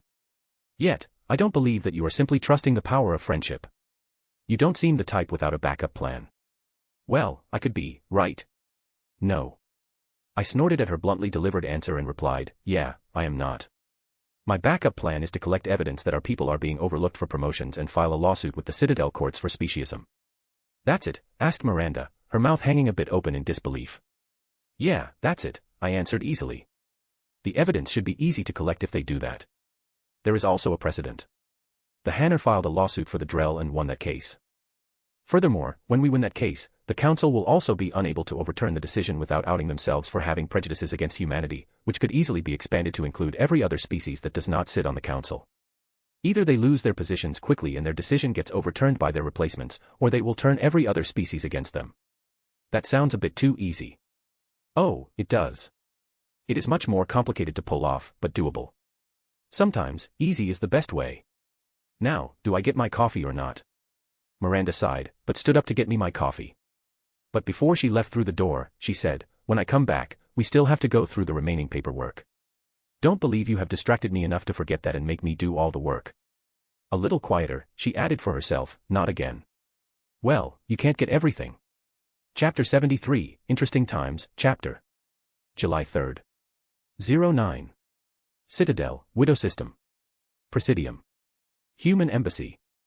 I spun my office chair and grinned. Today, I could finally say I achieved one of the goals I'd set since realizing I was in the Mass Effect universe. Anita's office was now mine. Her position belonged to me as well. I was the human ambassador now. And with the position came power, prestige, influence, and, most importantly, responsibilities. The last few days were a combination of travel and ceremonies. On Arcturus, I gave the official oath of office in front of the Parliament. I swore to uphold the laws of the Alliance, to represent the best of humanity, and to do my best for a better future for the galaxy. The ceremony also served as the official farewell for Anita and honored her life's work. She deserved the recognition, in my opinion. She did more for the Alliance than most, and everyone in the Alliance should know it. Cameras broadcasted the event throughout Alliance territory. While her name might be overshadowed by mine, everyone would still remember her. Right after shaking hands with politicians I liked and disliked, I sat inside a ship, ready to travel back to the Citadel. My first meeting as ambassador awaited with the council. I even had an escort of 2 frigates and a cruiser now. Only the cruiser would stay at the Citadel for official travels. The 2 frigates were just for show. A small parade welcomed me as the new ambassador. Some politicians wanted a bigger parade and complained that the council did not trust the alliance enough to allow it. I simply smiled and nodded while they talked. They wanted to appear more important than they were, and I let them believe it. As long as they were happy and didn't annoy me, or think they could influence my decisions, I was content. If they tried to overstep, I would show them their place in the pecking order. Thankfully, I got enough sleep during the travel to the Citadel. Since the moment I set foot on the station, the council summoned me to greet the new human ambassador they would work with for the foreseeable future. It had been a waste of time, in my opinion. It was the usual posturing of the council, telling me how they are looking forward to working with me, followed by a few veiled threats and hints about how superior they are. The most interesting thing that happened was that Spiritus showed some genuine support and friendliness, probably on account of the alliance's good relationship with the hierarchy. He would probably be the best option for me to get an inside look at how the council would react to events. Tevos was still the Aseri counselor, of course, and looked as arrogant as ever. She showed it, too. After all, she was the one who talked the most, and about the glorious history of the Citadel and the 3 council races' contributions to it. Everything she said was used to highlight the differences between humanity and them and to tell us how much we would have to do to even think about gaining a council seat. The Solarian counselor mostly held himself back during my introduction. I wasn't surprised by that. The Solarian counselor looked like he was ready to keel over and should have been in retirement instead of sitting on the Citadel Council. His name was Solus, and the first time I heard it, I thought he was a distant relative of Mordin. Perhaps they knew each other, perhaps not. In the end, it didn't matter too much. Besides, it looked like the Solarian counselor would change again before long. Nonetheless, I would have to look into the matter. The Solarian Union never did anything without a reason, and giving one of the most influential positions in the galaxy to someone who wouldn't hold it for long had to have a good reason. Yet, maybe I was overthinking the situation. Afterwards, I could finally return to the embassy and relax for a moment before the chief of security came around to give me my new security codes and credentials. They had been ready for a while, but I only got them after my position became official. From today on, I had a week to read through all the briefings I didn't have the right clearance for, at least officially. I already knew about most secrets of the Alliance due to my connection to its military-industrial complex, but the position of ambassador was a different beast. Furthermore, I had some secrets the Alliance didn't know about either, and could spell immense trouble for me and the Alliance if they got revealed. That reminded me, I should schedule a meeting with Ryder to get an update on how his research is progressing. The AI matrix he was working on could be a game-changer if we utilized it correctly, especially if we used it on the ruler-class ships.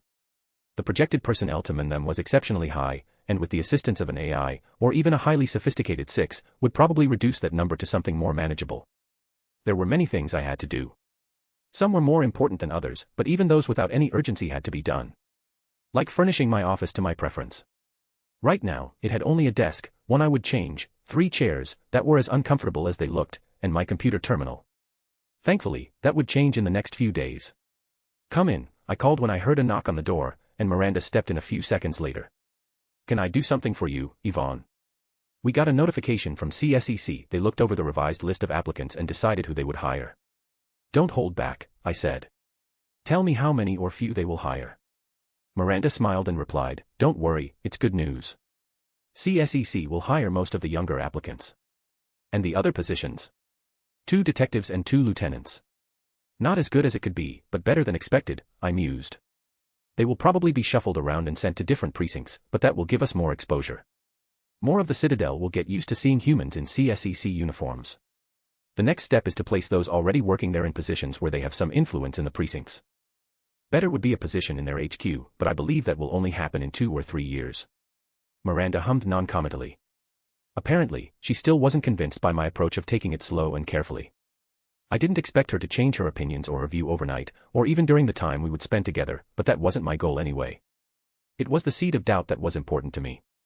As long as Miranda started earlier to question how Cerberus operated, the easier it would be to get her to change sides. After all, I didn't just use my approach in politics. It worked similarly well with interpersonal relationships. Anyway, continued Miranda, we will see how it will go in the future. Right now, I have a list here with scheduled appointments for the week. Most of them are accompanied by Alliance personnel, and around half will call via the secure communications room. The others will arrive here at the embassy. Anyone noteworthy? I asked, taking the datapad she held out for me. My eyes went over the timetable, mentally trying to connect the names with faces and trying to find out if I had ever met any of them. I believe the most important meetings would be with the President, the Minister of Defense, the Minister of Commerce, and Admiral Hackett of the Fifth Fleet. The first three will be over the SCR, while Admiral Hackett will arrive at the Citadel in a few days. Did they say anything about what those meetings are? I dislike going into one without knowing anything. That way, it is too easy to get taken by surprise. And if you get taken by surprise, you often don't know the answers, which can get pretty embarrassing. And I don't want to be embarrassed during my first week as ambassador. I already knew the answer to my question before Miranda even opened her mouth to say anything. It was visible on her face. I am sorry, sir, she said. Only Admiral Hackett gave a reason when asked.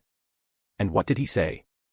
He is being sent by the Board of Admiralty to give you a briefing about all ongoing military operations in and around Alliance territory.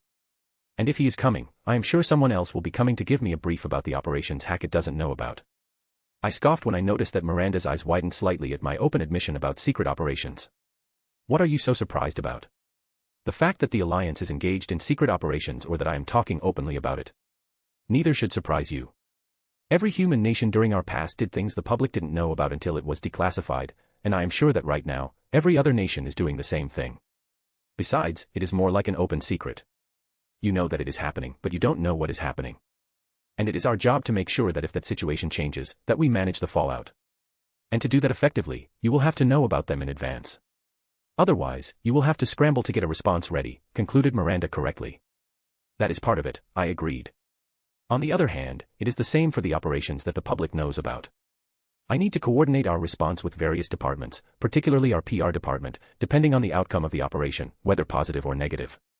Furthermore, the Council will question me about it, too. I understand, said Miranda.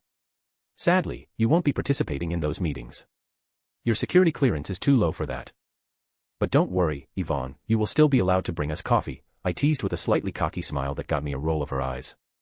Let me guess, continued Miranda, her tone full of resignation at the question I was about to ask. You want a coffee? That too, I agreed easily and added, but I also want to ask if you already put down an order for the things you want for your outer office. The question seemed to take her by surprise since she took a few seconds to answer before saying, I ordered a handful of office furniture. You were right about the standard version being uncomfortable. That's why I told you. The standard versions are always the most affordable option, and people who don't need better furniture, such as for guests, have to order the upgraded options themselves. And now that you know, can you please get me my coffee?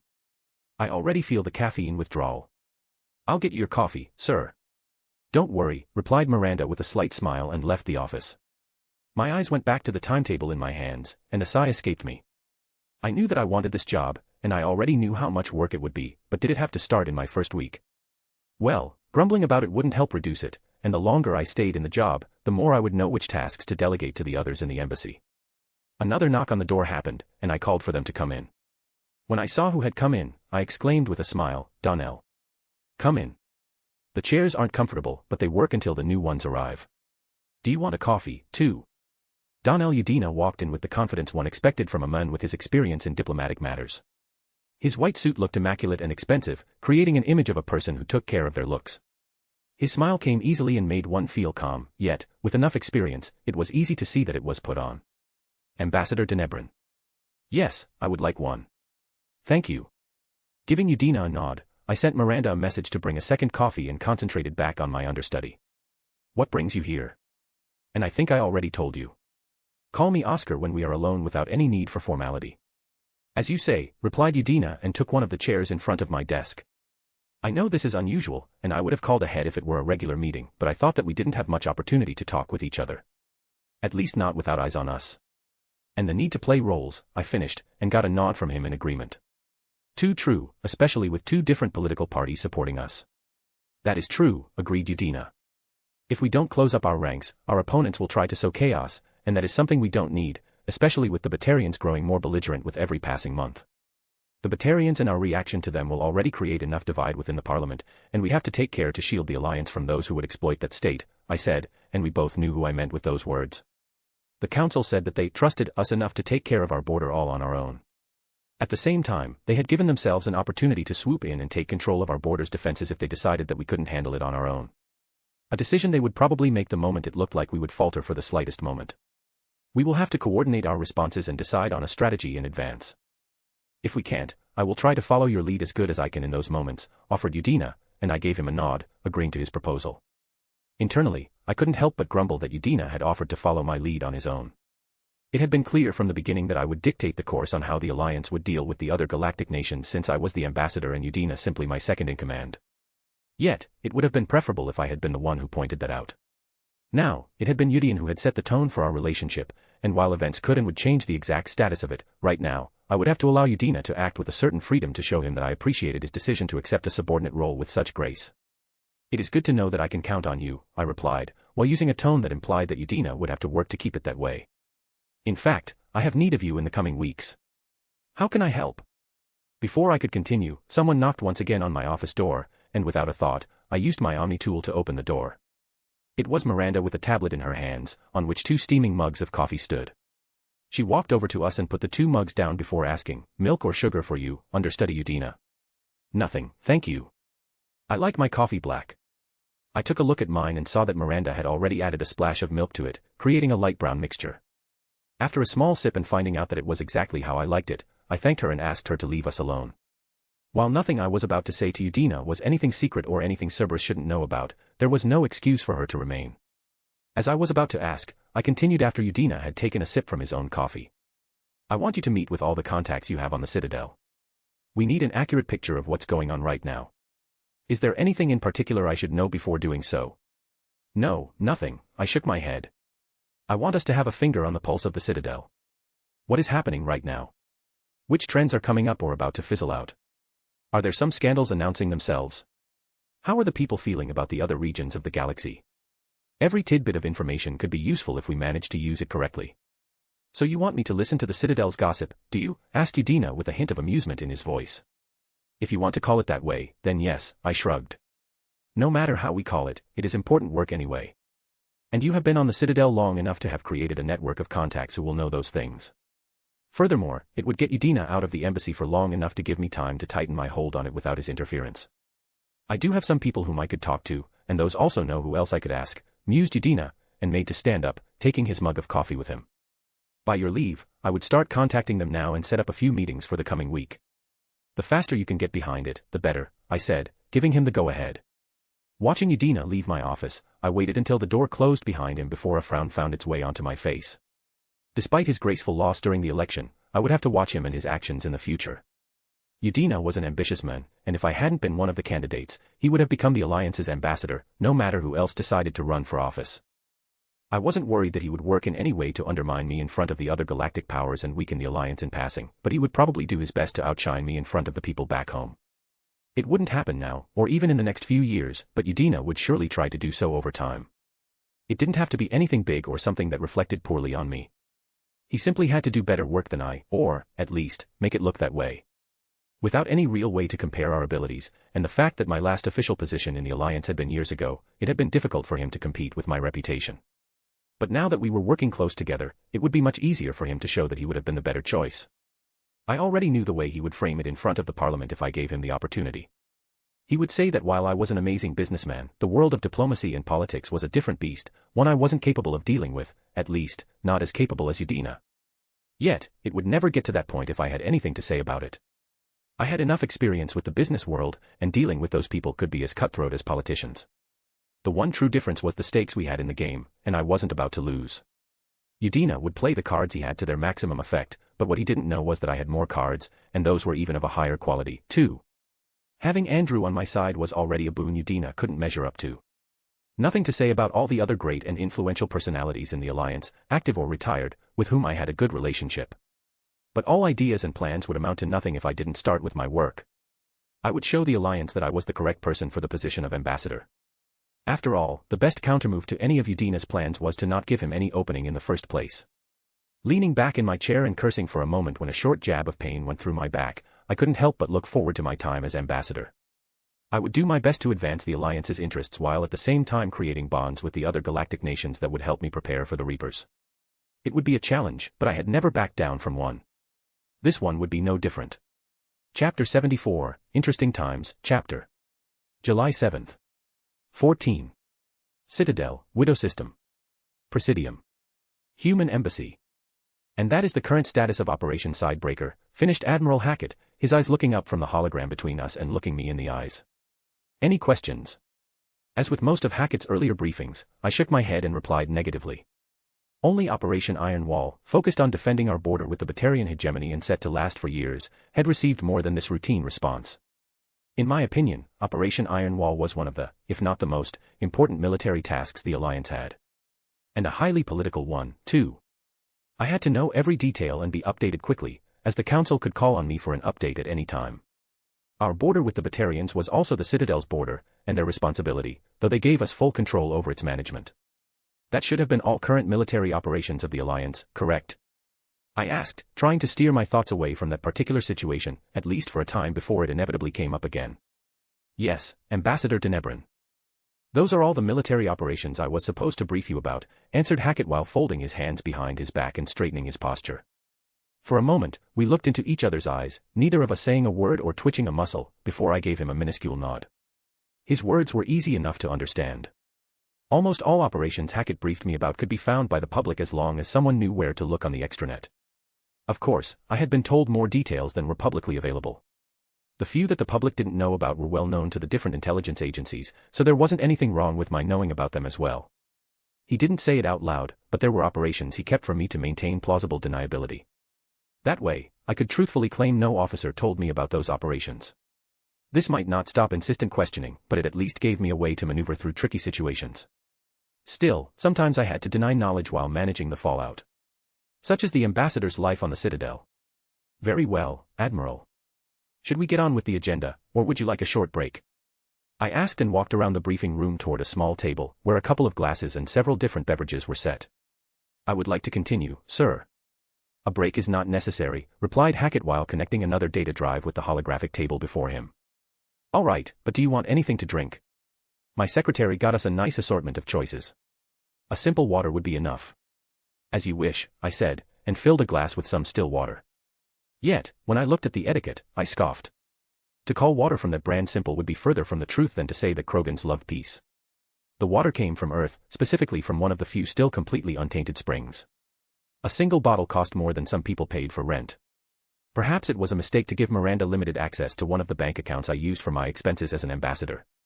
That woman had expensive tastes. Or perhaps that was her revenge for the dozens of small tasks I gave her every day that had only to do with her actual job in the broadest sense. After all, I had this weird feeling that she would be really good with malicious compliance.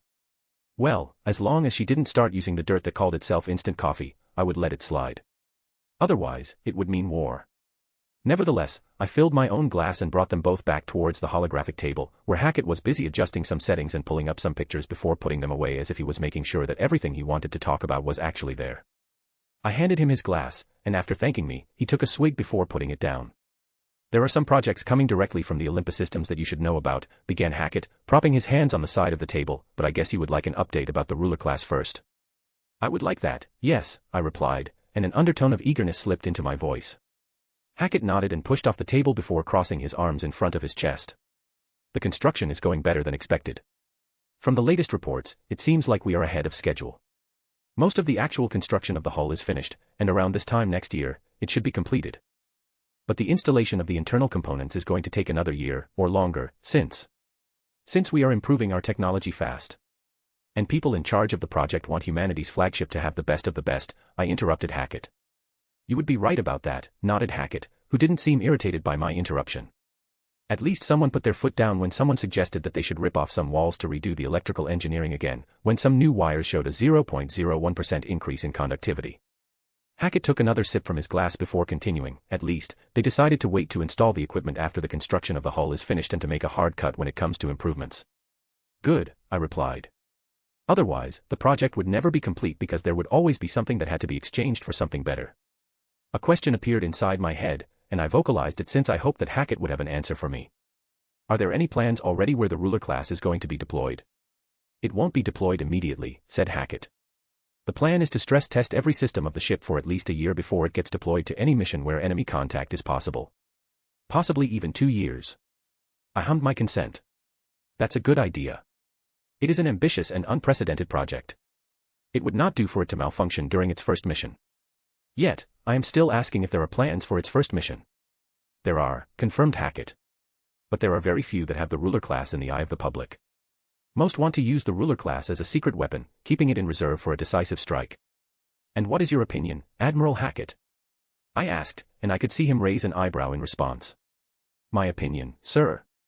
You are an admiral, and as far as I know, you are the foremost candidate to take over as the Fleet Admiral of the Fifth Fleet in a couple of years.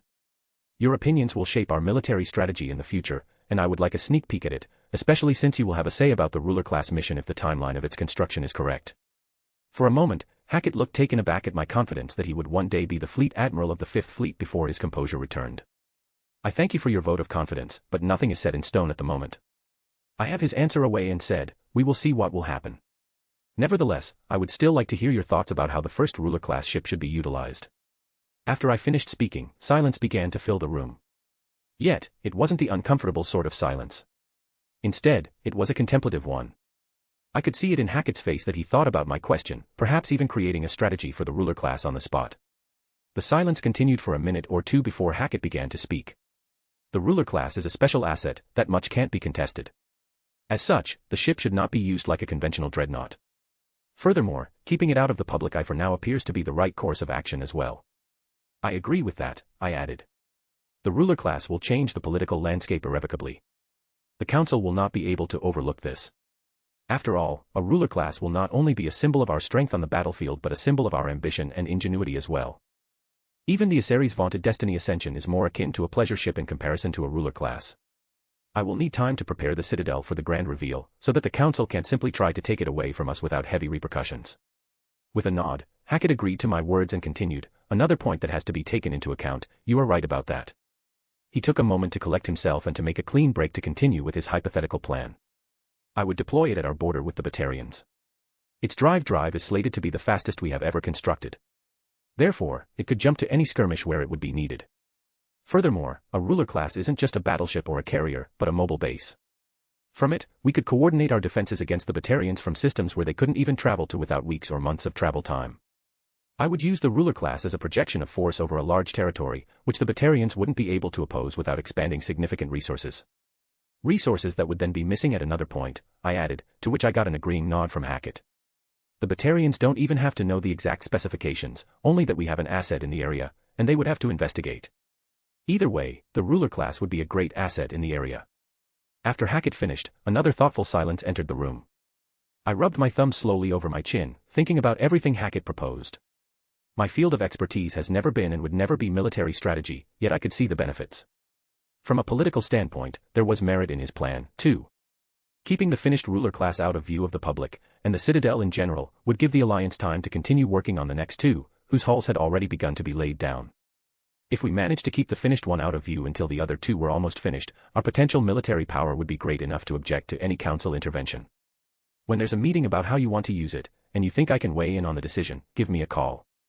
I believe there is a benefit in your plan in comparison to simply letting it sit within our borders, letting it do nothing, I said after a while. Instead of giving me an answer, Hackett just nodded, and I could see that he was considering why I would want to weigh in on that decision or why I would support him with his proposal instead of someone else. Besides his plan being probably the best for me, I wanted Hackett to see me, if not as a friend, as an ally who could support him. It had been Hackett who had led the war effort against the Reapers in Cannon, and I wanted such a man on my side. Of course, Shepard had been the face of the war, and as the protagonist of the games, you had been following their career and were emotionally invested in them, but Shepard hadn't been doing more than gathering all those very different parties. It had probably been Hackett and others who had done the most behind the scenes to weld them together into a force that could stand against the Reapers, ensuring that they coordinated their counterattacks and evacuations, and that every battlefield received the troops and supplies it needed. A soldier to change the tide of a battle was important, but so were the people who made it possible for those soldiers to even know where they could do so. Anyway, I said, wanting to close the topic, there are more projects ongoing, right?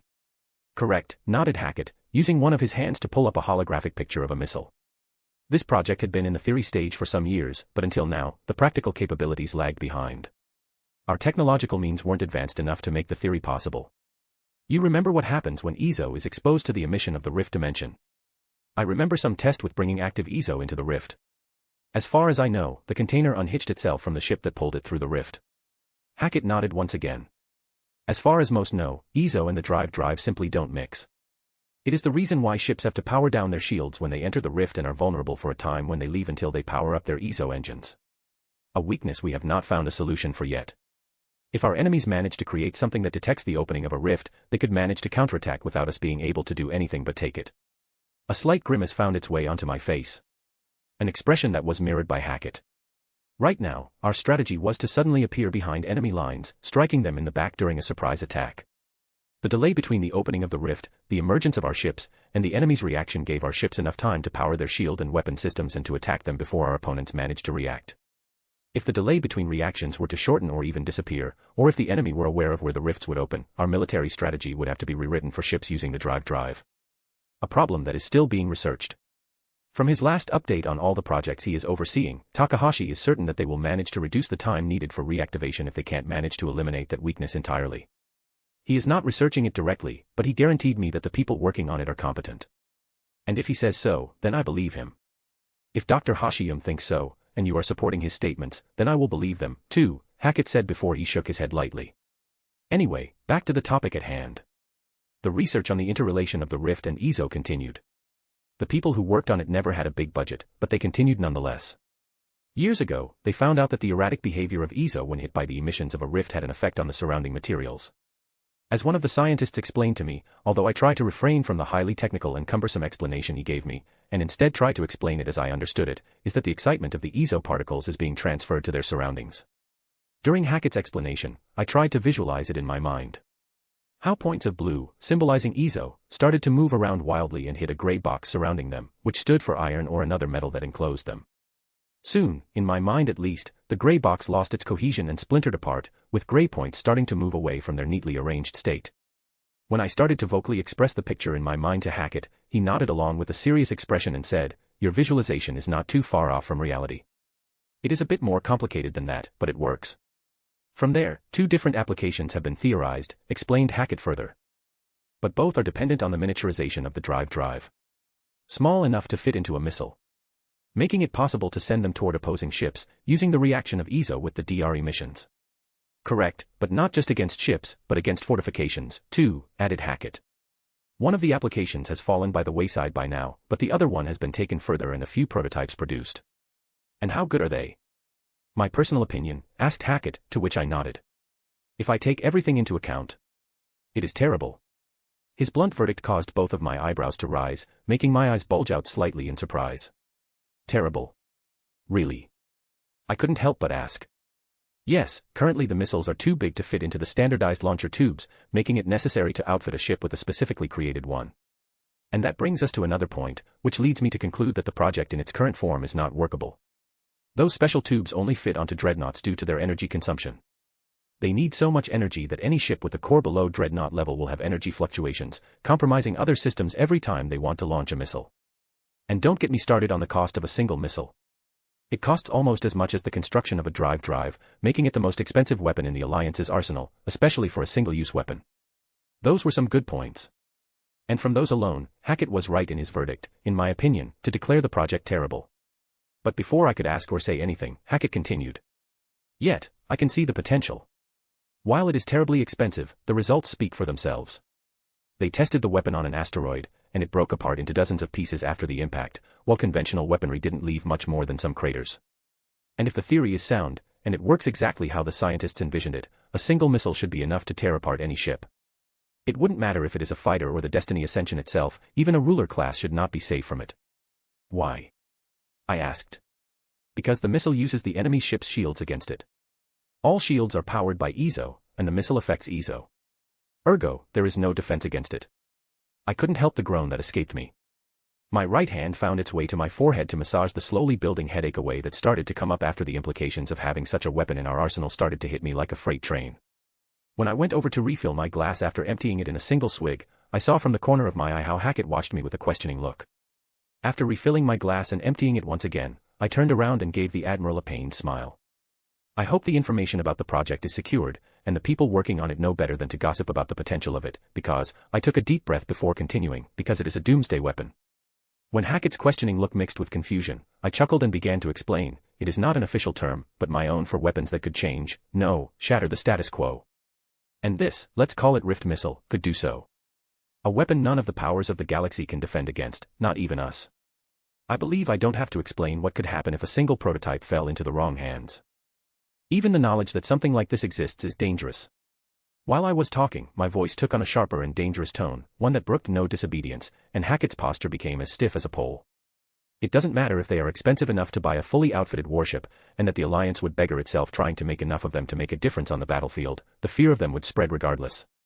Even a fleet of ruler-class ships would not generate as much fear because the only difference between them and regular dreadnoughts is the size, at least in the heads of the other galactic powers. But a weapon no one can defend against. A weapon that shatters their understanding of everything they believe to know. Much too dangerous. When we are finished, you will destroy this information, my finger pointed toward the holographic picture that floated between us, and go back to the people in charge and tell them to do the same. Their research team will be restructured into one that looks into the miniaturization of the drive, at least on paper, and any networks that don't have Omega security measures, am I understood? Without saying anything, Hackett simply looked me into my eyes for a moment that seemed to stretch into eternity before he slowly gave me a nod. I knew that he would do as I said and not try to go behind my back. Furthermore, I added, if anyone tries to gainsay or counter your orders, tell them that this is Oscar de Nebrin's order, and if they don't want to be demoted to scrubbing toilets for the rest of their lives, they better listen. And I meant what I said. I may have put down my office in my own company, and gave the reins into hands of some people who were competent and trustworthy, but that did not mean that my influence and my power had disappeared.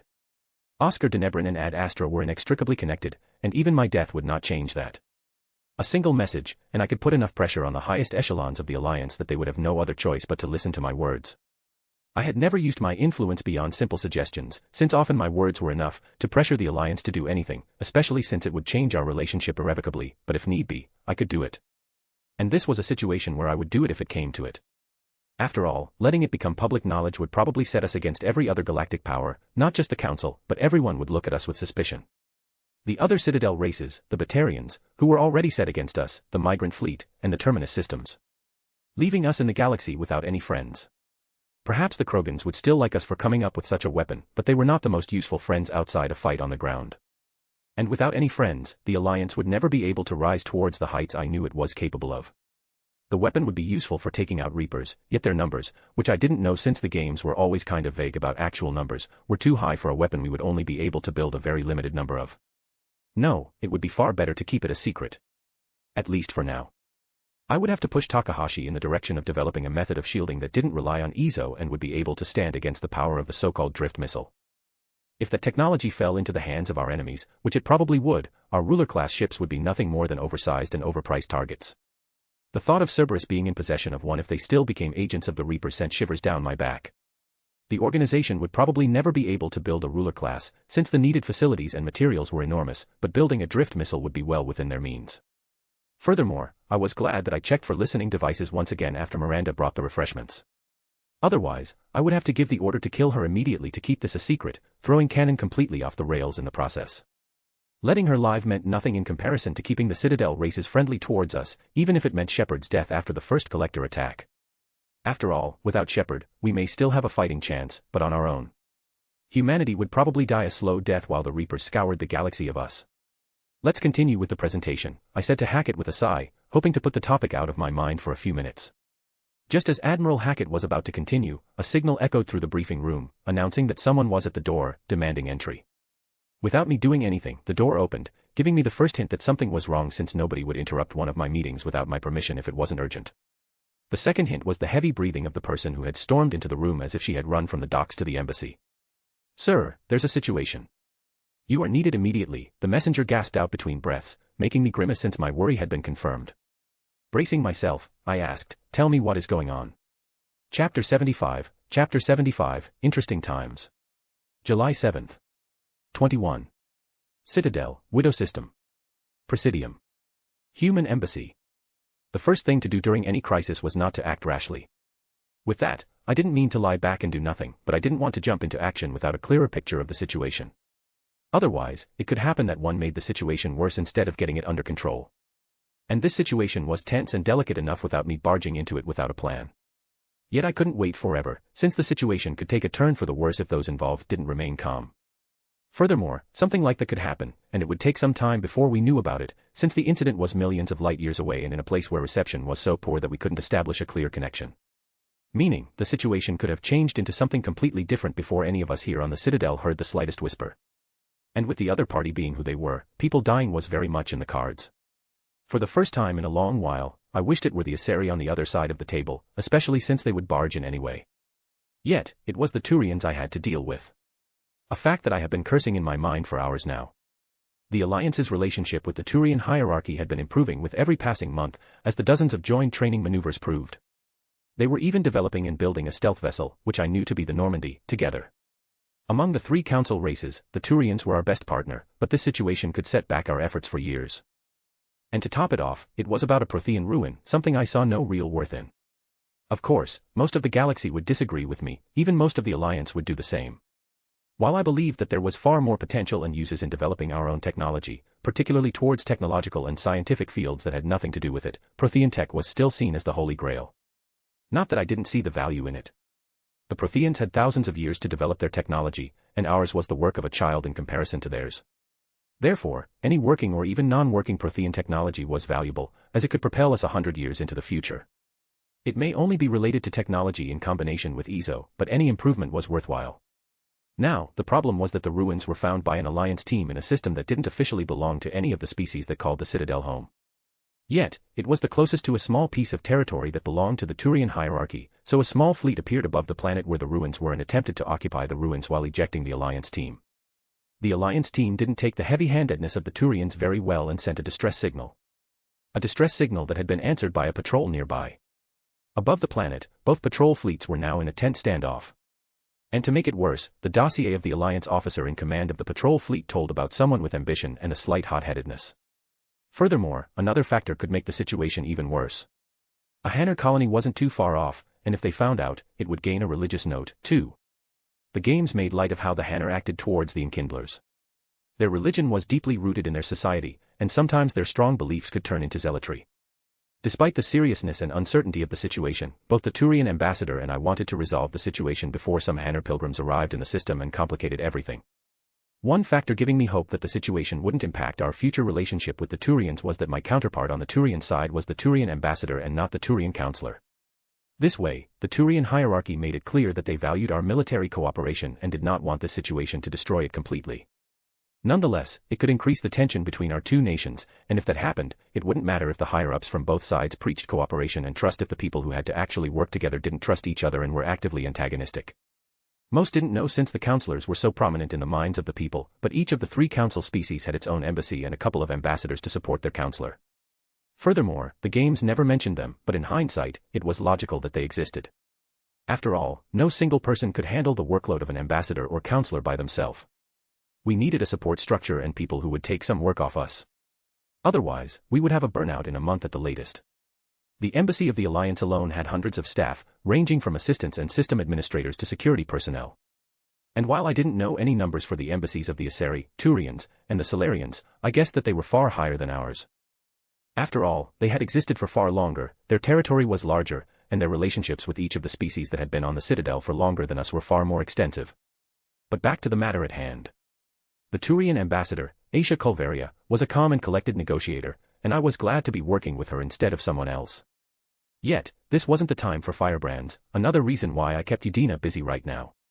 While Ambassador Culveria and I would try to push for concessions from the other side, we both knew that this was crisis management, a time when you had to give at times to avoid an undesirable outcome.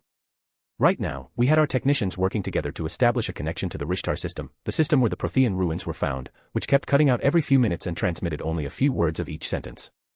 In the meantime, Ambassador Culveria and I had sent messages to patrol fleets in the vicinity that we could reach, to travel to the Rishtar system and take control of the situation, and to give the order to avert any armed altercation. Nobody wanted a second Shangxi. "Sir," asked Miranda, stepping up behind me and trying to get my attention. "Yes, what is it?" I asked without turning away from the report of the latest try to establish a clear connection to the Rishtar system.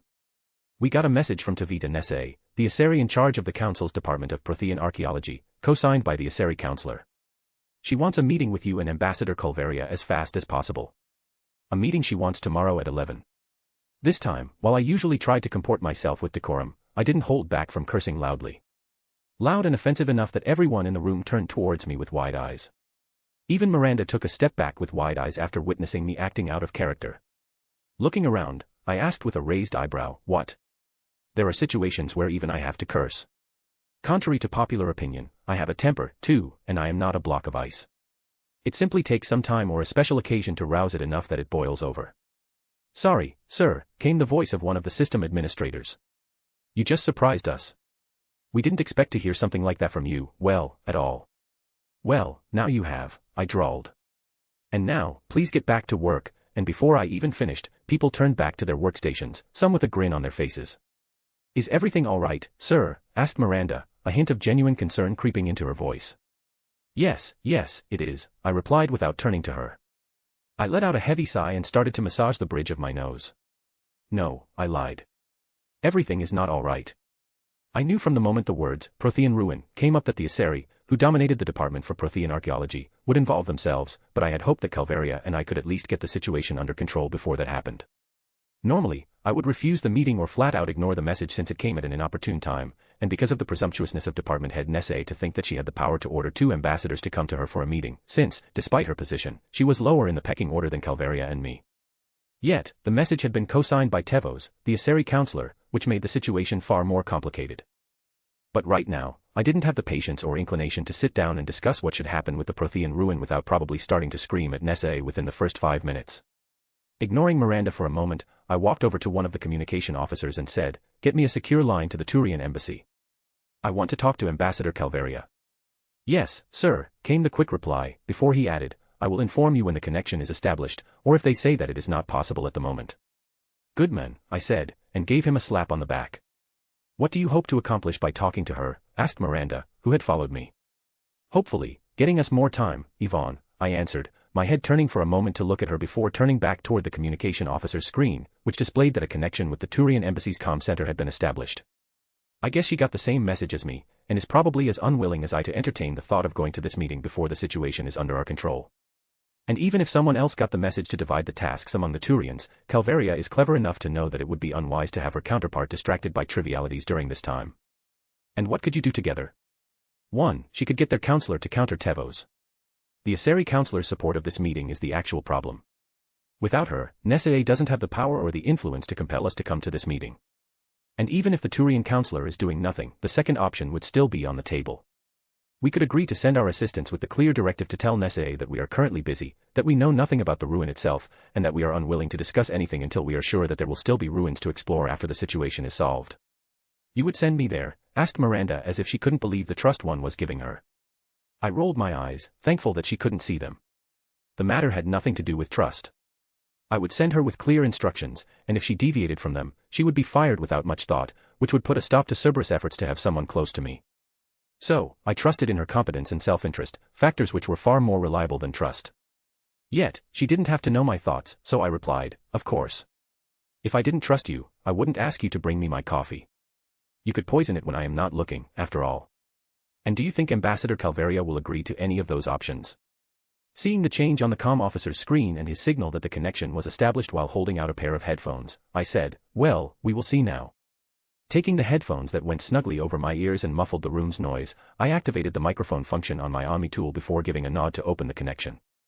On the screen, the picture of a Turian woman appeared, her face painted with a vivid red, displaying her affiliation with her clan. She had light blue eyes that seemed to lightly glow.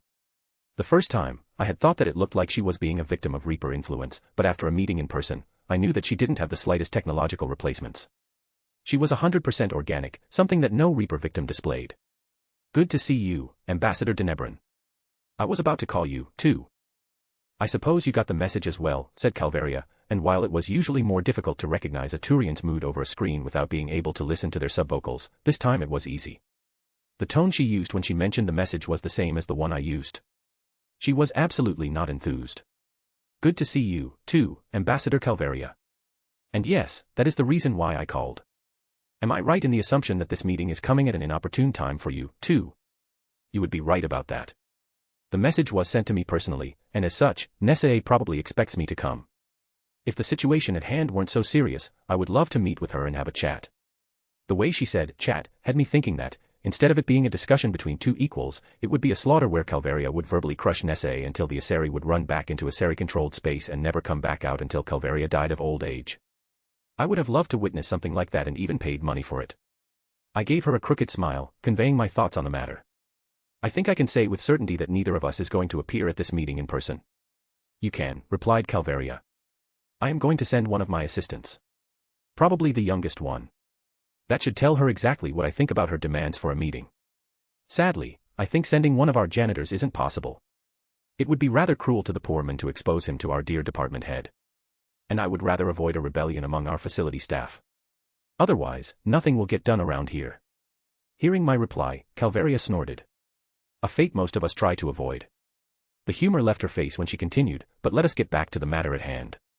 Somewhere from outside the screen, Calvaria was handed a datapad.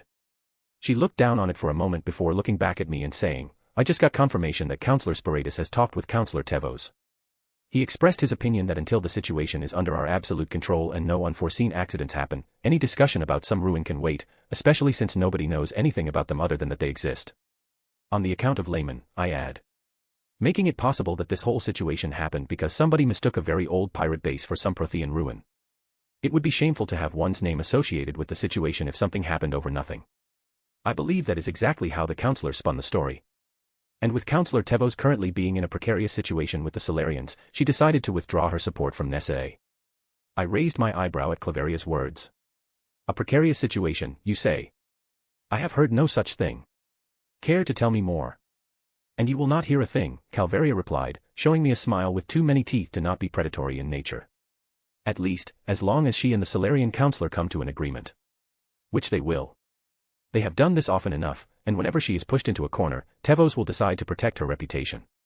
Your experience or the experience of the Turian embassy? Both. Well, if you don't want to tell me, it is all right. Maybe I will find out by myself or not.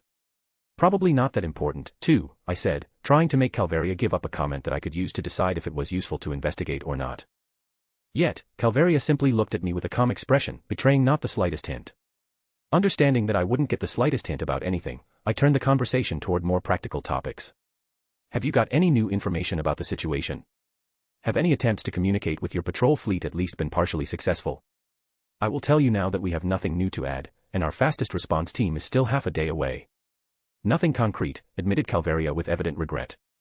But thanks to our communications officer managing to clear up the message we received from the patrol fleet, it seems like they haven't begun shooting at each other just yet. At the same time, I have to add that the message is several hours old, and as such, I can't guarantee that the situation hasn't changed in the meantime. At least, I have some other news. Not about the situation in the Rishtar system, but connected to it. Our response team found out why we have such difficulty in establishing a stable connection to any of the ships there. Well, that sounds interesting, I said with actual interest. The reason has to be something outside the system itself, otherwise your team would have already made contact. You're right about that. One of the systems between the Citadel and the Rishtar systems is currently experiencing a solar flare with extreme solar winds blowing through it. Sadly, it is also the system the Citadel uses as a network pathway for our communication systems to that part of discovered space. Making it difficult at best and impossible at worst to get a message through, I finished for her. And let me guess, there is no other network pathway for us to use.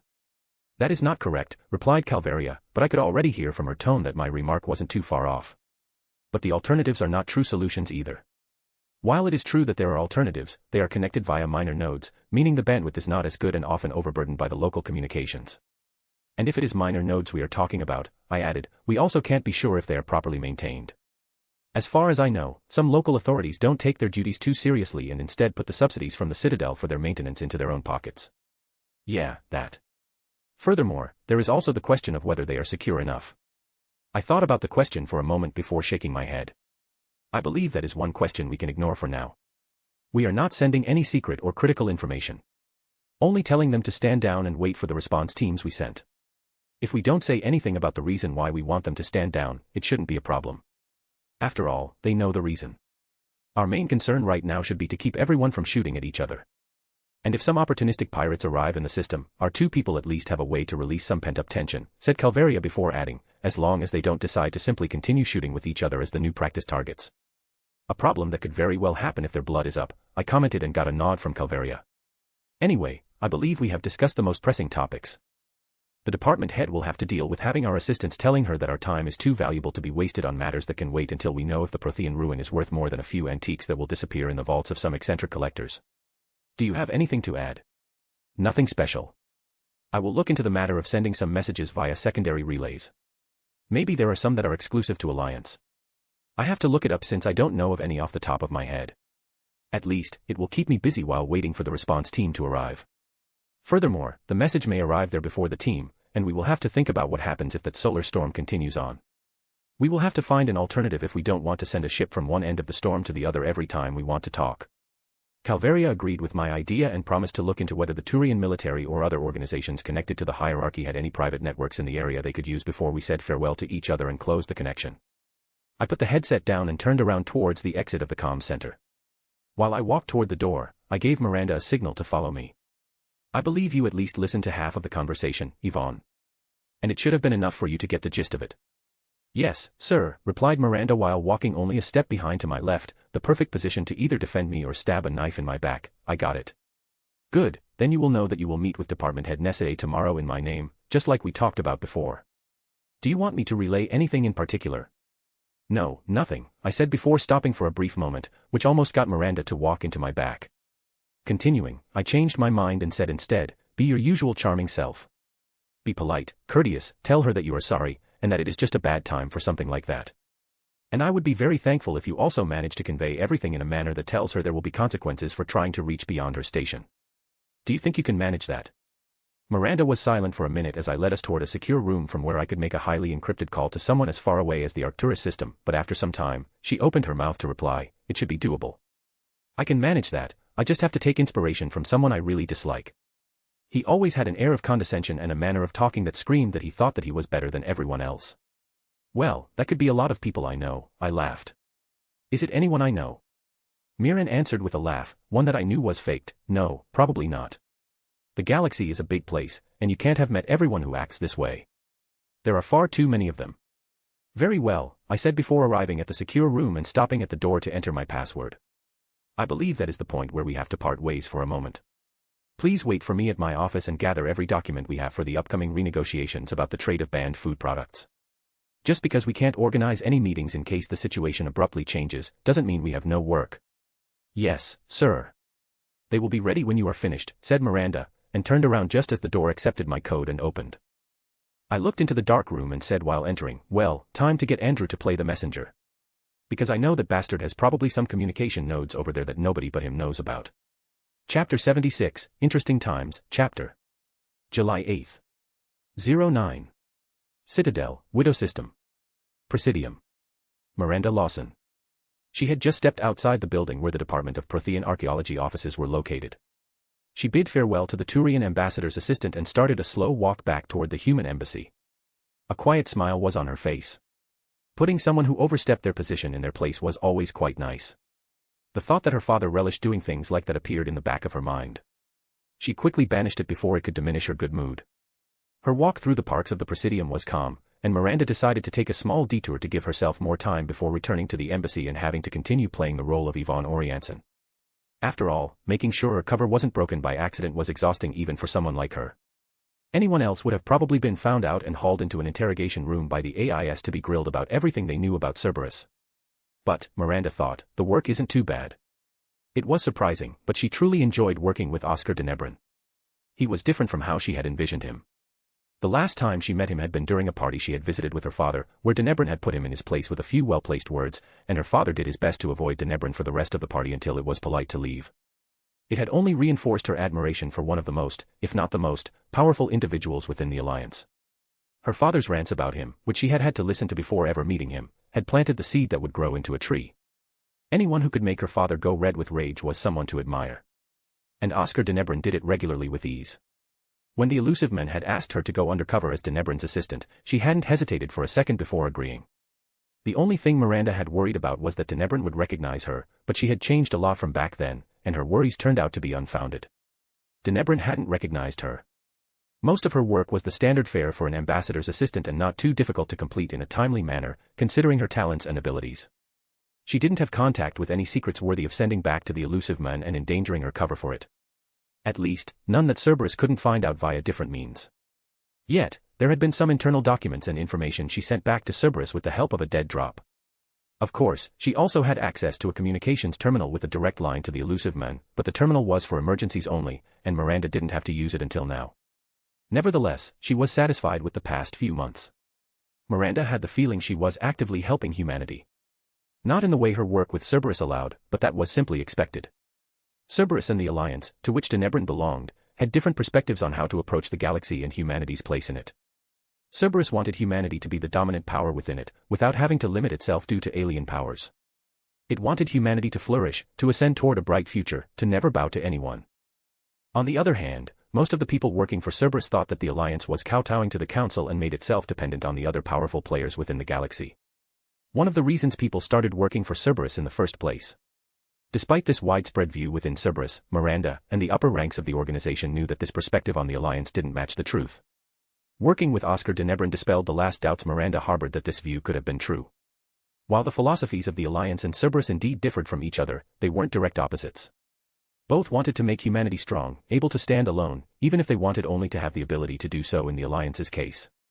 Yet, while Cerberus wanted humanity to stand above the other species of the galaxy, the Alliance sought to stand on the same level as the others while still maintaining its dominant power. Denebrin put it best in Miranda's opinion. The Alliance wanted to be the first among equals. And working with Denebrin showed her that he didn't just spout nice-sounding words. He truly lived those words. Everything he did had that goal in mind. Even if it took far longer than Miranda or Cerberus would have liked. His actions with CSEC proved that. It was a long-term strategy that would take years to come to fruition, but, if Miranda was honest with herself, it would be far more stable and encompassing than anything the minds of Cerberus would have thought of. After all, most of them were dissatisfied with the Alliance's slow pace toward becoming the dominant galactic power and, as such, would never think about a strategy that would take so long. Personally, Miranda, too, was in the camp of sometimes wanting quick changes, a trait she sadly got from her father's education. Something she was starting to understand, one of her hereditary traits from her father that had ensured that he had always been beneath Oscar Denebrin in everything he tried. 1. She was slowly exercising by observing her current employer and how he handled everything he started and had to do. It was truly satisfying working with him. The only thing she would like to change was his incessant need to send her to make him a coffee. It was his way to playfully haze her, and Miranda found herself already moving toward the coffee machine the moment he started talking about wanting a cup. He had conditioned her without her noticing, and that was more terrifying than anything else. While Miranda had been lost in her thoughts, her feet had carried her through the Presidium's parks, and before she knew it, she had arrived in front of humanity's embassy.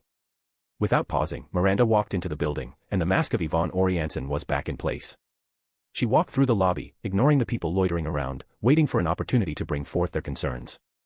Instead, Miranda went toward a security gate to the side, where she swept her Omni tool over the scanner. The door opened automatically, disappearing sideways into the wall. Walking through, Miranda arrived in a short corridor that would lead her to the actual security point for the part of the building where most of the work happened. The embassy was separated into two parts. One where the public could go in with an appointment, and one where only accredited personnel were allowed. Of course, while neither was unsecured, the latter part was by far more openly and heavily defended. After all, the public part couldn't look like a military fortress. Yet, that didn't mean that any part of the embassy was unsecure. It was simply more well hidden and subtle, especially the part of the public zone where the ambassador's office was located. A full N-team and 24 Marines would arrive at the office in less than 30 seconds if the ambassador triggered the alarm. In addition to that, a special shield generator in Denebrin's desk would shield him while 2 turrets would come down from the ceiling and turn the office into kindling. Furthermore, the balcony was also secured through a shield generator powerful enough to stop 1 or 2 tank shells. No sniper would be able to assassinate the ambassador that way. Part of her, the Cerberus part, did a thought experiment about how she would do it if she ever got the assignment to do so. It took her only a few minutes to decide that getting to Denebrin inside the embassy was close to impossible without starting a war and attacking with a small army. The door at the end of the short corridor opened without Miranda doing anything, and she walked through into a square room where 4 heavily armored and armed soldiers stood in each corner, and a 5th one stood next to a frame Miranda had to walk through to get scanned before she would be allowed to enter the secure area. She stood still for almost 2 minutes before the scanner was satisfied that she was who she pretended to be and didn't carry anything dangerous or could be used to introduce a virus into the embassy's systems. With a nod, the soldier standing next to the frame gave her the go-ahead to walk on. Giving a nod herself, Miranda left the checkpoint to finally enter the secure area. Another corridor opened up before her, and only a few of the staff were in it when she started to make her way toward the secure communications room where Denebrin would be. The closer she came to it, the more people she met. Staff, technicians, and security guards. Some greeted her with a nod, while others ignored her and concentrated on their own work. Finally, she arrived at the communications room and, with another swipe of her Omni tool to transfer her credentials, Miranda was inside. And the first combined team is going down in a few hours. Miranda heard Denebrin's voice before she saw him. When her eyes found him, he was on the other side of the room, talking to a screen that showed a woman in a military uniform. Slowly, she made her way toward her current boss, past the comm officers who ensured that the connection was stable and secure. Miranda respectfully stopped a few steps behind the ambassador, getting a better picture of the woman on the screen. It took her only a few seconds before she recognized the face as that of Captain Jahira of the SSV Springfield, the ship that was at the center of the ongoing crisis. Yesterday evening, the ambassador somehow managed to establish a stable connection with the Rishtar system. After he entered the high-security room, Denebrin had sent her away on some errands, and when she returned, he only said that the matter was handled. And a few hours later, the connection was established, and, most importantly, stable. After making sure that the two vessels hadn't shot at each other yet, he gave them orders to withdraw to a safe distance where nothing could happen. Afterwards, he acted as a relay point between the Turian vessel and their ambassador, and from what she managed to glean from their conversation, the Turian ambassador had a far more difficult job to convince the captain of the Turian vessel to relax and not to claim the ruin for the hierarchy immediately, without any compromise. One of the reasons why they hadn't sent any teams down to the ruins to explore them until now. It took for the second Turian vessel to arrive and its captain to take overall command before any real progress happened. After Denebrin had sent her home to get some sleep before her meeting, he was still in discussion on the composition of the mixed team that would be sent down and a myriad of other minor problems that had to be solved. And from what she saw from the corner of her eyes, Denebrin looked like he had only slept an hour or two before getting up to continue working. After all, despite the situation, the world around didn't stand still, and he didn't want to leave too many of his tasks in Udina's hands, without having something in his hands that could keep Udina under his control indefinitely. Furthermore, from what she had observed, Denebrin had slight control issues. Yet, on the other hand, Miranda had never met somebody above a certain level of influence and power without those issues. She had those herself, but at least she was honest enough to acknowledge it. "Yes, sir," replied the captain, and Miranda's focus turned to her.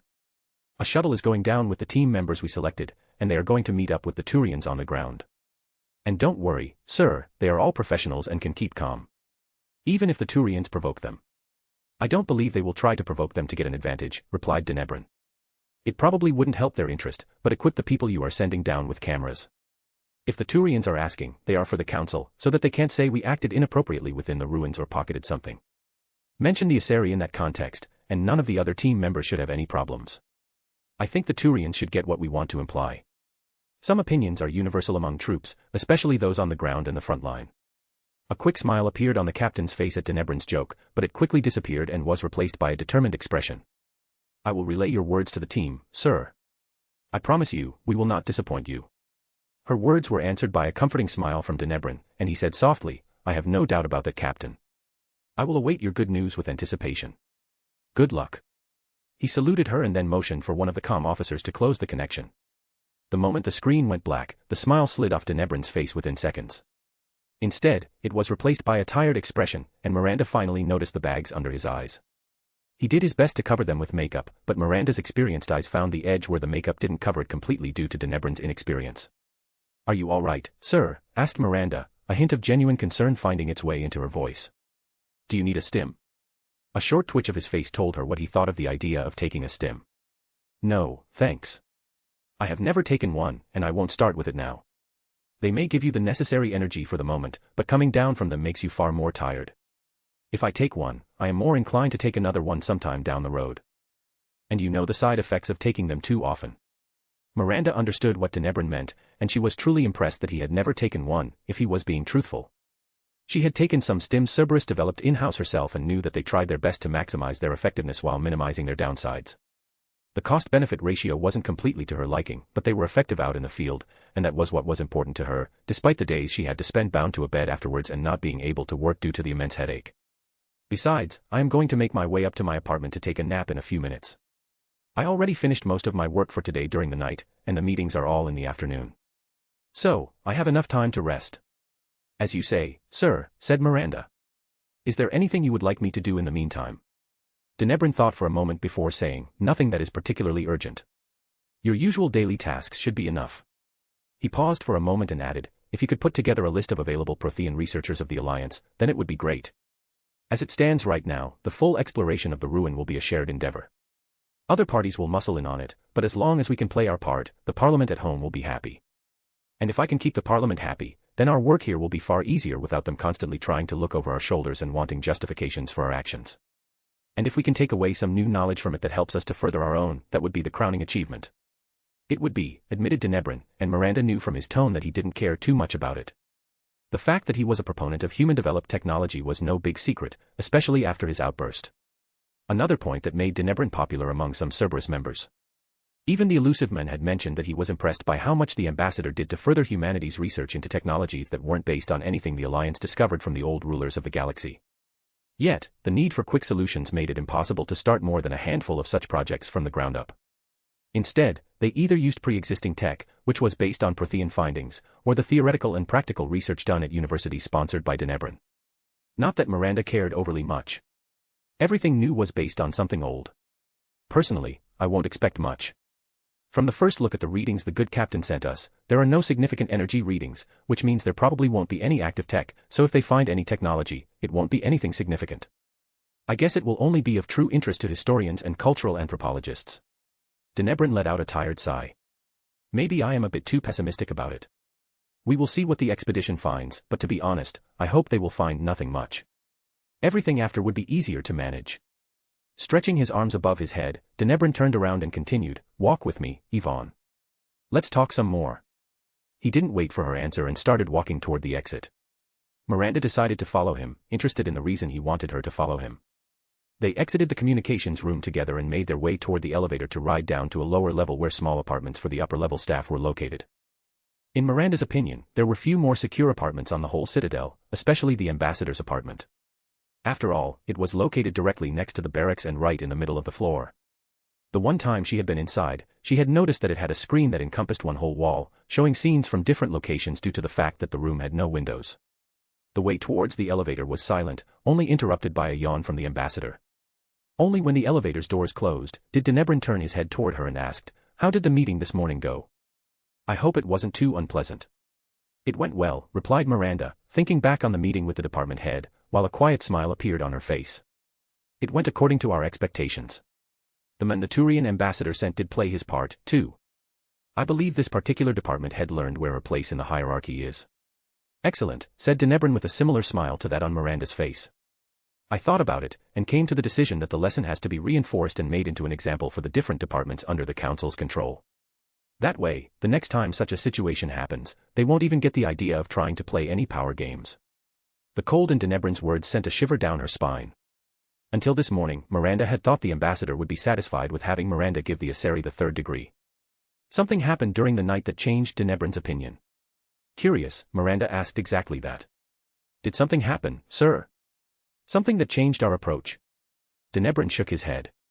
"Nothing significant. I simply had time to think during the night, and decided that we have to set an example. For prevention, of course. And if I have to be honest," Denebrin paused for a moment, "I need a way to release my frustration and anger. Making things difficult for her should be a nice release." Taken aback by his confession, Miranda could only blink before squaring her shoulders and asking just as the elevator arrived on the correct floor and the doors opened. "I am sorry, sir, but I have to admit that this seems out of character for you to me." Denebrin chuckled. "Yes, I have to admit that this seems out of character. But I have done that before. A few times, less than 20, but yes, I have done it before. It is not a nice thing to do, but as long as I do it to achieve an effect that is more than my personal satisfaction, I can ignore any bad feelings about it." It took Miranda by surprise to hear Denebrin speak so openly about something that others would find morally ambiguous, but somehow it helped Miranda see the person Denebrin was behind the carefully curated image presented to the public. It made him look more human to him, and that made him even more impressive in her eyes. "I see," replied Miranda after a few seconds of silence. They turned around a corner when she asked, "What would you like to do?" "What bureaucrats do best. Delay, delay, delay. Everything via paperwork. Send messages to the people in charge of every archaeological excavation that is even remotely connected with the department, and let them send inquiries to check everything. Let them make every possible request. Put everything on hold that isn't important to the Alliance. Meaning everything that is cultural or historical. But we still give them problems at excavations where tech is in play." "I understand, sir," replied Miranda. "It will be done." She gave him a smile. If she acted accordingly, she could rise in his trust. A task here, a favor there, and Denebrin would trust her with more and more, until one day he would give her something that she could make use of. Furthermore, when the time came, Denebrin would hopefully be more sympathetic to her and Cerberus's cause. And even if she couldn't convince him about Cerberus, at least she would have an exit strategy. While she believed in Cerberus and its mission, she was always intent on protecting herself first and foremost. After all, if she were gone, who would make sure that her little sister stayed safe? She was the first and last line of defense, and she would do everything to keep protecting Oriana from their father. Finally, they arrived at the door to Denebran's apartment inside the embassy, and with a swipe of his Omni tool and a scan of his eye, the door slid open and revealed the inside. Denebran stepped inside the frame and turned around to face her. "Thank you, Yvonne. I appreciate your help." He put a hand on her shoulder and gave her a genuine smile. Somehow, a warm feeling started in her chest, and she knew that her cheeks turned slightly red in embarrassment as she looked at his smile. "It is no problem, sir," replied Miranda, and she was surprised how honest her words sounded. She even felt like she truly meant them, without any ulterior motives behind them.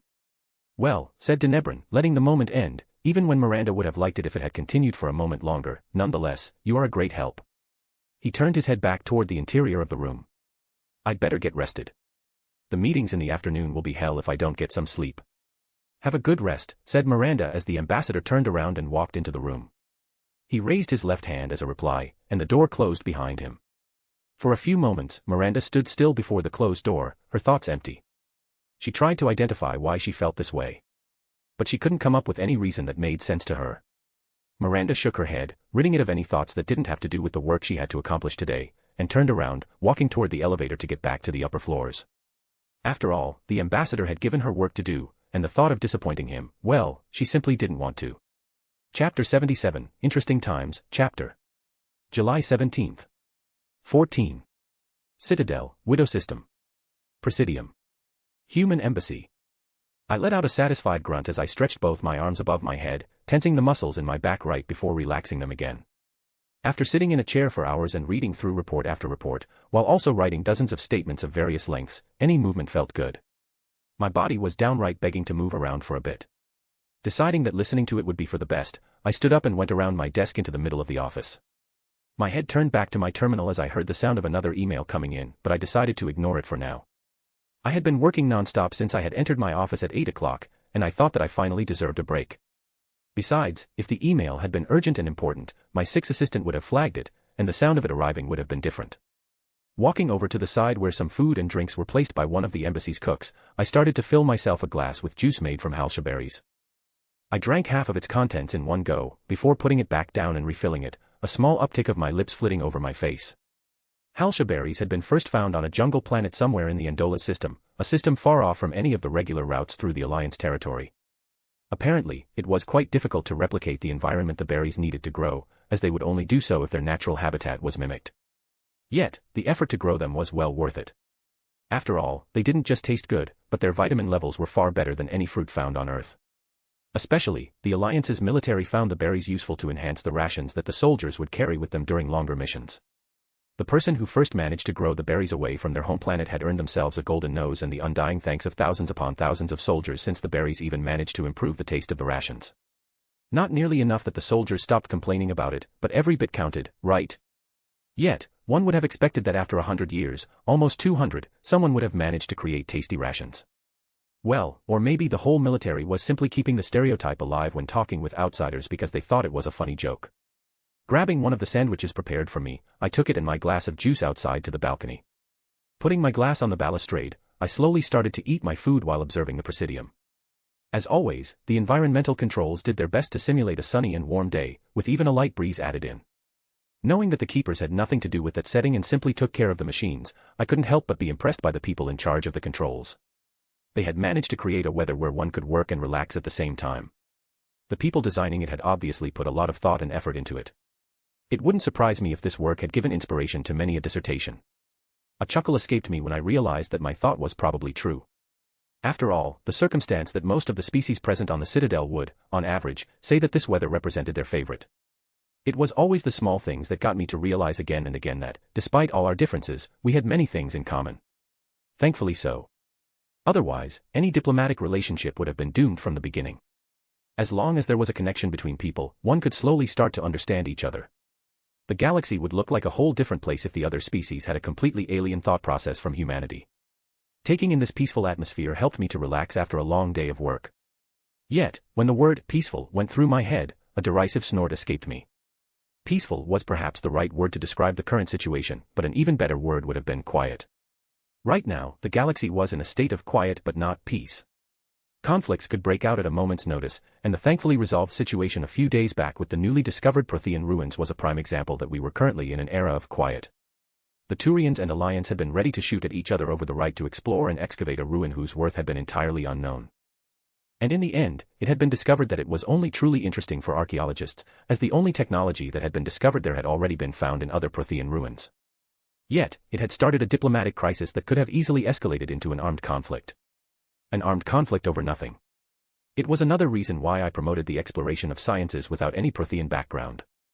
After all, if you could develop your own technology without any outside help, why should you ever be interested in starting a fight over the scraps left behind by those who came before us?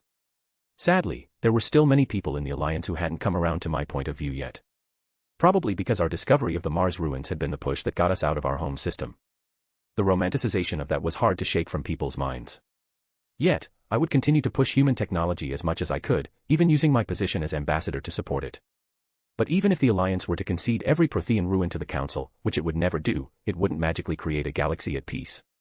From the latest reports that went over my desk, it seemed like the Batarians were ramping up their production of war materials like guns and ships while also recruiting more and more people into their military, even taking in some of the Terminus scum to bolster their ranks by promising them riches and a haven to retreat to. Every analyst that I knew was sure about one thing. The Alliance's borders would see a major increase in so-called pirate attacks.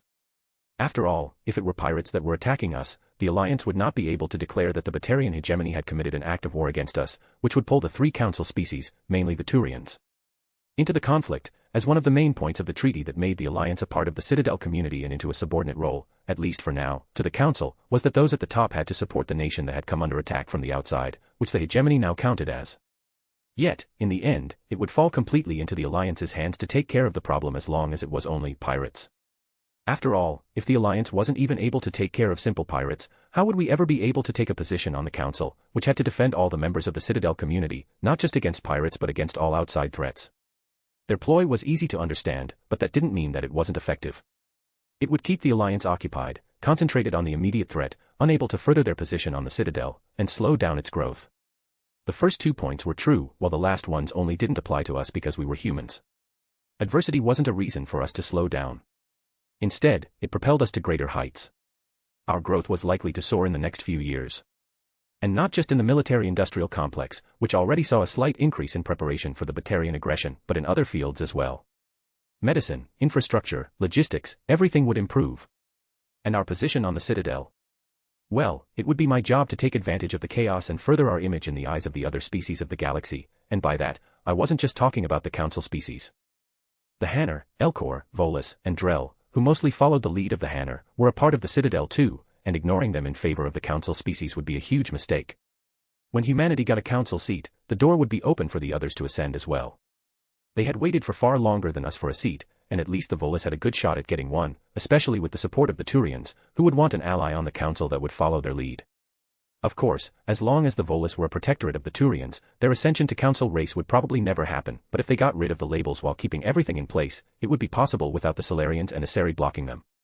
Anyways, without good standing with the minor Citadel races, our position on the Council would be more shaky than strictly necessary, and they would probably protest against any change we proposed, even if those changes were to their benefit, simply because they were envious of our quick rise.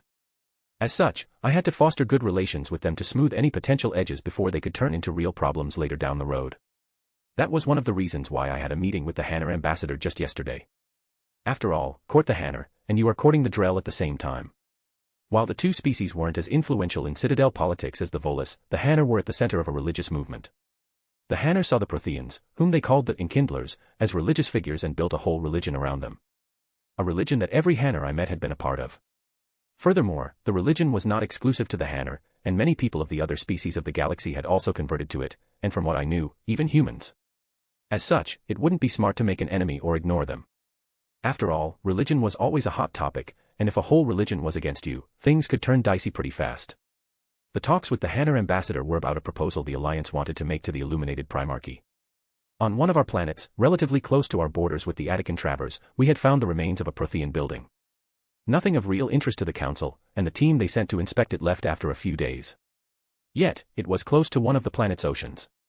Its existence had only been a comment in the marginalia in one of my reports about the situation there, but when I read it, an idea had come to me that I had shared with the President of the Alliance, and approval to implement. the Alliance had no use for it, but another species might have. As such, I had proposed to the Hanner ambassador that the Illuminated Primarchy, which also doubled as the central organization of their religion, use it as the focus point of their religious activities within the Alliance territory. The Hanner would be allowed to erect any buildings they wanted in a certain radius around those ruins without the Alliance's interference, and in return, they would be subject to the Alliance's laws while there. Of course, special exceptions would also be implemented, but those would only be written down after long negotiations. To say that the Hanner ambassador had been overjoyed would have been an understatement. I had to hold him back from enveloping me in a hug with his tentacles and explain that I wasn't a believer in the Enkindlers and that the Alliance was simply trying to live up to its mandate of religious freedom. While most of the Alliance's population didn't believe in any religion, the ones I knew from Earth from my previous life still existed, and even if their old conflicts flared up from time to time, the faithful were allowed to believe in whatever they wanted without fear of persecution. Despite my genuine belief that everyone should be allowed to hold to any faith they wanted, I had to be truthful to myself that my proposal to select that specific planet as the center of the Enkindler religion wasn't without an ulterior motive. Any religion and its leaders had influence and power over their people, and the leaders of the Enkindler religion were the Hanner. We couldn't stop humans from choosing this particular religion without violating one of the articles of Alliance's charter and making us into hypocrites.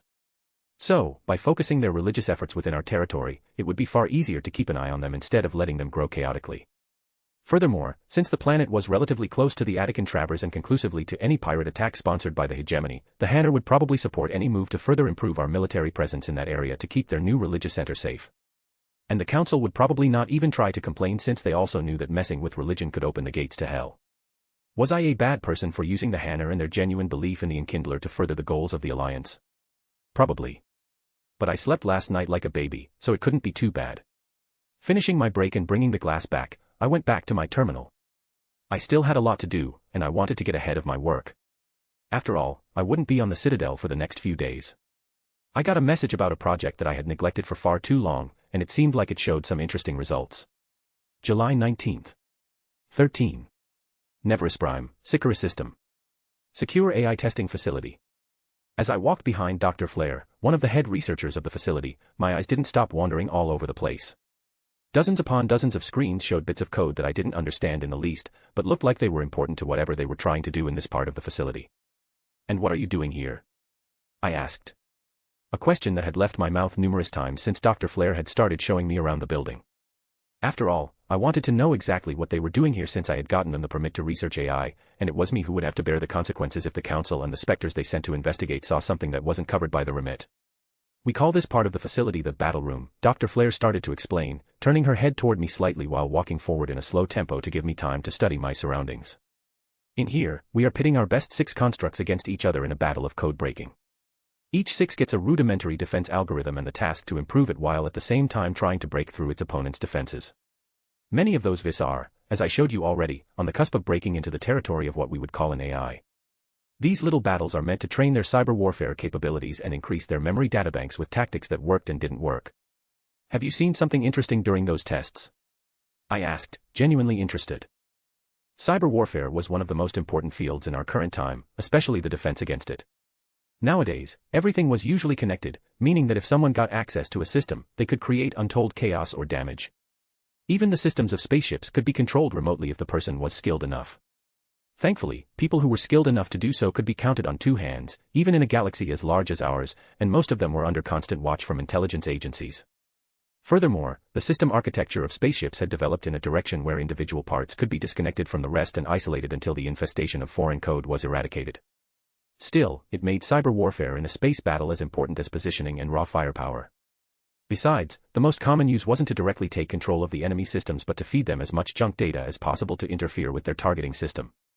After all, most targeting systems were run with the help of VIS, and excessive data junk was the only reason why ships could even miss a shot. In that vein, VIS were used to sift through that junk data to make precise shots possible while keeping the enemy occupied.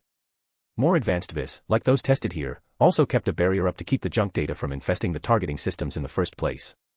"Our most advanced VIS," said Dr. Flair, "are starting to become tricky to deal with. They are slowly becoming creative and cunning with everything at their disposal.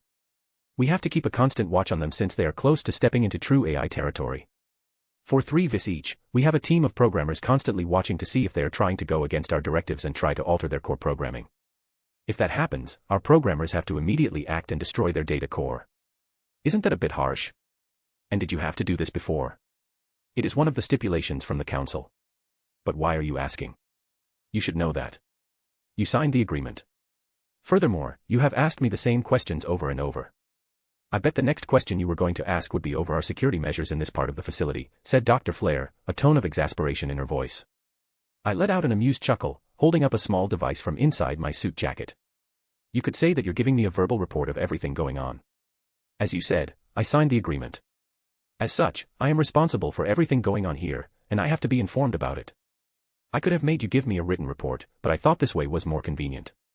Dr. Flair looked at me, and I could see how she was working through my argument before she nodded slowly and said, I understand. Very well.